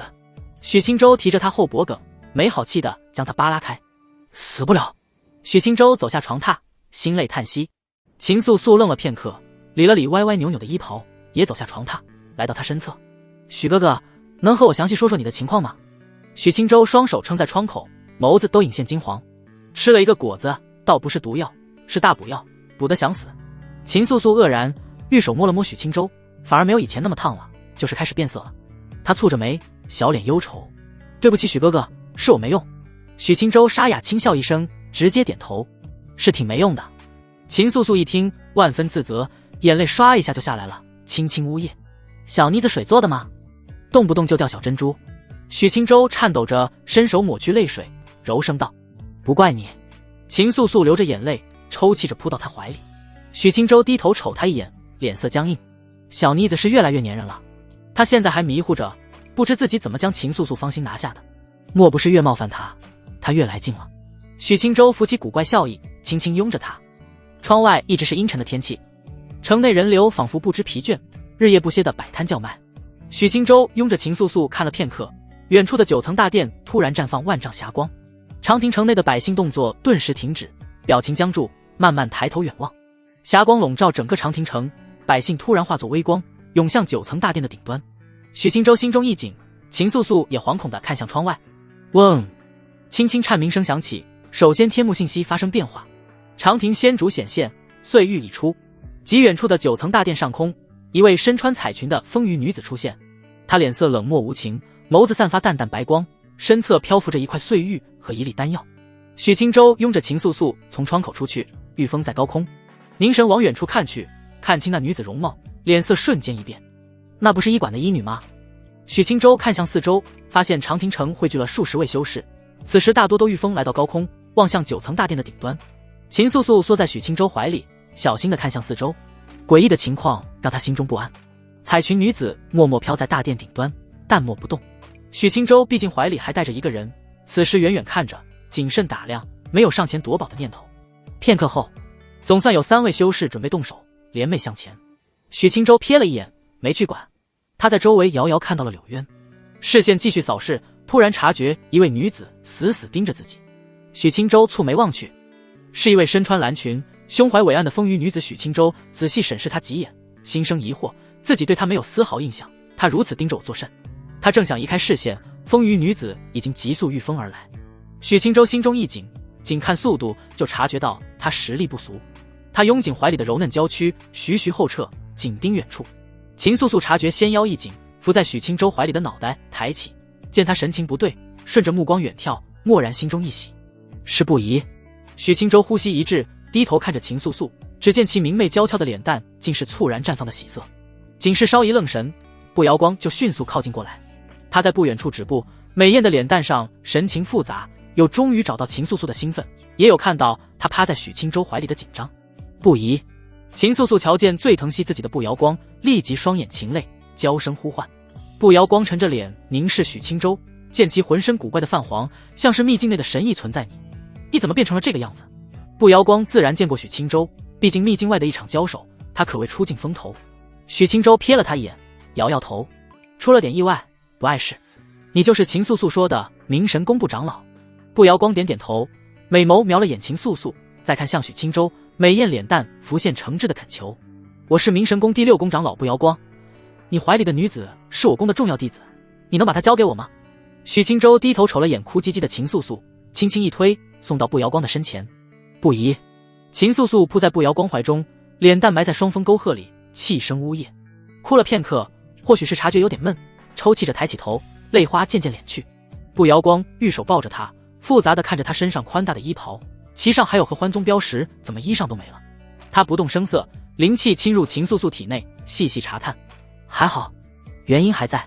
秦素素或许是察觉到步摇光不对劲的神情，脸蛋一热，目光立即躲闪起来，低头细声道：“不疑，是许哥哥救了我，不然我不被毒蛇咬死，也被妖兽吃掉了。”步瑶光近几日心慌的不行，就是担心毫无修为的秦素素出了意外。可秘境奇大无比，他不顾任何机缘，竭力寻找，也毫无线索。没想到今日路过长亭城，居然幸运地遇上了秦素素。他此时心中固然存有几分疑虑，可对许青州还是充满浓重感激。多谢许道友施救我宫弟子，敢问道友名讳？如有所求，必有厚报。许青州瞥了他一眼，现在自己的需求，怕是你不敢报。晚辈许青州，至于报答，后续迫不得已，确实需要步长老报我一报。步瑶光一愣，也没细想，郑重点头。许道友，我自当竭尽全力。秦素素都听傻了，他瞅了眼步瑶光，小嘴嗫嚅片刻，还是低头什么都没说。为了解决许哥哥的身体情况，不宜你一定要努力压许青州压下心湖波澜。忍住没将双眼落在步瑶光的胸脯上，转身看向长亭仙主远处已经开始激战起来。三位联手上前的修士被锤得节节败退，长亭仙主的实力超乎想象。步瑶光御风来到许青州身侧，一同抬头看去。此时最宝贝的秦素素已经找到，确实可以开始谋划秘境至宝。长亭仙主的实力突破了秘境限制，达到出入元婴境的水平。步瑶光作为化神大能，眼光毒辣，一眼就大致判断出长亭仙主的实力。不过此时虎落平阳，现在的他也仅是个强悍的金丹圆满罢了。修为压制的情况下，想战胜长亭仙主，必须多位修士联手。步瑶光微微蹙眉，扫视一圈，周围的修士都不是蠢货，已经三三两两的凑在一起。可古怪的是，居然有大半的修士朝着步瑶光御风而来。片刻后，7位修士联袂来到近前，一位是灵武殿的红袍灵士，另外6位各有身份，最显赫的是一位凌霄云谷的核心弟子。至于其他的5人，3位散修，2位小宗门执事，7人修为参差不齐，3位金丹后期，其余都是金丹中期。灵武殿红袍灵士牵头，笼络6人，再来找步瑶光，自然是希望他能当顶梁柱。见过步长老。灵武殿基层灵士自下往上，以黑袍、红袍、紫袍逐级递升，在之上便是灵主、狱主、殿主了。步瑶光瞥了他一眼，轻轻颔首。红袍灵士在寻常宗门可谓高高在上，但在步瑶光面前可没丝毫面子。步长老，长亭仙主实力出乎意料，想要得手宝物，必须联手应对。我恳求步长老能为我等主持大局，诛杀长亭仙主。步瑶光面无表情，但声道：碎片只有1块，丹药也只有1粒。灵武殿灵士脸色不变，抬头看着步瑶光，笑容温和。碎片归我即可，丹药归步长老。秘境结束，我汇报此事，还可给民生宫一定补偿。显然灵武殿对仙品功法志在必得。至于他身后的6人，即使宝物被瓜分干净，也面无异色。显然红袍灵士已经和他们谈妥了条件。许青州一直默默看着，远处的3位金丹修士已经被长亭仙主宰了。柳渊笼络剩余人，开始围攻，声势浩大。红袍灵士见此心中一急，倘若被柳渊率先得手，他总不能强，一来抢不过，二来众目睽睽之下做事太难看。步长老，事不宜迟。他的语气凝重几分。步瑶光思忖片刻，正想答应，身侧的许青州突然摆手：联手可以，但碎片我得要。红袍灵士脸色一变，步瑶光也满脸诧异。许青州没多解释，纯阳灵元本就搞得他烦躁，此时最重要的宝物别人要拿走，他岂能答应？灵武殿了不起啊，你说要就要，口气大的秘境像是开在他店内一样。许青州瞥了眼红袍灵士骤然难看的脸色，没去管他，侧头看向步瑶光：步长老，助我拿下碎片，可当我救下秦素素的一半报酬。步瑶光本就对红袍灵士隐隐不悦，他一个金丹后期的修士，对自己表面恭敬，可心里哪有诚挚敬意。灵武殿修士高高在上的死德性，他早就心生反感。此时听见许青州的请求，他几乎瞬间点头答应。可以。红袍灵士心中一沉，脸上的温和笑容彻底散去。他冷冷瞥了眼许青州，自己能夺得1块碎片交给上级，必定是一笔不小的功勋。此人如此行事，和坏我前途有何异？他盯着眼前区区筑基1层的黄皮修士，认出他身上的合欢宗衣袍，神情恼怒，心中涌起浓浓不屑。区区合欢宗，坏我灵武殿好事，是嫌弃祖师堂的香火太旺盛了吗？此话一出，步瑶光脸色瞬间一变，脸颊浮起愠怒。灵武殿固然势大，可因为秘境宝物争夺这种事，敢在外界为难仙家宗门。此事灵武殿即使想做，也不能做。众仙门本就被条条框框管得心生怨气，再如此赤裸裸横行妄为，万一仙门联合起来，大为想亡国不成。红袍灵士身后的3位宗门修士也脸色冷淡起来，蓦然瞥了眼身前的背影。同为仙家宗门，合欢宗能被肆意拿捏，下一个就不能是其他宗门。诡异的气氛让红袍林氏心中悚然一惊，他瞬间察觉自己说错话了。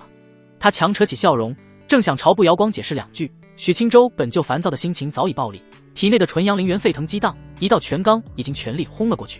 距离实在太近，红袍林氏没想到许青州居然敢动手，猝不及防下，他只来得及抬手格挡，灵气都尚未调用。砰！一拳之下，许青州砸碎红袍林氏的双手，单臂直接从他胸膛穿了过去。轰！罡气一震，刚才还傲气凌然的红袍林氏转眼死无全尸，全场震惊，即使步瑶光也满脸讶然，一位金丹后期居然连他一拳都挡不住，其余6人可就惊骇了。灵武殿修士能是说杀就杀的？秦素素只是担忧地看着许青州，她明显察觉到许青州的情绪更加没有耐心，更加暴躁了。步瑶光迅速稳定心神，思忖片刻，灵光一闪，本命飞剑掠出，寒光闪烁，直奔3位散修。突然的惊变让他们根本来不及反应，区区金丹中期还是散修，几乎惨叫都没发出，3颗脑袋就掉落长空。红袍林氏带来的修士仅剩凌霄云谷的核心弟子和其余2位小宗门执事，他们额头冒汗，心中惊惧不止，怎么还没联手对敌，先内斗杀起自己人来了？步瑶光脸色漠然，收起本命飞剑，冰冷美眸盯着剩余3人。你们什么都没看到，知道吗？凌霄云谷的核心弟子脸色苍白，率先点头。秘境之行，我没接触过任何灵武殿和合欢宗修士。其余2位中年执事腿肚子都打颤，生怕被直接灭口，急忙齐齐跟着道：我也一样。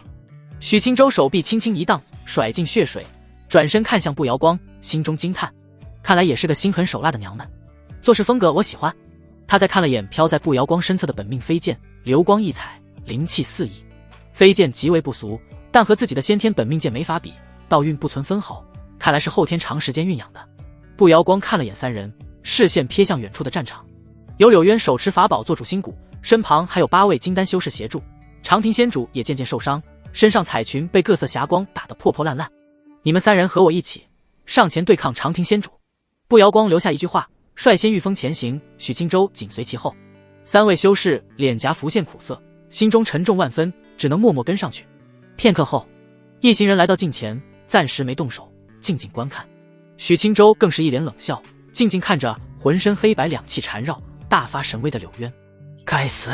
柳渊自然不是忌惮许青州，凭借自己实力，身侧还有这么多帮手，许青州赶上来，他就要先行将他瞬间围杀。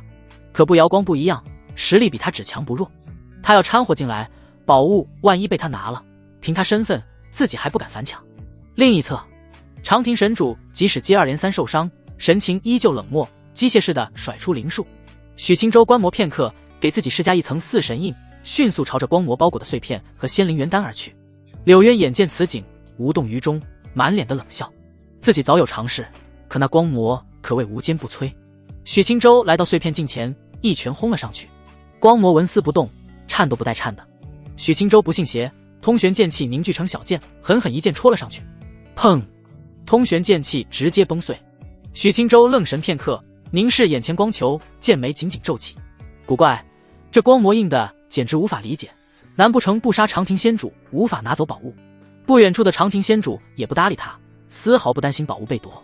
步瑶光黛眉轻蹙，御风来到许青州身前，玉手按在光魔上。片刻后，满脸迷茫。光魔没有丝毫灵气，他都不清楚用什么凝结的。柳渊虽然不担心宝贝被拿走，但是自己在这艰难对敌，宝物旁边却被其他人守着，他自然心生万分不满。他传音四周，带着众人慢慢靠近许青州。嗡！行至半途，一道墨龙比柳渊的身影更快，率先冲向许青州的背部。步瑶光剑光一闪，本命飞剑带着1线残光，直接将墨龙一分为2。柳渊脸颊一僵，心中忌惮更加浓重。再次靠近几分，柳渊态度尽量和蔼，传音步瑶光：步长老，宝物能者得之，我既然出了全力，宝物自然归我。你上来等着摘桃子，难免不妥，失了高人风范。要是其他修士，即使在外界和他同为元婴圆满，他也破口大骂了。可步瑶光身为明神宫的重要长老，他是真不敢骂。步瑶光丝毫不脸红，守在许青州身旁，本命灵剑盘旋不止。我又没让你出力，你仅可以立即收手。柳渊额头青筋直跳，看了眼伤势愈加严重的长亭仙主，大手死死地捏着阴阳旋盘。现在怎么可能收手？许青州见柳渊越靠越近，到时他们人多势众，围在宝物周边，自己真就难得手了。他看了眼步瑶光，发现秦素素也在眨巴着眸子看自己。许清舟轻瞪他一眼，秦素素委屈的瘪起嘴。他没空和秦素素眼神拉丝，直接心神沉寂，眉头一点光芒渐渐出现。太初如果切不开，只能在柳渊围过来之前，自己和步瑶光联手，先将他们一群人宰了。可如此行事难度高，风险也大。本命太初的剑身已然出现一半。步瑶光察觉什么，娇躯一颤，豁然侧头看着许清舟。他瞬间脸色僵硬，满是如见真仙的恍惚感。太初彻底出现世间。许清舟面无表情，心神牵引太初剑向光魔一抹，如切豆腐般，光魔立即破碎。秦素素眸子不自禁地被太初剑牢牢吸引，眸光落在上面，神情傻傻呆呆，瞳孔轻轻闪烁几缕剑气。她像是看到了最喜爱的宝贝。步瑶紧盯太初剑，美眸颤动，娇媚脸蛋尽是不可思议的神情。先天本命剑，这怎么可能？他的呢喃声轻不可闻，剑心都颤抖起来。真正学剑之人才能知晓先天本命剑的弥足珍贵。许清舟低头看去，心中略感怪异。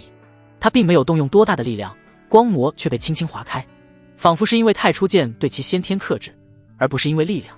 他将其内的碎片收好，再心念一动，操纵太初剑将旁边光魔也轻轻割开。仙元灵丹徐徐漂浮，散发诱人丹香。许清舟握住丹药，自然而然地放入储物袋。一直关注这边的柳渊都看傻了，他将在原地握着阴阳旋盘的大手速速抖动。宝物被夺上再其次，本命剑的锋芒远远插入他的心底。他仙武双修也就罢了，还是顶级的纯粹剑修，更该死的是自己与他存有难以调和的死仇。长亭仙主停手了。柳渊身侧一位手持圆珠灵气的修士惊呼一声，他好像渐渐变成了石头。柳渊瞬间回神，转头看去，长亭仙主此时愣愣站在高空，他的身躯从裙摆开始诡异地变成灰白色的石块。转眼之间，实力不俗的长亭仙主彻底成为一具石雕，他御风都维持不住，迅速掉下9层大殿外的广场。轰！石雕触地，碎石散落一片。众修士无暇观看石雕情况，此时目光皆是凝聚到许清舟身上。宝物被抢了，那是明神宫部长老。柳渊深州的修士神情愤懑，可因为步瑶光的存在，又不敢轻举妄动明神宫作为凉州3大仙宗之一，实力强悍。步瑶光更是明神宫大人物，现在抢他宝物，即使攻城消息走漏，到了外界也是死路一条。许清舟脸色漠然，太初剑飘在身侧，扫了一眼不远处犹豫的众人，来到步瑶光身侧，在他眼前轻挥：“步长老，醒醒！”步瑶光一颤，迅速回神，双眸从太初剑收了回来，脸蛋依旧震惊难消。秦素素在步瑶光怀里挣扎稍许，伸出双手朝向许清舟：“许哥哥，抱我！”许清舟嘴角一抽，瞄了他一眼，从心的将他搂了过来。秦素素双臂缠住许清舟的脖颈，烫烫的身躯比步瑶光柔软的胸怀更让他舒适。他枕在肩头上，侧头看着太初剑，眸子剑影愈加森寒。他伸出小手，太初剑自主避开他，似乎有些嫌弃。秦素素心生感应，顿时有点委屈，可怜兮兮地瞄了眼许清舟。许清舟略感无奈，大手托着他的腰下丰盈，心念沟通，将不情不愿的太初剑送入秦素素小手。秦素素小手轻握剑柄，银白剑气融入几丝到他体内，顿觉身心都一片温和。许清舟剑眉微皱，突然感觉腰部的玉腿夹得越来越紧。他侧头看去，小姑娘看着太初剑眸光灿灿，神情傻乎乎，似乎是无意识的行为。步瑶光心神再次一颤，凑近到许清舟的身前，玉手轻轻贴在秦素素额头上，剑心渐显，丹田出现第一缕剑气。成了。他颤抖着收回玉手，眸子泛起薄雾，差点喜极而泣。许清舟也感觉不对劲，怀里的小妮子劲道越来越大，身躯开始自主地吸收灵气。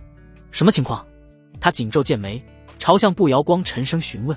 许道友，是天大好事，你无需担心，你对我明神宫再添一大恩。步瑶光颤声回复，美艳脸蛋的喜色越来越浓。他们带来的3人此时可没丝毫喜色，满心担忧，神情极为慎重。宝物夺了是好事，可却是不风光拿到手的。对面人多势众，高手也不少，真要狠下心来抢，该如何是好？柳渊经过短暂时间的思考，此时面无表情，心中有了决断。许清舟必须死，这种祸害留着，不久的将来死的就是自己了。他扫了眼愤懑又憋屈的众人，淡淡传音一句：“我来对付步瑶光，你们迅速将其余人宰了。宝物和搜刮的资源我全不要，都给你们平分。倘若愿意下死力，事后我再送一件极品灵器。”柳渊现在是什么都不要了，只想将许清舟除掉。但杀了步瑶光，攻城之后身侧同伴一个也别想活。仅仅3息过去，大多数人就有了决断，只有2位修士拒绝，直接御风离开，表示不掺和。他们宗门靠近明神宫，柳渊无动于衷，继续传音。片刻后，惊变骤起，2位修士尚未走远，其余人齐齐朝他们出手，尤其柳渊出手最为狠辣，2人几乎瞬间被淹没在术法霞光中，直接毙命。许清舟和步瑶光脸色一变，瞬间意识到情况不对。走！秦素素突破在即，步瑶光可没兴趣和这帮人纠缠。许清舟轻轻点头，2人迅速御风远去，身后3人哪敢留下来，拼命跟着。柳渊一马当先，陈卓莲紧追，身后跟着8位金丹境界不一的修士，大多是不知名野修，只有1位凉州宗门的弟子。一行人浩浩荡荡，迅速往长亭城之外行去。长空天幕上，随着长亭仙主的陨落，信息起了变化。长亭城碎片已被许清舟夺取，墨渊谷出现大块清明碎片，由7彩灵凤守护，并存有古凤神血。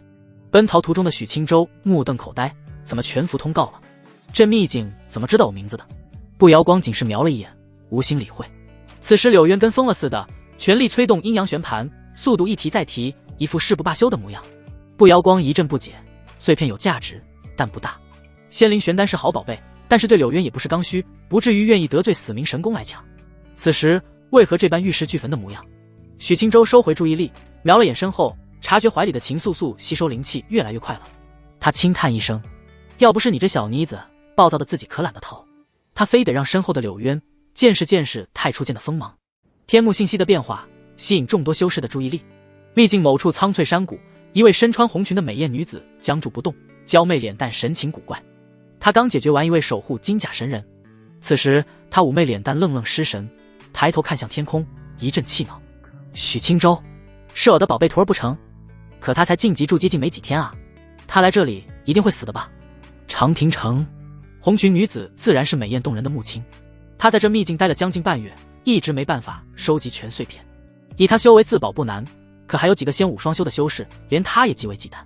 此时看到天幕消息，她虽然诧异不解，可仍旧心中一紧，打算立即去长亭城一探虚实。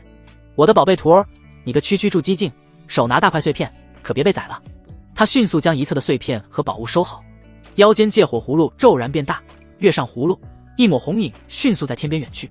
秘境某处苍茫大地的上空，徐兰芝御风在空中，美眸盯着天幕信息，黛眉轻蹙。总算有你的信息了，可这也太远了。他轻叹一声，思忖片刻，心中实在担心许清舟，怕他独自一人会有危险。此时即使距离再远，他也决定立即赶往长亭城。徐兰芝身周的绿光一闪，根据地图迅速御风远去。许清舟已经离开了长亭城范围，此时正穿行在城外荒野，身后的柳渊一行人依旧穷追不舍。凌霄云谷弟子和小执事因为速度慢，已经被追上之后，无情宰了柳渊的神情更加阴沉，心中渐渐泛起烦躁忧虑。许清舟身负通玄剑气，还是仙武双修，速度超乎想象。此时仅凭他金丹圆满的修为，一时半会无法追上。可万一拖延太久，或者路途中碰上其他外界大人物，例如其余3大仙宗的长老、执事，柳渊还能杀不瑶光吗？那指定是没办法，反而自身难保。柳渊长亭城做下此种决定后，此时已经没有回头路，只能一条道走到黑，只求不会碰上其他大人物，让这场追逐再生事端。他身侧的修士也不是蠢货，如果长时间追不上，肯定不会跟着柳渊搏命。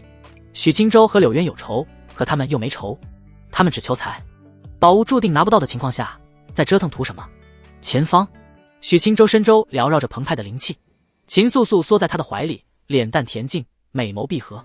许清舟抚了抚他的玉背，发现灵气行走艰涩，并不流畅，丹田剑气无序盘旋。步长老，他的身体什么情况？步瑶光忧心忡忡，玉手抓着秦素素的小手，一直不停观察他情况。他需要静心根据剑诀行气，我们迅速御风，也影响了素素吸收灵气。这样不行，如此下去，估计素素无法晋级。许清舟见眉皱得更深，侧头看了眼身后，身上的通玄剑气更加猛烈。他现在的身躯泛黄得更加厉害，渐渐变成纯阳灵果一个颜色。心中的烦躁、本能的压抑，让他情绪极为暴躁。现在仅是向后瞄一眼柳渊，他就迸发滔天的杀意。步长老，既然如此，干脆停步等素素晋级。步瑶光轻轻颔首，脸颊上的愠怒更重。他此前数次传音柳渊威胁，柳渊一直置之不理，他早已因此心生怒火。倘若因为柳渊的纠缠不休，导致素素无法晋级，别说柳渊个人，他玉灵宗都得狠狠脱一层皮。安置好素素，我们回头宰了柳渊。步摇光瞬间止步，练剑之人何曾怕过生死搏杀？许青州随之停步，脸颊泛起一抹狰狞笑意，怀中的小妮子将他缠得越来越紧，他心中的火气烈得夸张，此时必须回头战斗发泄一下。两人扫视一眼，迅速来到下方的荒野巨石上。许青州将扒拉在身上的秦素素扯下，将它轻轻放在青色巨石上。四周的灵气此时总算稳定，形成一道庞大气旋，源源不断地涌入秦素素的体内。步摇光并指如剑，在巨石四周刻下精妙剑纹，身上飞出12柄纤细灵剑，形成守护剑阵。许青州见此，惊鸿剑一闪，飘在秦素素的头顶，通玄剑气涌出，渐渐形成一轮护身剑气，在剑阵之外再次形成一道防护。如此防护，即使外界打得天翻地覆，余波也别想涌入一毫。其余修士想攻破防护，也不是简单能做到，只有这样，两人才能放心战斗。许青州看了眼秦素素，犹豫片刻，还是没将秦素素小手上的太初剑收回。他能感知到太初剑的存在对秦素素的帮助巨大，可能正是因为太初剑的本源气息引动他的剑心灵根自生感应，从而剑诀自主运行。许青州大手摸了摸小妮子的脸蛋，感知一二，轻轻点头，目前情况比先前好多了，剑气已经稳定下来，渐渐增长，灵气也吸收顺畅。步摇光看着这一幕，黛眉悄然一皱，不动声色瞥了眼许青州，两人是否过于亲密了？他看了眼秦素素的身上的宽大衣袍，素素在他身边的几日里，两人究竟发生了什么？想到某种可能，他一时心生忧愁。如此之早动了情思，是否是好事？可她也是黄花大闺女，对这种事一知半解，也不知如何是好。许青州已经转身，抬手刻画四神印。步摇光惊疑不定，四兽神使极为神秘，许青州以此为根基结印，此术层次之高，难以想象。轰！当四神印涌入许青州体内，他的气血骤然沸腾，拳罡萦绕周身，身上气势猛然提升一截。步摇光再一次被震惊，四神五印，此术居然是武技，甚至能突破大境界限制。许青州的不俗再一次让他心生感慨，绝世天才，修行意图不管哪方面，许青州都是他见过最为优秀的。呼！许青州握了握拳，抬头望去，柳渊的身影已经在不远处。步摇光压下星湖涟漪，本命剑一闪，飘在身侧，严阵以待。片刻后，以柳渊为首的众人飘在不远处，局势瞬间杀机弥漫。柳渊阴沉着脸看了眼巨石上的秦素素，猜测这是导致两人停下的原因。动手！他不想浪费丝毫时间，率先凝聚一团黑白圆球，朝许青州悍然而去。嗡！哗！刹那间，其余修士一同出手，五彩斑斓的霞光一同涌来。许青州战意沸腾，浑身笼罩沛然拳罡，直接迎着术法霞光冲了上去。步摇光美眸浮现杀机，剑气激起他满头秀发，身侧的本命剑迸发锋锐青芒，剑身一闪，本命剑划开黑白光球，半空猛然爆发剧烈的灵气波动。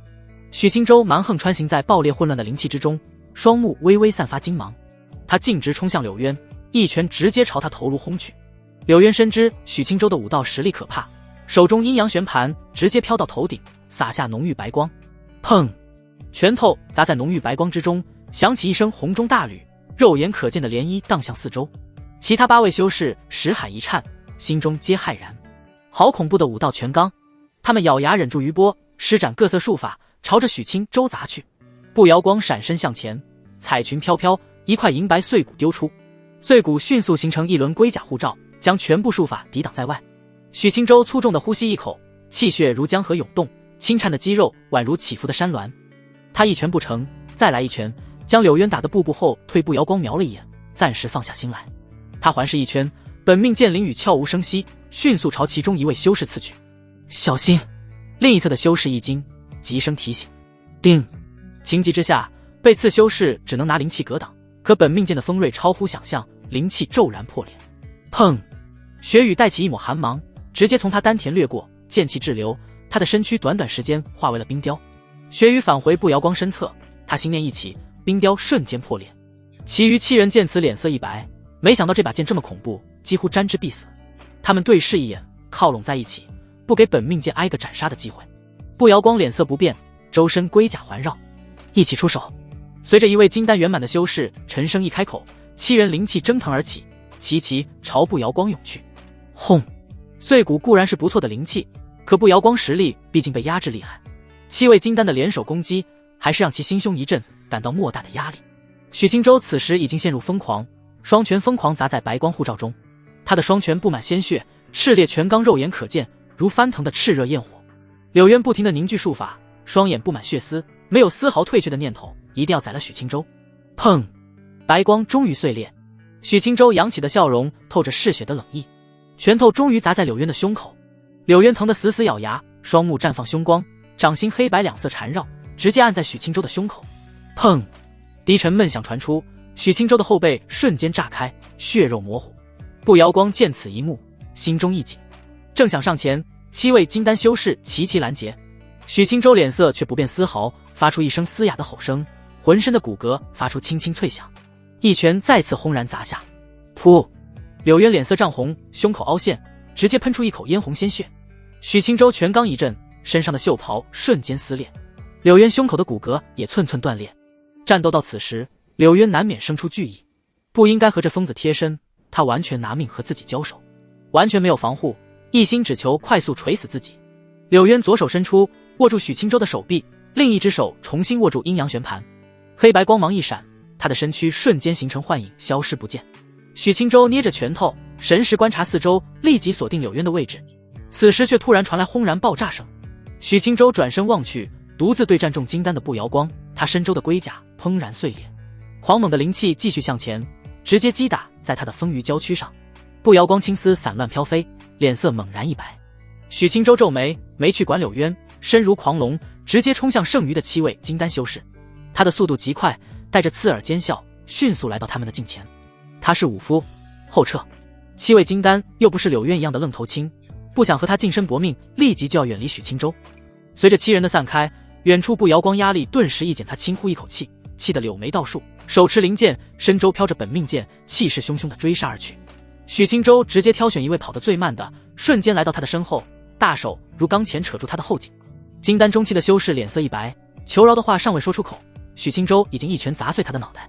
步瑶光身为剑修，速度自然比那些寻常修士快，倘若他们集合一起，自己还没办法强攻，可一分散，谁被他逮住，谁就立刻身死。柳渊遥遥看着，顿时心生灰暗，真是一群乌合之众。他挨了许清舟一记重拳，现在口中还在淌血，浓郁的黑白玄气一直涌入体内，将拳罡湮灭。柳渊稍一耽搁，远处直接死了2位金丹修士，只剩最后5位朝他御风而来。他迅速上前和5位金丹修士会合，他将手中的阴阳旋盘抛向头顶，猛然扩大1000倍。长空之上，阴阳旋盘绽放繁复的道纹，黑白两气浓稠如雾。柳渊飘在空中，脸色透着疯狂，身上黑袍猎猎作响。今日即使将这件蕴养100年的法宝毁了，也要将许清舟挫骨扬灰。步瑶光心中一惊，抬头看去，身侧血雨颤鸣不止，剑气冲霄。许清舟风归风，但并不是没脑子，也停下身形，皱眉看着上空硕大的阴阳旋盘。柳渊沉声开口，灵气全部涌入旋盘之内。其余5人脸色略显泛白，脸颊还残留着惊惧。此时闻言愣了一瞬，立即照做，身上灵气如江河，狂猛涌出。跑！步瑶光极为明智，拉着许清舟就跑路。即使是他也不敢硬抗此时阴阳旋盘的一击。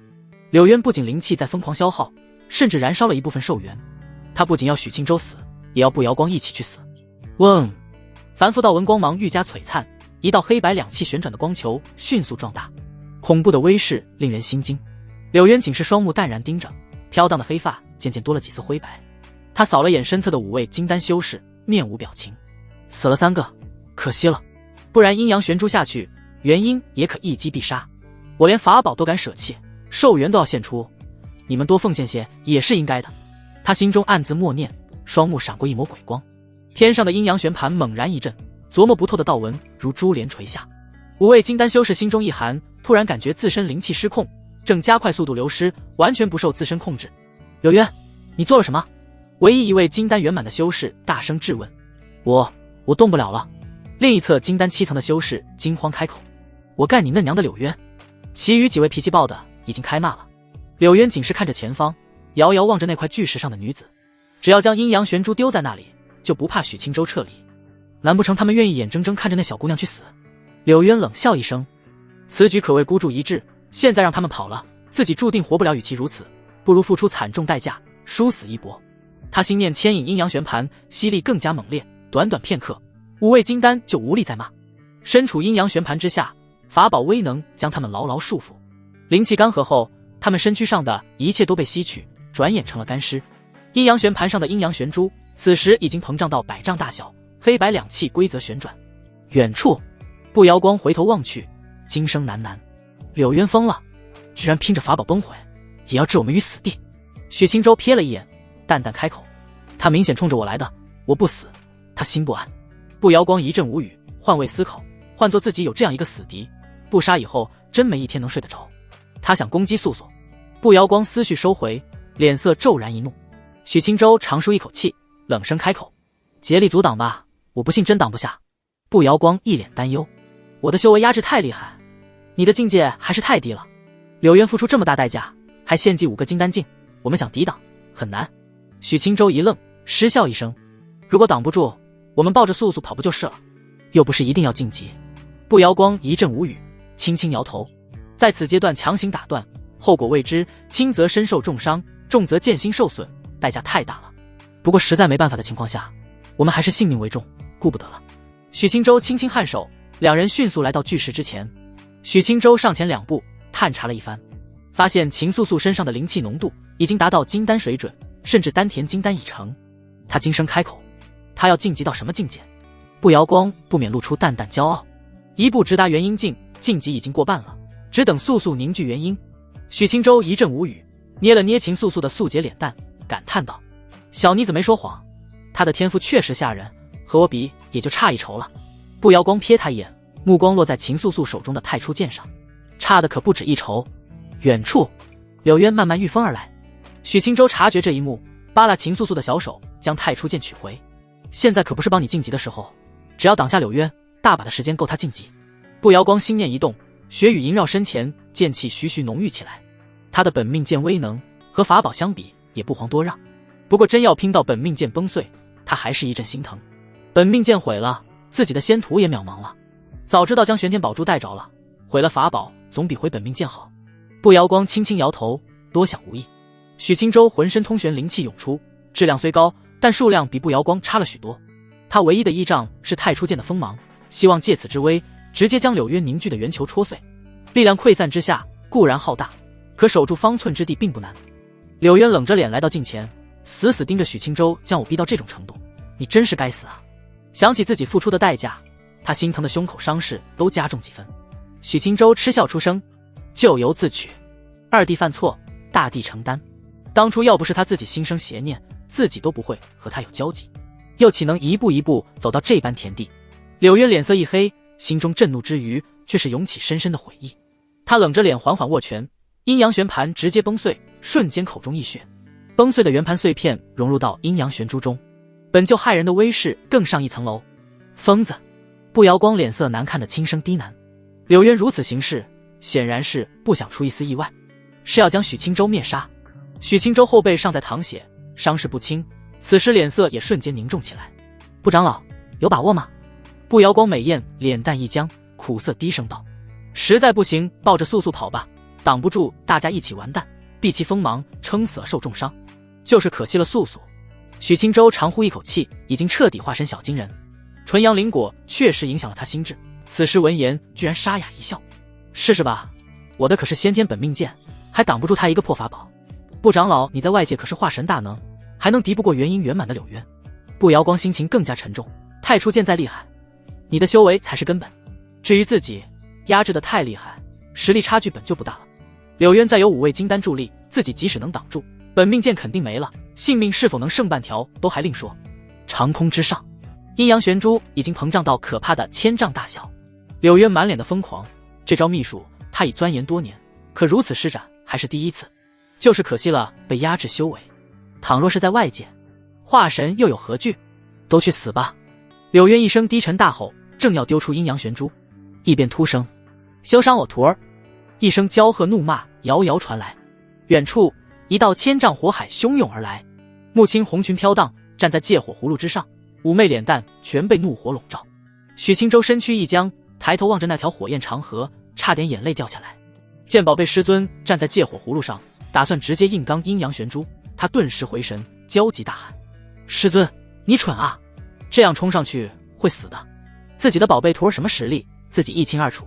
那么大颗阴阳玄珠砸下去，自己的徒儿岂不是一碰就死？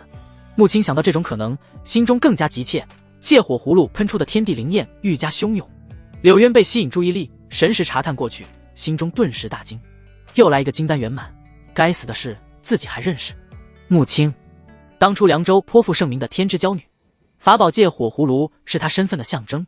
想起他刚才说出口的徒儿，柳渊顿时心中一片灰暗。陷入此刻情境，即使攻城衰弱无比的自己，还能斗得过木青？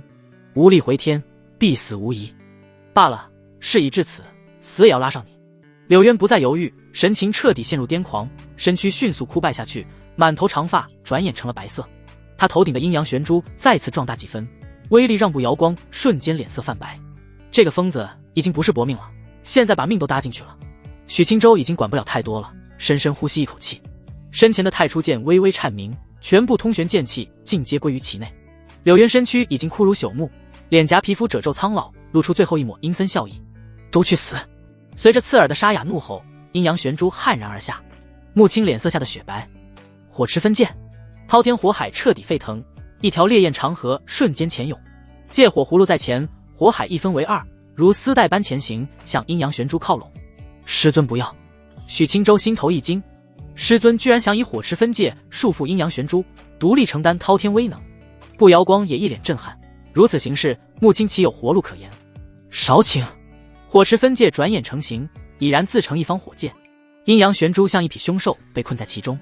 木青站在借火葫芦上，恐怖的威力传来，他脸色转眼涨红，娇躯颤抖不止。师尊！许青州眼睛瞬间变得赤红如血，不管不顾御风向前。太初剑无声向前，似划破了空间，直接从柳渊的眉心穿过，继而直奔阴阳玄珠。柳渊最后看了一眼许青州，心中充满无尽悔恨。阴阳玄珠居然被拦下来了，杀木青有何用？可他已经无法去想太多，意识迅速被剑气湮灭，残破的身躯掉落长空。许青州路过之时，直接以身躯将他撞得四分五裂。阴阳玄珠近在眼前，黑白两色加速旋转，许青州不顾一切向前，宛如飞蛾扑火。许青州！步瑶光没想到许青州这么冲动，他咬牙看了眼身后的秦素素，美艳脸颊陷入挣扎。片刻后，雪羽剑骤然变大百倍，一剑横亘长空，斩！太初剑罡刺入阴阳玄珠，雪羽剑带起满天流光，紧随着斩下。许青州冲入火池分界，瞬间来到木青的身旁，恐怖的压力让他身躯都缓缓皲裂。你这逆徒！木青显然对许青州行为万分恼火。轰！阴阳玄珠的恐怖能量，火池分界的崩溃，太初剑和雪羽剑的剑气，此时齐齐被引爆。噗！木青喷出一口鲜血，脸色眨眼苍白无血色，脚下的借火葫芦寸寸碎裂。汇聚而来的能量实在过于恐怖，一团刺目白光亮起，恐怖爆裂的灵气席卷四方。许青州伸出双手，直接将师尊搂在怀里，背对身后的恐怖灵力。步瑶光身影一闪再闪，来到两人的面前。雪羽剑挡在身前，身上彩裙外袍飘出，再贴一层防护。木青被搂得娇躯升腾，一个劲地推搡许青州，心中万分急切。可许青州劲道大得吓人，他居然挣脱不开。嗡！灵力彻底肆虐四方，宛如烈阳的光芒包裹三人下方的大地被掀起，土石草木瞬间化为粉末。步瑶光被压得靠在许青州的后背，眼见着自己的本命剑裂出一道缝隙。太初剑巍然不动，飘在雪羽剑之前，可他品级虽高，还是无法挡住所有的能量。震破耳膜的爆鸣声中，秦素素此时徐徐睁眼，她眸子一眯，眼前瞬间被刺目白光覆盖，一刻钟后，此方世界出现一个1000丈大小的圆坑。秦素素被掀飞在地，宽大的衣袍歪歪扭扭，金红剑躺在她一侧，四周全是结阵用的小剑。她吃疼地撑起娇躯，小脸浮现惊慌，不明白为什么一睁眼仿佛迎来了世界末日。许哥哥！不由得秦素素下意识呼唤起许青州的名字。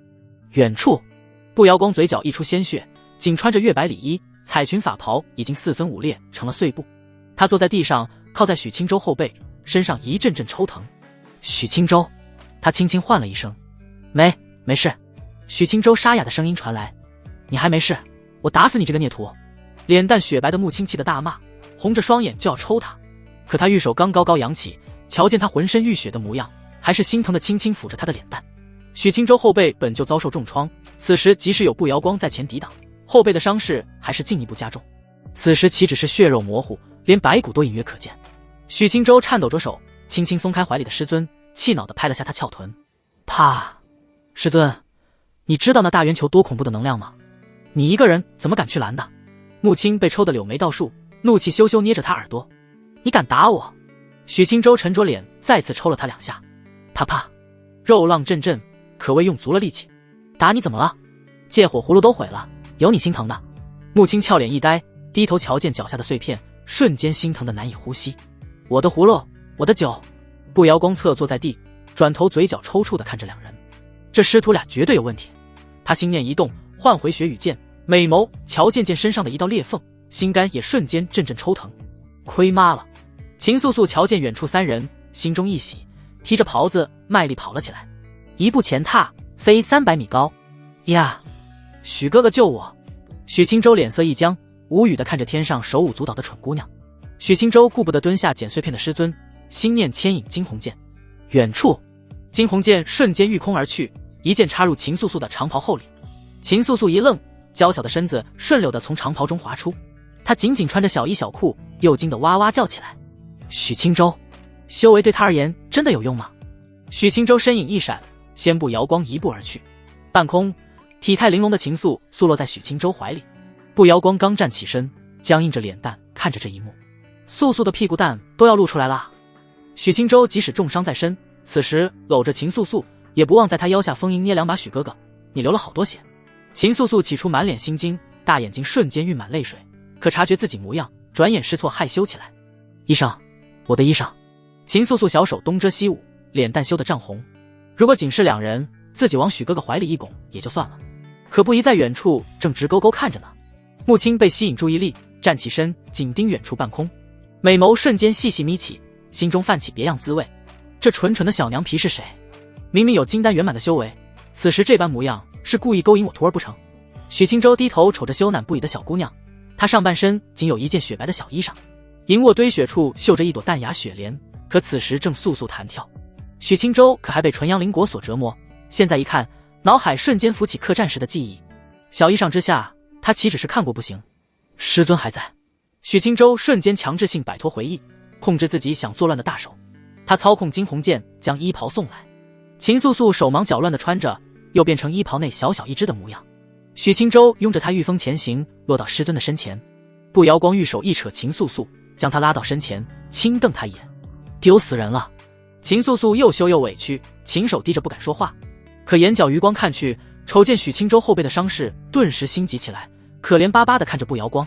不宜，许哥哥受伤了，救救许哥哥！步摇光瞥了许清舟一眼，心累的叹息一声：没事，他是练武的，死不了，让他疼一会儿。该死的色胚，刚才他作怪的大手，让步摇光瞧着都面红耳赤。此时他都不敢想，此前2人独处的时候是什么模样，难怪找到素素的时候，连衣裳都能玩得不见了。木青不动声色地瞄了眼秦素素，视线回到许清舟身上，玉手悄无声息地捏上她的腰。不解释。许清舟小心地瞅了眼师尊，秘境中救下的女子挺可爱的。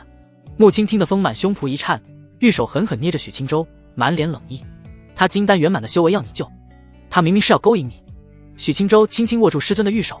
师尊，今日之前他没修为，只是个普通人。木青闻言气得衣襟颤动不止，轻咬银牙，恨铁不成钢。你这色胚逆徒，这种鬼话你也说得出口？许清舟，他不想解释，脸颊适时露出痛苦神色，低声道：师尊，我身子有点疼。木青转眼就心软了，满脸疼惜起来，暗自恼怒自己不分时候耍脾气。他坐在地面，将许清舟按到圆润长腿上，让他趴着，自己躬身看着他后背伤势，越看越心疼。我的宝贝徒儿从小到大何时吃过这种苦？他眸子一红，性子坚毅的他差点掉眼泪。师尊，没事，我不是当初练气境的许清舟了。许清舟感知到师尊情绪，抬头看他，只能看到伟岸胸脯，看不到脸。木青美眸颤动，感知到许清舟的修为，心中虽然震惊，可还是心疼他，连忙取出伤药，细细撒在许清舟的后背上。许清舟轻轻蹙眉，自己是不是忘了什么？自己好像能用青地长生术来着他趴在圆润美腿上，嗅着久违的幽香，一时居然打算再让师尊折腾一会儿。许哥哥，秦素素虽然听到步摇光说不会死，可看着狰狞的伤口，还是万分担心。凑到近前蹲着，眼泪无声流下。穆青一手持着药粉瓷瓶，一手涌出淡淡灵气，瞧见眼前的小妮子，神情一阵狐疑，这是真担心还是演得好？许清舟侧头看着担忧垂泪的小妮子，心中无奈，运用青地长生术，丹田青莲轻轻晃动，浓郁的青光流转周身，好强的生机。穆青玉手一颤，低头看着腿上的许清舟，一脸惊疑不定。青光不停地流转，许清舟身上的细微伤口迅速修复。秦素素小手抹去泪珠，瞪圆美眸看着，只见许清舟后背的伤势迅速恢复，简直称得上白骨生肉。片刻后，青光散去，许清舟伤势修复得七七八八，不是不想完全修复，而是灵气干了。他轻呼一口气，一个去沉术下去，身上结痂的血迹迅速消退，健壮的身躯出现在众人之前。后背之上只有3-5道较深的伤口还在，其余伤势全部恢复。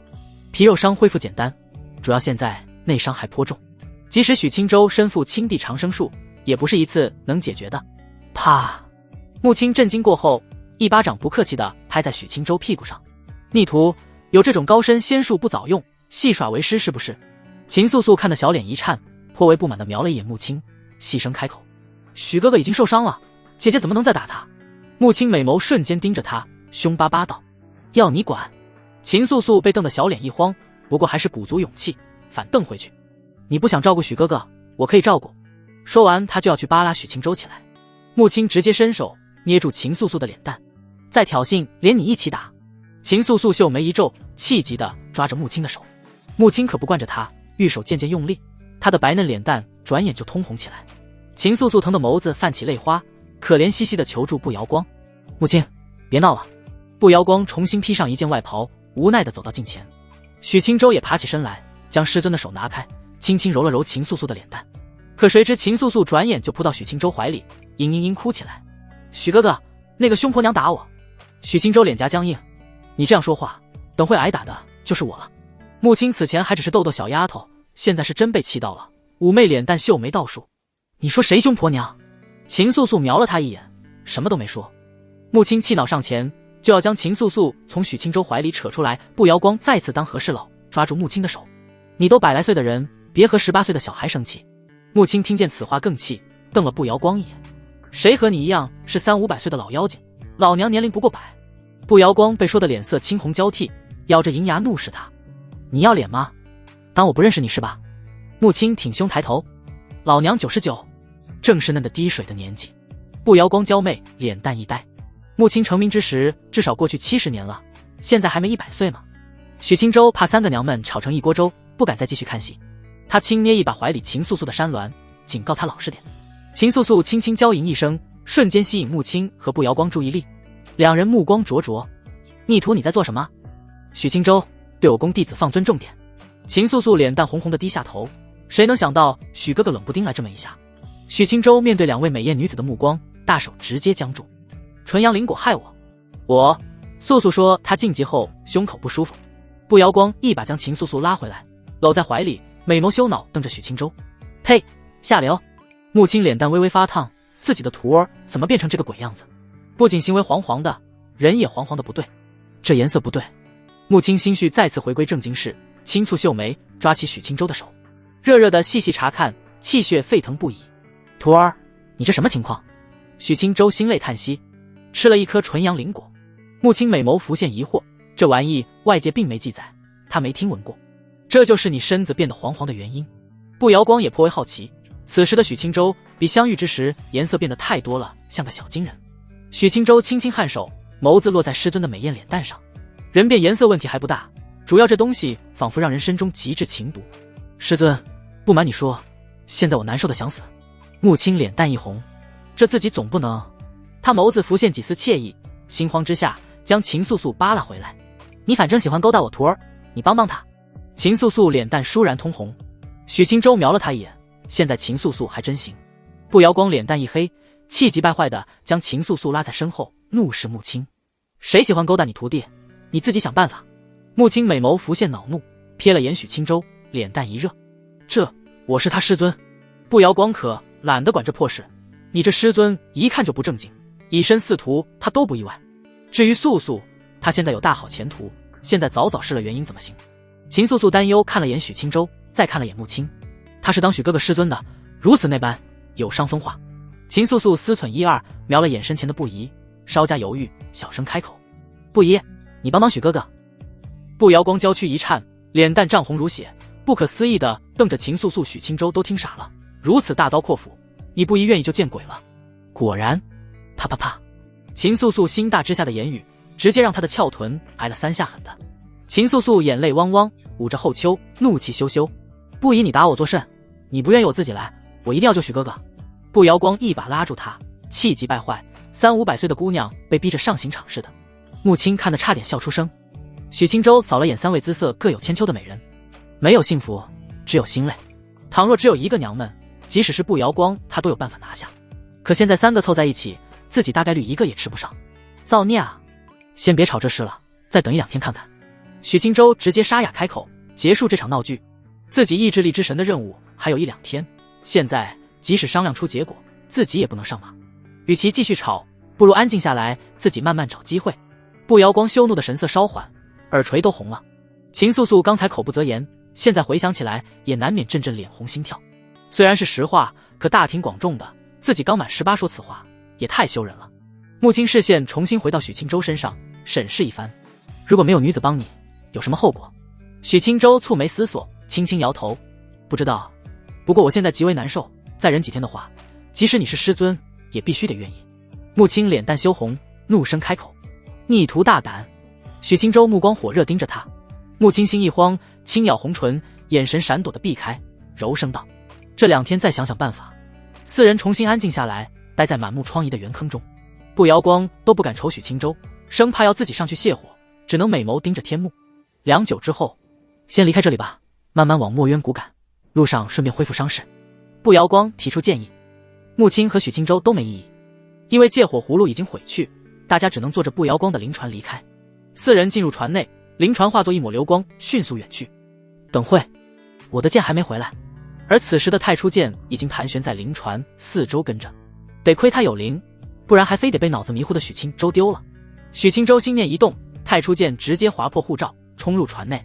许清舟握在手中看了看，心中松了一口气。太初依旧莹润如玉，剑气被消耗一空，可没丝毫损坏。穆青在一旁瞧得一惊一乍，美眸圆瞪：“徒儿，我怎么瞧着有点像本命剑？”对面的步摇光好奇瞅他一眼：“你自己徒儿什么情况不知道？”许清舟漫不经心将太初剑送到师尊眼前。太初先天本命剑，他心念一动，先天剑胎的气象展示，浑身剑意雄浑。前段时日觉醒先天剑胎，师尊你没想到我还有这造化吧？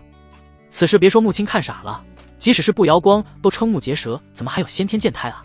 秦素素美眸亮亮的看着许清舟，并不觉得震惊，只感觉许哥哥真厉害。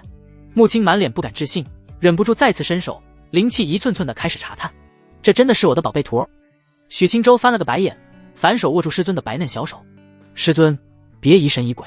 穆青轻轻蹙眉，心中还是不真实的七上八下。许清舟无奈，思忖一二，面不改色传音：“师尊，3年前你喝醉酒，还让我帮你沐浴来着。”穆青一愣，倏然回神，脖梗泛起粉红。这等密事，即使是玉涵都不知晓。好了，你不要说了。穆青红着脸，深呼吸一口气。他注意力重新回到太初剑上，伸手轻轻握住，玄妙莫测的道韵让他美眸一亮。至宝啊，徒儿，我们家发了。步摇光满脸羡慕，美眸直勾勾落在太初剑上。片刻后，穆青，给我也看看。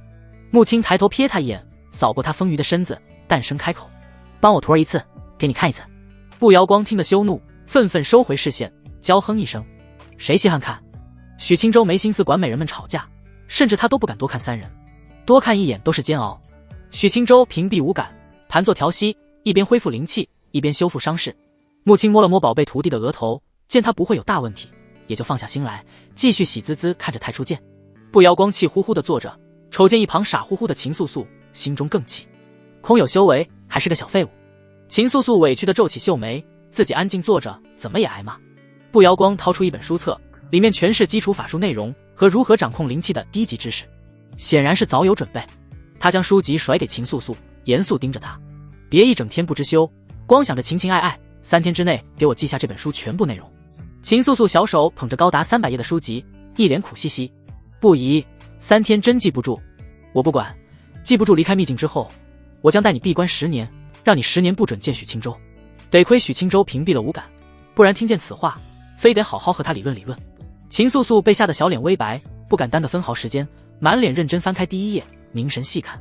步瑶光见此，并不觉得欣慰，反而心中苦涩难言。完了，宗门未来的顶梁柱，才带着出来一趟，心就被拐了。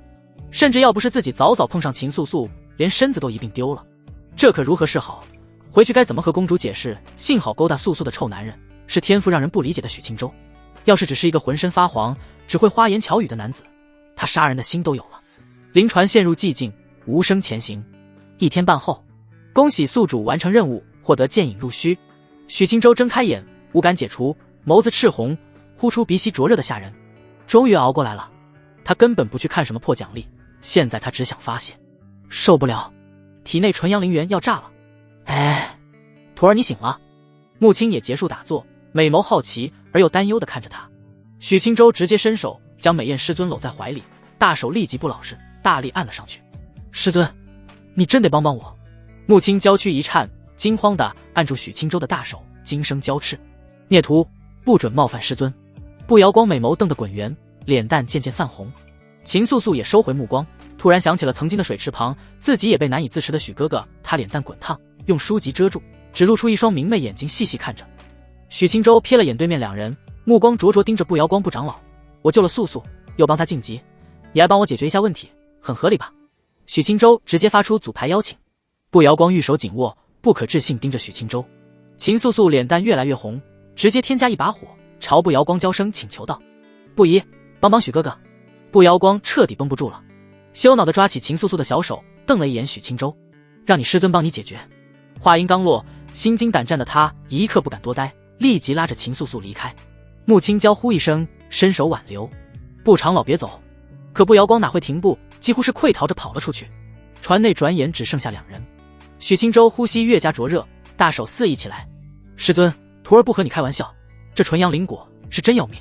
穆青此时感觉更要命，他娇呼连连，美艳的脸蛋嫣红一片。徒儿，你……他不知说什么才好，玉手搭在许清舟的手臂上，察觉他的气血更加沸腾了，灼热的宛如流淌着滚烫的沸水。你这孽徒怎么什么都吃？穆青是又羞又怒，他此时相信徒儿不是色心上头，是真的身体情况严峻。许清舟眸子血丝遍布，沙哑开口：师尊，我都悔死了，宁愿当初吃屎都不想吃纯阳灵果。穆青已经被捏得面红耳赤，哪还有闲心去听他话语。许清舟见师尊没有抗拒情绪，深呼吸一口气，猛然将他搂在怀里，一口含住鲜艳红唇。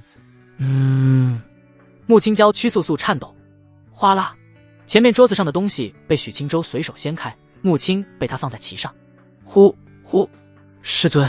穆青胸腔剧烈起伏，凝视着俯视他的许清舟，玉手一挥，洒下一道禁制。他微微侧头，妩媚的脸颊羞媚交织，勾人呢喃：孽徒。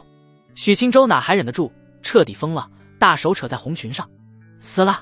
片刻之后，穆青玉手抓着许清舟的后背，芳心跳得剧烈异常，两人抵死缠绵。3个时辰后，四方灵气汇聚而来，一股磅礴的气势从船内涌现。步瑶光已经淡去羞意，吃惊地看着涌来的灵气，豁然转身盯着船内。许清舟晋级金丹了。船内，许清舟皮肤金色变淡稍许，神情恢复几分清醒，此时正感知自身情况。丹田之内金色虚丹瞬间形成，一侧的太初剑飘起，剑身微不可见的变大一丝。桌子之上，穆青娇躯轻颤不止，美眸紧闭，被烫得险些昏死过去。许清舟暂时没顾得上师尊，全身心吸收灵气，注意力来到丹田中。丹田之内，纯阳灵元有了师尊的帮助，化作充沛的精纯灵气，流转在四肢百骸。灵气行走一大周天，最后沉积在丹田之内，灵液如汪洋激荡不止，青莲摇曳生姿，愈加生机勃勃。一颗金丹虚影此时已然成型，散发淡淡的霞光。当把师尊提供阴元全部消耗，不仅帮助许清舟化解了一部分纯阳灵元，还瞬间帮他稳固金丹境。许清舟已经好久没这么舒畅了，简直比刚才那一刻还要让他欲罢不能。他低头看去，师尊已经迷迷糊糊的回神，脸蛋媚态尽显，不愧是元阴境的体魄，一般修士遭此重创，没个3-5天醒不来。许清舟轻捏师尊滚烫脸蛋，俯身笑道：师尊宝宝真厉害。穆青娇媚翻了个白眼，呢喃出声：孽徒，师尊被累惨了。许清舟轻声一笑，大手握住师尊的白嫩手臂，探查片刻：师尊，你体内存有不少精纯的纯阳灵元，炼化吸收一下。穆青一愣，感知一二，俏脸倏然通红，小声娇嗔：“你这孽徒！”他轻呼一口甜腻的气息，沉静心神，细细炼化。1刻钟后，穆青睁开眼，妖媚动人的脸蛋浮现一抹浅笑，效果还不错，堪比为师半月苦修所得。许清舟闻言轻笑点头，大手撑在他纤腰两侧，凝视他水润双眸：“师尊，我这纯阳灵果没个100来次，恐怕解决不了。”穆青一惊，美眸睁大稍许，连媚态都淡去不少，浮现浓重的惬意。这师尊办不了这事，要死的。师尊，这可由不得你。孽徒。船外灵气渐渐消散，复归平静。秦素素眨了眨大眼睛，娇声询问不瑶光：“既然许哥哥晋级了，身体情况应该解决了，我们进去看看。”不瑶光眼神复杂的摇头，转身继续看着灵船之外。进不去，禁制还在。啊！秦素素迷惑呆萌地望他，不瑶光轻抿红唇，低头不语，脖颈染上淡淡粉色。他也不懂为什么，这一等，足足等了2天。砰！许清舟像个破麻袋般从船内飞出。你这孽徒！穆青动人柔媚的嗓音，此时骂人都一片沙哑。许清舟此时身躯呈现淡淡的浅黄色，境界来到金丹1层圆满。他趴在船头地面上，悻然地爬起身，望向盯着他的2位美人，尴尬一笑：“师尊，他心情不大好。”秦素素和不瑶光对视一眼，默然不语。足足将近3天，哪个女子能心情好？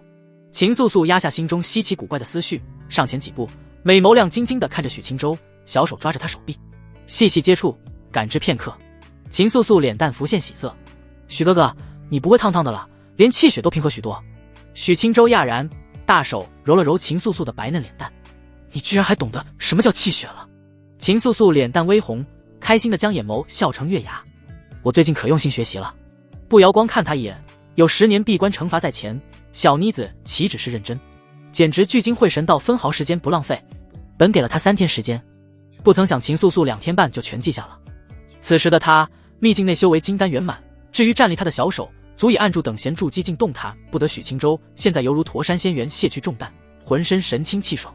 他现在的情况对于正常人来说是情毒入脑，生不如死，可对他而言不过如此。与先前相比，现在的情况不值一提。许清舟缓步来到船头坐下，看向下方苍茫大地，心中不禁感叹，初识5日的自己精神没崩溃，简直是一个奇迹。特别是身旁一直有绝色美人环绕，这更是奇迹中的奇迹。他现在才有时间或者是心情查看系统给的奖励。剑影入虚，使用。凉风吹拂许清舟的白袍，无数的知识涌入他的脑海。不瑶光没兴趣进船内看穆青笑话，便静静站着看许清舟。此时仅看背影，黑发飘飘，嘴角含笑的俊逸模样确实勾人的紧。不瑶光猝然回神，脸蛋浮起淡淡薄红。他不动声色侧头看去，秦素素已经看得痴痴傻傻的。不瑶光轻轻蹙眉，伸出玉手捂住秦素素的眼睛：“不依你干嘛？”秦素素轻皱琼鼻，拍开不瑶光的玉手，灵动眸子浮现浓浓不满。不瑶光轻叹一声，盯着他的双眼，直接开门见山：“你是不是喜欢许清舟？”秦素素脸一热，难为情的羞涩点头。不瑶光一呆，伸出纤长手指轻点他的额头：“知不知羞？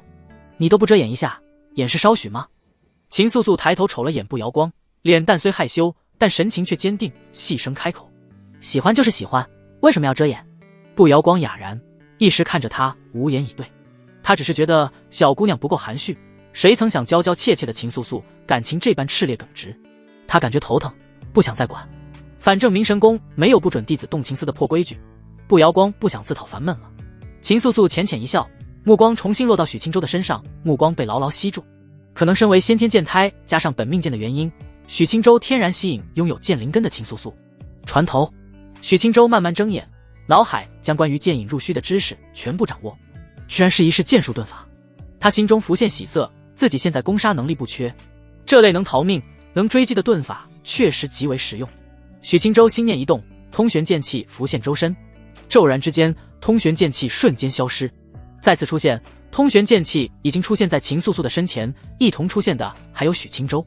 秦素素被惊了一跳，随即绽放如花笑颜：“许哥哥真厉害。”许清舟捏了捏秦素素脸蛋，温柔看着她的美眸：“想学我教你，不过你笨笨的，也不知道能否学会。”秦素素兴奋点头，娇声道：“一定能学会的。”不瑶光看着许清舟神情复杂，刚才他能看出许清舟剑招的精妙不凡，可他对素素居然一点藏私的念头都没，漫不经心的教了。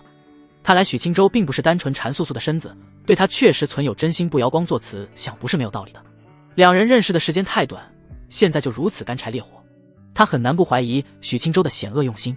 即使现在他仍旧认定许清舟是好色之徒，可也确定许清舟不是卑劣的好色之徒。许清舟牵着秦素素坐到船头，自然而然将她搂在怀里，讲解剑引入虚的精妙要点。秦素素听得频频点头，两人的嗓音清晰可闻。可不瑶光并没偷学的心思，默默走入船内。刚进入其中，一股古怪的味道涌来，浓烈的久久不散。他脸色登时就绿了，袖袍轻挥，将气味荡尽。船门大开，他看着胡乱搭着红裙，其内穿着配套小红衣裳的穆青，娇声怒斥，也不知道收拾一下。穆青都懒得理他，手指头都不想动。现在岂止是手脚发软，骨头都软了。他和逆徒3日时间，一番贴身搏斗，战斗之惨烈，他光想起都不由娇躯发颤。这累人程度比和生死大敌死战1月还要累人。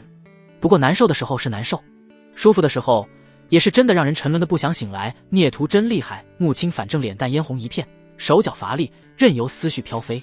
他近乎100年修行，修的自然是合欢宗功法。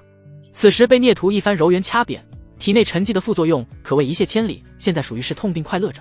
不瑶光见穆青不搭理自己，自顾自坐到软椅上，美眸瞧见眼前长桌的水渍，他初时以为是茶水，正要挥手抹净，顿时想起什么，骤然如避蛇蝎。他心肝发颤，脸蛋通红，不像话，太不像话了，我这灵船不能要了。他甚至臀下的软椅都不敢坐了，瞬间起身，美眸低头看去，惊疑不定。放心，干净的。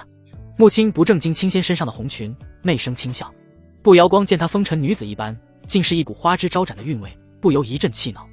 你瞧瞧你，好歹也是凉州有名有姓的天才，你看看现在什么鬼样子。穆青白了他一眼，你是没吃过这份苦头。现在我徒儿身体情况一半都没解决，不长老搭把手。穆青发出组团邀请。不瑶光怒瞪他一眼，呸！他实在不想和燕氏媚行的穆青多聊，沉下心，冷着脸收拾起来。穆青瞅了一眼，心中怪异，自己和徒儿胡作非为，收拾的却是不瑶光。这种事他以前梦都不敢这么梦。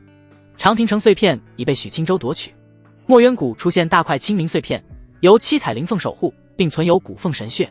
长亭城此时来了少数修士，其中之一便是风娇水媚的徐兰芝。他从天幕信息中收回视线，心中涌起愁绪。自己全力来到长亭城，可此时一番查看，哪还有许清舟的踪迹？这下怎么找？徐兰芝轻叹一声，美眸环视四周，再次瞄了眼天幕。既然许清舟能来长亭城抢碎玉，难保不会去墨渊谷，我沿路找过去，想必没错。徐兰芝立即行动，带起一抹绿色尾光，再次赶起路来。2个时辰后，徐兰芝蹙眉站在一处圆坑的上空，下方一个夸张的圆形大洞达1000丈大小，周围土地像是被犁过一遍似的。如此夸张的破坏力，不可能是金丹境能做到的。他心怀好奇，御风下去，神识扫视四周。少顷，徐兰芝身影一闪，绿色绣鞋踩在一块褐色土地上，地面有点血迹。他脸色却骤然苍白，颤抖着手弯腰捡起一块红色的碎片，周围碎片不少，零七八落散落一地。徐兰芝感知稍许，脸色彻底难看，色声喃喃：借火葫芦，血迹。他胸口一震，难不成是穆青遭遇了不测？居然一场大战连借火葫芦都打碎了，这可不是一件单纯的法宝。对于九蒙子穆青来说，这简直和丢了半条命类似。徐兰芝胡思乱想，脸颊愈加苍白。他轻咬红唇，细致在周围搜查，可是并没有任何有用的线索，连一具尸体都没有。徐兰芝压下烦乱心绪，镇定几分。没有尸体或许是好事。他不再浪费时间，继续前行，神识始终不放过沿途任何一寸土地。2日后，许清舟已经即将赶到墨渊谷。他休息了1日，又和师尊在船内胡搞12个时辰，现在皮肤褪去金色，晋级了金丹2层。许清舟感知到纯阳灵果消耗了1/3，根据需要100来次平息计算，平均1个时辰左右消耗一部分。师尊可谓被喂得肚儿滚圆。许清舟受益匪浅，穆青收获也不小。他即使获得少部分纯阳灵元，还是让他百尺竿头更进一步，踏入元婴后期。只不过现在被压制，还是维持在金丹圆满。不瑶光已经懒得收拾了，一直冷着脸站在船头。穆青不自己清理干净，这破船他就不要了。此时众人的位置距离墨渊谷很近，四周已经能看到不少前来的修士。许清舟也没再继续修行，来到船头，让师尊缓缓，别到了墨渊谷还在腿软。步摇光瞥他一眼，莫名冷哼一声：“欺师灭祖的孽障！”许青州本来心情好好的，闻言差点鼻子被气歪。“不长老，你哪来的那么大的火气？”步摇光懒得搭理，冷着脸蛋。许青州仔细审视他片刻，犹豫会凑近脸颊悄声道：“步长老，难不成你还能吃起醋？我寻思我们也还没啥旖旎故事。”步摇光气的一巴掌就扇了过去。许青州剑影一闪，身躯先一步消失不见。他眨眼来到秦素素身旁，抱着她继续练习剑影入虚。步摇光玉洁额头青筋跳动，收回玉手，心情更差了。距离灵船不远处，一直全力赶路的徐兰芝身心俱疲，灵力消耗大半。此时马上到墨渊谷，凶险非凡，灵气亏空可不是好事。可原地打坐需要浪费不少时间，他轻叹一声，从储物戒指拿出一个果子，是他刚入秘境斩杀古怪存在获得的，身上也有一小块碎片。果子通体冰蓝色，散发极为诱人的香味，浓郁的灵气四散而开。徐兰芝喉结微动，嗅着诱人清香，红唇轻咬。灵气真浓郁，有什么用不知道，不过真好吃。徐兰芝红唇沾染点点果汁，瞧着愈加娇艳诱人。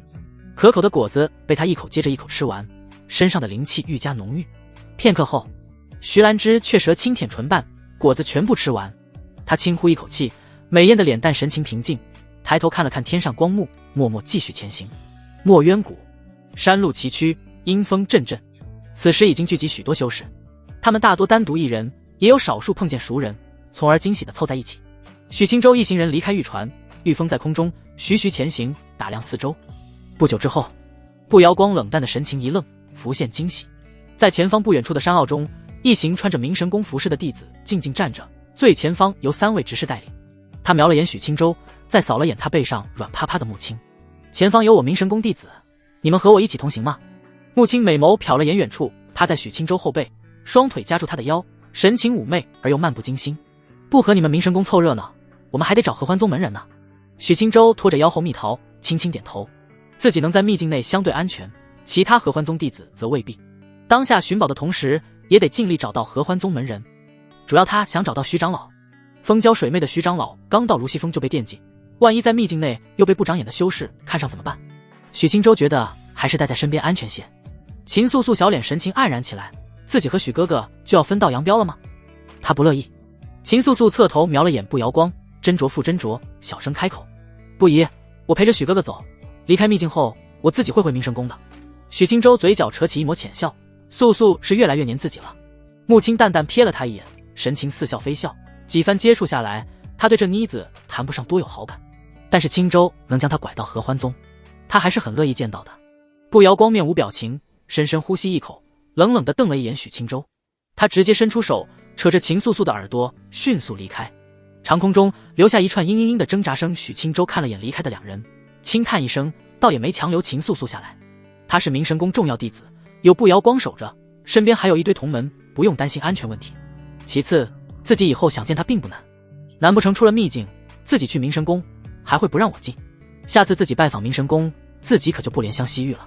素素看似清纯可爱的外表下，其实也涩涩的。时机合适，许青州已经做好枪出如龙的准备。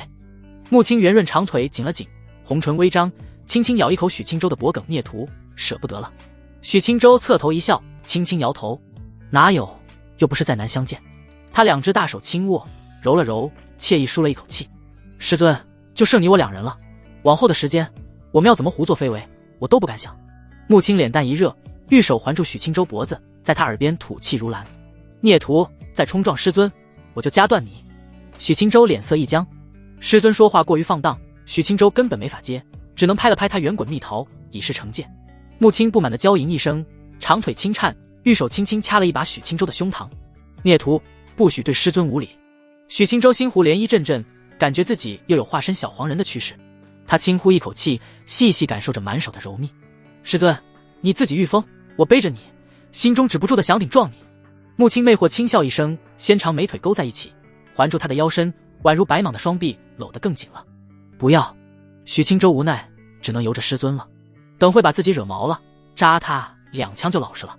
昏沉沉的天幕下，许青州继续前行。木青舒心地枕在许青州肩头，美眸微合，慵懒妩媚。半个时辰后，许青州停下身形，低头看向远处的一处密林。一位金灿灿的金甲神人大发神威，正在与一位高挑绝美的女子激战。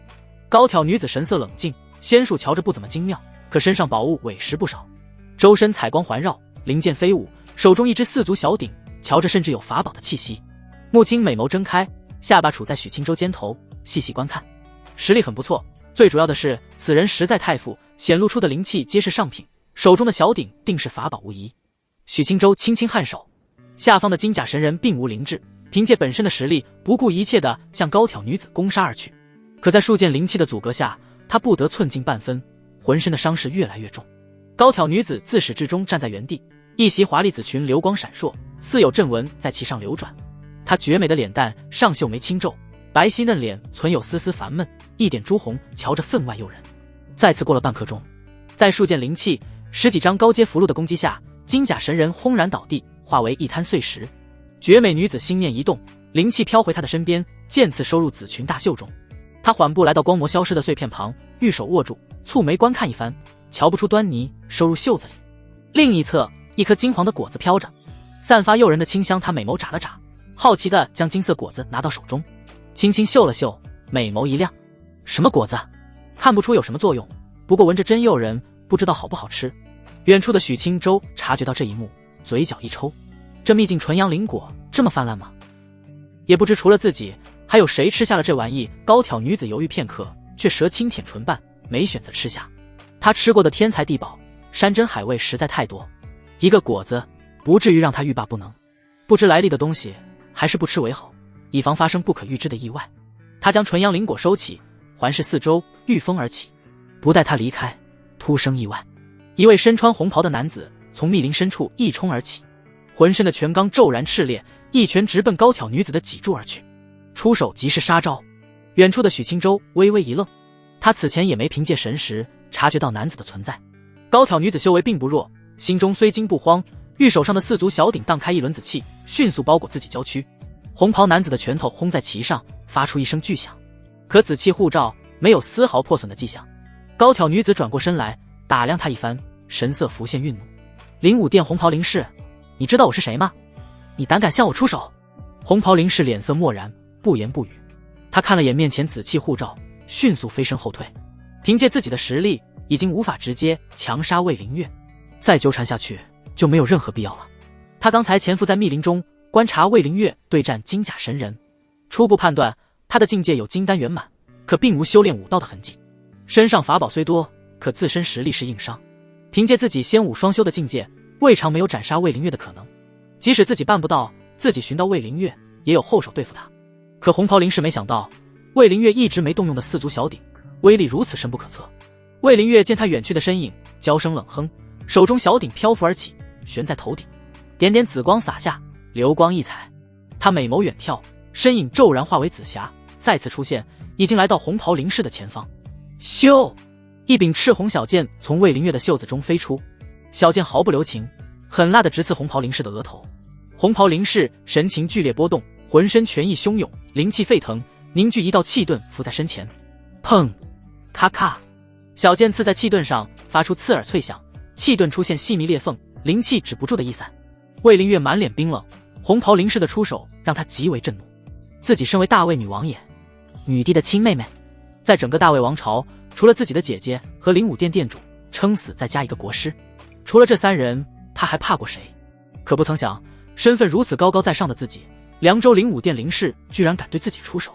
他都不敢细想，是眼前不知死活的小小灵士心生贪念，还是凉州灵武殿出了大问题？砰！气盾骤然破碎，小剑红光闪烁，继续前刺。红袍灵士神情凝重，拳头凝聚沛然拳罡，直接一拳轰了上去。轰！余波向四周荡开，红袍灵士借力后退，速度愈发快捷，远去之势宛如一线残光。魏灵月岂能让他逃走？头顶紫光再现，身影瞬间消失。红袍灵士眼角余光看着此景，嘴角扯起一抹讥讽笑意。既然你不让我寻一处稳妥地界，那你直接就死在此地吧。他静等魏灵月来到近前，伸手入怀，一张华丽大符拍向高空，大符骤然变大百倍，符文光芒轻闪，符胆一震，符箓飘出浓郁红光，直接将数十里地界笼罩。嗡！大符飘在空中，静止不动。魏灵月出现在红袍灵士不远处，神情警惕打量四周。他尝试以手中小鼎脱离此地，可紫光洒下，他依旧待在原地。头顶的大符轰然一震，出现一条浅淡的裂缝。显然，身处此地不是短时间能逃走的。魏凌月美眸从大符收回，冰冷的目光看向红袍林氏。即使侥幸让你逃了，可此地是秘境，你终归有出去的一天。等到那时，你以为你能逃出凉州？红袍林氏轻轻摇头，嗓音淡漠。正是因为此地是秘境，才有机会灭杀于王殿下。魏凌月嗤笑一声，就凭你？红袍林氏脸色不变，只是抬头看了看头顶大符。请荒主。魏凌月心中一跳，豁然蹙眉抬头，只见符胆之处光芒愈加璀璨。片刻后，一位身材雄壮的男子踏步而出。他身穿一袭朴素麻衣，浑身肌肤呈现古铜色，脸色冷硬，双目金光灿灿，一头长发飘在身后，身上的肌肉涌动着爆炸性的力量。荒主。魏凌月脸色倏然凝重起来。能被称之为荒主，实力至少和灵武殿的领主相差不大，可沈恒都不能进来，眼前荒主是怎么来到秘境的？荒族是大魏之外的蛮国，任何一位荒主都是大荒蛮国的重要人物，这种角色居然不声不响来了凉州，甚至还和凉州灵武殿林氏有勾结。魏凌月越想，心中的愤怒火焰愈加炽烈。见状男子身影一闪，来到红袍林氏身前，平静看向魏凌月。大荒神庭荒主王一，有幸得见于王殿下。魏凌月头顶的四足小鼎紫光更加浓烈，脸色阴沉。你怎么来到大魏境内的？自然是你们大魏蛀虫送我进来的。魏凌月没想到他回答得如此干脆。他看了眼满脸狂热，弯腰在王一身后的红袍林氏，心中更加沉重。倘若是境内官员出了问题，倒不是太棘手，毕竟他们只是嘴皮子厉害，歪点子多，修为不值一提。但灵武殿出了蛀虫，甚至发展到和荒主有了勾结，这无疑是大魏镇国基石出了纰漏，危害之重难以想象。王一显然不是前来和魏凌月闲聊的，他浑身气势从古井无波骤然沸腾激荡起来，雄壮的身躯上5道真意激荡不止。魏凌月见此，顿时收敛心神，全身心对敌。王一是仙武双修的角色，身处秘境，仙武两途，双双来到第3境大圆满，而且凭借其荒主的身份，实力定然不是空有境界的水货。这种恐怖存在，在秘境之内，谁能是他的对手？王一轻轻握拳，空气居然都出现阵阵爆鸣，他身影顿时消失。顷刻间，他硕大的拳头已经来到魏凌月身前。砰！无法想象的巨力轰在紫色气罩上，魏凌月浑身一震，脸色骤然发白。他此时才真切感受到王一实力之恐怖，连防御法宝都有被他击溃的可能。乾隆剑！魏凌月一声娇喝，紫裙大袖中一柄古朴长剑飘出，龙影缠绕，神威莫测。攻杀法宝，他自身实力不怎么样，走的是多宝仙师的路数，且身上的宝物品级不低，不到上品灵气他都瞧不上眼。凭借这种可怕底蕴，金丹圆满修为的他，等闲元婴也拿他没辙。随着乾隆剑的出现，龙影嘶吼一声，剑尖出现一点黄芒，直刺王一的丹田。王一肉身再可怕，也尚未达到无视法宝的强度。面对刺来的乾隆剑，他只能收回手，握拳凝聚拳刚，一拳对撞而去。砰！恐怖的气机席卷四周，魏凌月不敢和这种蛮横武夫靠得太近，迅速后撤。后退途中，他的袖子里接连不断地飘出灵气，以4足小鼎为核心，眨眼组成数十道防护。他已经没有丝毫对战的兴趣，一心撒下紫光冲击外界，头顶大符裂缝更多。只要符箓破裂，魏凌月自信凭借紫阳母鼎的威能，在秘境之内自己想逃轻而易举。极远处，许青州迅速前行，一柄银白小剑飘在身侧，穆青玉峰在一旁不再烟视媚行，变得凝重谨慎。两人迅速靠近大符所在之地。师尊，那大汉瞧着可不好惹，我们真要去。乾隆剑让我确定了那女子的身份，是大魏鱼王殿下。灵武殿临时对鱼王出手，我们总得去看看。而且我们和鱼王攀上关系，对合欢宗好处实在太大。好的，师尊，守护鱼王，我自当义不容辞。两人迅速前行，短短1刻钟后来到大符笼罩的区域。站在红光结界前，许青州瞄了一眼天空上的大符，只见其上已经遍布数条裂缝，但是距离彻底破碎还尚远。其内的3人早已发现到来的许青州和穆青。王一无动于衷，冷静地向魏凌月接连展开攻势。魏凌月有法宝护体，倒也不至于险象环生。乾隆剑龙影阵阵，竭力刺向王一的周身要害，但王一实在过于强悍，以自身灵气真元相融的罡气护体，让乾隆剑无法攻破他的防护。魏凌月谨慎抵御王一的攻势，竭力以紫阳母鼎沟通外界，尽快破碎大符。至于红光结界外的许青州，他自然记得曾在卢西峰见过一面。可此时他已经无暇顾及，即使是帮手又如何？自己身怀数件法宝，仍旧无法迅速破开结界。凭借他一个颇有天赋的合欢宗弟子，难不成还能进来帮自己？念头刚起，只见一抹白光迅速刺向高空，目标赫然是天空上的大符太初剑。靠近大符之后，直接往符胆处一戳。嗡！大符猛然一震，汹涌的灵气向四周扩散，红色结界一阵涟漪起伏。魏灵月，他猛然抬头看向高空，美眸睁大，一阵愕然。这么容易就破了？王毅身为荒主，此时瞧见这番情形，也一时停止攻击，深深皱起眉来。他神识死死锁定刺入符胆的太初剑，脸色渐渐从不解变成不可思议，心神骇然。先天本命剑，王毅目光被太初剑牢牢吸引，一瞬不瞬地盯着，脸颊泛起难以自持的惊容。他没想到莫名冒出来的一个修士，出手竟是如此夸张。先天本命剑这种东西，是寻常就能见到的吗？红袍林氏更是满脸愕然，呆滞地抬头看向高空。许青州站在结界之外，心神操控太初剑，通玄剑气愈加沸腾，大幅震荡的剧烈程度骤然加重。魏灵月迅速回神，娇喝一声，全力催动紫阳母鼎。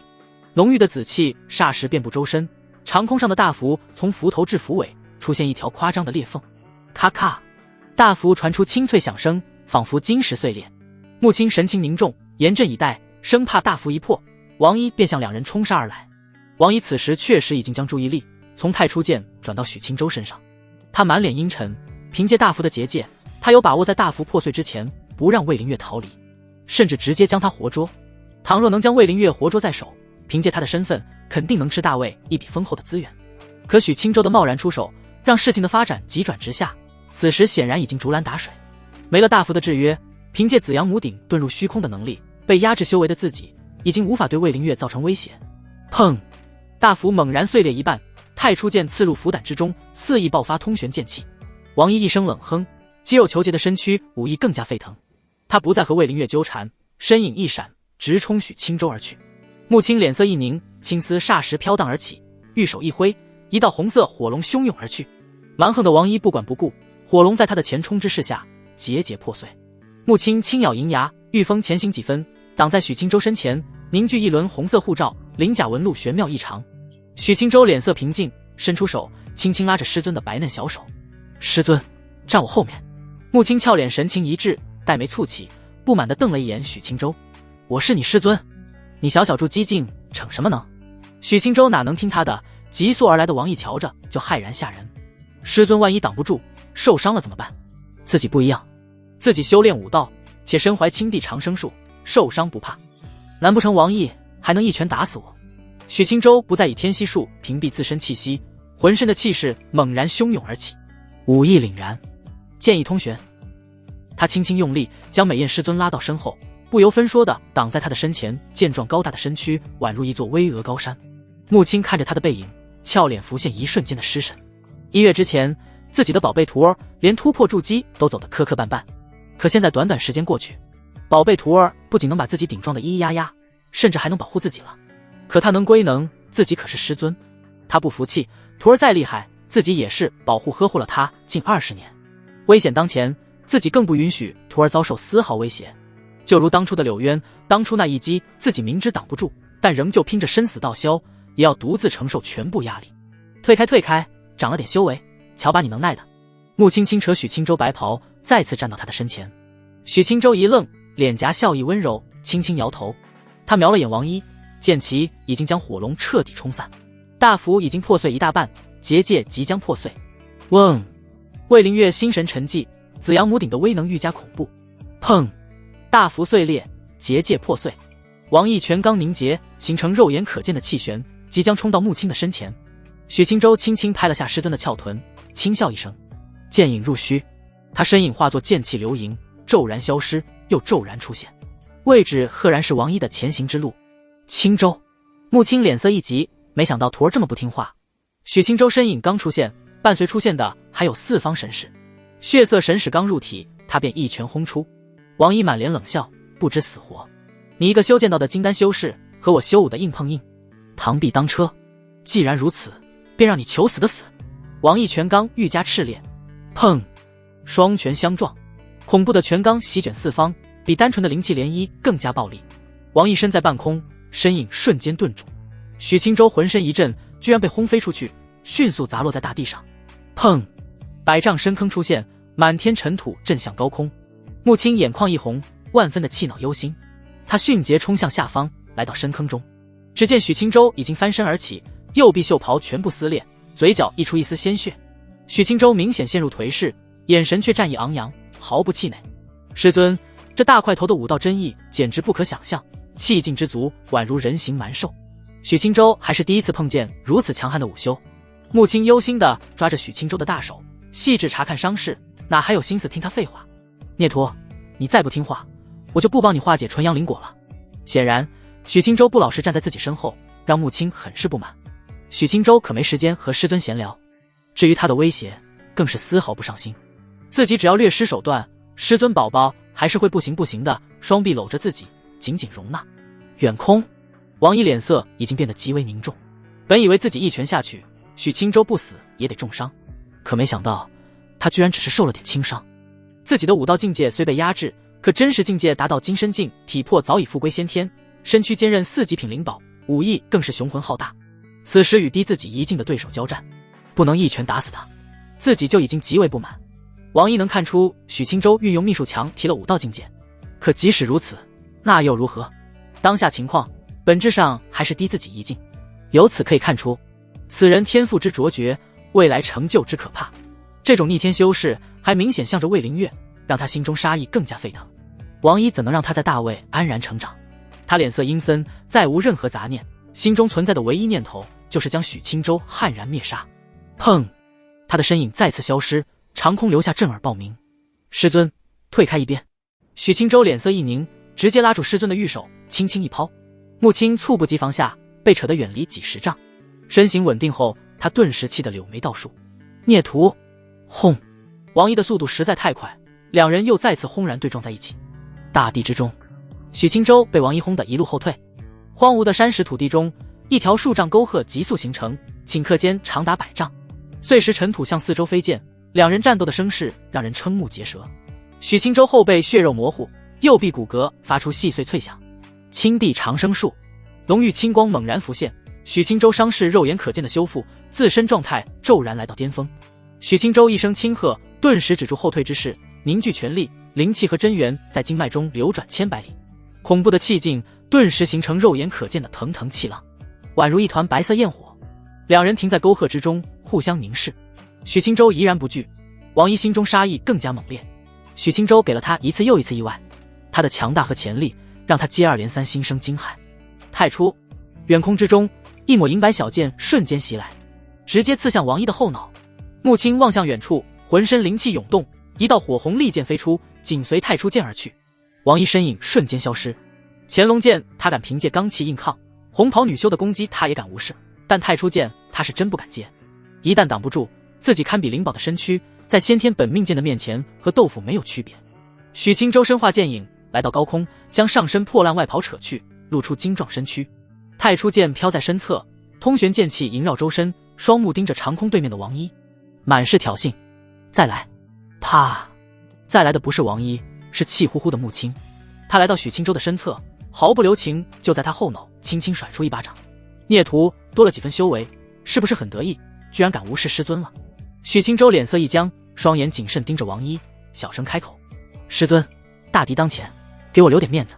穆青不听，恼怒地瞪视着他。王一额头青筋直跳，脸色冷如寒冰。两人这种行为比许清舟的话语更加具有挑衅意味。远处，魏灵月刚把红袍灵士宰了，在法宝进出全力出手的情况下，红袍灵士可谓死得干脆利落。此时紫阳母顶光芒一闪，身影顿时来到许清舟一侧，满脸的惊异不定，心中万分震惊此人的强悍。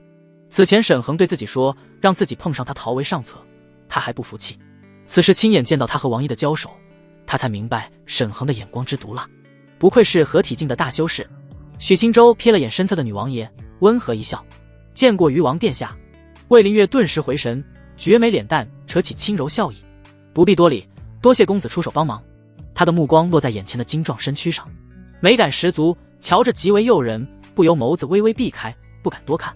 而且许清舟的样貌极为俊逸，瞧着甚至有一股书生儒雅气。不曾想一袍之下不是仙兽孱弱，而是如此凶猛强壮。魏凌月长这么大，可没任何一个男子在他面前如此不讲究。此时不仅不敢多看，甚至脸蛋浮现淡淡羞红。许清舟可没心思多管身侧的女王爷，简单问候后，所有注意力都放在了王一的身上。穆青气消了点，瞄了眼魏凌月，轻轻蹙眉。自己宝贝徒儿的身躯，自己不仅细致看过，甚至细细尝过，滋味之诱人，让他歇斯底里的欲仙欲死。此时要不是时机不合适，他非得掏出袍子将宝贝徒儿严实遮好。王一一直站在长空中，没有进行下一轮攻势的打算。显然在许清舟本身实力不俗的情况下，再加上魏凌月和另一位圆满金丹的女修，三人联手，自己断然无法灭杀许清舟。这秘境对自己的压制实在过于恐怖，当下实力不足巅峰之时一成，倘若是在外界，三人哪有可能挡住自己一拳？以他的巅峰战力，别说圆满金丹，杀猿应如土狗。王一将许清舟的气息样貌牢牢记住，身影瞬间远去。许清舟一愣，立马剑影入虚，迅速追击。魏凌月轻轻蹙眉，紫阳母丁紫光一闪，紧接而去。穆青法宝都没了，空有修为，呆在原地，俏脸一阵气恼。自己的手段确实匮乏了些，借火葫芦一毁，实力可谓大打折扣。远空，王一自然察觉到追击的两人，脸色变得面无表情，身影逐渐化身白芒，居然转眼消散不见。再次察觉到他的踪迹已经在数十里之外。王一可不是单修武道，还是一位真实境界在炼虚境界的仙徒大修士，手里怎么可能没有远遁手段？而且没这份底蕴，又怎么可能将身怀数种顶级仙术的许清舟一拳打受伤？许清舟身影刚显现，瞧见远去的王一，剑眉紧皱，没再追击。一来是大概率追不上，二来是追上去也打不赢。自己上前追去，主要是没打爽，想再挨两拳。魏凌月再次出现在他的身侧，心中有几分可惜，但也深知是不可为。不追了，凭借我们几个追上也没办法将他斩杀。许清舟轻轻颔首，紧绷的心神松弛几分，取出白袍套在身上，转眼之间直接变成温和俊俏的儒雅公子。和欢宗长老穆青见过殿下。魏凌月的眸子从许清舟身上收回，落在穆青身上，笑着轻轻颔首。多谢穆长老伸出援手。穆青微微摇头，美眸看向许清舟。殿下，此事多亏了我徒儿许清舟。显然穆青想让徒儿在鱼王魏凌月的面前分量更重。魏凌月再次点头，望向许清舟，脸蛋重新泛起真挚的惊叹。许公子天赋之恐怖，实力强大到令我万分震惊。如许公子这般人物，恐怕不仅在凉州，即使在整个大魏也是难得的天才。合欢宗有许公子这般杰出弟子，未来宗门定将昌盛无双，位列凉州顶级仙宗。许清舟都被夸猛了，无言以对，只能不动声色的浅淡一笑。穆青倒是极为认同，脸上笑意更加灿烂。顿了片刻，三人没在此地久留，相伴离开。途中三人经过浅淡交流，魏凌月更加了解了许清舟以及合欢宗。魏凌月眸子频频看向许清舟，脸上神情更加满意。长空御风途中突然出声询问：许公子，不知你是否有打算进入灵武殿？穆青一愣，心神顿时紧张起来。受重视归受重视，他只是为了能让徒儿有机会把大魏当靠山，可不希望自己的徒儿直接投入大魏的怀抱，就此离开合欢宗。许清舟剑眉微皱，躬声询问：殿下，合欢宗人才济济，我修为尚低，待在宗门前修即可。魏凌月神情不变，接着道：京城灵武殿有个神境堂，由我管辖，你只需加入挂个名即可，不需在灵武殿坐堂处事，且能每月领取丰厚的资源。穆青眼睛一亮，这种不干事拿大笔资源的事情他最喜欢干了，就如他身为上林峰主却只守着许清舟一样。他立即悄然轻轻捏了捏宝贝徒儿的大手，示意可以答应。徒儿有了这层身份，不仅背靠灵武殿，甚至后面还有鱼王撑腰，至此之后的修行之路可谓一片坦途。许清舟没想太多，依着师尊的意思点头答应下来。承蒙殿下看重，希望日后在神境堂能给殿下尽绵薄之力。魏凌月眸子一弯，笑意盈盈。他如此干脆利落拉拢许清舟，自然不是看重男色，而是许清舟的天赋实在太好，但凡是个长眼的都不会放过。想必姐姐知道我出来散心一趟，居然能带回这么顶级的聚财，她也会开心的吧。可她不知道的是，正因为她的拉拢，以后的大魏后宫已经没眼看了。此时谈妥，三人关系消去几分隔阂，交谈间融洽几分。远离百里开外后，已经可见墨渊谷中的修士，大家无头苍蝇似的乱转，都在寻找墨渊谷存在的碎片会在哪里。三人也没头绪，一边闲聊一边探查四周，渐行渐远。徐兰芝很难受，抓心挠肝，喉咙发涩，脑海止不住的闪现许清舟的身影。他盘坐在一片银白叶片上，叶片在长空飞行，叶片透着浓重的寒气，丝丝缕缕的白雾不停地涌入徐兰芝的娇躯内。好难受。徐兰芝眸子水色潋滟，玉手轻按胸口，玉白的脸颊早已渐渐泛红，娇媚无双。她轻咬着红唇，脑海一直出现的景象是曾经和许清舟在于清宫学习青帝长生术的画面。那一晚，自己被许清舟娇爽了。徐兰芝脸蛋愈加酡红，一只玉手悄然探入衣襟而不自知。该死，中毒了！青帝长生术没用，反而越压越难受。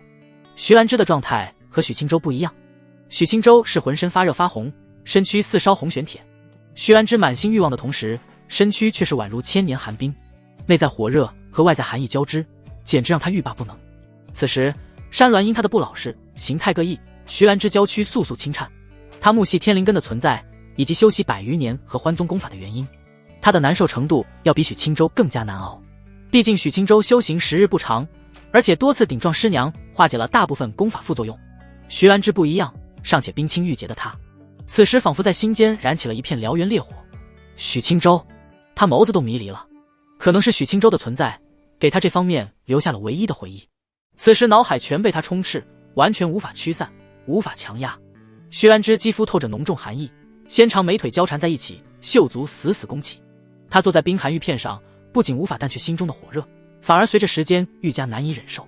此般滋味，恐怕只有许清舟知晓。当初她都快疯了，浑身难受到以头撞山，甚至后期人都变成了小金人。徐兰芝轻微娇吟一声，盘坐的娇躯骤然软倒，身躯躺在叶片上蜷缩着颤抖不止。该死，难受的想死。徐兰芝轻轻微喘片刻，颤抖的玉手缓缓伸向裙摆，尚在半途，她猛然停手。不行，体内存在一股诡异的纯阴真元，每分每秒都在壮大，即使自己那般也不顶用。以她的修为，已经能大致看出自己身体情况，毕竟她除了是元阴圆满修士的同时，还是一位不俗的医道仙师，必须阴阳相合。可这怎么行？徐兰芝顿时绝望了。她掏出储物法宝，强行凝聚心神，搜查一番，直接拿出一瓶丹药，清心丹。徐兰芝不多想，直接拔出瓶塞，瓶口对准红润小嘴儿，直接干了一瓶下去。片刻后，她的心绪稍微镇定几分，可还是万分难耐。徐兰芝紧咬银牙，深知此时情况凶险，不再御风前行，美眸看向下方的山川大地，隐隐间，她看到一处两山对峙处有一片小镇，房屋数百间，高楼几许，街道宽阔，隐约可见镇民在其内走动，如长亭城居民一般，镇民也和常人无异。徐兰芝看了片刻，收起寒冰叶片，身影迅速向下冲向下方小镇。少请。来到小镇门口，两道简陋的篱笆门挡着。守门镇民瞅见徐兰芝，脸色平静，什么也没问，直接打开篱笆门，让她走入其内。徐兰芝轻轻蹙眉，谨慎打量，遥遥看了眼门内，思索片刻，走上长街。行走在长街之上，徐兰芝没有多观察其他镇民的存在，她几经探查，发现都和常人无异，瞧不出诡异的情况。可就如当初许清舟身在长亭城，觉得此情况不对劲一样，这些人越正常，显得越发诡异。可徐兰芝没经历过长亭城风波，此时身心难挨，实在无暇思虑太多。片刻后，他步行来到街边一处客栈，轻呼一口甜腻鼻息，咬牙走入其内。里面只有客栈女掌柜一人。女掌柜长得丰乳肥臀，娇媚动人，两人视线相触，徐兰芝缓步上前。女掌柜美艳脸蛋上笑容妩媚，美眸一番审视，在徐兰芝身上打转。美人儿，住客栈。徐兰芝不动声色瞅她一眼，轻轻颔首。女掌柜笑意愈加动人，再次询问：一个人？徐兰芝微微蹙眉，再次颔首。女掌柜掩嘴娇笑，声音柔媚婉转：美人儿，你吃了纯阴灵果，身怀至阴纯元，不让男子捅你个180次，你怕是不好熬哟。徐兰芝目瞪口呆，这娘们说话实在粗鄙。你知道纯阴灵果？女掌柜娇笑点头，这可是好东西，你找一个俊俏小郎君助你喷水个100余次，对你修为提升不小。徐兰芝听着都脸红，眼前女掌柜的言辞实在过于放浪形骸，没有其他办法。女掌柜轻轻摇头，笑意暧昧。我数日前见过一个吃下纯阳灵果的小哥，长得可真俊儿，倘若能再次见他，让他助你阴阳交泰，你们俩还不得齐齐升仙。徐兰芝一听，当即秀眉很皱，万分抗拒，谁知他说的臭男人是谁？掌柜，莫说这种不着边际的废话，我只需要一个安静的场所。女掌柜点头，不再多言，扭着细腰，臀儿一摆一荡，领着徐兰芝去了2楼。走到一处雕花木门前，他止步打开，收下灵石，转身离去。徐兰芝走入屋内，立即设下重重禁制，再次服下一瓶清心丹，颤抖着玉手刻下繁复阵纹。光靠丹药还是不顶用，必须加以阵法强压。半个时辰后，他气喘吁吁地将阵法布好，盘坐在阵法中心，激荡的心湖仍旧思绪万千，全部都是一些难以启齿的景象。他不敢想象自己居然能把许清舟想得那么过分。徐兰芝眸子水色一荡，阵法开始起作用，让他的气血流速骤然减慢，小小减轻了郊区内的异常，可赌不如输。如此强压，倘若挡不住爆发，他都不敢想象自己会变成什么样。可此时再不加以控制，徐兰芝都生怕自己一时崩溃，直接去大街上抢男人了。真要如此，他还不如自爆而死。徐兰芝长长的舒了一口气，盘坐在阵法之中，悸动的心神逐渐平缓。客栈柜台，女掌柜瞟了眼2楼，笑着摇头：“我可是早就盯上你了，有你帮忙，那小子实力即日就可晋级断骨境，真是让人操心不断的小鬼头。”徐兰芝可不知晓，1日前这片地界还是一片荒芜，正是因为他的到来，才有了这片诡异村镇。而下一波碰巧看见此处镇子的，正好是许清舟3人，真是有缘。女掌柜咯咯娇笑，和长亭城那位妩媚医女一般无二。她笑意渐渐收敛，思忖片刻，玉手轻勾，刻下一幅画，上面赫然是徐兰芝的模样。画中的她身穿一袭贴身紫裙，姿态妖娆，表情刻画的分外妩媚，娇艳勾人。这下妥了。女掌柜再次伸出玉手，在画中刻字：“闺中密有求良夫一位，有眼缘的客官可前来一见。”女掌柜直接将画立在客栈之外，镇子寻常人没搭理，只有外界修士才能看见。女掌柜此举自然是为了将许清舟吸引过来。而此时许清舟一段时间没消化纯阳灵元，身体已经有几分难熬。现在御风途中和魏灵月聊天都心不在焉，心思全落在身侧师尊身上。穆青仅是瞥见他的一个眼神，就知晓徒儿在念想些什么。他不由心中羞恼，这才多久就开始压抑不住了吗？小心瞄了眼魏灵月后，穆青遥望远处，可见一处突兀出现的村镇。许清舟比他更早发现，当机立断开口：“好诡异的镇子，我们去看看什么情况。”魏灵月心中也好奇，没有拒绝，轻轻点头。3人迅速前行，转眼进入到镇子中。许清舟走在街道上，身侧跟着2位美人，神情却并无好奇，反而剑眉紧皱。此时镇子嘈杂的人流让他不由想起长亭城的居民。他侧头看向师尊：“师尊，你早些进来秘境，以前有见过这些诡异的普通人吗？”穆青直接摇头：“秘境之内一些守护碎片的怪异存在，我遇上几个，可这些看似凡夫俗子的人，我是首次看见。”魏灵月也轻声开口：“我也是首次看见这些人。”许清舟疑惑更甚，顿时心生警觉。当初长亭城的居民全部化为流光，成了长亭仙主。他抬头看了眼天幕，长亭城碎片已被许清舟夺取。墨渊谷出现大块清明碎片，由七彩灵凤守护，并存有古凤神血。现在又碰上这种情况，莫不成不久之后，冷不丁的又会变成七彩灵凤吧？许清舟感觉自己被做局了。自己跑到啊，强大的诡异存在就跟到哪，可此时他也无法探查到更多线索，只能走一步看一步。1刻钟后，许清舟行走的步伐顿止，神情猛然一愣。不远处的街边立着一幅瞧着就赏心悦目的画，而画中女子岂不就是自己一直在找的徐兰芝？穆青也美眸睁大，一阵的疑惑不解。2人对视一眼，迅速上前。魏灵月好奇地跟在后面。走到客栈门口，许清舟仔细审视图画，确信这是徐兰芝无疑。闺中密有求良夫一位，有眼缘的客官可前来一见。穆青小声念道文字，一阵愕然。这是什么诡异情况？许清舟从画中收回视线，瞥了眼客栈，直接跨步走入其内。哟，俊哥儿！刚到门内，许清舟就看见女掌柜邀眉望来，她轻挥着手帕，一脸的魅惑妖女模样。穆青秀眉一皱，细细审视不正经掌柜，怎么开客栈的像是开青楼的？魏灵月身姿高挑站在最后，神情也隐现不满，静静打量。许清舟可就头皮发麻了，眼前女子数日前自己和秦素素见过，当初她身穿医女袍，也是这般不正经姿态。此时再见，她哪有心思欣赏美色，只觉一股寒意从心中滋生。许清舟凝视着美艳女子，轻声询问。穆青和魏灵月2人听见此话，都是齐齐一愣，2人心中愈加好奇。女掌柜站在柜台后，娇躯前倾，纤腰微弯，沉甸甸的胸脯放在桌子上，玉手撑着尖翘下巴，笑看许清舟：“俊哥儿，我们何曾见过面？如你这般男子，我以前倘若见过，还不得天天心里惦念着。”许清舟一点不信：“他拧眉审视，思忖片刻，眼底蓝光一闪，全知神睁开。姓名：陆宏渊，年龄16113，境界5，姿色98，杀兆5，弱点一丝真灵尚存，极为脆弱。许清舟看着那串年龄，心中震撼无比，哪里来的万年老神仙？面对这个年龄，美艳女子衣袍之下的白嫩娇躯都一时无法让许清舟回神。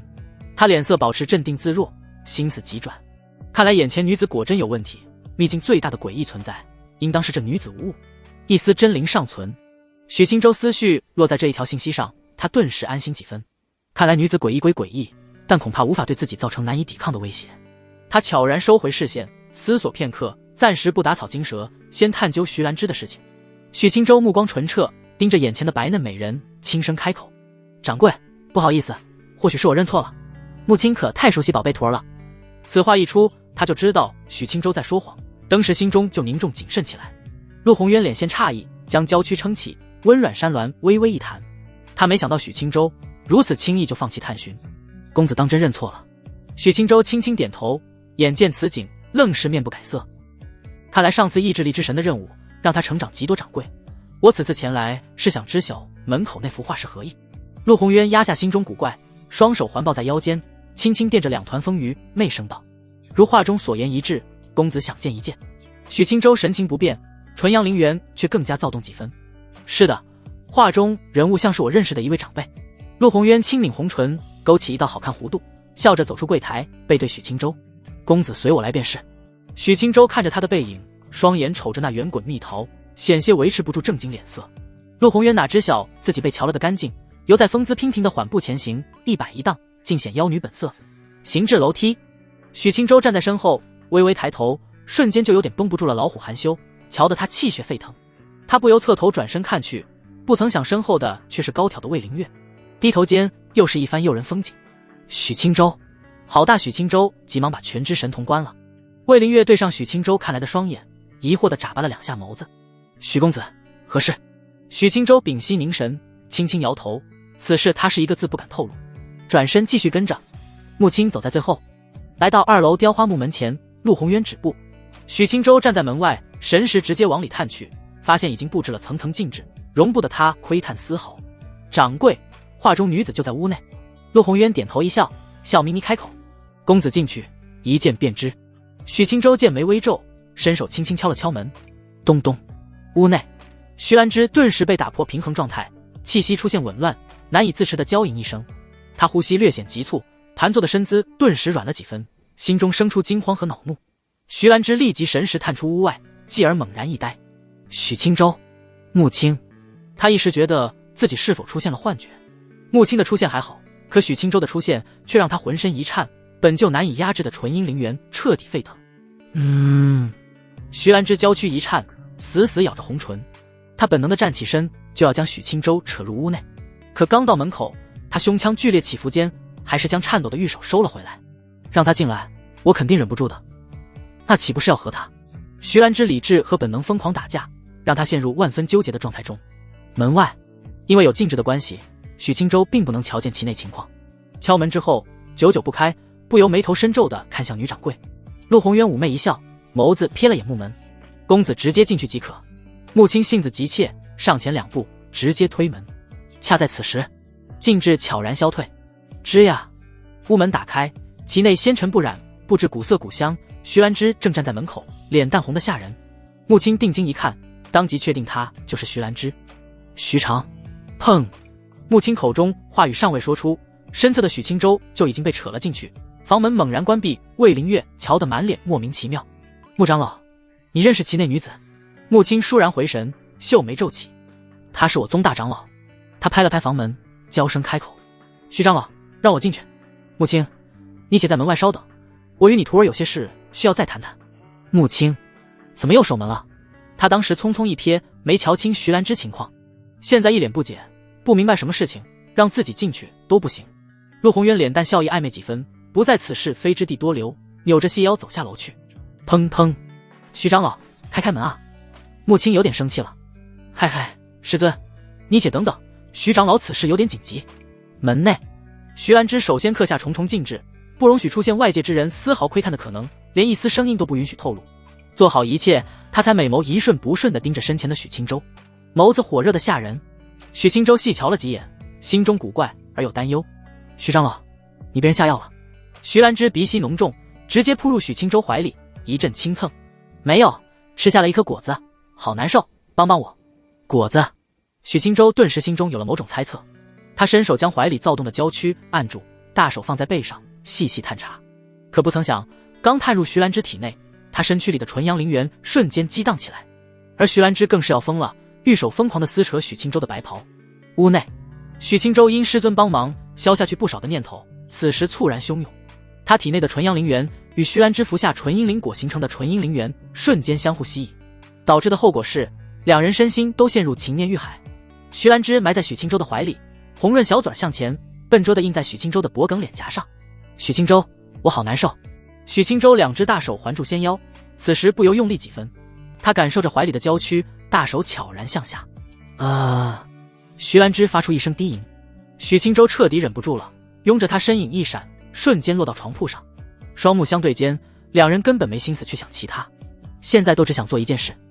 耳鬓厮磨稍许，两件袍子直接被丢出，许清舟双目隐有血丝，跪坐在床榻，低头俯视着娇艳的徐兰芝，她的娇躯止不住的微微颤抖，荷花藏里一阵起伏。清舟，徐兰芝意乱情迷，直接将许清舟重重一拉，紧紧将他抱住。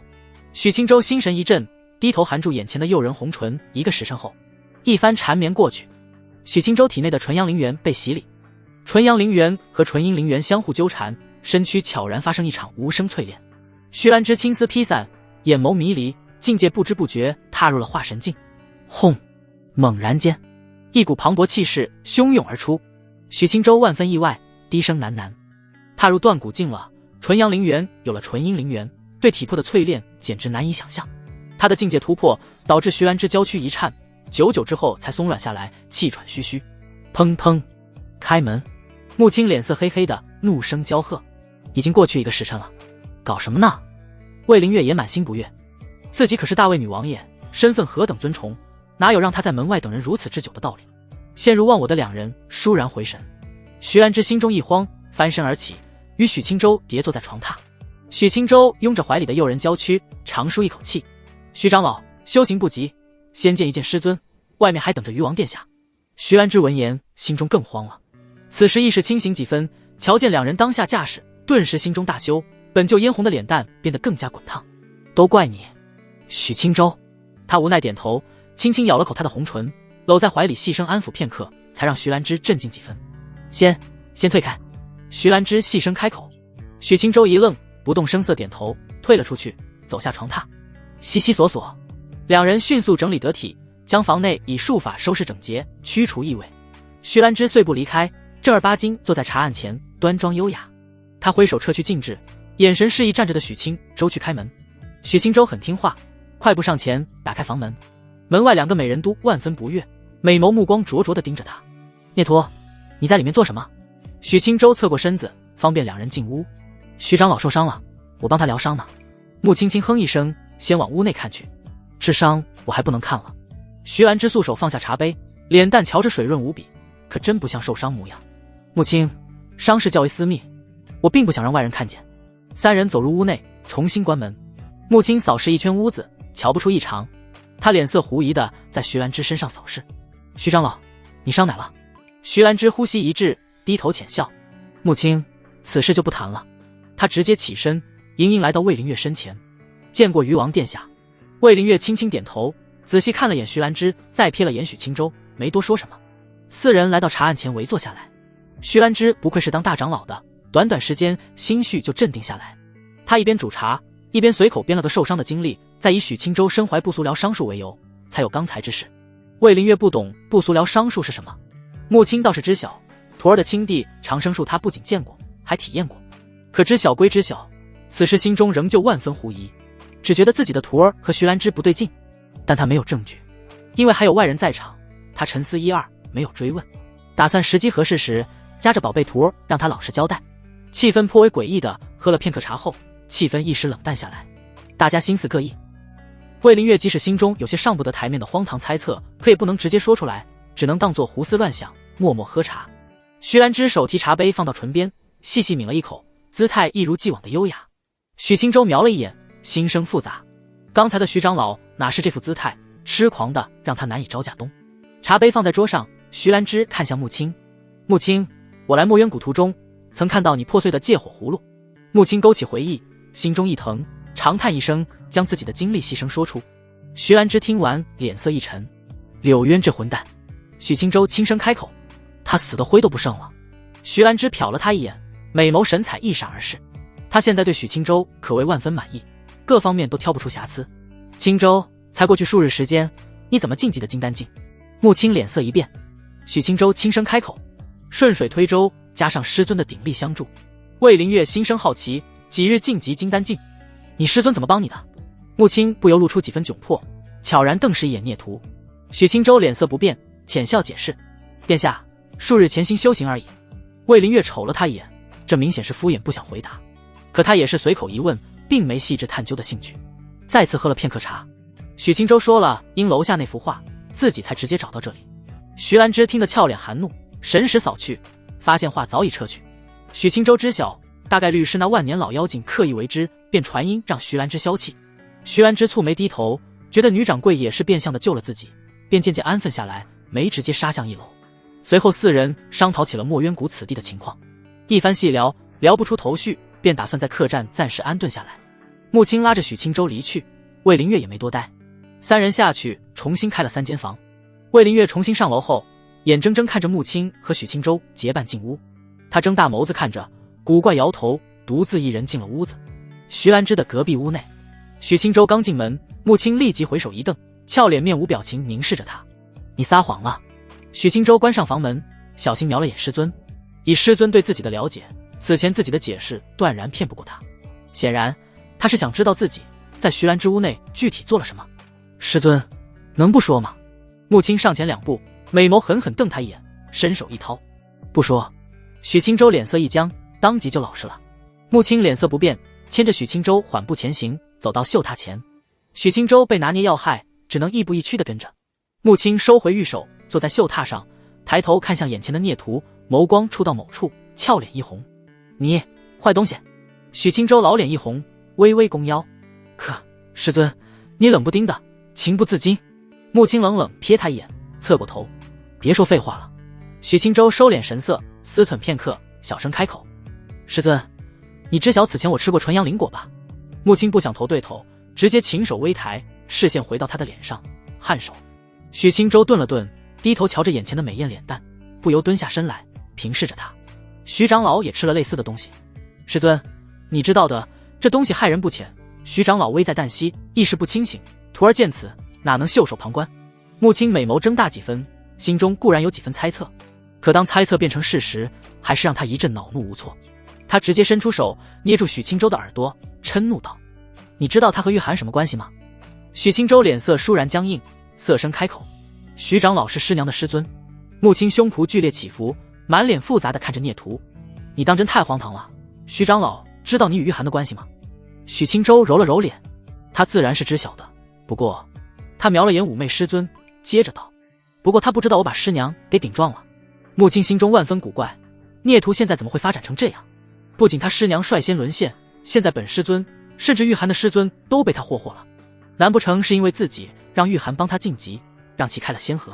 所以渐渐的，聂图开始肆无忌惮，还是一路行来，事到临头避无可避。穆青一阵无语，轻叹一声：“聂图，你瞧瞧你干的好事。”许清舟站起身，坐在穆青的身侧：“师尊，我总不能眼看着徐长老就此煎熬下去。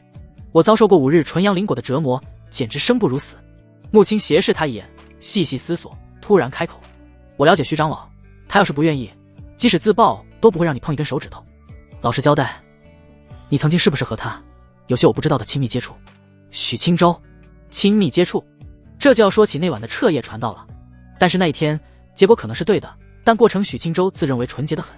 穆青见他闭口不言，再次恶狠狠伸手说：“许清舟体内纯阳灵元还大半没解决，数次被师尊这般对待，心湖不免激荡起来。”他轻呼一口气，大手缚住师尊的滑腻小手，侧头凝视美艳师尊，脸色正惊。约莫半月前，我在合欢宗与前一封内门弟子交手。许青州细细将当日之事说出。当讲到许青州离开于清宫，已经过去1刻钟。穆青脸色羞红一片，轻轻抽手，咬牙低声道：“聊天就聊天，松手。”许青州眼神危险，脸颊徐徐凑近。穆青缓缓后退，顿时他直接躺在绣榻之上。许青州俯视着师尊的美艳脸颊，轻轻咬了一口白皙脸蛋。师尊，我感觉要突破金丹3层了，我需要你的帮助。穆青神色娇媚难言，眸子悄然水润起来。孽徒不许对师尊不敬。许青州此时哪可能听他的话，直接环住他的纤腰，肆意含住红唇。魏灵月独自坐在屋内，一时颇为无聊。他起身来到窗口，看着下方的人流。此时除了那些诡异的凡夫俗子，远空隐隐可见几个修士来到此地。魏灵月蹙眉看了几眼，瞧不出那几位修士是什么来历。他收回视线，刚回到圆凳前，突然听见一些古怪动静，像是压抑的猫叫。魏灵月一阵不解，他根据隐隐的动静好奇地移动脚步，最终俏脸满是疑惑地贴在墙壁上。师尊，乖乖趴好。魏灵月瞬间美眸一颤，她没吃过猪肉，还没见过猪跑吗？在宫中她也是博览群书的才女，此时当即确定隔壁再做一些听着就让人脸红心跳的事。魏灵月顿时脸颊收了回来，脸蛋发热，思绪混乱。他们不是师徒吗？魏灵月不理解，但是大受震撼。她心中小鹿乱撞，红着脸但稳了稳心神，再次将耳朵贴在墙壁上。动静已经消失了，多了一层隔音禁止。魏灵月不满地收回脸蛋，气呼呼地起身。她还不乐意听，她重新回到桌前坐下，但此时脑海全是许青州和穆青的模样。因为不小心听见的一句话，一些古怪的景象在魏灵月的脑瓜子中形成。怎么和小狗似的？魏灵月轻啐一口，脸蛋红红的喝茶。许青州另一侧房间中，徐兰芝魅惑地伏在床铺上，眸子中尽是肉眼可见的水色。她体内的纯阴灵元仍旧大量存在。当初许青州可是足足几天过去才舒适几分。魏灵月能察觉出动静，徐兰芝自然也能察觉到。她心中震惊荒唐的同时，也瞬间被点燃心中一念：欺师灭祖的混账！徐兰芝手捧心口，忍得娇躯轻颤，媚声低吟。足足2个时辰后，许青州将穆青收拾老实，刚走出房间，隔壁瞬间房门大开，衣衫凌乱的徐兰芝玉手伸出，准确无误地揪着许青州的衣领。砰！房门关闭。徐长老，等一下。徐兰芝哪能听他的，拥着他直接缠绵起来，秘境无白昼。小镇的出现吸引越来越多的修士前来，他们在小镇中各处游荡，可却没丝毫发现。距离许青州来到小镇2日后，此时已经聚集了大部分修士，甚至凉州3大仙宗的势力以及灵武殿势力都来了一部分。吱呀！许青州神清气爽地走出屋子，身后跟着容光焕发、喂得肚儿撑撑的徐兰芝。2人走出房门，穆青也悄然开门，扫视一眼2人。这2日他老实待在屋内，没去打扰孽徒。2人的情况可谓是干柴烈火，自己没必要去打扰。而且得知孽徒顶撞徐长老能获得大量好处，提升实力，他巴不得徐兰芝多吃些苦头。孽徒没轻没重的，当初首次一通狠处，连续2日他是真遭不住。穆青脸色平静上前审视一番2人，目光落在徐兰芝脸蛋上，滋润妩媚，脸蛋尚存一丝嫣红。徐兰芝眸子闪烁，尴尬一笑，避开视线。穆青美眸微眯，轻声询问：徐长老，你怎么瞧着没事人似的？徐兰芝脸蛋一红，竟瞎说自己腿儿现在还软得厉害。可他哪知晓当初的穆青爬都爬不起来。穆青，我只是修行2日，哪有什么事？穆青直接摆手，翻了个白眼。徐长老，糟蹋了我徒儿，想不认账。许青州本想置身事外，闻言顿时嘴角一抽。徐兰芝黛眉轻蹙，羞红着脸蛋，气羞羞瞪了眼穆青。穆青，你说话真难听，我与许青州那是相互砥砺大道。穆青辛辛苦苦呵护养大的徒儿，现在莫名被徐兰芝分一杯羹，内心多少还是有些郁闷的。我不管你是什么说法，你与我徒儿既然都那般了，我叫你徐长老，你以后叫我穆师母。徐兰芝心神一震，气得柳眉倒竖，他当即就要出手教训大逆不道的穆青。你自己都和徒儿乱来，现在还有脸和我说这屁话？而且我是合欢宗大长老，你入宗之时我多有照拂，现在你说这种话合适吗？许青州听的是一阵刺激，可却是不想2位媳妇当真撕起来。他立即拥住徐兰芝的细腰，让她别冲动上前。徐长老，师尊开玩笑，莫生气。穆青被当面戳穿自己和徒儿的私情，也一阵恼羞成怒。他趁着徐兰芝被许青州制住，直接来到他的身后，手拍蜜桃来了2下狠的。啪啪！徐兰芝本是做样子，此时遭受这般羞辱，哪还能忍？她在许青州怀里一阵扭动，就要挣脱开他的怀抱。许青州无奈地看了眼无法无天的师尊，心累开口：“徐长老别生气，我回头帮你狠狠抽他。”穆青一愣，生气地扯住许青州的脸蛋：“你敢打我？”徐兰芝顿时安分下来，瞄了许青州一眼，没想到他居然愿意为自己教训他师尊。许青州任由师尊抓着脸蛋，脸色正经的传音：“师尊，我的抽法。”话音刚落，穆青脸色大红，羞怒的轻拍许青州额头：“不许这样瑟瑟！”徐兰芝美眸一眨，好奇两人传音了什么。吱呀！魏凌月恰好此时走出房门，他瞄了眼纠缠在一起的三人，脸色不变，内心却一阵感叹：不愧是合欢宗，世风日下，人心不古。风化尽毁他的出现，顿时让三人收敛起来。穆青率先松手退开2步，许青州也将怀里的娇躯松开，三人转眼得体地站在廊道中，瞧着个个风姿不凡，正经无比。穆青和徐兰芝不愧是老修士，在许青州面前怎么真性情怎么来。可当见到魏凌月，神情顿时变得滴水不漏，哪还有那股子妖媚劲？许青州脸色一脸，温和笑着上前：“誉王殿下。”魏凌月瞥他一眼，轻轻颔首。此时眼前俊逸无双的男子，在他的心中已经有了瑕疵，此前他不管如何看都挑不出丝毫毛病。可现在许青州悄然在他的心间有了无法无天的色棍标签，魏凌月倒也不会因此心生厌恶，有残缺才是正常人。倘若许青州一直完美无瑕，他就要怀疑此人是不是城府深重，演技极佳了。而且许青州不过是好色罢了，他博览群书，其实内心也有点小色，所以对于他而言，许青州的些许问题是完全能够接受的事情。魏凌月收回思绪，轻声开口：“这2日许公子累坏了吧？”许青州呼吸一滞，正儿八经开口：“和王毅一战，经过这2日的修行，已经恢复巅峰。”修行嘛？魏凌月不置可否，瞄了他一眼，也不戳破他的荒唐。此时小镇已经来了众多修士，我们出去看看。许青州轻笑：“我正有此意。”魏凌月点头，提步前行，来到徐兰芝身前：“徐长老，伤势治愈好了吗？”徐兰芝面不改色，浅笑开口：“多谢殿下挂念，些许伤势已经痊愈778。”魏凌月身姿高挑，站在端庄的徐兰芝身前，都隐隐高出半头。可不能马虎，秘境内颇为凶险，还是彻底痊愈为妙。往后但凡有空，徐长老记得让许青州卖力些。徐兰芝一愣，悄然瞅了他一眼，他是不是知道些什么？许青州懂些高深治愈术，得空确实还得多麻烦他。魏凌月看了他一眼，仅是轻轻点头，并未多说其他。他侧头看了眼穆青，脑海顿时浮现他趴着的模样脆。魏凌月绷着脸蛋，压下识海景象：“穆长老，你房间莫非女掌柜养猫了不成？我前2日听见猫叫了。”穆青相比徐兰芝，脸皮还是嫩了些，脖梗微不可见的染上一层粉色，兴许是街道上的夜猫。他心中一阵埋怨孽徒的猴急，明知出门在外，也不知道事先思虑周全些。自己当初迷迷糊糊，马上就得哼哼唧唧，哪能想那么多？魏凌月可不是乖乖女，在京城本就是让各方纨绔头疼的女魔王。此时自然是刻意暗含坏心的调侃，但也就此为止，不会把话挑明。他温和一笑，转身下楼。穆青猜测一些事情被魏凌月知晓了，心中羞得厉害，生气地瞪向许青州：“都怪孽徒！”许青州又能如何？只能受着。师尊的性子格外记仇，唯独对许青州是个例外。才下楼的功夫，心间的稍许埋怨就消散一空。1楼女掌柜已经不在了。3位美人没多想，许青州却心中谨慎起来，神识直接大范围搜查，却发现整个客栈都没有了女掌柜的踪迹。他剑眉一皱，心中轻叹，直觉告诉他，小镇即将就会出现意外。4人走出客栈，御风来到空中，灰蒙蒙的天空，可见天幕地图此时的墨渊谷格外明亮，证明此地存有一块较大的清明碎片。另一片天幕的文字仍旧没有变化，这不仅吸引大批修士来到墨渊谷，也让许青州的名字让众修士熟知。此时的小镇各处遍布修士，其中灵武殿的一位紫袍灵士率领3位红袍灵士和数十位黑袍灵士一同聚在小镇一角。他们因为身份和本身实力极强的原因，在小镇之中的势力里是最为强大的一股。倘若此时出现七彩灵凤，不出意外，大块清明碎片将会由他们夺取。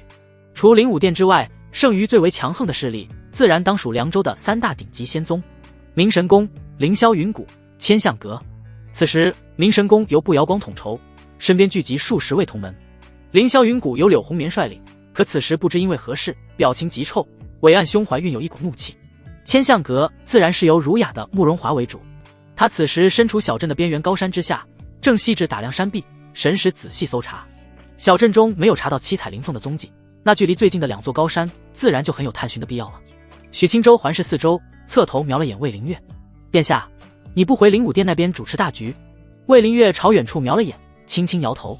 经历红袍灵士之事，他对凉州灵武殿身怀戒心，实在不敢凑到其中。红袍灵士的地位不低了，修为基本在金丹和元婴2境，紫袍灵士更是最低都有化神境，连红袍灵士都暗通外敌，难保紫袍灵士不会是一丘之貉。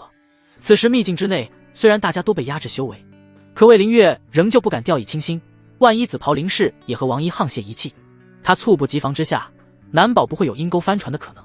既然如此，不如待在许清舟的身边。徐兰芝美眸远眺，神识铺开，惊喜开口：“我看到我们合欢宗另一位长老了。”许清舟和穆青顺着目光好奇看了过去，神情齐齐一愣。远处一栋高楼栏杆旁，南乡长老玉手扶着朱红栏杆，身侧站着10几位合欢宗同门，男女皆有。他美眸此时也望了过来，俏脸之上神情冷淡。左近道侣，长老南乡。当初秘境刚出现之时，合欢宗组织的2位长老便是穆青和南乡，两人谈不上有恩怨，可绝对没有好交情。进入秘境分散之后，此时是首次见面。许清舟更是此生第一次瞅见南乡，见其体态玲珑，娇颜美艳，不由暗恨左近老贼的好福气。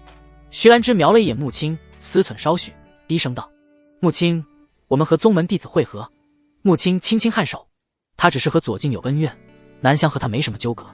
不过其身为左近道侣，也不知是否如左近一般对穆青心存敌视。徐兰芝将目光看向魏灵月，询问他的意见。魏灵月身份虽尊贵，可并不会秉持身份，反客为主。我跟着你们即可，不用询问我的意见。徐兰芝含笑点头，一行人御风前往远处高楼。片刻后，4人渐渐来到高楼近前。此时寻常合欢宗弟子看到徐兰芝为首的一行人，神色齐齐一喜，是大长老。大长老怎么来秘境了？穆青长老也在。显然徐兰芝和穆青的出现让合欢宗弟子们极为兴奋，毕竟如此一来，合欢宗实力顿时强大一截。至于许清舟，他在合欢宗出山搞事之时，他们都已经进了秘境，所以此时周围的合欢宗弟子都不认识他，更不知晓许清舟早已今非昔比。南乡一双勾人的狐狸眼不见情绪起伏，只是淡淡对徐兰芝轻点琴手：“见过大长老。”徐兰芝浅笑回应，并不会因他的冷淡而心生不满。南乡本就是这淡漠性子，清冷无情。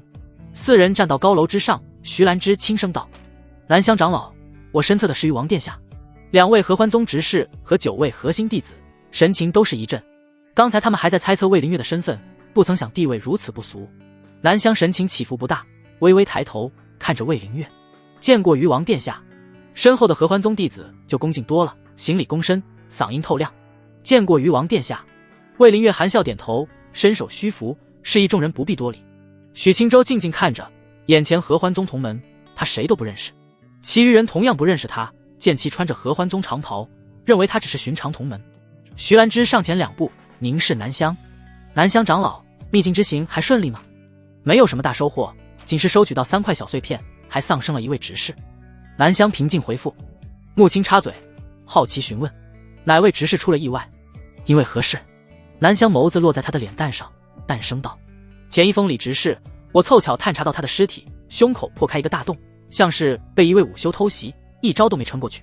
仔细探查后，午休目的应该是抢夺他身上的清明碎片。”许清舟轻轻蹙眉，合欢宗执事至少有着金丹后期的修为，1位午休一招就能利索解决他，让他不由想到了王一，凭借他的实力完全能够做到。南乡瞥了眼许清舟，黛眉轻蹙：“你是哪封弟子？才筑基4层，谁让你来秘境的？”许清舟的实力此时是金丹2层，加上断骨境初期，可因为天息术的原因，此时他还是维持着以前的弱鸡水平。徐兰芝轻声解释：“他是穆青的弟子许清舟，我带他来的。”他没选择暴露许清舟的实力。许清舟，穆青弟子，此名字一出，南乡的脸色都隐现一丝诧异，其余合欢宗修士更是瞠目哗然。许清舟的大名，秘境之内有谁不知？毕竟现在还在天上挂着呢。而知晓穆青弟子叫许清舟的少数修士，初始也仅是认为是同名同姓，不会认为夺取大块碎片的就是合欢宗内一笑大方、遭人鄙夷的上林峰第一天才。倘若没记错，1月前还传出许清舟尚未筑基，现在修为倒是出乎意料的高了不少。但是筑基4层还是太弱了，在这秘境是金丹修士都得谨慎小心的地方。凭借他的实力，是怎么在长亭城获得大块清明碎片的？南湘仔细审视一番许青州，只觉得其样貌不俗，瞧不出其他特殊之处。他是首次见到这位让穆青争议不断的弟子。你是怎么拿到长亭城碎片的？南湘性子较为耿直，直接询问。许青州瞥了他一眼，淡声开口：当然是凭借实力。其余和欢宗同门脸颊一僵，皱眉质疑，眼神中含有淡淡的讥讽不屑。你什么实力，心里没点数吗？从长亭城传出来的消息，传闻有元婴层次的战斗痕迹。你一个筑基4层，背靠长老，混吃等死的货色，凭借的是哪门子的实力？南湘自然也不信，但没追问到底，神情平静沉默下来。魏灵月一旁静静看戏，根据其余和欢宗弟子的神情，他隐隐察觉许青州在他们的印象中并不好，甚至遭到同门的唾弃鄙夷，这让他极为不解。如许青州这种逆天弟子，让整个合欢宗供起来都不过分，可事实却是他的同门并不待见他。徐兰芝瞧见此景，不满皱眉。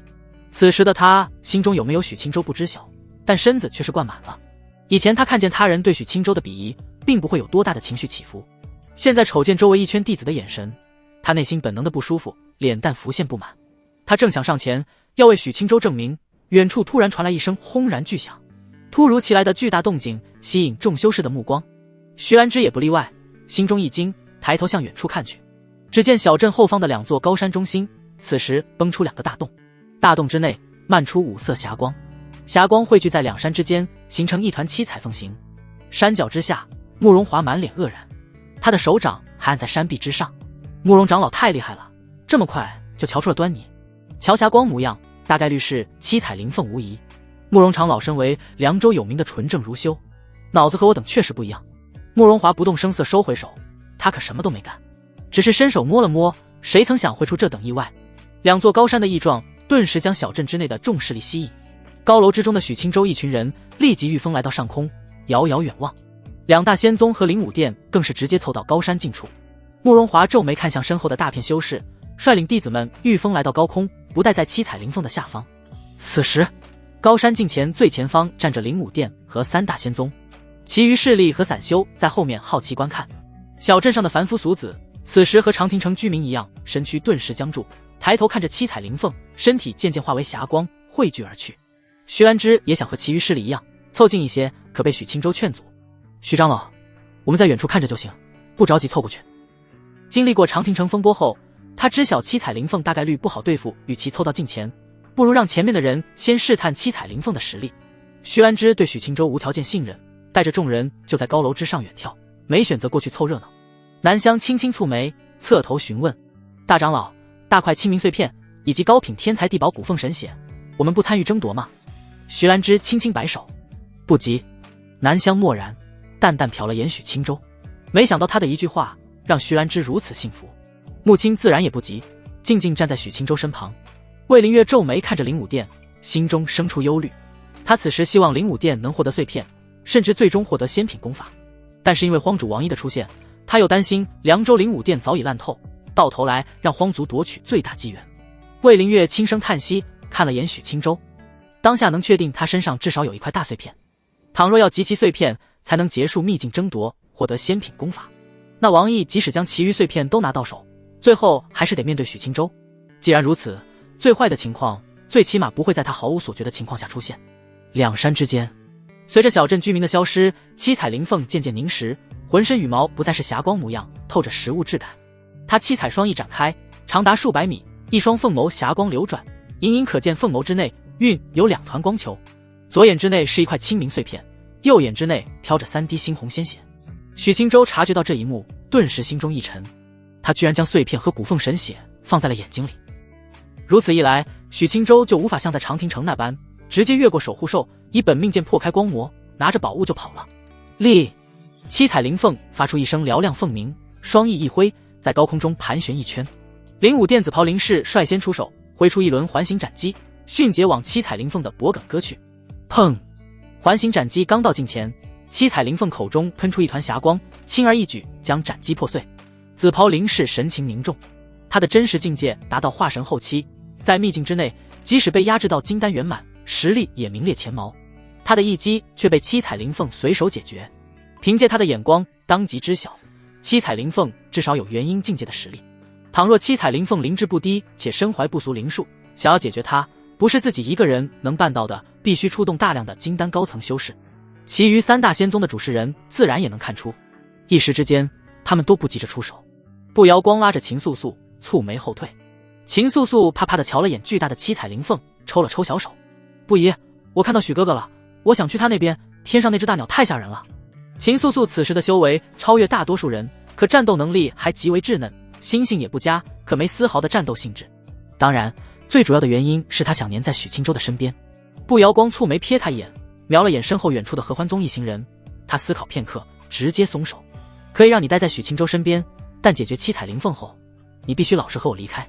秦素素双目一亮，乖巧的连连点头。好的，不疑。他身影一闪，不多留片刻，迅速朝着许清舟冲去。片刻后，许哥哥。秦素素满脸喜色，身化剑影，疏忽之间，娇躯已经落在许清舟的怀里。他惬意地拥着许清舟，心中分外安详。穆青翻了个大白眼，轻哼一声，对这不知羞的小妮子脸色不善。徐兰芝直接深深皱眉，哪里来的小蹄子，怎么和许清舟这么亲密？魏灵月看着小小一团的秦素素，心中嘀咕许清舟的风流多情。至于合欢宗弟子们可就傻眼了，秦素素身上可穿着明神宫衣袍，许清舟怎么将明神宫弟子霍到手的？许清舟拥着怀里的娇躯，低头看着他亮晶晶的双眸。你凑到我这里来做甚？秦素素也不害羞，娇小的身子缩在他怀中，玉手环抱。前面那只大鸟太可怕了，我来许哥哥这里躲躲。许清舟默然，要不是时机不合适，非得让你见识见识更可怕的大鸟。他没再继续关注小妮子，抬头远望高山之间的七彩灵凤。他相比长亭城的长亭仙主，貌似更加具有灵智，并不会坐以待毙。三大仙宗和灵武殿尚在思索如何斩杀他，七彩灵凤已经主动出击，浑身挥洒满天霞光，直扑柳红锦而去。凌霄云谷的弟子们心里一惊，急忙掐诀施法，准备抵挡七彩灵凤的扑击。柳红锦风姿美艳，神色不善，玉手一扬一柄，会有山川河流的玉白骨散落在掌心。呼，轻轻一挥间，灵芒闪现，刺骨灵风携带猛烈罡气而去，乌云骤然退散，山石卷上高空。七彩灵凤丝毫不避退，双翅合拢，将狂风挡住，碎石速速化成齑粉。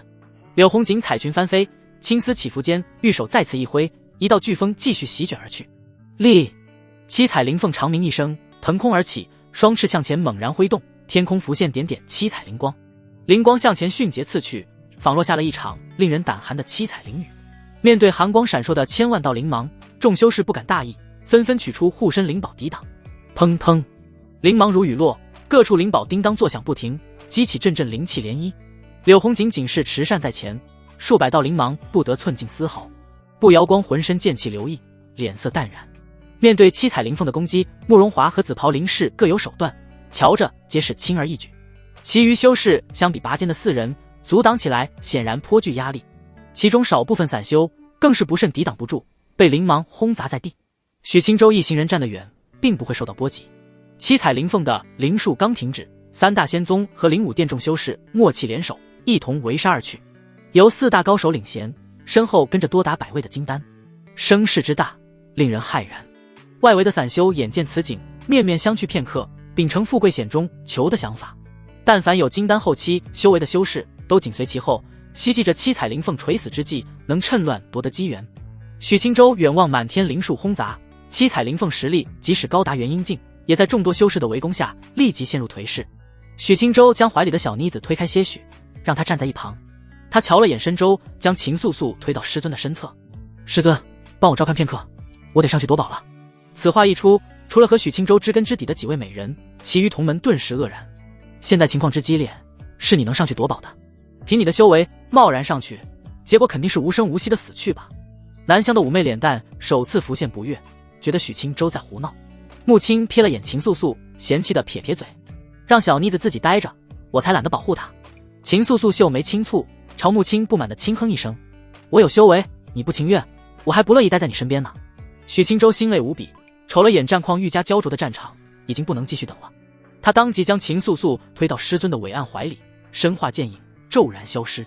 穆青一急，将胸怀的小脸蛋拔出来，一时不知是否该追上去。可带着蠢蠢的小丫头，他还真不敢冒险，万一秦素素真出了差池怎么办？秦素素玉手按着山峦，瞄了眼脸前的伟岸，皱了皱穷鼻，真大，也不嫌累赘。南湘没有心思关注两人，俏脸浮现惊异，美眸盯着远去的许青州。这是筑基境。许青州一出手，他就察觉到他的外在境界和本身实力极不相符，其余弟子也是一脸震惊，光这一手遁法，等闲金丹都使不出来。许青州的实力瞬间将他们脑海中对他的印象击碎。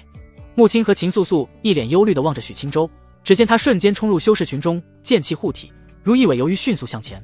穆青一阵心痒，也想上前夺宝，可被秦素素拖累，只能原地等待。心中恼火之下，玉手捏着他的小脸蛋，气呼呼道：“都怪你！”秦素素小嘴被扯开，雪腻脸蛋被捏得通红。吃疼之下，他倒不会觉得委屈，只是柳眉一竖，神情浮现不满，按在穆青胸口的小手直接狠狠一抓：“不准欺负我！”呀，你要死啊！穆青又羞又怒，将秦素素小手拍开，就要按着他打屁股。徐兰芝看得一阵无语，不想待在原地看大小两位美人打闹，率领南湘为首的众弟子一起向前而去。至此，留在原地的只剩下3人。魏灵月站在一侧，头顶重新浮起紫阳母顶，但不急着向前，在一旁饶有兴致地看着穆青和秦素素。两人境界相当，可穆青手黑得很，将秦素素一顿收拾，臀儿荡漾不止。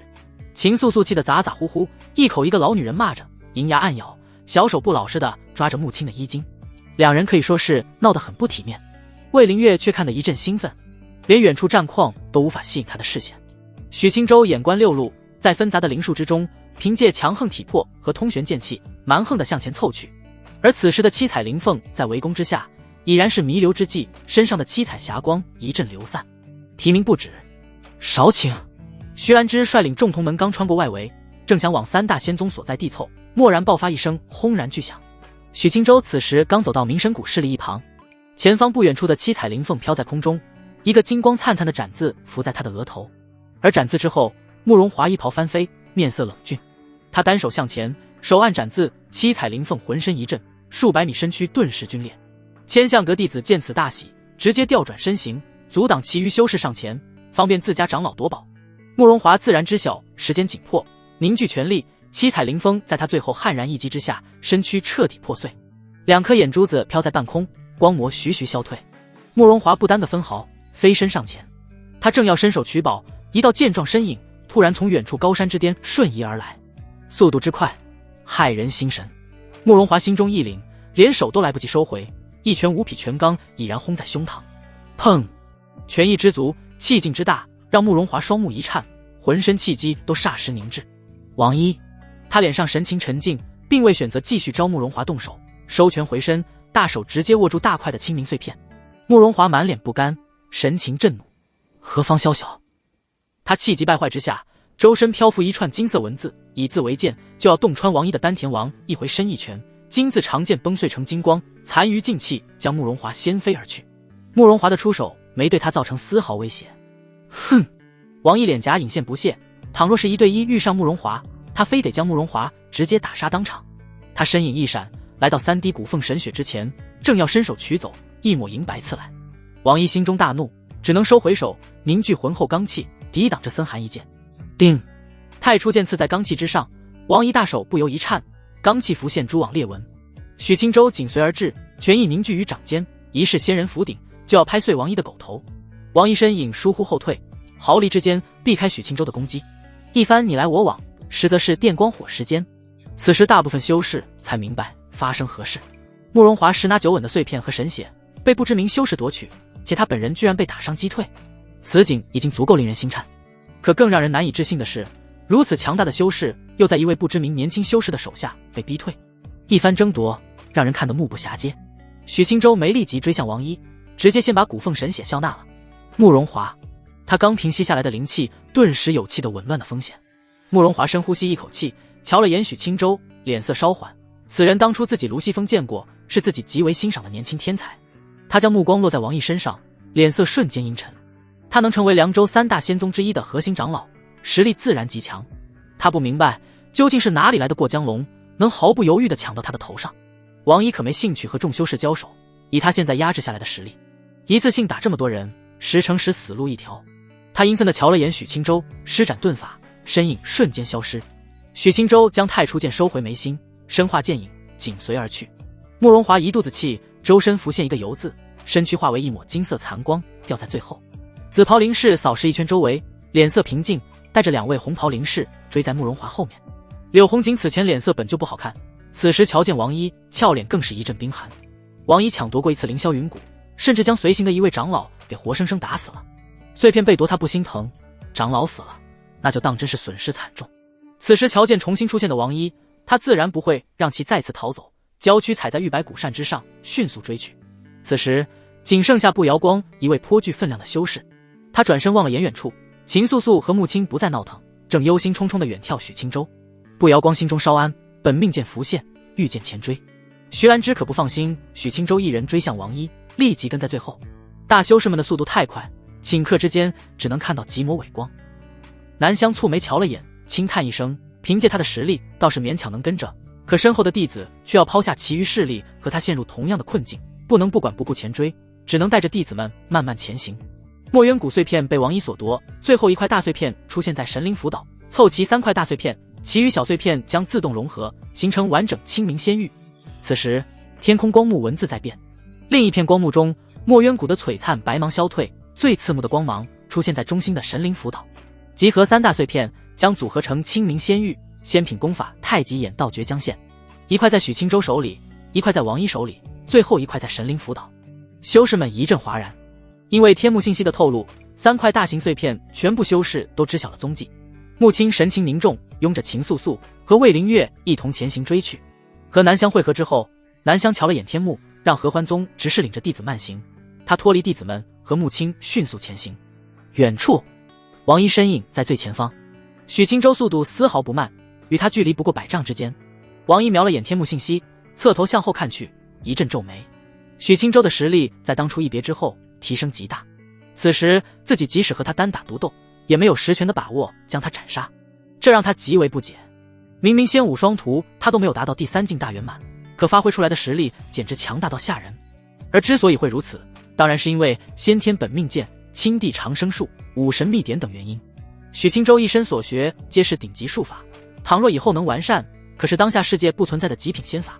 许青州有自信，现在4神印加持下的自己完全能和王一打个平手，倘若能晋级断骨中期，他更是有把握在秘境之内将王一锤死。王一，你能逃到哪里去？与其无头苍蝇乱窜，不如停下与我一战，谁赢谁去神灵辅导。王一扯起一抹讥讽笑意，没有丝毫停下的想法。许青州身后还跟着一群人，倘若被群起而攻之，他的下场和七彩灵凤没有丝毫区别。许青州剑眉深皱，侧头向后望去，距离最近的慕容华也相距数十里，他们的速度相比自己和王一显然慢了一丝。如此长时间下去，自己和王一当真要和众修士脱离了。如此一来，两人确实有单打独斗的机会。许青州虽然有自信和王一打成平手，但也担心王一身为荒主，有自己不知道的禁术，万一两人激战间王一再来一手大荒秘术，许青州也怕遭了他的毒手。相比两人不确定性极多的生死搏杀，他更倾向于和众势力围殴王一。太初，许青州收回思绪，紧追同时太初剑再现，他不求刺伤王一，只要能阻挡他远遁的身形就行。只要形成合围之势，区区王一再蛮横，在3大仙宗和灵武殿的手中，王一必将身陨当场。太初剑急掠而出，只为慕容华等人争取到形成合围的宝贵时间。许青州眉心祖窍之前，与他神魂相连的太初剑发出一声清越的回应，心意相通，毫无迟滞。下一瞬，那道本该追魂夺魄的璀璨剑影在空中划过一道匪夷所思的弧线，剑锋之上光华流转，太初剑刹那间穿梭虚空，速度快到肉眼无法捕捉。他没有刺向王一防护重重的后心，而是剑光一闪，诡异地出现在王一前冲轨迹100丈外的虚空中。嗡，没有石破天惊的巨响，只有一声蓦然尖锐的嗡鸣。太初剑的剑身在这一刻剑气流转，化作千万缕通玄剑气。轰，剑气肆虐，彻底引爆了前方的空间，上万道剑气交织，形成了一个暴力无序的剑气囚笼。狂暴剑气在其中生灭不定，精准地拦在了王一遁逃的必经之路上。王一的前冲之势戛然而止，他被迫停下身形，缓缓转身，周身沸腾的灵气与5道罡气交织升腾。咻，数道蕴含着浑厚灵气的流光从后方接踵而至。就在这短短1-2个呼吸的间隙，身后众人已然来到近前。许青州距离最近，脸色凝重，做好战斗的准备。另一侧，一袭青袍的慕容华身形最快，他身形停下之时，带起的劲风将阴云都荡去一层。慕容华胸膛微微起伏，面沉如水，双目死死地盯在王一的身上。灵武殿三人紧随其后，他们气息沉稳如山，分列慕容华身侧。最后是柳红锦站在玉白骨扇，步摇光轻踩清冷剑光，分别位列王一的另两侧。一个简易的包围圈瞬间形成，王一与许青州被隐隐围困在中心。慕容华审视着王一，感受着那股沸腾气焰，心中一阵惊异不定。贼子，你是何方修士？王一都懒得瞧他一眼，目光瞥向不显山不漏水的灵武殿三人。就在此时，毫无征兆，一股冰冷刺骨的寒意瞬间蔓延。慕容华身侧沉默的紫袍灵士，他古井无波的眼眸中骤然爆开一团森然杀机。他与身后两名红袍灵士的站位在停下的一瞬间，便已悄然构成一个诡异而致命的三角阵势。紫袍灵士的动作快到极致，没有丝毫多余的晃动，他只是抬手探出，一道漆黑的幽影便从他的袖中无声无息地射出，撕裂了他与慕容华之间的距离。那是一柄漆黑如墨的骨刺，其上缭绕淡淡的灰雾，蕴有令人见之悚然的森然气息。猝不及防的攻击，阴狠而又毒辣。慕容华全部的注意力，所有的杀机都死死锁定在王一的身上。他做梦也想不到，这足以致命的一击会来自灵武殿。仓促之间，他只来得及凭借千锤百炼的战斗本能，强行将身躯扭转了毫厘。噗嗤，利刃贯穿血肉的声音在此刻寂静的战场上清晰的令人头皮发麻。狠辣的骨刺从慕容华的左侧肩胛骨正中灌入，将其坚硬的骨骼直接洞穿一股浓郁的阴寒灵气，顺着骨刺疯狂灌入他的经脉，所过之处血肉枯萎，生机消融，皮肤肉眼可见的褶皱干瘪下去。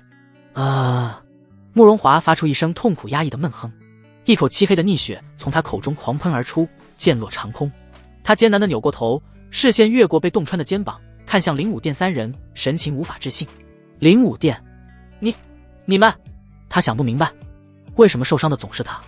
这一刻，远处那本已准备好战斗的王一，脸上的冷意缓缓收敛。他看着这一幕，嘴角一点点向上咧开，最终化作一个充满了讥诮的弧度。大荒对凉州灵武殿的渗透早已超过大卫的想象，而这也是他敢于在众目睽睽之下现身夺宝最大的底牌。卑鄙，找死！柳红锦和步摇光几乎在同一时间反应过来，俏脸之上写满了惊怒。柳红锦玉手一挥，玉白骨扇脱手飞出，扇面悍然展开，万千道锋锐无匹的白光如同死亡暴雨，劈头盖脸地射向灵武殿三人。步摇光更是没有半句废话，身与剑合，化作一道清亮惊红，剑锋直指紫袍灵士的咽喉。紫袍灵士伪装的沉稳褪去，只剩下毒蛇般的阴冷与漠然。他与两名红袍灵士脚下的三角站位骤然亮起，一道道诡异的青色符文从他们脚下蔓延而出，瞬间勾勒成一个复杂而邪异的阵图。冲天的青光化作一个半球形的光幕，将三人笼罩在内。柳红锦与步摇光的寒怒一击轰击在青色光幕之上，仅仅是让其泛起一阵涟漪，便被尽数磨灭。不仅如此，青色光幕更是如同一个囚笼，中心产生一股恐怖的吸力，将本就重伤慕容华吸在其中。三人当即就要痛下杀手。慕容华心中警铃大作，浑身灵气激荡，袖中飞出数枚金色文字，抵挡三人的围杀。许青州驾驭太初剑，本想上前搭救，可王一居然主动攻杀而来。步摇光看了他一眼，迅速和柳红锦传音，两人飞身上前，冲进青色光幕之内。瞬息之间，战场被清晰地分割成了两块，柳红锦和步摇光与灵武殿灵士瞬间激战在一起。气息衰弱的慕容华心中震怒，硬挺着伤势协助两人。另一边，许青州与王一悍然冲撞在一起，双拳对撞，拳罡席卷长空。轰！两人瞬间近在咫尺。王一扭了扭脖子，发出一连串噼啪的骨骼爆鸣。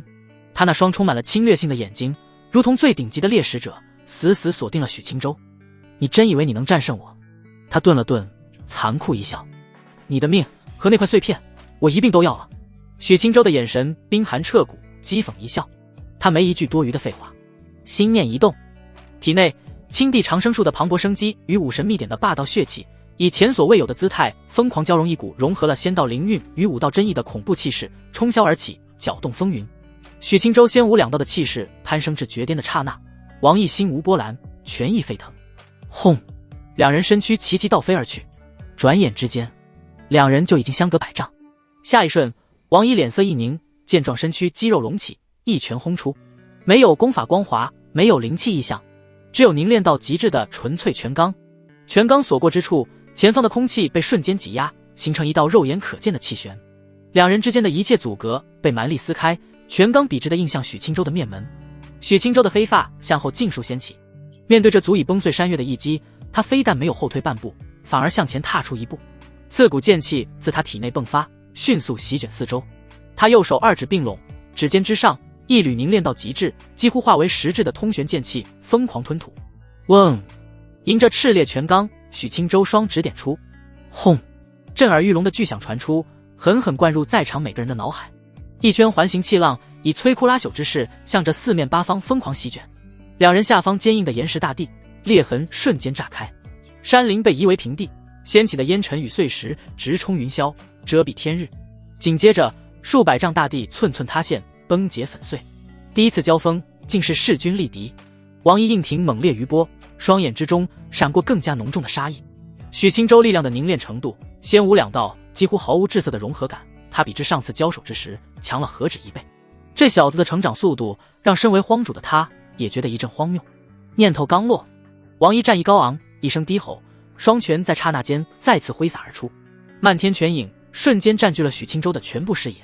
每一道拳影都凝若实质，蕴含着王一自身拳道的无上真意。拳影交织成网，封死了上下左右、前后内外，攻杀许青州每一处身躯死穴。这是最粗暴也是最极致的战斗美学。在绝对的力量与速度面前，一切闪避都是徒劳。然而面对这密不透风的拳网，许青州的身影却骤然变得飘忽不定。他像一片在风暴中穿行的落叶，又似一叶在滔天骇浪里起伏的扁舟。他的身法将武道的灵动迅捷发挥得淋漓尽致，瞬息之间武神秘典的强大凸显无疑。与此同时，太初剑欲回在他的神念精准操控之下，化作一道锥心逐电的流光。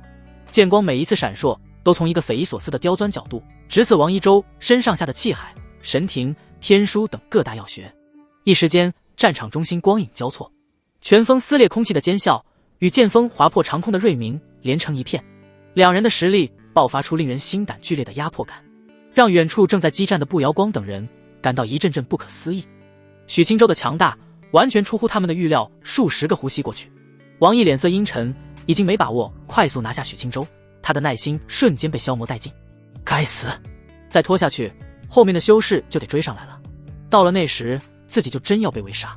王一思忖片刻，凝视着许青州，发出一声不似人声的暴喝。他身上那球结奔张的肌肉表面竟凭空浮现出一道道诡异而古老的荒古图腾纹路，纹路仿佛活物在他皮肤下游走，让他本就恐怖的气息在这一瞬间再度疯狂暴涨。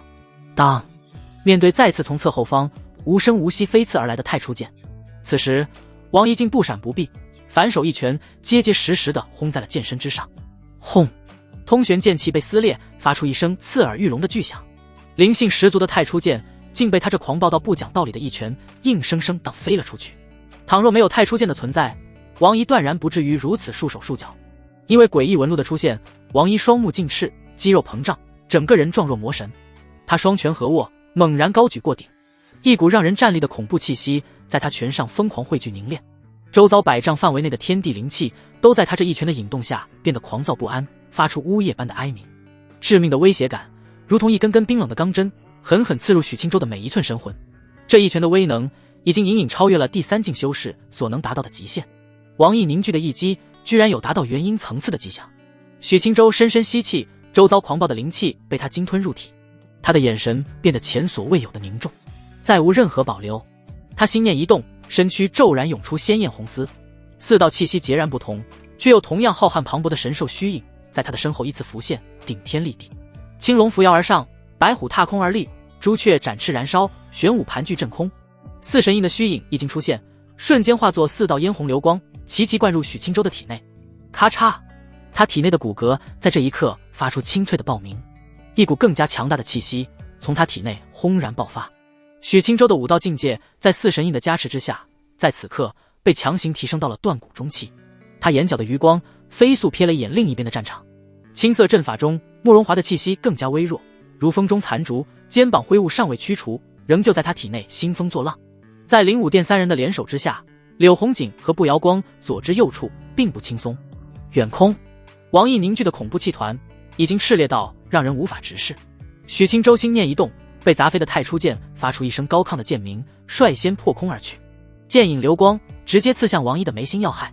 这一剑不求成功重创王一，只求能阻碍他蓄力一拳。只要能打断他的节奏，凭借自己此刻的力量，许青州就有绝对的信心将此拳挡下。继而再次纠缠他，等极远处隐约可见的修士来到近前战局的胜负，取决于许青州是否能让王一陷入被围杀的泥潭。顷刻之间，太初剑已经将要触及王一的眉心。面对神威莫测的先天本命剑，王一始终存有万分警惕。他将凝聚的圆形罡气丢出，居然目标不是许青州，而是正在和灵武殿三人交手的步摇光三人。许青州心中一寒，身影一闪，直接来到了青色护罩之外，武艺上身，通玄剑气没一丝保留，此刻都化成一道凝实气盾挡在身前。轰！许青州浑身一震，手臂都被震得噼啪作响，狂涌的灵气向四周溢散，身前护盾寸寸碎裂。而王一的一击也在许青州的抵挡之下，力量消退，迅速湮灭。而正是此时，青色光罩之内，两位红袍灵士冒着重伤的风险，为紫袍灵士开出一条通道。紫袍灵士身影疏忽消失，再次出现，已经来到许青州身后。他大手伸手，黑气氤氲间，一记手刀狠辣刺入许青州的脊椎。步摇光见此脸色一白，恨声怒斥，本命剑不管不顾地刺入红袍灵士的胸膛，迅速冲向光罩外的许青州。噗！漆黑如墨的手刀蕴含着足以瞬间腐蚀生机的死气，紫袍灵士的脸上已经浮现出大功告成的狰狞笑意。这一击，他灌注了自身全力，更算准了许青州就力已去，心力未生的破绽。他仿佛已经看到许青州脊椎断裂，如烂泥般瘫软倒下的场景。然而，预想中骨骼崩碎的清脆声响并未传来。本无坚不摧的手刀在刺入许青州血肉半寸之后，竟仿佛撞上了一堵玄铁铸就的骨墙。当一声沉闷的响声从许青州的体内传出，紫袍灵士脸上的笑容瞬间凝固，他眼睁睁地看着自己的手刀被许青州那节节凸起、宛若龙骨的脊椎死死地卡住。怎么可能？此子的肉身怎会强悍到如此地步？这根本不是断骨境修士该有的体魄。剧痛与冰冷的死气如同两股洪流疯狂涌入许青州的体内，但这点痛楚非但没能让他崩溃，反而像一桶滚油，瞬间引爆了他的滔天杀意。找死！许青州的喉咙里挤出两个冰寒刺骨的字眼，他甚至没有回头。心念电转间，磅礴的青绿生机自体内轰然爆发，青地长生术疯狂运转，将侵入体内的死气徐徐净化。与此同时，被王一全罡震飞的太初剑发出一声脆鸣，剑光一闪，化作一道流光，瞬间拦在身前，抵挡王一全罡的剩余力量，也是提防王一此时追击而来。做完这一切，许青州的身躯以一个常人无法理解的角度猛然向后回旋，咔！他的体内气血沸腾，筋骨咔咔作响，骤然充满了爆炸性的力量。借着紫袍灵士手刀未及拔出的刹那，许青州的右肘裹挟着恐怖巨力，如同一柄开山巨锤，结结实实地肘击在他的胸膛。这一肘快如闪电，狠如雷霆。不好！紫袍灵士的瞳孔骤缩，一股亡魂皆冒的寒意从心头涌起。他想抽手后退，可为时已晚。砰！沉闷的爆响如同巨骨擂动，紫袍灵士的胸膛肉眼可见地向内塌陷下去一个恐怖的弧度。他口中鲜血狂喷，整个人如同破麻袋般倒飞而出。紫袍灵士眼中充满了无法理解的骇然与惊恐，他想不通自己这时机巧妙的必杀一击为何被许青州如此轻易挡下。另一边，正欲上前补刀彻底了结许青州的王一脚步猛然一顿，废物，居然连重伤许青州都做不到。他看着许青州的悍然反杀，当机立断，再也没有丝毫恋战之心。下一瞬，王一周身灵光大盛，身影瞬间变得模糊，他化作一道流光，头也不回地向着天际尽头激射而去，没有丝毫的犹豫，果断逃离。庶子休走！慕容华对他恨极，怒声大喝。可他和柳红锦被红袍灵士纠缠，实在无法做到阻截王一。柳红锦心中怒气不比慕容华少一丝，他娇斥一声，玉手挥动，玉白骨扇在他身前悍然展开，卷起万千道撕裂空气的锋锐白光，如同一场死亡风暴。那名被步摇光本命剑刺中，本就受伤的红袍灵士彻底被淹没。啊！凄厉的惨叫声响起数息，继而戛然而止。受伤的红袍灵士被柳红锦的寒怒出手，生生撕成碎片。独木难支的另一位红袍灵士见此一幕，心生胆寒。战场中心，许青州缓缓站直了身体，他身后破碎的衣衫下，那道深可见骨的伤口处，黑气被磅礴的青绿生机彻底净化，肉芽以一种肉眼可见的速度疯狂蠕动交织，几个呼吸间，伤口便愈合70%，只留下一道鲜红刺目的疤痕。这恐怖的恢复力让远处刚刚赶至的步摇光看得眼皮狂跳。紫袍林氏刚被许清舟一肘重创，此刻又面临步摇光的围杀，心中顿时滋生出绝望。自己身为修为高至化神后期的大能，此时居然可能死在金丹境的许清舟手里。他眼眸之中荡漾起汹涌的怒火，心中万分不甘。以他的设想，即使不敌，有王姨在场，自己不可能会死。可没想到王姨独自离开的如此干脆利落。紫袍林氏扫视一圈，知道自己绝无幸理，眼中闪过疯狂的决绝。他发出一声凄厉的尖笑，本就干瘦的身躯瞬间膨胀，一股毁灭性的波动从体内散发而出。他居然癫狂到要自爆！许清舟的眼神冰寒彻骨，他一步踏出，身影在原地留下一道残影，瞬息之间便后发先至，出现在紫袍林氏的面前。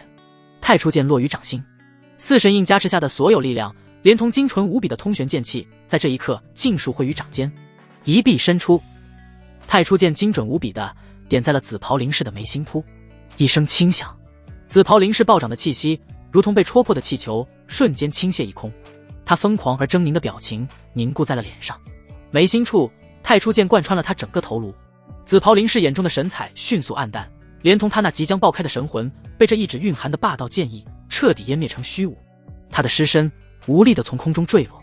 几乎在同一时间，另一边，柳红锦与拖着重伤之躯的慕容华联手，将最后一名负隅顽抗的红袍林氏斩杀当场。慕容华在击出最后一击后再也支撑不住，浑身生机萎靡，脸色苍白如纸，身形摇摇欲坠。他可没霸道的青地长生术疗伤。许清舟，步摇光刚压下心中惊骇，便瞬间来到许清舟身侧，清冷的眼眸中蕴有真挚的担忧。许清舟深吸一口气，平息体内翻涌的气血灵气。少顷，四神印的加持退去，太初剑收入眉心，一股难以言喻的虚弱感与迟来的剧痛如同潮水般瞬间席卷他全身。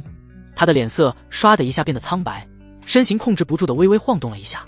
此番战斗强度不低，能疗伤不代表自身没有丝毫影响。青地长生术可还没到让自己不死不灭的程度。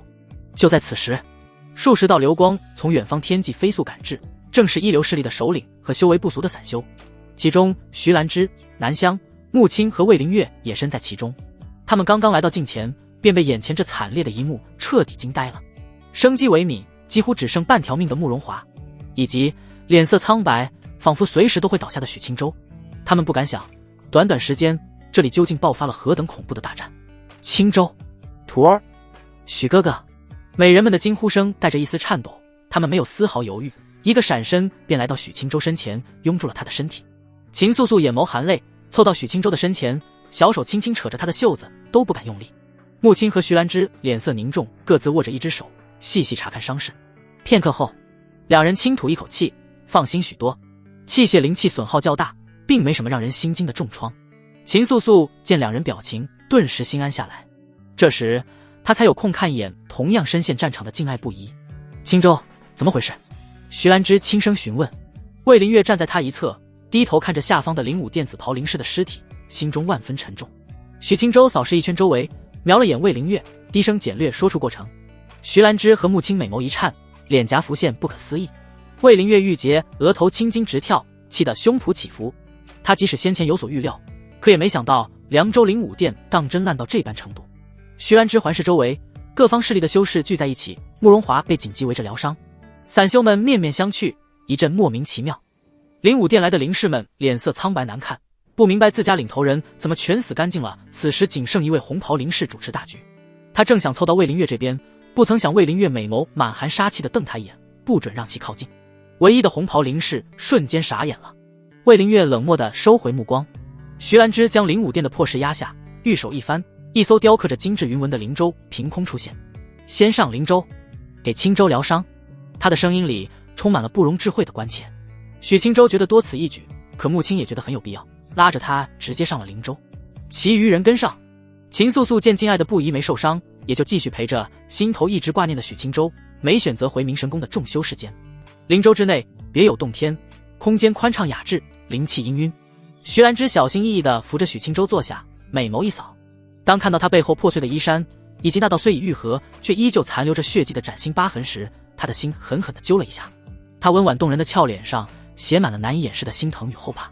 穆青蹙眉，玉手抚在许青州的后腰上，细细感知，银牙一咬，再刺入半寸，你的脊椎就要裂了。秦素素听得小脸煞白，眸光隐隐。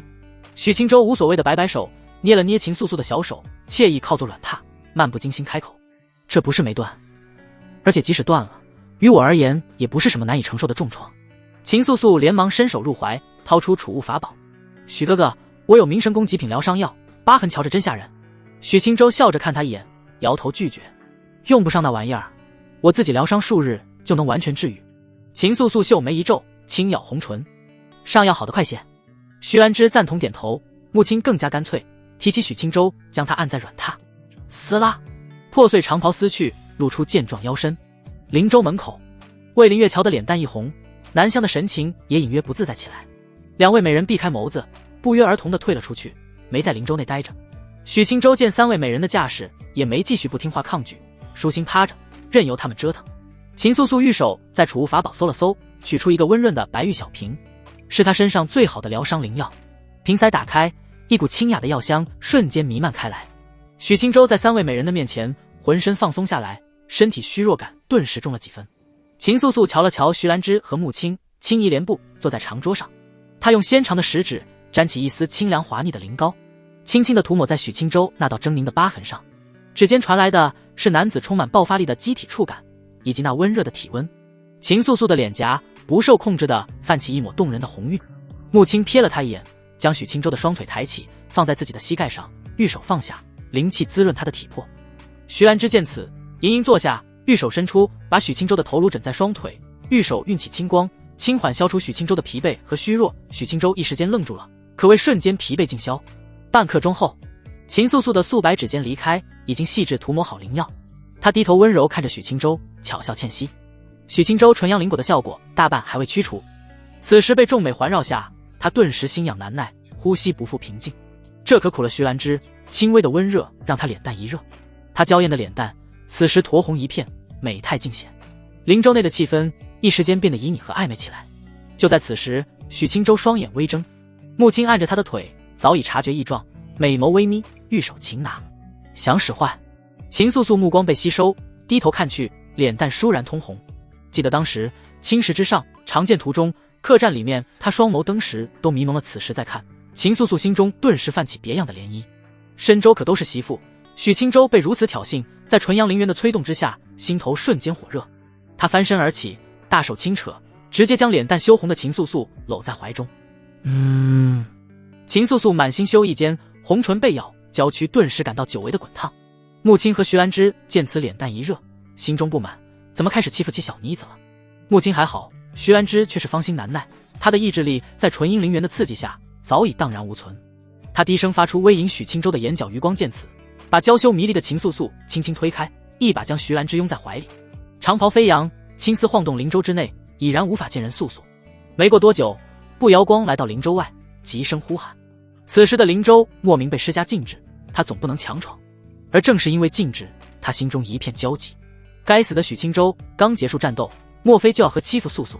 灵州之外，步瑶光清冷软糯的呼喊瞬间打破了州内滚烫而暧昧的氛围。许青州此时聚精会神修行，没空搭理他。他坚定修行，不因这一声呼喊消退分毫，继续火力全开。徐兰芝云鬓散乱，娇躯微颤，脸上动人心魄的酡红愈加浓烈。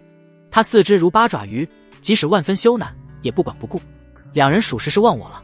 穆青骤然美眸躲闪，不敢再看，第一时间将玉手从怀里拿出，侧头轻咬红唇，耳根通红，内心砰砰直跳。素素！呼叫声再起，许青州不为所动，反而更来劲了。秦素素软软地坐在榻边，小脸蛋红扑扑的，水汪汪的大眼睛里茫然一瞬。不宜。她下意识的轻声呢喃，存有几分迷离的眸子慢慢回神。少请。秦素素反应过来，整个人像是被踩了尾巴的猫，瞬间从软榻上弹了起来。完了，被不宜撞见了。她脸蛋倏然通红如晚霞。素素，你在里面吗？回答我。步瑶光的声音再次传来，这一次语气中的不满更重。青州，青州。徐兰芝媚声呢喃，猝然翻身，脊背起伏。许青州深吸一口气，看了一眼手足无措的秦素素，轻轻拍了下她，先去见见你不宜。秦素素羞红着脸蛋，软着腿儿，缓步来到门口。无声开门，瞬间走出。步瑶光站在门口，惊鸿一瞥间，瞧见其内景象，瞬间美眸圆瞪。不宜，我只是来给许哥哥擦灵药疗伤。步瑶光咬着银牙，瞬间伸手捏着秦素素的莹润耳朵，冷着脸转身就走。不堪入目，实在不堪入目。秦素素呜咽一声，不敢表露不满，侧着低头，乖巧的和步瑶光离开。灵州之内，穆青看了一刻钟，眼眸水色愈浓，他唇瓣被咬殷红如血，实在忍无可忍。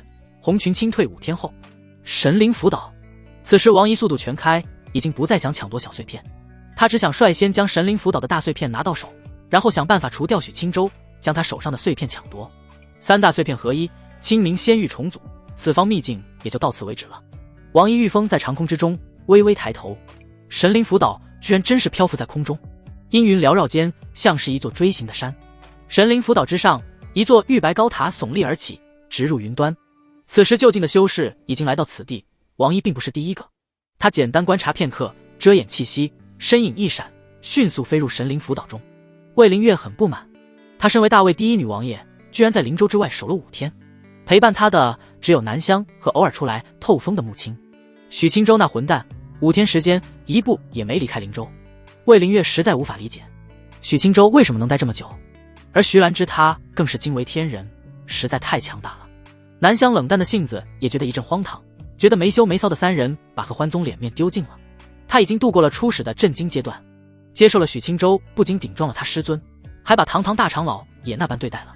灵州之内，青光涌动，纯阳灵元与磅礴生机与那股汹涌的纯阴灵元轰然交汇，一阴一阳，一冷一热，2股截然不同的力量非但没有产生冲突，反而在青地长生术的调和之下，形成了一个完美的循环，如同太极轮转，生生不息。许青州只觉得一股前所未有的轻松感传遍4肢百骸，之前和王姨战斗后的疲惫虚弱感早已消退，此时浑身狂猛有力，境界突飞猛进。兰芝宝宝太顶了！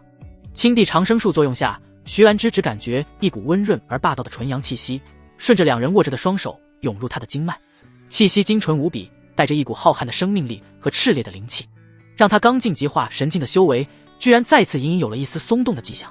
通体倏然，他美眸微睁，闪过一丝惊异，修意更浓，加大了灵气的轮转，让境界突破得更快些轰。灵州之外，穆青、魏灵月、南香此时清晰地感受到了灵州内那股阴阳交汇，灵气急剧波动的气息，青州又要突破了，此时波动更加剧烈。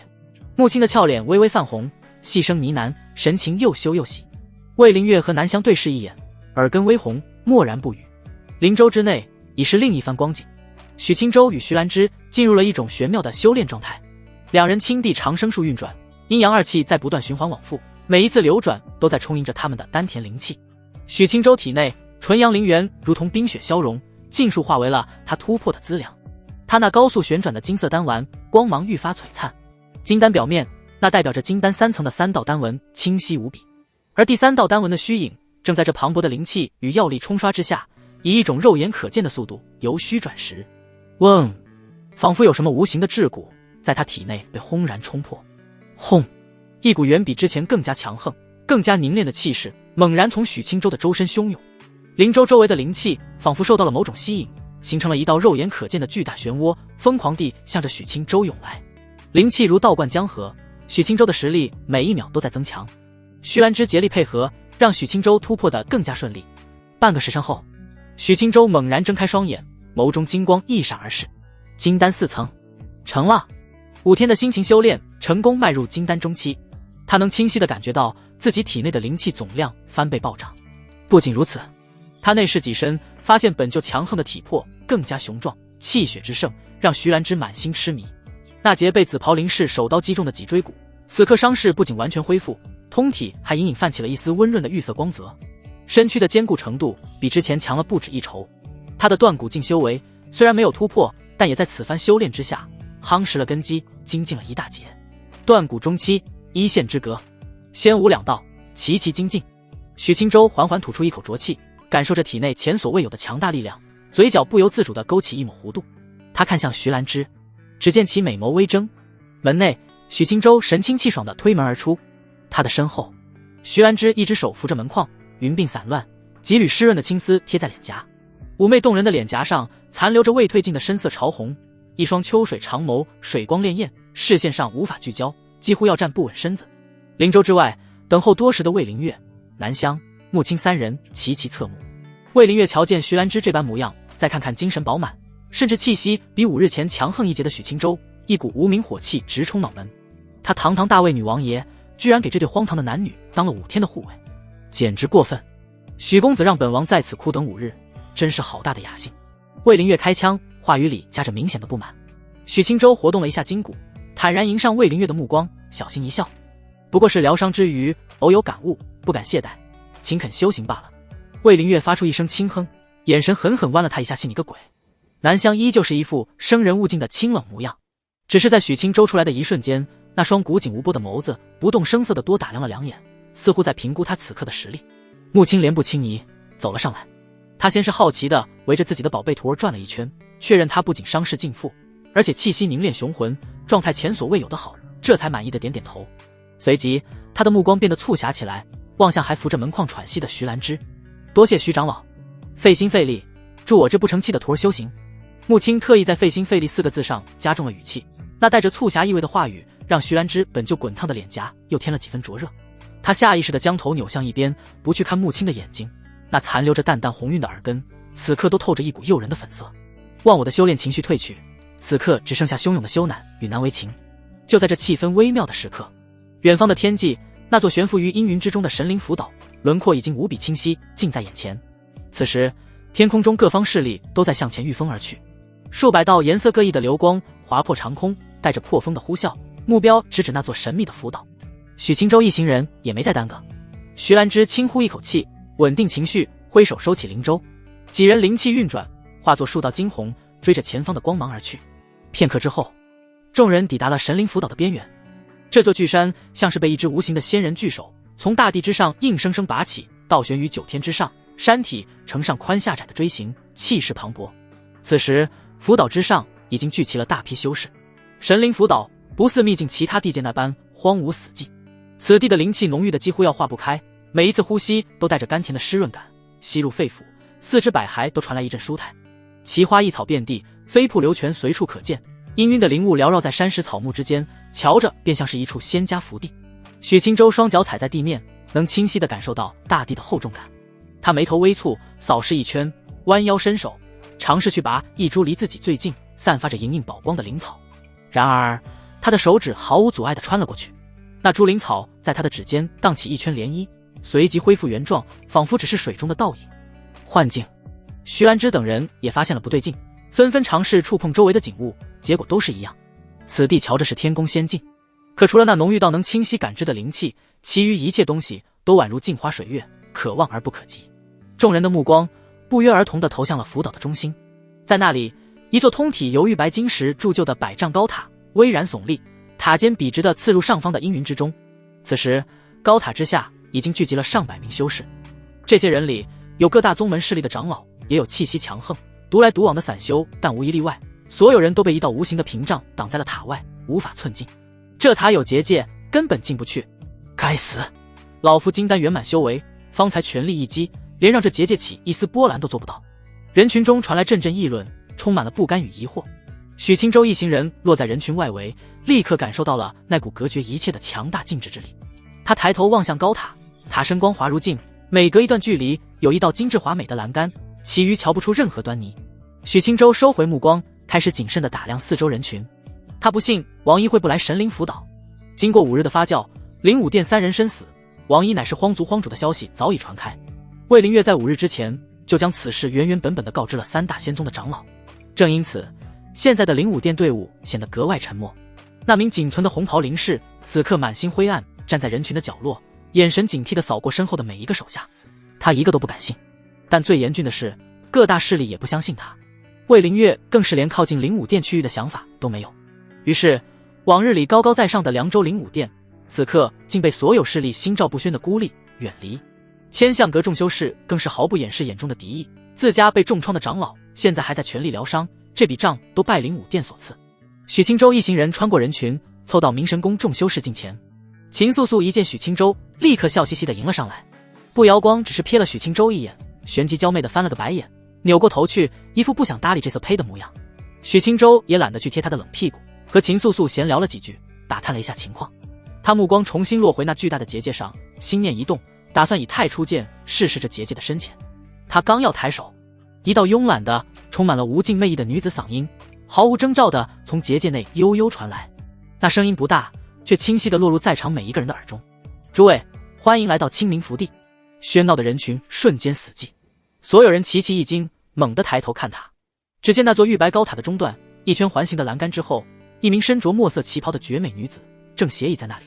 旗袍开叉极高，露出一截圆润修长的大腿，在灵雾中若隐若现。她身段妖娆浮凸，曲线惊心动魄，一手之中正把玩着一根青玉烟杆。红唇轻启，一圈淡蓝色的烟雾被她缓缓吐出，在空中盘旋消散。她的一双桃花眼，眼波流转，带着勾魂摄魄的魔力，正饶有兴致地俯瞰着下方神情各异的众人。这女子出现的无声无息，在场数百名修士竟无一人发觉她是何时出现在那里的。她身上的气息更是飘渺不定，如烟如雾，让人完全无法探知其深浅。许清舟看见她时，脸色一僵，浑身肌肉瞬间绷紧，一股寒意从心头升起，头皮瞬间炸开。那身段，那眉眼，那张颠倒众生的脸蛋，纵然换了一身风骚入骨的墨色旗袍，可那张脸他可忘不掉。长亭城的妖娆医女，墨渊谷的不正经掌柜，她叫陆红渊。她身侧，穆青和徐兰芝也是美眸圆睁，脸上写满了无法置信的惊疑。他们同样认出了那张脸。高塔中段，玉白栏杆之后，陆红渊斜倚在那里，身姿的每一道曲线都勾勒出致命的诱惑，仿佛一幅活过来的古画妖仙。他的一颦一笑都带着倾倒众生的魅惑，可那双流转着潋滟波光的桃花眼深处，却是一片冰冷的漠然。那是一种神奇俯瞰蝼蚁的眼神，眼前的数百名凉州修士，在他眼中似乎与脚下的微尘并无任何区别。他的出现让高塔之下喧沸的人声凭空消失，陷入了一片诡异的死寂。陆红渊朱唇轻启，将那根青玉烟杆从唇边缓缓移开，他吐出一口缭绕的烟圈，烟雾在空中盘旋，聚而不散，最终化作虚无。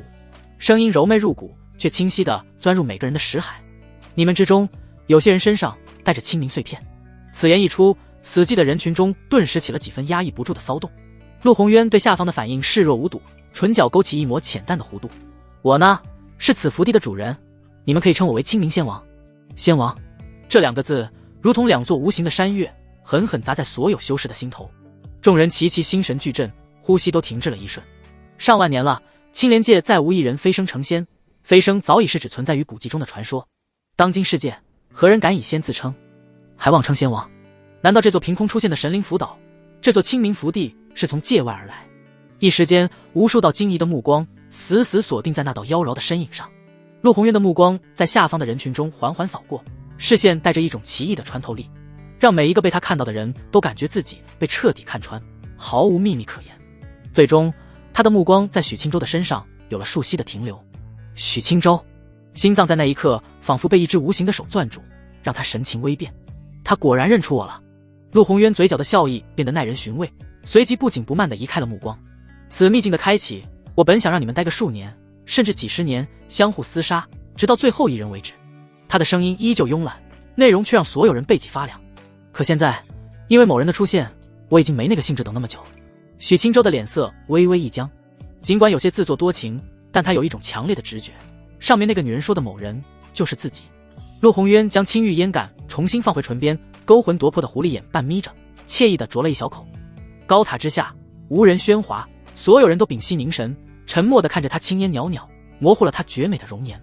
陆红渊露出一个魅惑众生的笑容，接着说道：半个时辰后，持有清明碎片的修士都将被我直接传送至塔顶的锦玉台。他的声音顿了顿，红唇勾起一抹玩味的弧度，仿佛在宣布一场有趣的游戏。规则很简单，活到最后的那个人将得到所有的碎片，并在此地重组完整的清明仙玉。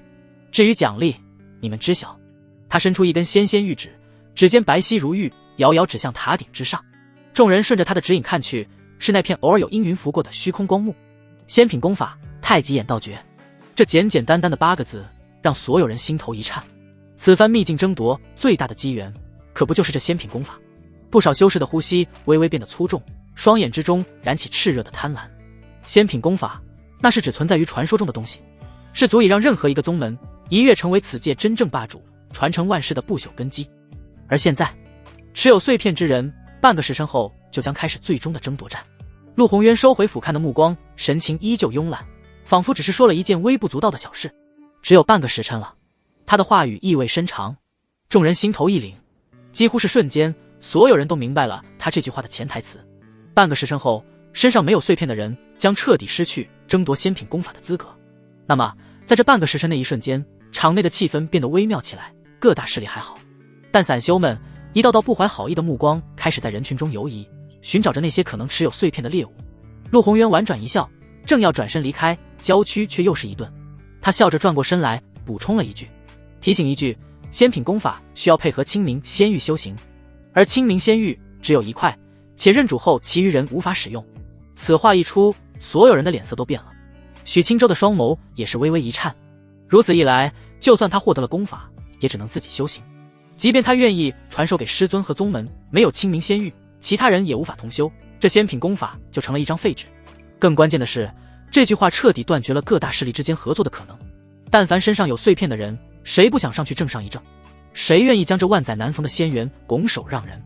一时间，各大势力的长老们心思各异，眼神闪烁，即使同盟的关系在这一刻也不免出现了肉眼可见的裂痕。散修那边场面已然有了陷入混乱的迹象。魏凌月深深皱起了眉头，他侧过头，美眸凝重地看着许青州，你什么想法？许青州默然片刻，迎上他的目光，一字一句地说道，锦玉台争夺只能活一个人。他声音不大，却让一旁的不瑶光娇躯微微一颤，瞬间明白了其中残酷的意味。倘若明神宫不放弃争夺，他作为持有碎片的人上去，而许青州也要争夺，那么转眼之间他们两人就要生死相向。其他各方势力也是陷入同样的境地，以前不管是有仇还是没仇，是盟友还是敌人，一旦上了锦玉台，那就只有你死我活。不瑶光的眼神陷入了挣扎，如果只是他自己，他可以毫不犹豫地放弃手中的碎片，可他不是自己一人，他背后是整个明神宫，是无数师门长辈与同门的期盼。他放弃，门下的弟子们会怎么想？长老们又会怎么想？他美丽的脸颊上浮现一抹苦涩。魏凌月也没想到会突然陷入这种境地，他沉思片刻，眼中闪过一抹决断。下一瞬，他御风而起，头顶紫阳母顶，周身灵力激荡，瞬间来到那群被孤立的灵武殿修士面前。他居高临下，直接朝那名仅存的红袍灵士冷声开口，将你们身上所有的碎片交给我。红袍灵士早面对气势逼人的魏凌月，不敢有丝毫违逆，直接伸手入怀，将5块暗淡的小碎片恭恭敬敬地递了上去。魏凌月接过碎片，冰冷的目光瞥了他一眼，嗓音寒彻入骨，凉州灵武殿放弃争夺，倘若我拿走碎片的情况下，还有灵武殿的人藏着碎片上了锦玉台，我会请求别人率先对其赶尽杀绝。红袍灵士浑身一颤，连忙低头恭敬行礼，殿下放心，倘若真发生此事，此人死不足惜，我也将记下此人，上报玉主，他在外界的九族必被连根拔起。他的声音虽低，可其中蕴含的杀气却凛然刺骨。显然凉州灵武殿如今的处境让他内心的阴霾已经浓重到了极点，急需一个表忠心的机会。魏凌月发出一声冷笑，不置可否。凉州灵武殿的玉主，魏凌月现在连他也信不过了。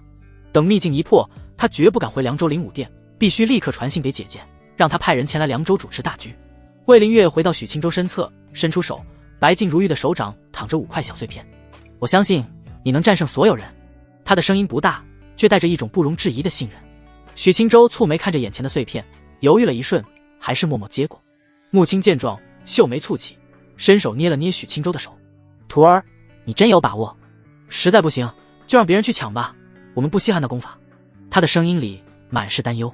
相比所谓的仙品功法，他更在乎自己宝贝徒儿的安危。许青州感受到师尊手心的温度，心中一暖，回头对他露出了一个温和的笑容，自信开口，机缘在前，岂有不拿的道理？师尊，相信我。穆青脸蛋上浮起一抹愁色，但看着徒儿坚定的眼神，终究没有继续劝说。徐兰芝也是忧心忡忡地思考了许久，本也想劝许青州放弃，可见到这一幕，只能化作一声轻叹。他和南香商量了2句，很快将合欢宗所得的碎片也全部聚齐，交到了许青州的手中。魏凌月看着许青州身上汇聚了越来越多的碎片，思忖许久，朝他沉声道：“与我和3大仙宗商量片刻。”许青州瞬间知晓他要商量什么，没有拒绝，轻轻颔首。时间紧迫，半刻钟后，3大仙宗的重要人物在魏凌月的统筹下和许青州凑到了一起。除了3大仙宗的带队长老，他们身后还跟着数名气息沉凝的执事。魏凌月环视一圈，柳红锦、步摇光、慕容华三位长老都脸色平静，静静等着他开口。魏灵月郑重抬头，清冷的声音在沉凝的空气中传开：许青州的实力，你们想必有所耳闻。他的目光逐一扫过柳红锦、步摇光、慕容华三位长老的脸。王一的存在，你们更应清楚。我虽为大魏王爷，但不会强行阻止各宗去争夺机缘。可是上了锦玉台的凶险，想必众位心知肚明。话音未落，一股无形的寒意便已笼罩全场。这话没有明说，但意思却像一柄尖刀，直抵众人心口。与许青州和王一交手，你们有几分把握活下来，还能有机会获得最终机缘？魏灵月沉默片刻，让这致命的提问在众人心中发酵。他的嗓音渐冷，带上了一股不容置疑的决断。功法只要是落在大魏修士手里，无论此人出身何门何派，大魏都将倾尽所有全力培养，但是绝不能让王一取得这等机缘。他的每一个字都掷地有声，敲在三大仙宗长老的心上。柳红锦与慕容华神色微动，最终还是与步摇光一同赞同的颔首。这是底线，也是所有大魏修士的共识。魏灵月神情稍缓，目光最终落定在许青州身上，那份冰冷悄然融化。我已经将希望寄托在许青州身上，你们三大宗门作何想法？可以商量。他说完，不再给众人施压，转身与许青州缓步离开，将空间留给了这三方势力的核心人物。回到徐兰之身前，许青州听着远处隐约传来的激烈争论，不由轻叹一声：机缘太大。夺得功法之后，不仅有仙品传承，更有大魏皇室当保护伞，这样的诱惑，三大仙宗真的会轻易放弃？倘若他们坚持争夺，他的目光下意识地瞥向步摇光的方向，眉头微不可察的一皱。他真的不想对步摇光出手。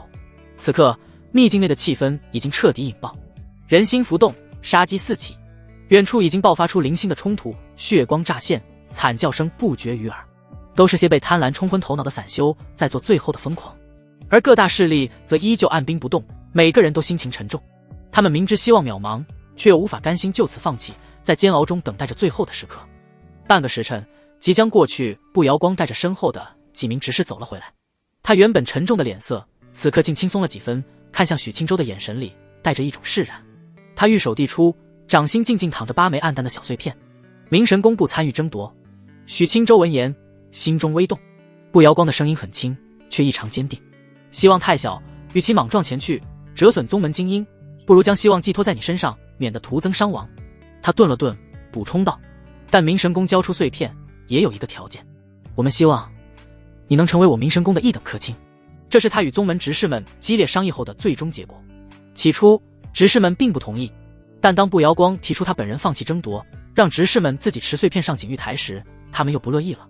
一番权衡，才有了这个结果。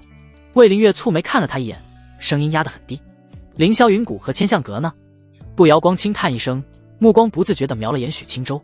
柳红锦和慕容华2位长老都不会亲自持碎片上去，但他们会让次一级的长老带着碎片一试。不过他们也保证，上了锦玉台会优先选择合力解决王一，之后再进行后续的争夺。许青州脸色平静，步摇光不上去，他心中那块悬着的石头总算落了地。至于其他人，那便是各安天命，生死自负了。明神宫能拿出8枚碎片，其余2大势力想必也差不多。倘若他们孤注一掷，让门中长老与执事各持1枚碎片，以1人为主，牺牲其余人做掩护，近10人抱团，确实是个不小的麻烦，自己也不能大意。许青州伸手将那8枚碎片稳稳接过，收入怀中。步长老，客卿就是那种只拿零食不干活的吧？步摇光呼吸一滞，旋即有些嗔怒地瞪了他一眼。平时自然不会打扰你，但以后若有明神宫力不能及之事，还是希望许客卿能出手1、2。许青州轻笑点头，应承下来。魏灵月看着这一幕，心中喜忧参半。喜的是许青州又少了一个强敌，忧的是另外2宗依旧是不稳定因素。他思虑许久，紫袍大袖之中灵光一闪，一柄古朴华丽的长剑倏然飞出。乾隆剑。许青州，我给你一件法宝，你上去的把握能更大些吗？许青州眼睛瞬间一亮，没有丝毫客气，立即点头，右手探出，一把握住了乾隆剑的剑柄。嗡！剑身之上盘踞的金龙虚影骤然一颤，竟发出一声低沉的龙吟。下一刻，那虚影顺着许青州的手臂蜿蜒缠绕而上，动作间充满了难以言喻的亲昵与臣服。魏灵月秀眉顿时轻蹙，自己还是他的主人呢。他心念一动，不满地催促那金龙虚影回到剑身之中。谁知金龙竟发出一阵无声的呜咽，盘在许青州臂上，产生了一丝微弱的抗拒，不愿离开。魏灵月经了许清舟，感受着手臂上那股纯粹的剑意，脸色温和。他是先天剑胎，对剑有着本能的致命吸引力。殿下，不怪乾隆剑。魏灵月瞧了他一眼，想起了他那柄神秘莫测的太初剑，蹙起的眉头舒展几分。一旁的步摇光美眸中异彩连连。法宝品级的长剑，即使是在底蕴深厚的明神宫，也是凤毛麟角的至宝。以他的身份，佩剑也仍是顶级灵器，距离法宝上有一步之遥。不过，当他也想起那柄深不可测的太初剑时，这乾隆剑带来的震撼似乎也就不值一提了。许清舟将乾隆剑挂在腰间，左有惊鸿，右有乾隆，双剑在身，他的气势愈发沉凝。惊鸿剑已经许久没有出鞘了，此时半个时辰即将过去。徐兰芝和穆青一左一右的站在许清舟身旁，即便看到他有乾隆剑傍身，两人眼中的紧张与担忧也未曾减少分毫。魏灵月将头顶悬浮的紫阳母鼎召回，在其手心迅速变小，最终化作一道紫光没入体内。紫阳母鼎与他本命相连，神魂交融，并不适合暂时交给许清舟使用。你还有什么需要的吗？他问道。许清舟蹙眉，认真的想了片刻，轻声道：我距离断骨中期只差1线之隔。话音落下，旁边的步摇光一阵无言。他直到现在仍旧想不明白，为什么他一个连第3境中期都不到的修士，能爆发出如此强悍的不讲道理的实力。步摇光回过神，听闻许清舟之言，妩媚的凤眸闪过思索。魏灵月愁眉不展，他对此并没办法。少请。步摇光玉手一翻，掌心出现一个巴掌大小的温润玉盒。玉盒开启的瞬间，一股浓郁的生命精气与奇异的馨香瞬间弥漫开来。仅仅是闻到这股气息，一旁的穆青和徐兰芝都感觉周身气血一阵活泛。玉盒之内静静躺着一小节晶莹剔透，宛如白玉雕琢而成的指骨。那指骨之上天然生成了9个细微的孔窍，丝丝缕缕的乳白色霞光在孔窍间流转不休，神意非凡。许清舟一阵惊异，脸泛好奇。步摇光解释道：这是先天玲珑骨，握在手中炼化，能助你在短时间内完成骨骼的一次淬炼，冲击断骨中期。先天玲珑骨是高劲武修作化后，一身精气神髓凝聚于一节而成的宝物，对断骨境修士而言是梦寐以求之物。步摇光将玉盒递至许清舟身前，这枚先天玲珑骨算是我明神宫还你救下素素的人情。许清舟没有多言，更无矫情，伸手接过了玉盒。指尖触及那节白玉指骨的瞬间，一股冰凉而又温润的质感传来。下一刻，他体内的气血竟不受控制的自行奔涌，微微不受控制的沸腾起来。时间紧迫，他不再耽搁分秒，当即盘膝坐下，合上玉盒，将那节玲珑指骨紧紧握入掌心，凝神炼化。轰！一股无法用言语形容的磅礴精气化作一道实质般的洪流，野蛮地冲入他的掌心窍穴，灌入4肢百骸许清舟的身体。猛地一震，一层淡淡的玉色光辉自他皮肤之下渗透而出，让他整个人都笼罩在一片温润的光晕之中。刺疼随之而来，不像是刀割剑砍的痛，像是源自骨骼深处的撕裂与重组。他体内的每一块骨骼都在这股精纯到极致的能量冲刷下发出不堪重负的脆响，骨骼在碎裂，又在以更快的速度愈合。许清舟的额角瞬间渗出豆大的汗珠，顺着脸颊滑落，但他面容沉静，古井无波，心神沉入体内，默默运转起青地长生术。磅礴的生机化作无数细密的丝线，精准地引导着那股霸道绝伦的力量，将其化作淬炼自身的熔炉之火，一遍又一遍地洗炼着他的206块凡骨。他本就泛着淡淡玉色的骨骼，此刻光芒大盛，在他的内视之下，那不再是骨，而是一条蛰伏于血肉之下的玉色龙脉，正在贪婪地吞噬着先天玲珑骨中蕴含的精粹。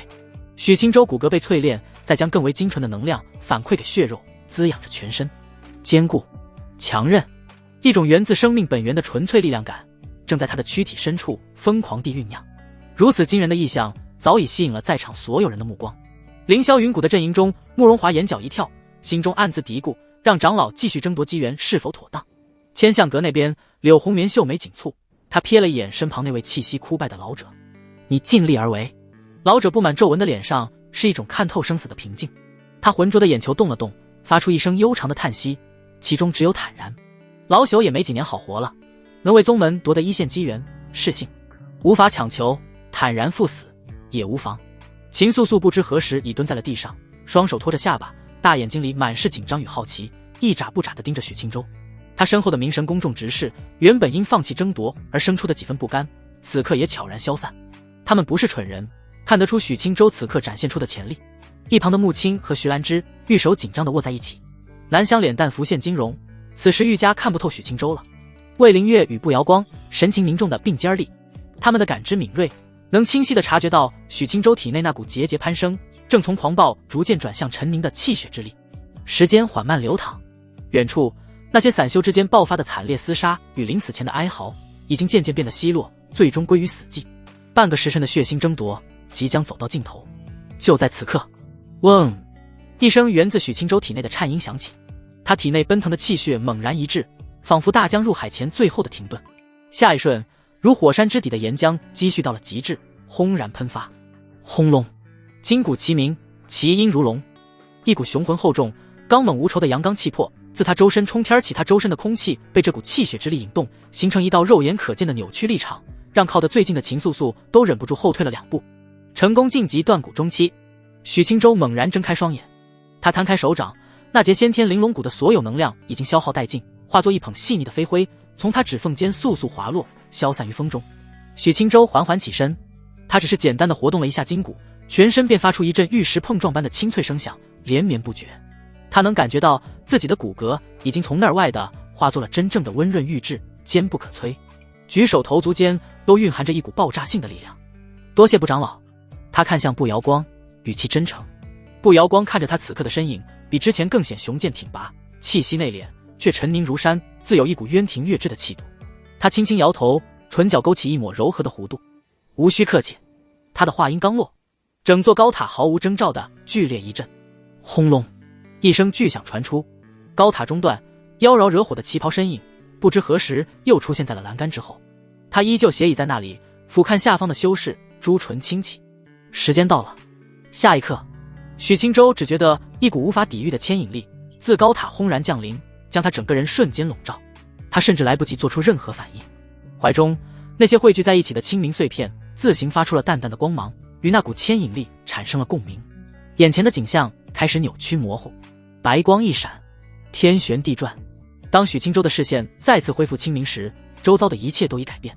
他站在了一片全新的天地，脚下是一座无比巨大的圆形玉台，通体由一种不知名的纯白玉石铺就，光滑如镜。玉台悬浮于翻涌的阴云之中，环顾四周，可以远眺秘境死寂荒芜的大地。锦玉台，几乎是在他出现的同一时间，一道道光芒在玉台各处接连亮起，数十道身影接二连三地被传送至此。凌霄云谷与千象阁的长老，他们在现身的瞬间便展现出大宗门的底蕴，神情警惕，第一时间将麾下弟子聚拢于身旁，结成防御阵势。还有10几个气息彪悍、眼神凶厉的散修，他们身上带着浓重的血腥味，彼此之间拉开了极远的距离，用豺狼般的眼神审视着每一个人。其余的便是些小宗门修士，他们脸色微白，三三两两聚在一起。许清舟不动声色地细致打量，总计69人。玉台之上陷入短暂的寂静，所有人都屏住了呼吸，警惕地打量着台上的每一个敌人，空气中弥漫着一触即发的杀机。然而许清舟却仿佛置身于这片肃杀氛围之外，他手掌自然垂落，按在腰间的乾隆剑柄之上，身姿笔挺如松，静静立于玉台的边缘，任由高空的罡风吹动他的衣袍。他没有去看那2位气息深沉的宗门长老，也没有理会那些如同困兽般随时准备择人而噬的散修。他的目光平静而锐利，缓缓扫过玉台上的每一个人，每一张脸。他在找人。王一，那个身为荒族荒主却以人族身份潜伏于此的异族。锦玉台之上只能活一人，这是最终的规则，也是最残酷的铁律。但在将这68人全部斩于剑下之前，许清舟要做的第一件事就是先把这个隐藏在阴影之中最为致命的威胁揪出来。陆宏渊此时悄然出现在众人头顶，笑容妩媚。每一刻钟过去，身上碎片最少的修士将会死去。本沉闷死寂的气氛因为此话顿时起了波澜，特别是那些散修，他们撑死了只有1块小碎片。倘若不早些动手，干等1刻钟，谁知死的是不是自己？许清舟瞄了一眼陆宏渊，没多关注那古怪娘们，心中丝毫不急。自己身上的碎片肯定是最多的，现在最为严重的问题是自己神识扫过4周，居然没有发现王一的踪迹。69人没有一张脸是王一的，但是他发现了一位身穿黑色灵武殿衣袍的灵士。许清舟顿时目光一寒，杀机渐起的散修尚未动手，他率先身影一闪，直扑灵武殿灵士而去。许清舟身影在原地淡去，远处身穿黑色灵武殿衣袍的灵士只觉汗毛倒竖，一道鬼魅般的身影已欺近身前。他刚要催动灵气，一道蛮横拳罡就按在了他的胸膛。噗！一口鲜血喷出，他的身影瞬间倒飞。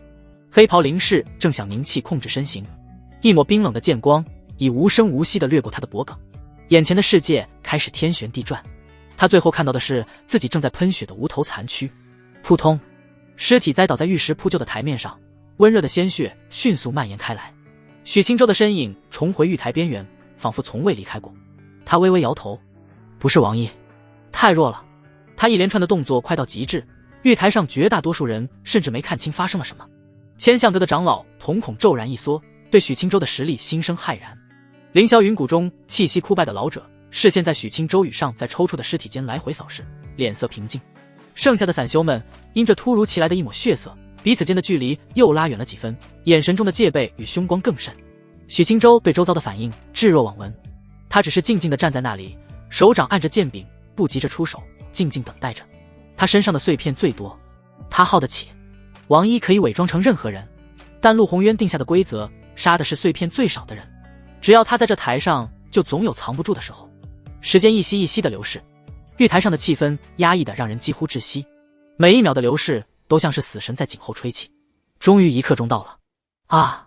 一声凄厉惨叫划破了死寂。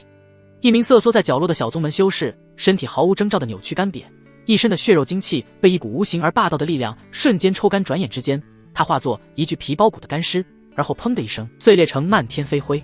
一枚暗淡的清明碎片自飞灰中坠落，在光滑的玉台上发出叮的一声脆响，细微脆响成了点燃火药桶的引线。时间到了，真的会死人，我不想死。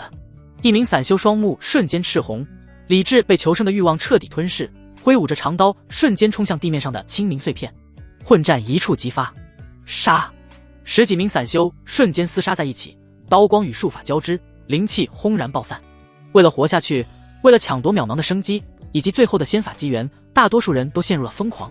凌霄云谷与千相阁的长老对视一眼，深知不能再等，结阵，先清扫散修，聚拢碎片。千相阁长老厉声下令，凌霄云谷的老者亦做出同样的决断。两大宗门的修士聚在一起，齐心合力，开始有条不紊地收割各自为战的小宗门以及阵脚大乱的散修。惨嚎声此起彼伏，鲜血将纯白的玉台染得斑驳陆离。有2名被宗门弟子追杀的散修慌不择路，竟嘶吼着朝许清舟所在的方向冲来。他只有一个人，杀了他，抢走他的碎片，这种就属于失了智。2人面目狰狞，一左一右，燃烧着体内灵气，疯狂扑至。许清舟甚至没有多瞧他们一眼。嗡！他腰间的乾龙剑自行出鞘1寸，一声高亢的龙吟响彻四周，一道弧形的金色龙息横扫而出，2名散修的身影在半空中戛然而止，下一瞬，连惨叫都来不及发出，便被狂暴的剑气撕裂，化作漫天血雾与碎骨。乾龙剑归鞘，发出一声邀功式的清鸣，干净利落、霸道绝伦的一幕，让不远处几名正欲靠近的小宗门弟子脚步骇然顿住。他们望着许清舟的背影，一股寒气从心头升起。天幕之上，此时画面文字消散，只有锦玉台的争夺画面。高台之下，所有聚精会神看着。小宗门大多心生灰暗，散修更是脸色苍白，心中一阵惧怕。上了锦玉台，看似是无限接近仙道机缘，可何尝不是踏上了黄泉路？而许清舟简单的2次出手，更是让一众散修惊惧难言。有他在场，谁能争得过他？徐安之一行人并不轻松，许清舟虽然在上面看似无敌，实则最大的威胁一直没出现。他们美眸盈盈看着，心中布满担忧。锦玉台，别去招惹他。一名小宗门执事低声喝止了门下弟子。许清舟依旧站在原地，对四周的血腥杀戮充耳不闻，目光锐利地打量每一个人。他有耐心去等，但凡某一位修士稍有马脚露出，他不管是谁，直接动手杀人。时间过去越久，王一就越容易暴露。混战在持续，不断有人倒下，化作冰冷的尸体，他们身上的碎片则成了其他人眼中的至宝，引来更加血腥的争夺。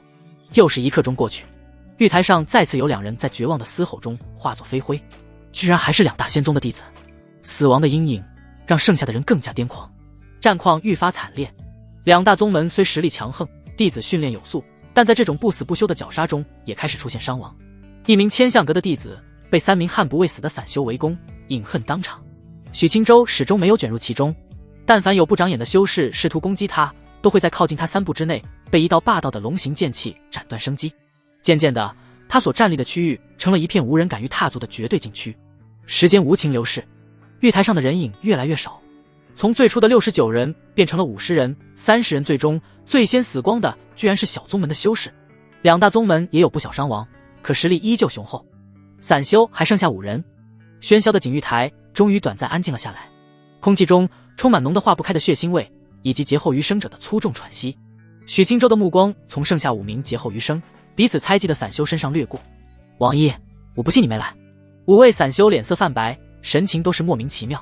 许清舟轻轻皱眉，腰间乾隆剑瞬间出鞘，4神印瞬间刻画，4兽神使归于体内。许清舟本就强横的实力瞬间变得令人悚然。一位散修心口陡然一寒，乾隆剑已经戳在了他的心口，砰！鲜血挥洒，瞬间毙命。许清舟毫不停歇，身影如同在血色舞台之间穿梭。乾隆剑自行泄出的一缕缕龙形剑气，以通玄灵气驾驭，足以收割散修心神崩溃的性命。2大仙宗的人脸色震惊地看着，惨叫声接二连三地响起，每一次闪烁都有一具尸体倒下。明明都是第3境的实力，可面对许清舟，散修们却是迎来一场毫无悬念的屠戮。当许清舟的身影戛然而止，他的四周再无一个站立的散修，鲜血汇聚成一汪猩红的血泊。他手一挥，将散落的清明碎片拿到手中，整个锦玉台死寂一片。许清舟眉头微皱，他杀光了所有散修，可王一不在这里面。他的视线最终落在了不远处聚拢在一起的2大宗门修士身上。凌霄云谷、千象阁，王一难不成藏在这2拨人之中？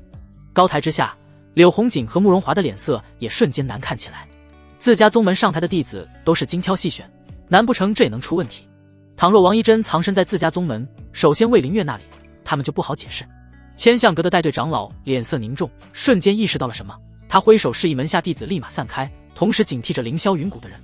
令人窒息的寂静中，一声压抑的闷哼突兀的响起。千象阁长老刚下令，身体猛地一僵，他缓缓低下头，一只手掌从他的后心穿透到了前胸手掌之上，还沾染着自己温热的心头血。他不可思议地扭过头，浑浊的眼球里写满了不解，死死盯着身后熟悉的脸，那是他最信任的执事之一。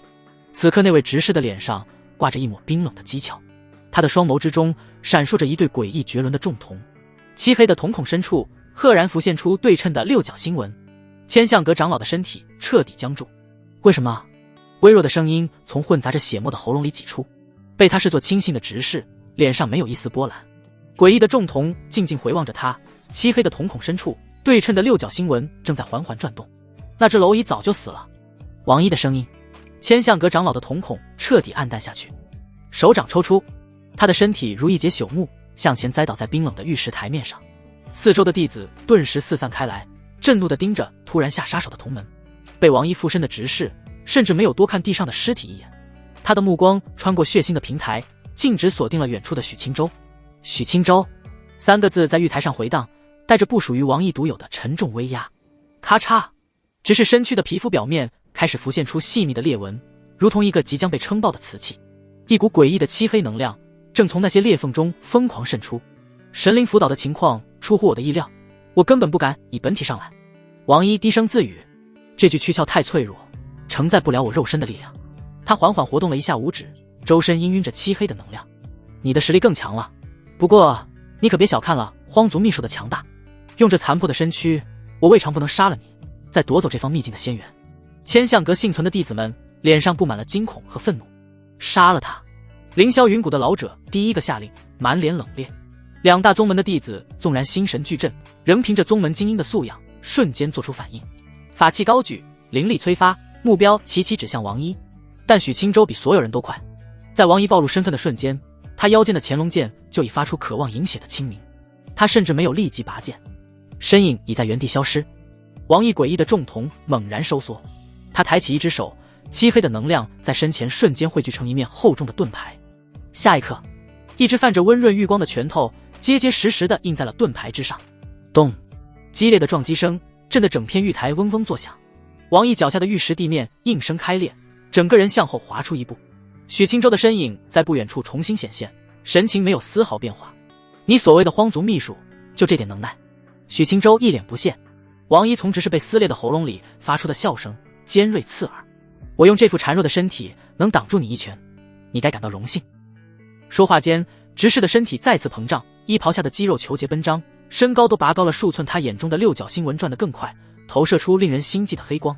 合力杀他！凌霄云谷的老者灵气祭出，汹涌的灵气凝聚而起。他与门下弟子一同出手，剑诀与术法交织，攻向王一。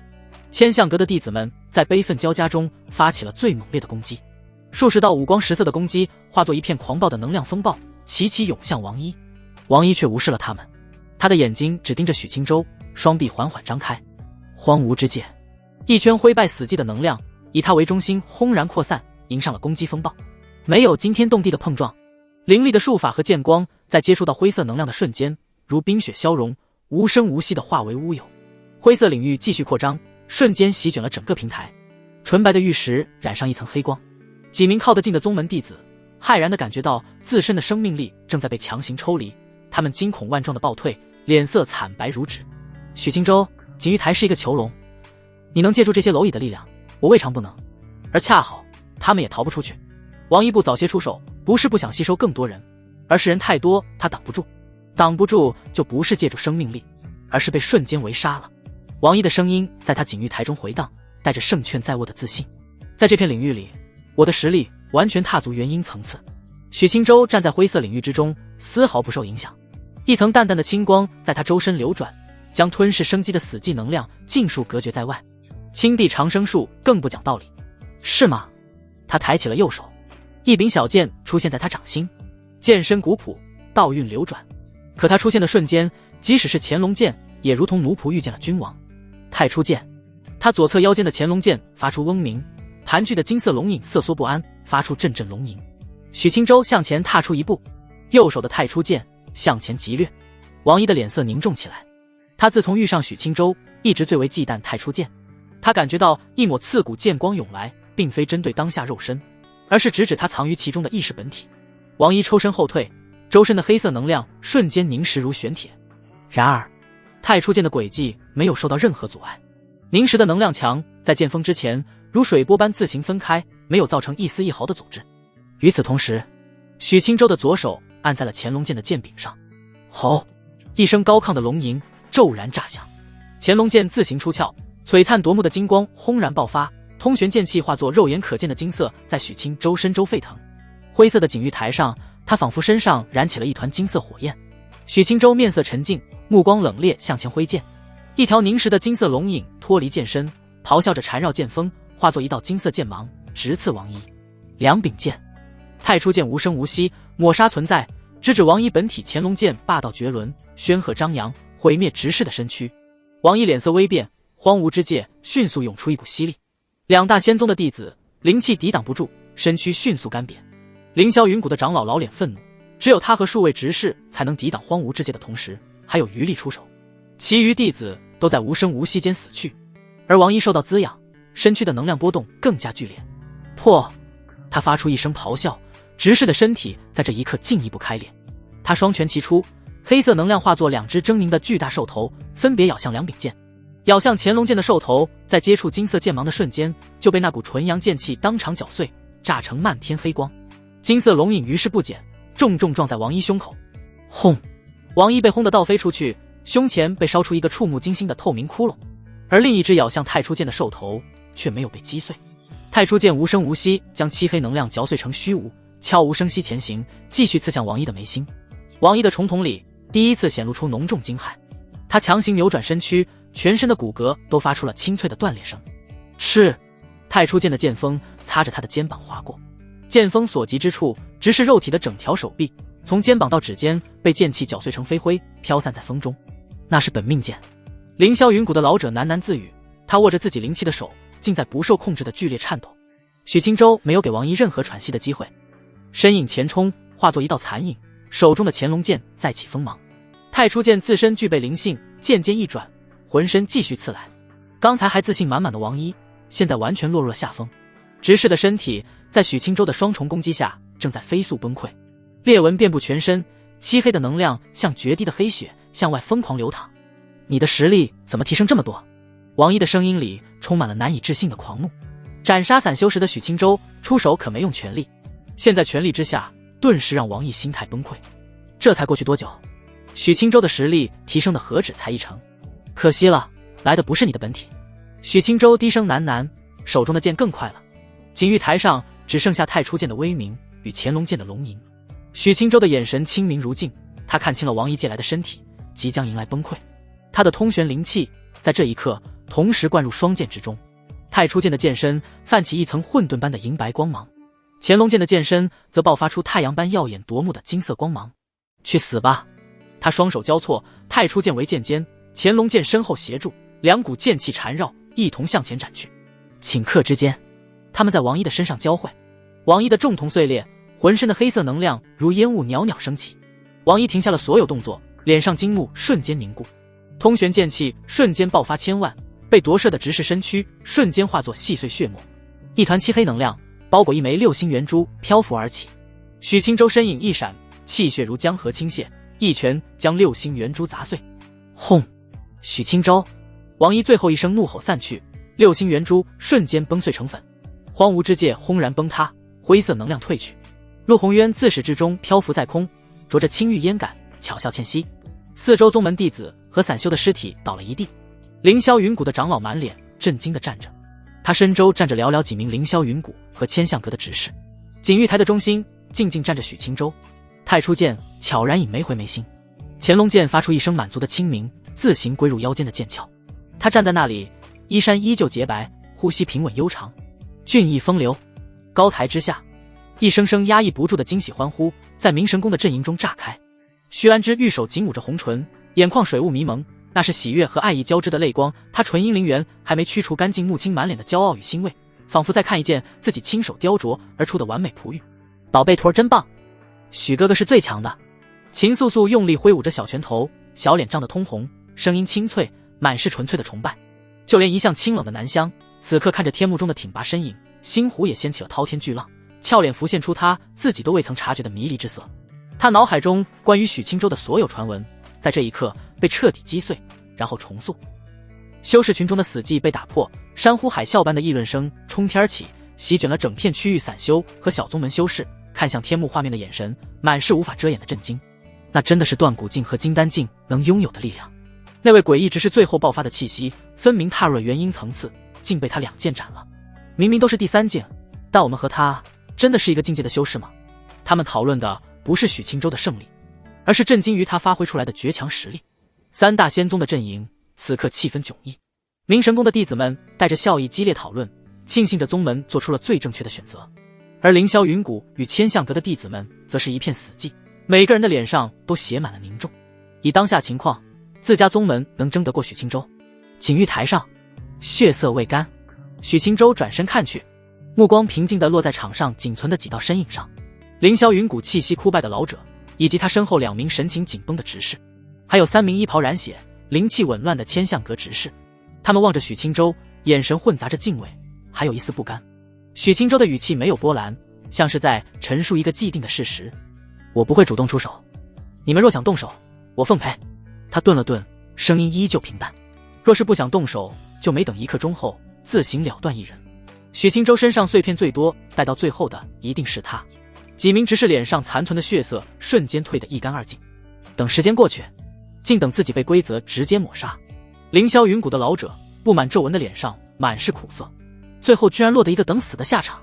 至于殊死一搏，连先前诡异强大的荒族怪物都被他干净利落地斩于剑下。他们这些人现在冲上去，不过是为这血色玉台再多添几具冰冷的尸体罢了。一名千象阁的执事双拳死死攥紧，他不甘地低吼出声：难道我们就要在这里等死？住口！老者一声低喝打断了他，随后他长长地呼出一口浊气，整个人的脊梁都佝偻了几分。他朝着许青州的方向，隔着满地尸骸遥遥拱了拱手，声音嘶哑干涩：许小友实力雄厚，我等心服口服，这仙缘本就该是强者居之。话音刚落，他便盘膝坐下，用最后的体面去迎接注定的死亡。其余几名执事见状，眼中的光芒彻底熄灭，脸上只剩下绝望。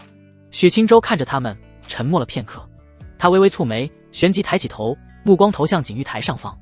陆前辈。长空之上，妖娆惹火的身影静静漂浮，指尖的青玉烟感轻点，慢悠悠地吐出一口青色烟圈。陆鸿渊饶有兴致地俯瞰着他，声音带着一丝慵懒笑意：小家伙，你叫我做什么？许青州神情认真：我想问个问题，他们若是将身上的碎片都交给我，可否给他们一条活路？此言一出，正准备等死的老者身体猛地一僵，几名满脸死灰的执事也骤然抬起头，眼中满是难以置信的错愕。高台之下更是瞬间陷入一片死寂，所有人都愣住了。谁也没想到，在这种决定最终归属的决战时刻，许青州会提出这样的要求。他竟然想放过自己的竞争对手。柳红棉和慕容华对视一眼，都从对方眼中看到了涌起的惊喜。陆红渊觉得有趣，咯咯轻笑起来，烟杆在玉手上拍了拍。你倒是心善，可我说话向来一言九鼎，定下的规矩哪能说改就改？许青州神情没有丝毫变化。前辈，规则是每一刻中抹杀身上碎片最少之人，可若是他们身上连一枚碎片都没有呢？一个没有资格参与游戏的人，自然也就不该再受游戏规则的束缚。将他们送出锦玉台，想来也不算坏了前辈的规矩。一番话不卑不亢，条理分明。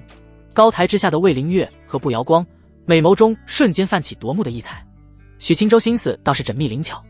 陆红渊听完先是一怔，随即爆发出了一阵悦耳至极的笑声，笑得胸脯都跟着轻颤起来。你这小家伙竟然跟我玩弄字眼，钻规则的空子。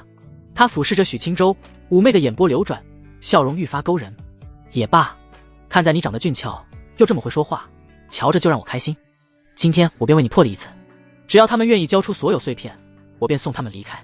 话音落定，锦玉台上的老者和几名执事身体剧烈一颤，他们怔怔地看着许青州的背影，眼中的绝望瞬间被无法遏制的狂喜所取代。许小友，老者再也抑制不住内心的激动，声音都带上了浓重的颤音。他没有任何犹豫，立刻将怀中几枚清明碎片全部取出。谢许小友不杀之恩。他缓步上前，姿态放低，将碎片递到许青州面前。几名千相阁的执事也如梦初醒，纷纷掏出自己的碎片，看向许青州的眼神里再无一丝一毫的敌意，只剩下劫后余生的庆幸。多谢许小友，我等欠你一条命。许青州没有多言，将碎片一一接过。他手中的清明碎片汇聚在一起，散发出幽幽的青色光华，将手掌都映成了碧色。陆红渊看着这一幕，朱唇轻启。好了，他素手隔空一挥，几道柔和的光柱从天而降，精准地将老者和几名执事笼罩。他们的身影在光柱中开始变得虚幻。下一刻，光芒闪动，他们彻底消失在了锦玉台之上。偌大的圆形玉台，转眼间只剩下许青州一人。高台之下一片安静，所有人都被这戏剧性的一幕惊得说不出话。谁能想到，这最残酷血腥的锦玉台之争，竟会以这样一种堪称和平的方式落幕？明神宫的弟子们看着天幕中孤身竭力的挺拔身影，眼中满是复杂。许青州当真有大气魄。是啊，换作是我，十足把握的情况下，绝对想不到在最后关头放过对手。徐兰芝轻柔一笑，美眸中的爱意几乎要溢出来。穆青满脸骄傲，脸蛋上笑意灿若桃花。这才是他们喜爱的许青州，看似行事杀伐果断，冷酷无情，实则内心自有乾坤，行事自有章法。锦玉台之上，许青州摊开手掌，数十枚大小不一的清明碎片静静悬浮于他的掌心之上。他能感觉到碎片之间存在着一种奇妙的吸引力，所有的碎片开始缓缓向中心靠拢，彼此吸引。嗡，玄妙的清明响起，所有的碎片在接触的瞬间如冰雪般消融开来，化作一团流光溢彩的青色液体。青光大盛，液体急速收缩凝聚，光芒也愈发内敛。片刻后，青色液体在许青州的掌心形成了一块通体剔透的青色宝玉，宝玉之上道纹天成，流转着玄奥气息。清明仙玉。就在仙玉成型的瞬间，整座锦玉台毫无征兆地剧烈震动起来。轰隆隆，一道耀眼的白光自许青州脚下的玉台中心冲天起，瞬间将他整个人吞没。白光以急速扩张，笼罩了整座高塔，吞噬一切。天幕之上的画面顷刻间变成了一片刺目白茫。高台之下，所有人神情一愣，此时什么也看不见了。锦玉台上，白光迟迟不散。陆红渊低头看了一眼许青州，身影一闪，来到他的面前。他手中的青玉烟杆已经消失不见，一双勾魂摄魄的媚眼正一眨不眨地盯着他，眼神里的意味深邃难明。许青州摊开手掌，刚刚由无数碎片凝聚而成的清明仙玉正静静悬浮，散发着温润柔和的清光。陆红渊瞄了一眼清明仙玉，抬起洁白如玉的右手，葱白的指尖在虚空中轻轻滑动。他的动作缓慢，蕴含浅淡道韵，牵引着天地间的某种规则。一道道繁复的纹路在空中浮现，交织成一个晦涩印记。嗡！许青州掌心的清明仙玉光芒闪动，与空中的印记产生了强烈的共鸣。他顿时皱眉不解。陆宏渊指尖的动作骤然停下，对着他掌心的仙玉摇摇一点，刹那间清明仙玉光芒暴涨，他化作刺目的青色流光，脱离许清舟的掌心，悍然撞入他的眉心。一股汹涌的信息如银河倒灌，在他的识海中翻腾。许清舟身躯巨震，不受控制的后退一步，单手死死按住额头，无数古老字符化作一道道烙印，似要将他的神魂彻底撑爆。太极眼道诀，一步阴阳流转，直指大道本源，演化阴阳五行的无上仙法，这就是仙品功法。许清舟低声喃喃，强行压下识海的剧痛，抬眼看向陆宏渊。陆宏渊嘴角噙着一抹令人捉摸不透的笑意。不止功法，他话音刚落，许清舟浑身一僵，他感觉到自己的神识能无限延伸，与这片秘境的每一座荒山、每一条枯河、每一寸死寂的土地都建立起了一种血脉相连的联系。这片残破的天地仿佛成了他肢体的延伸，一个念头便可移山倒海。我能控制这里的一切，许清舟喃喃自语，这是一种前所未有的掌控感。陆宏渊莲步轻移，来到他身边，与他并肩立，一同俯瞰脚下荒芜的福地。你得到了清明仙玉，便承载了这清明福地，从现在起，你就是这里的主人。他的声音带着一丝慵懒，在空旷的玉台上响起。许清舟猛地转头看他，主人，你不是此地的主人吗？陆宏渊也侧过脸，两人的距离极近，一股幽兰般的体香钻入许清舟的鼻腔。他伸出一根青葱玉指，在他的胸膛上轻轻画着圈。福地任你为主，我只能当你的乖巧丫鬟，永远跟着你，帮你收拾这方世界，乃能当主人。许清舟脸颊一僵，眉头紧锁。你还要一直跟着我？陆宏渊收回手指，双手背在身后，语气轻佻。你去啊，我就去哪。这片福地已经寄托在你的神魂之上，我除了待在你身边，还能去哪呢？他顿了顿，补充了一句，声音带上了几分戏谑。简单说，你活，我活。你若是死了，这福地崩塌，我自然也就烟消云散。话音未落，许清舟的脸色微变，他清晰地感知到自己旺盛如烘炉的生命本源正在以一种极其恐怖的速度流逝，速度是正常修士的数十上百倍。我的寿元出了问题。陆宏渊脸上的笑意反而更浓了。看来你发现了，比我想的还快。没错，作为承载一方残破福地的代价，你还需供养我的存在，自然的，你的寿元流逝速度会比正常修士夸张得多。他向前一步，凑到许清舟耳边，吐气如兰。许清舟，你无需后悔，只要变强就不怕了。而且你养着我，你想对我怎么样就能怎么样。陆宏渊咬着红唇，满脸媚态。许清舟暂时没心思搭理这一茬，他细细感知，即便自己现在有500年的阳寿，如今也只剩下不到50年了，这怎么拿个仙元，还在骨子里刻上了一道催命符。许清舟眉头舒展，虽然心存不满，但并不惊慌。自己有青地长生术，寿元这东西只要老实修行，根本用不完。寿元能把自己塞满，而相应的，许清舟得想个法子，将给自己挖坑的陆宏渊塞成泡芙。陆宏渊，我只能一直这样大幅度消耗寿元，没办法阻止。他虽然不担心自己快速暴毙，但还是仔细询问。陆宏渊美眸盈盈，办法自然有。清明福地极为残破，五行不全，阴阳失衡，无法自给自足，我只能汲取你的生命力来维持它的稳定。他抬手一挥，一道光幕在两人面前展开，显现出福地内满目疮痍的荒芜景象。只要你的修为不断突破，用你自身的力量去酝酿它，为它补全五行本源，重塑天地规则，等到某一天，你能将这片福地演化成一个真正拥有5行生克，可以自我循环的完整小世界，我便能摆脱对你的依附，在这里如鱼得水。许清舟看着光幕中的景象，眼神凝重。演化一方世界，那需要何等修为？陆宏渊美眸眯起，笑得像是一头狐狸精。先飞升再谈，现在你就别想太多了。许清舟顿时沉默了。飞升成仙？你开什么玩笑？你了解过外界吗？当下情况还能飞升？陆宏渊轻笑一声，笑声清脆。我相信你，此方世界不准，你用太初展开就是。以你的资质，你想飞升，区区小界天道也能拦你。他眨了眨眼，语气里满是调侃。对你这样的天才来说，这应该不是难事吧？许清舟一脸无语。我自己都不知道我这样牛逼。沉默片刻，陆宏渊美眸瞟了眼下方的修士。秘境里的人太多，压制他们所有人的修为，对我消耗太大。你想稍损耗些寿元，得立刻把他们都送出去。他抬起手，准备施法。等等！许清舟出声制止。陆宏渊看向他，眸中带着不解。还有事？许清舟的眼神瞬间变得锐利。先别打开秘境，帮我先找一个人。王一。陆宏渊挑了挑眉。找他做什么？你不是已经宰了他那道分身了？许清舟摇头，声音微冷。不够，他的本体不除，终究是祸患。趁他现在实力被压制，我要找到他，彻底解决他。听到这话，陆宏渊脸上的表情变得古怪起来。他摇了摇头。晚了。许清舟追问。什么意思啊？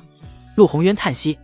在你用那柄古怪小剑重创他分身体内那缕本源意识的瞬间，他的本体就已经察觉到了致命危险。他动用了一件空间至宝，强行撕裂了福地的空间壁垒，早就逃了。许清舟的拳头骤然握紧。一位荒族荒主落在这等秘境里，也能说跑就跑，他内心万分不甘。两人可是实打实的生死之仇，秘境内自己还能和他横一横，到了外界，自己和他相遇肯定是死路一条。陆宏渊拍了拍他的肩膀，语气随意。行了，别想了，一只炼虚境加金身境的蝼蚁就让你怕了？你可是拥有先天本命剑，而且还是顶级一列的本命剑，给你稍许时间，你就能追上他，并立即超越他。以后你有的是机会亲手拧下他的脑袋。许清舟脸色平静下来，默然颔首。大不了让魏灵月找个高手保护一段时间，大魏境内一个荒主还能翻了天。陆宏渊素手向天轻轻一挥，轰隆，整片秘境的天空剧烈震荡，一道横贯天穹的巨大空间裂缝凭空出现，不断扩大。裂缝的另一头正是卢西峰的山巅景象，一股磅礴吸力从裂缝中传来，笼罩了秘境中的每一个角落。无论是谁，无论在做什么，身体都不受控制的冲天起。许清舟的身影也被这股力量包裹，眼前的景物飞速倒退，最终归于一片炫目的白光。当他再次脚踏实地时，人已回到卢西峰之巅，明媚的阳光洒在身上，带着一丝暖意。四周是刚刚被传送回来，依旧满脸茫然的各路修士。眉心之内，一颗青色圆珠被太初剑镇压。卢西峰顶，许清舟悬立半空，衣衫在风中猎猎作响，扫视四周，一张张错愕茫然的脸。出来了。秘境呢？秘境消失了，感知不到它的存在。人群炸开了锅，开始相互谈论，扫视四周。远处的魏灵月冷静下来，美眸看向四周，瞧见许清舟后，他双目一亮，倩影一闪，裹挟着香风冲到他的近前。他凤眸上下扫视许清舟，压低了声音：你没事吧？许清舟轻轻摇头：没事。他心神沉入识海，太初剑正镇压着一颗流转着氤氲青光的圆珠，令其无法动弹分毫。许清舟没想到秘境居然能直接带到体内。魏灵月顿了顿，悄声询问：拿到功法了？他只是想确认一番。许清舟机不可察地颔首。魏灵月脸上涌现喜色，玉手抬起，袖中的一枚传讯玉符落到手中，灵光一闪，无声无息化作齑粉。他得立即传讯黄姐。就在这时，远处巍峨的灵武殿渡船上，沈恒注意到了魏灵月，他身形一闪，便要破空而来。魏灵月注意到他，脸色渐渐变得冷淡，娇躯一横，直接挡在了许清舟身前，正儿八经摆出一份皇家威仪。沈恒的身影来到近前，正想更进几步，魏灵月淡声开口：沈店主，还请留步。沈恒在半空中戛然而止，看着态度陡然变得冰冷强势的鱼王殿下，眼中闪过一丝惊疑。殿下，这是为何？魏灵月表情不变：我有其余要事在身，你立刻带你的人返回凉州总部。沈恒更加疑惑了，他还没见秘境出来的灵士，倘若知晓事情始末，他都不敢过来。殿下，你要去哪里？您独自在外，我职责所在，应当在身侧护你周全。魏灵月直接摆手：不必。沈恒眉头深皱，目光越过魏灵月的肩头，落在他身后的年轻人身上，充满了不解。莫不是因为他？殿下提防我靠近他？沈恒对许清舟自然不是完全不了解，当初卢西峰一战，他亲眼所见许清舟的不凡，甚至最后秘境出现异状之时，他看着许清舟，察觉到一个让他心惊的猜测，可他想不通，为何殿下要如此提防自己？沈领主，你先回去吧，自有灵士告知你缘由。沈恒眉头一挑，收敛情绪，躬身行礼：遵命。他看了许清舟一眼，直接转身，带着满腹疑云退去。这一幕让四周秘境出来向上前攀谈的各宗修士脚步齐齐顿住。显然灵武殿的情况他们在秘境内已经知晓，他们虽然很想和许清舟套近乎，可也深知此时不是时候。徐安之一行人已经急速御风而来，转眼将许清舟环绕在中心，唯有秦素素急得直跺脚，拼命踮起脚尖想跑过去。许哥哥，步摇光揪住他的后领，将他摁住：我们得回宫了，你想凑过去做甚？想一起去合欢宗不成？不宜，我就去玩2天。秦素素的小脸微红，声音里满是请求。步摇光没好气地捏了捏他的脸蛋：2天，给你2个时辰，我都怕你肚子都得有动静。秦素素大羞，不满哼唧一声。步摇光远远看了许青州片刻，直接拉着秦素素转身，明神宫浩浩荡荡离去。远处，徐兰芝一挥素手，一艘银白如玉的华美灵舟凭空浮现。我们先回宗门。众人御风飘上灵舟，木青像只猫儿缠上了许青州的胳膊，丰腴的柔软贴了上去，吐气如兰。好徒儿，你可太给为师长脸了。许青州感受着美妙触感，脸上浮现一抹假惺惺羞涩。师尊，周围还很多人呢。魏灵月见状翻了个白眼，南香瞥了一眼就沉默下来。徐兰芝瞥了眼其余合欢宗弟子，吩咐道：你们自行回宗。剩余几位执事和核心弟子只能老实点头，没那个命做灵舟。徐兰芝心念一动，灵舟化作流光，在无数复杂的目光中消失于天际。白玉灵舟的甲板上疾风拂面。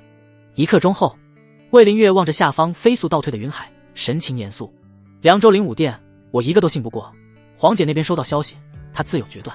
她转头看向许青州，我建议你随我去京城，那里最安全。若你执意留在宗门，我也不会强迫你，黄姐会派绝顶高手来护你周全。许青州笑着开口：多谢殿下。魏灵月漂亮脸蛋浮现笑容：谢什么？你是我神镜堂的人，作为我的属下，我自当保护你。而且你此时今非昔比，身怀仙品功法的你，大魏对你的看重超乎想象。徐兰芝一行人的神情各异，喜忧参半。仙缘太大，麻烦事也会越多。许青州沉默片刻，轻声道：殿下，秘境现在由我掌控，而王一在秘境没结束时就逃了。四周美人脸色骤变。魏灵月深深蹙眉，王一逃了是个巨大的隐患，一个荒族荒主不惜一切代价报复起来会很麻烦。穆青闻言，缠着许青州的手臂收得更紧了，许青州却只是淡然一笑，反手轻轻拍了拍师尊的手背。除非我现在独自被他逮住，不然稍给我一些时间，麻烦就是他了。他望着云海深处，眸光里闪过一丝杀意。不需多久，我与他再次碰上，我便让他知道什么叫真正的神魂俱灭。穆青看着他眼中的自信，微微一怔，美艳脸蛋浮现动人笑意。自己的徒儿以前什么情况，现在又是什么情况，他一清二楚。可时间跨度才1个月不到，时日一久，宝贝徒儿就要主动找他麻烦，到时王一就该想着怎么逃出大魏了。魏灵月侧过头看着许青州：你安心修行，在大魏疆土上还轮不到他一个荒主放肆，青天剑会把他揪出来，到时候自当有人拧下他的脑袋。许青州轻轻点头。灵舟穿云破雾，一路无话。当合欢宗山门映入眼帘，灵舟径直飞向了最高的主峰。合欢殿内，谢青瓷斜倚在宝座上，一身红裙妖冶如火，正百无聊赖地用指尖敲击着扶手。当许青州一行人靠近大殿的瞬间，他的动作一顿，下一刻他的身影已然出现在殿门口。他抬起头，勾魂摄魄的桃花眼先是扫过徐兰芝和穆青，又在南香和许青州身上短暂停留，最后疑惑地落在魏灵月身上。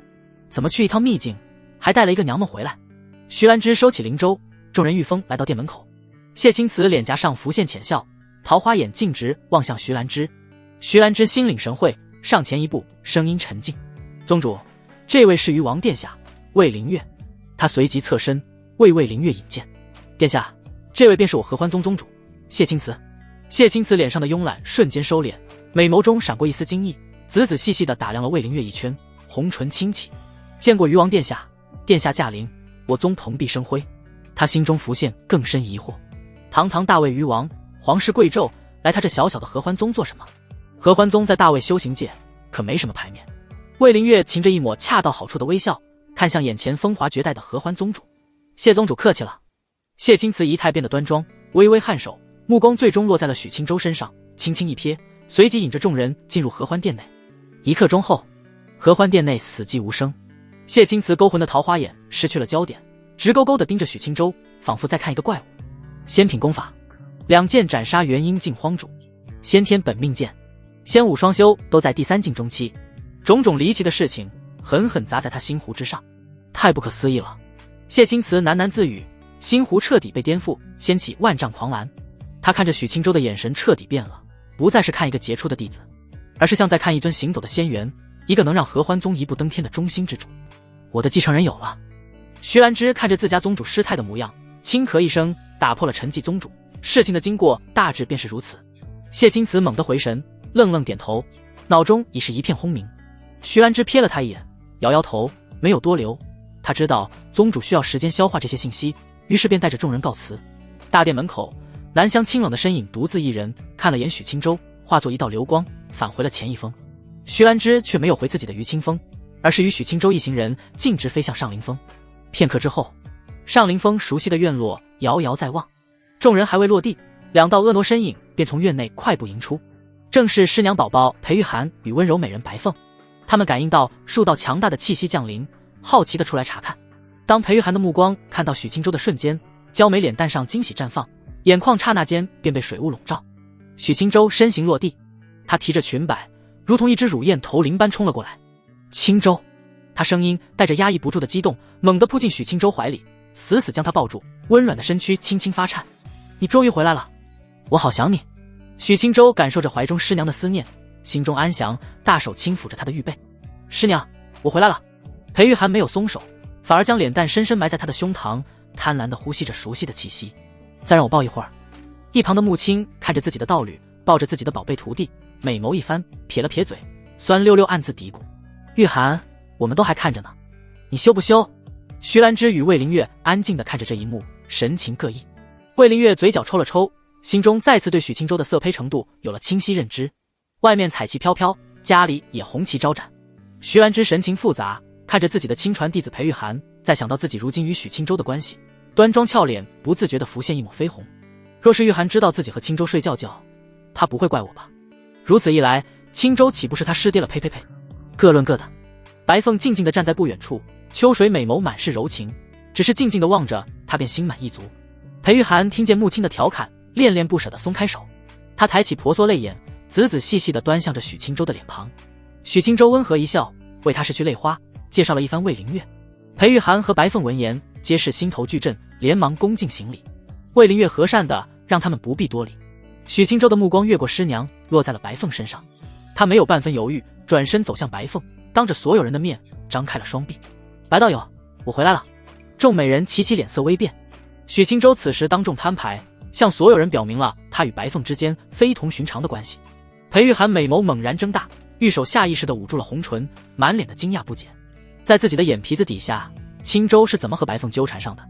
他没有察觉到什么。穆青美艳脸蛋满是错愕，脸蛋浮现一丝醋意。他没想到宝贝徒不仅在外面沾花惹草，家里还偷偷藏了一朵。白凤娇躯一震，他没想到许青州会如此直接，俏脸瞬间红到了耳根。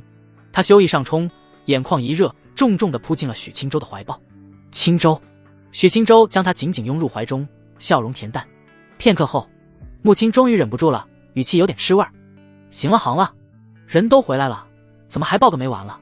先进屋，有什么话进院子再说。许青州松开白凤，牵起她的手，笑着率先向院内走去。裴玉涵脸上露出复杂笑容，连忙跟上。我给你们准备晚宴，接风洗尘。白凤转身回头，小声开口：我来帮忙。徐兰芝与魏灵月对视一眼，抬步跟了进去。院内石桌旁，众人落座，夕阳余晖洒下，将小院染成一片璀璨金色。厨房里很快飘出饭菜的诱人香气。夜幕初垂，一桌丰盛的晚宴便已备好。穆青的酒虫早就按捺不住，拿出珍藏多年的佳酿，给每个人都满上一杯。来，好徒儿，今晚陪为师喝个痛快。他举起酒杯，一饮而尽，豪气干云。熟悉的感觉又回来了。许青州看着师尊馋酒的模样，知道他的借火葫芦破了后憋得难受，笑着举杯相陪。裴玉涵则分外体贴，不停地给许青州夹菜，很快他的碗里就堆成了一座小山。多吃点，在外面肯定受苦了。师娘，够了够了，我哪有受苦，真的吃不下了。不行，必须吃完。裴玉涵板起俏脸，语气却满是宠溺。徐兰芝看着这一幕，眉头微蹙，她越发觉得自己的徒儿玉涵对青州的亲近已经超出了师娘的范畴。穆青只顾着拉着许青州拼酒，喝得双颊酡红，整个人都快挂在了许青州身上，再过一会儿都要不由自主磨蹭上了。白凤满眼笑意，温柔坐在许青州身侧，偶尔会细心地用手帕为他擦拭嘴角。饭桌上，裴玉涵询问起秘境之行。青州，这次秘境危险吗？许青州脸上的笑容微微一僵。秘境之行，这可不好说啊。他不动声色地瞥了一眼身旁的穆青和对面的徐兰芝，果然看到两双美眸正半眯着，透出淡淡的威胁之意。许青州脑中念头急转，立刻将香艳旖旎的情节全部掐掉，重点描述了自己如何智勇双全，大杀四方，最后力压群雄，夺得仙缘。裴玉涵和白凤听得一惊一乍，惊呼连连。当听到许青州两剑斩杀实力达到元婴境对手时，裴玉涵紧张地抓住他的手，上上下下地仔细检查。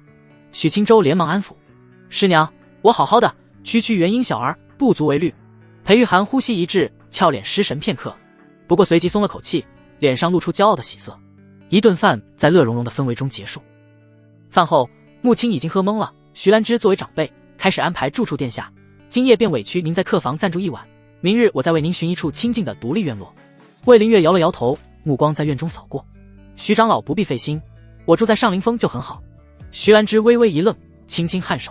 他看了一眼已经醉眼迷离的穆青，无奈地摇了摇头，转而对裴玉涵道：“玉涵，你带殿下去客房歇息吧。”“好的，师尊。”裴玉涵站起身，对魏灵月做了个请的手势。魏灵月跟着他离开。众美人心思各异，暂时陆续散去，院子里很快恢复了宁静。夜色渐深，一轮皎洁明月高悬天际，清辉遍洒。许清舟推开自己的房门，抬头望了眼天上的月亮。今夜月色撩人，很久没带师娘上山顶赏月了。夜色如水，月华倾泻。许清舟站在房门外，静静看着天上的圆月，没立即行动，再次等了片刻。夜色渐深，四周寂寂，仿佛没有胆大的女子主动前来。许清舟隐匿气息，身影一晃，消失在原地。庭院之中，一抹幻影天悉数加深，不吸引任何人注意力，悄无声息地掠过青石小道。裴玉涵的房间内，烛火未熄。许清舟漠然地出现在窗口，视线从细小缝隙望向里面。师娘宝宝身穿一袭月白睡衣，包裹玲珑娇躯，丰腴身子正坐在桌前，脸蛋微红。烛火映照下，她凸显得更加娇媚无双。叩叩，许清舟来到房门口，轻轻一敲。裴玉涵美眸水色猛地一荡，立即起身，双眸中先是浮现喜色，继而满脸羞意。死鬼，他果然会来。他当即缓步前行，轻轻开门，刚要开口，许清舟已经一根手指轻轻按在他的唇上。师娘。裴玉涵眼中的水雾瞬间涌了上来，一把抱住许清舟的脖颈，将脸埋在他的肩窝，温热的呼吸喷在他的颈侧，灼热一片。我以为你今晚不会来了。他的声音带着一丝委屈。许清舟反手抱住他柔软的腰肢，大手在他滑腻的玉背上轻轻抚摸。怎么会？我早就惦记着师娘了。许清舟贴着他的滚烫脸颊，细声低语，随后头颅微微撤开，准确地找到了柔软的红唇。裴玉涵嘤咛一声，热情地回应着，呼吸逐渐变得急促。许清舟的大手开始不安分地游走裴玉涵的身子，软成了一滩，任由他施为，口中发出细碎的呼吸。房间里的温度节节攀升。就在他衣衫半解，情动难耐之际，许清舟却停下了动作。裴玉涵迷蒙地睁开泪眼，不解地看着他。清舟，怎么了？许清舟的呼吸也有些粗重，他低头在师娘的额头上亲了一下。这里不行。裴玉涵脸颊绯红，娇嗔道。为什么不行？他们都歇下了。许清舟笑着摇头，将他被自己弄乱的衣衫稍稍整理好。主要是今天月色不错，我想带你去个好地方。他拦腰将裴玉涵抱起。裴玉涵惊呼一声，连忙搂住他的脖子。去哪里？上林峰顶。话音落下，两人已经化作一道微不可察的流光，穿门而出，消失在夜色里。上林峰之巅，夜风清冷，一块探出悬崖的巨大青石上，两道身影悄然落下，月光毫无遮拦地洒下，将两人的身影拉得长长的。裴玉涵靠在许清舟怀里，望着下方云雾缭绕的上林峰，一时间有些痴了。这里好美。许清舟从身后环住他，下巴抵在他的发顶，轻嗅着他发间的清香。师娘喜欢吗？喜欢。裴玉涵点点头，声音轻柔。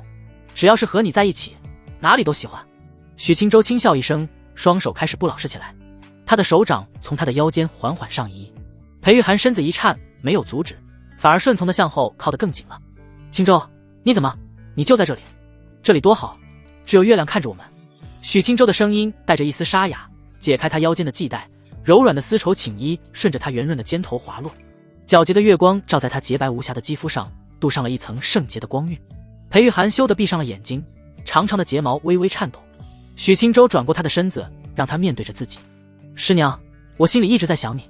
许清舟纯阳灵元可还没驱除，现在见到心爱之人，心中早就汹涌的厉害。他直接低头吻上师娘的锁骨。裴玉涵扬起脖颈，发出一声满足的叹息。青舟。青石之上，衣衫尽退，月光温柔地笼罩着他们。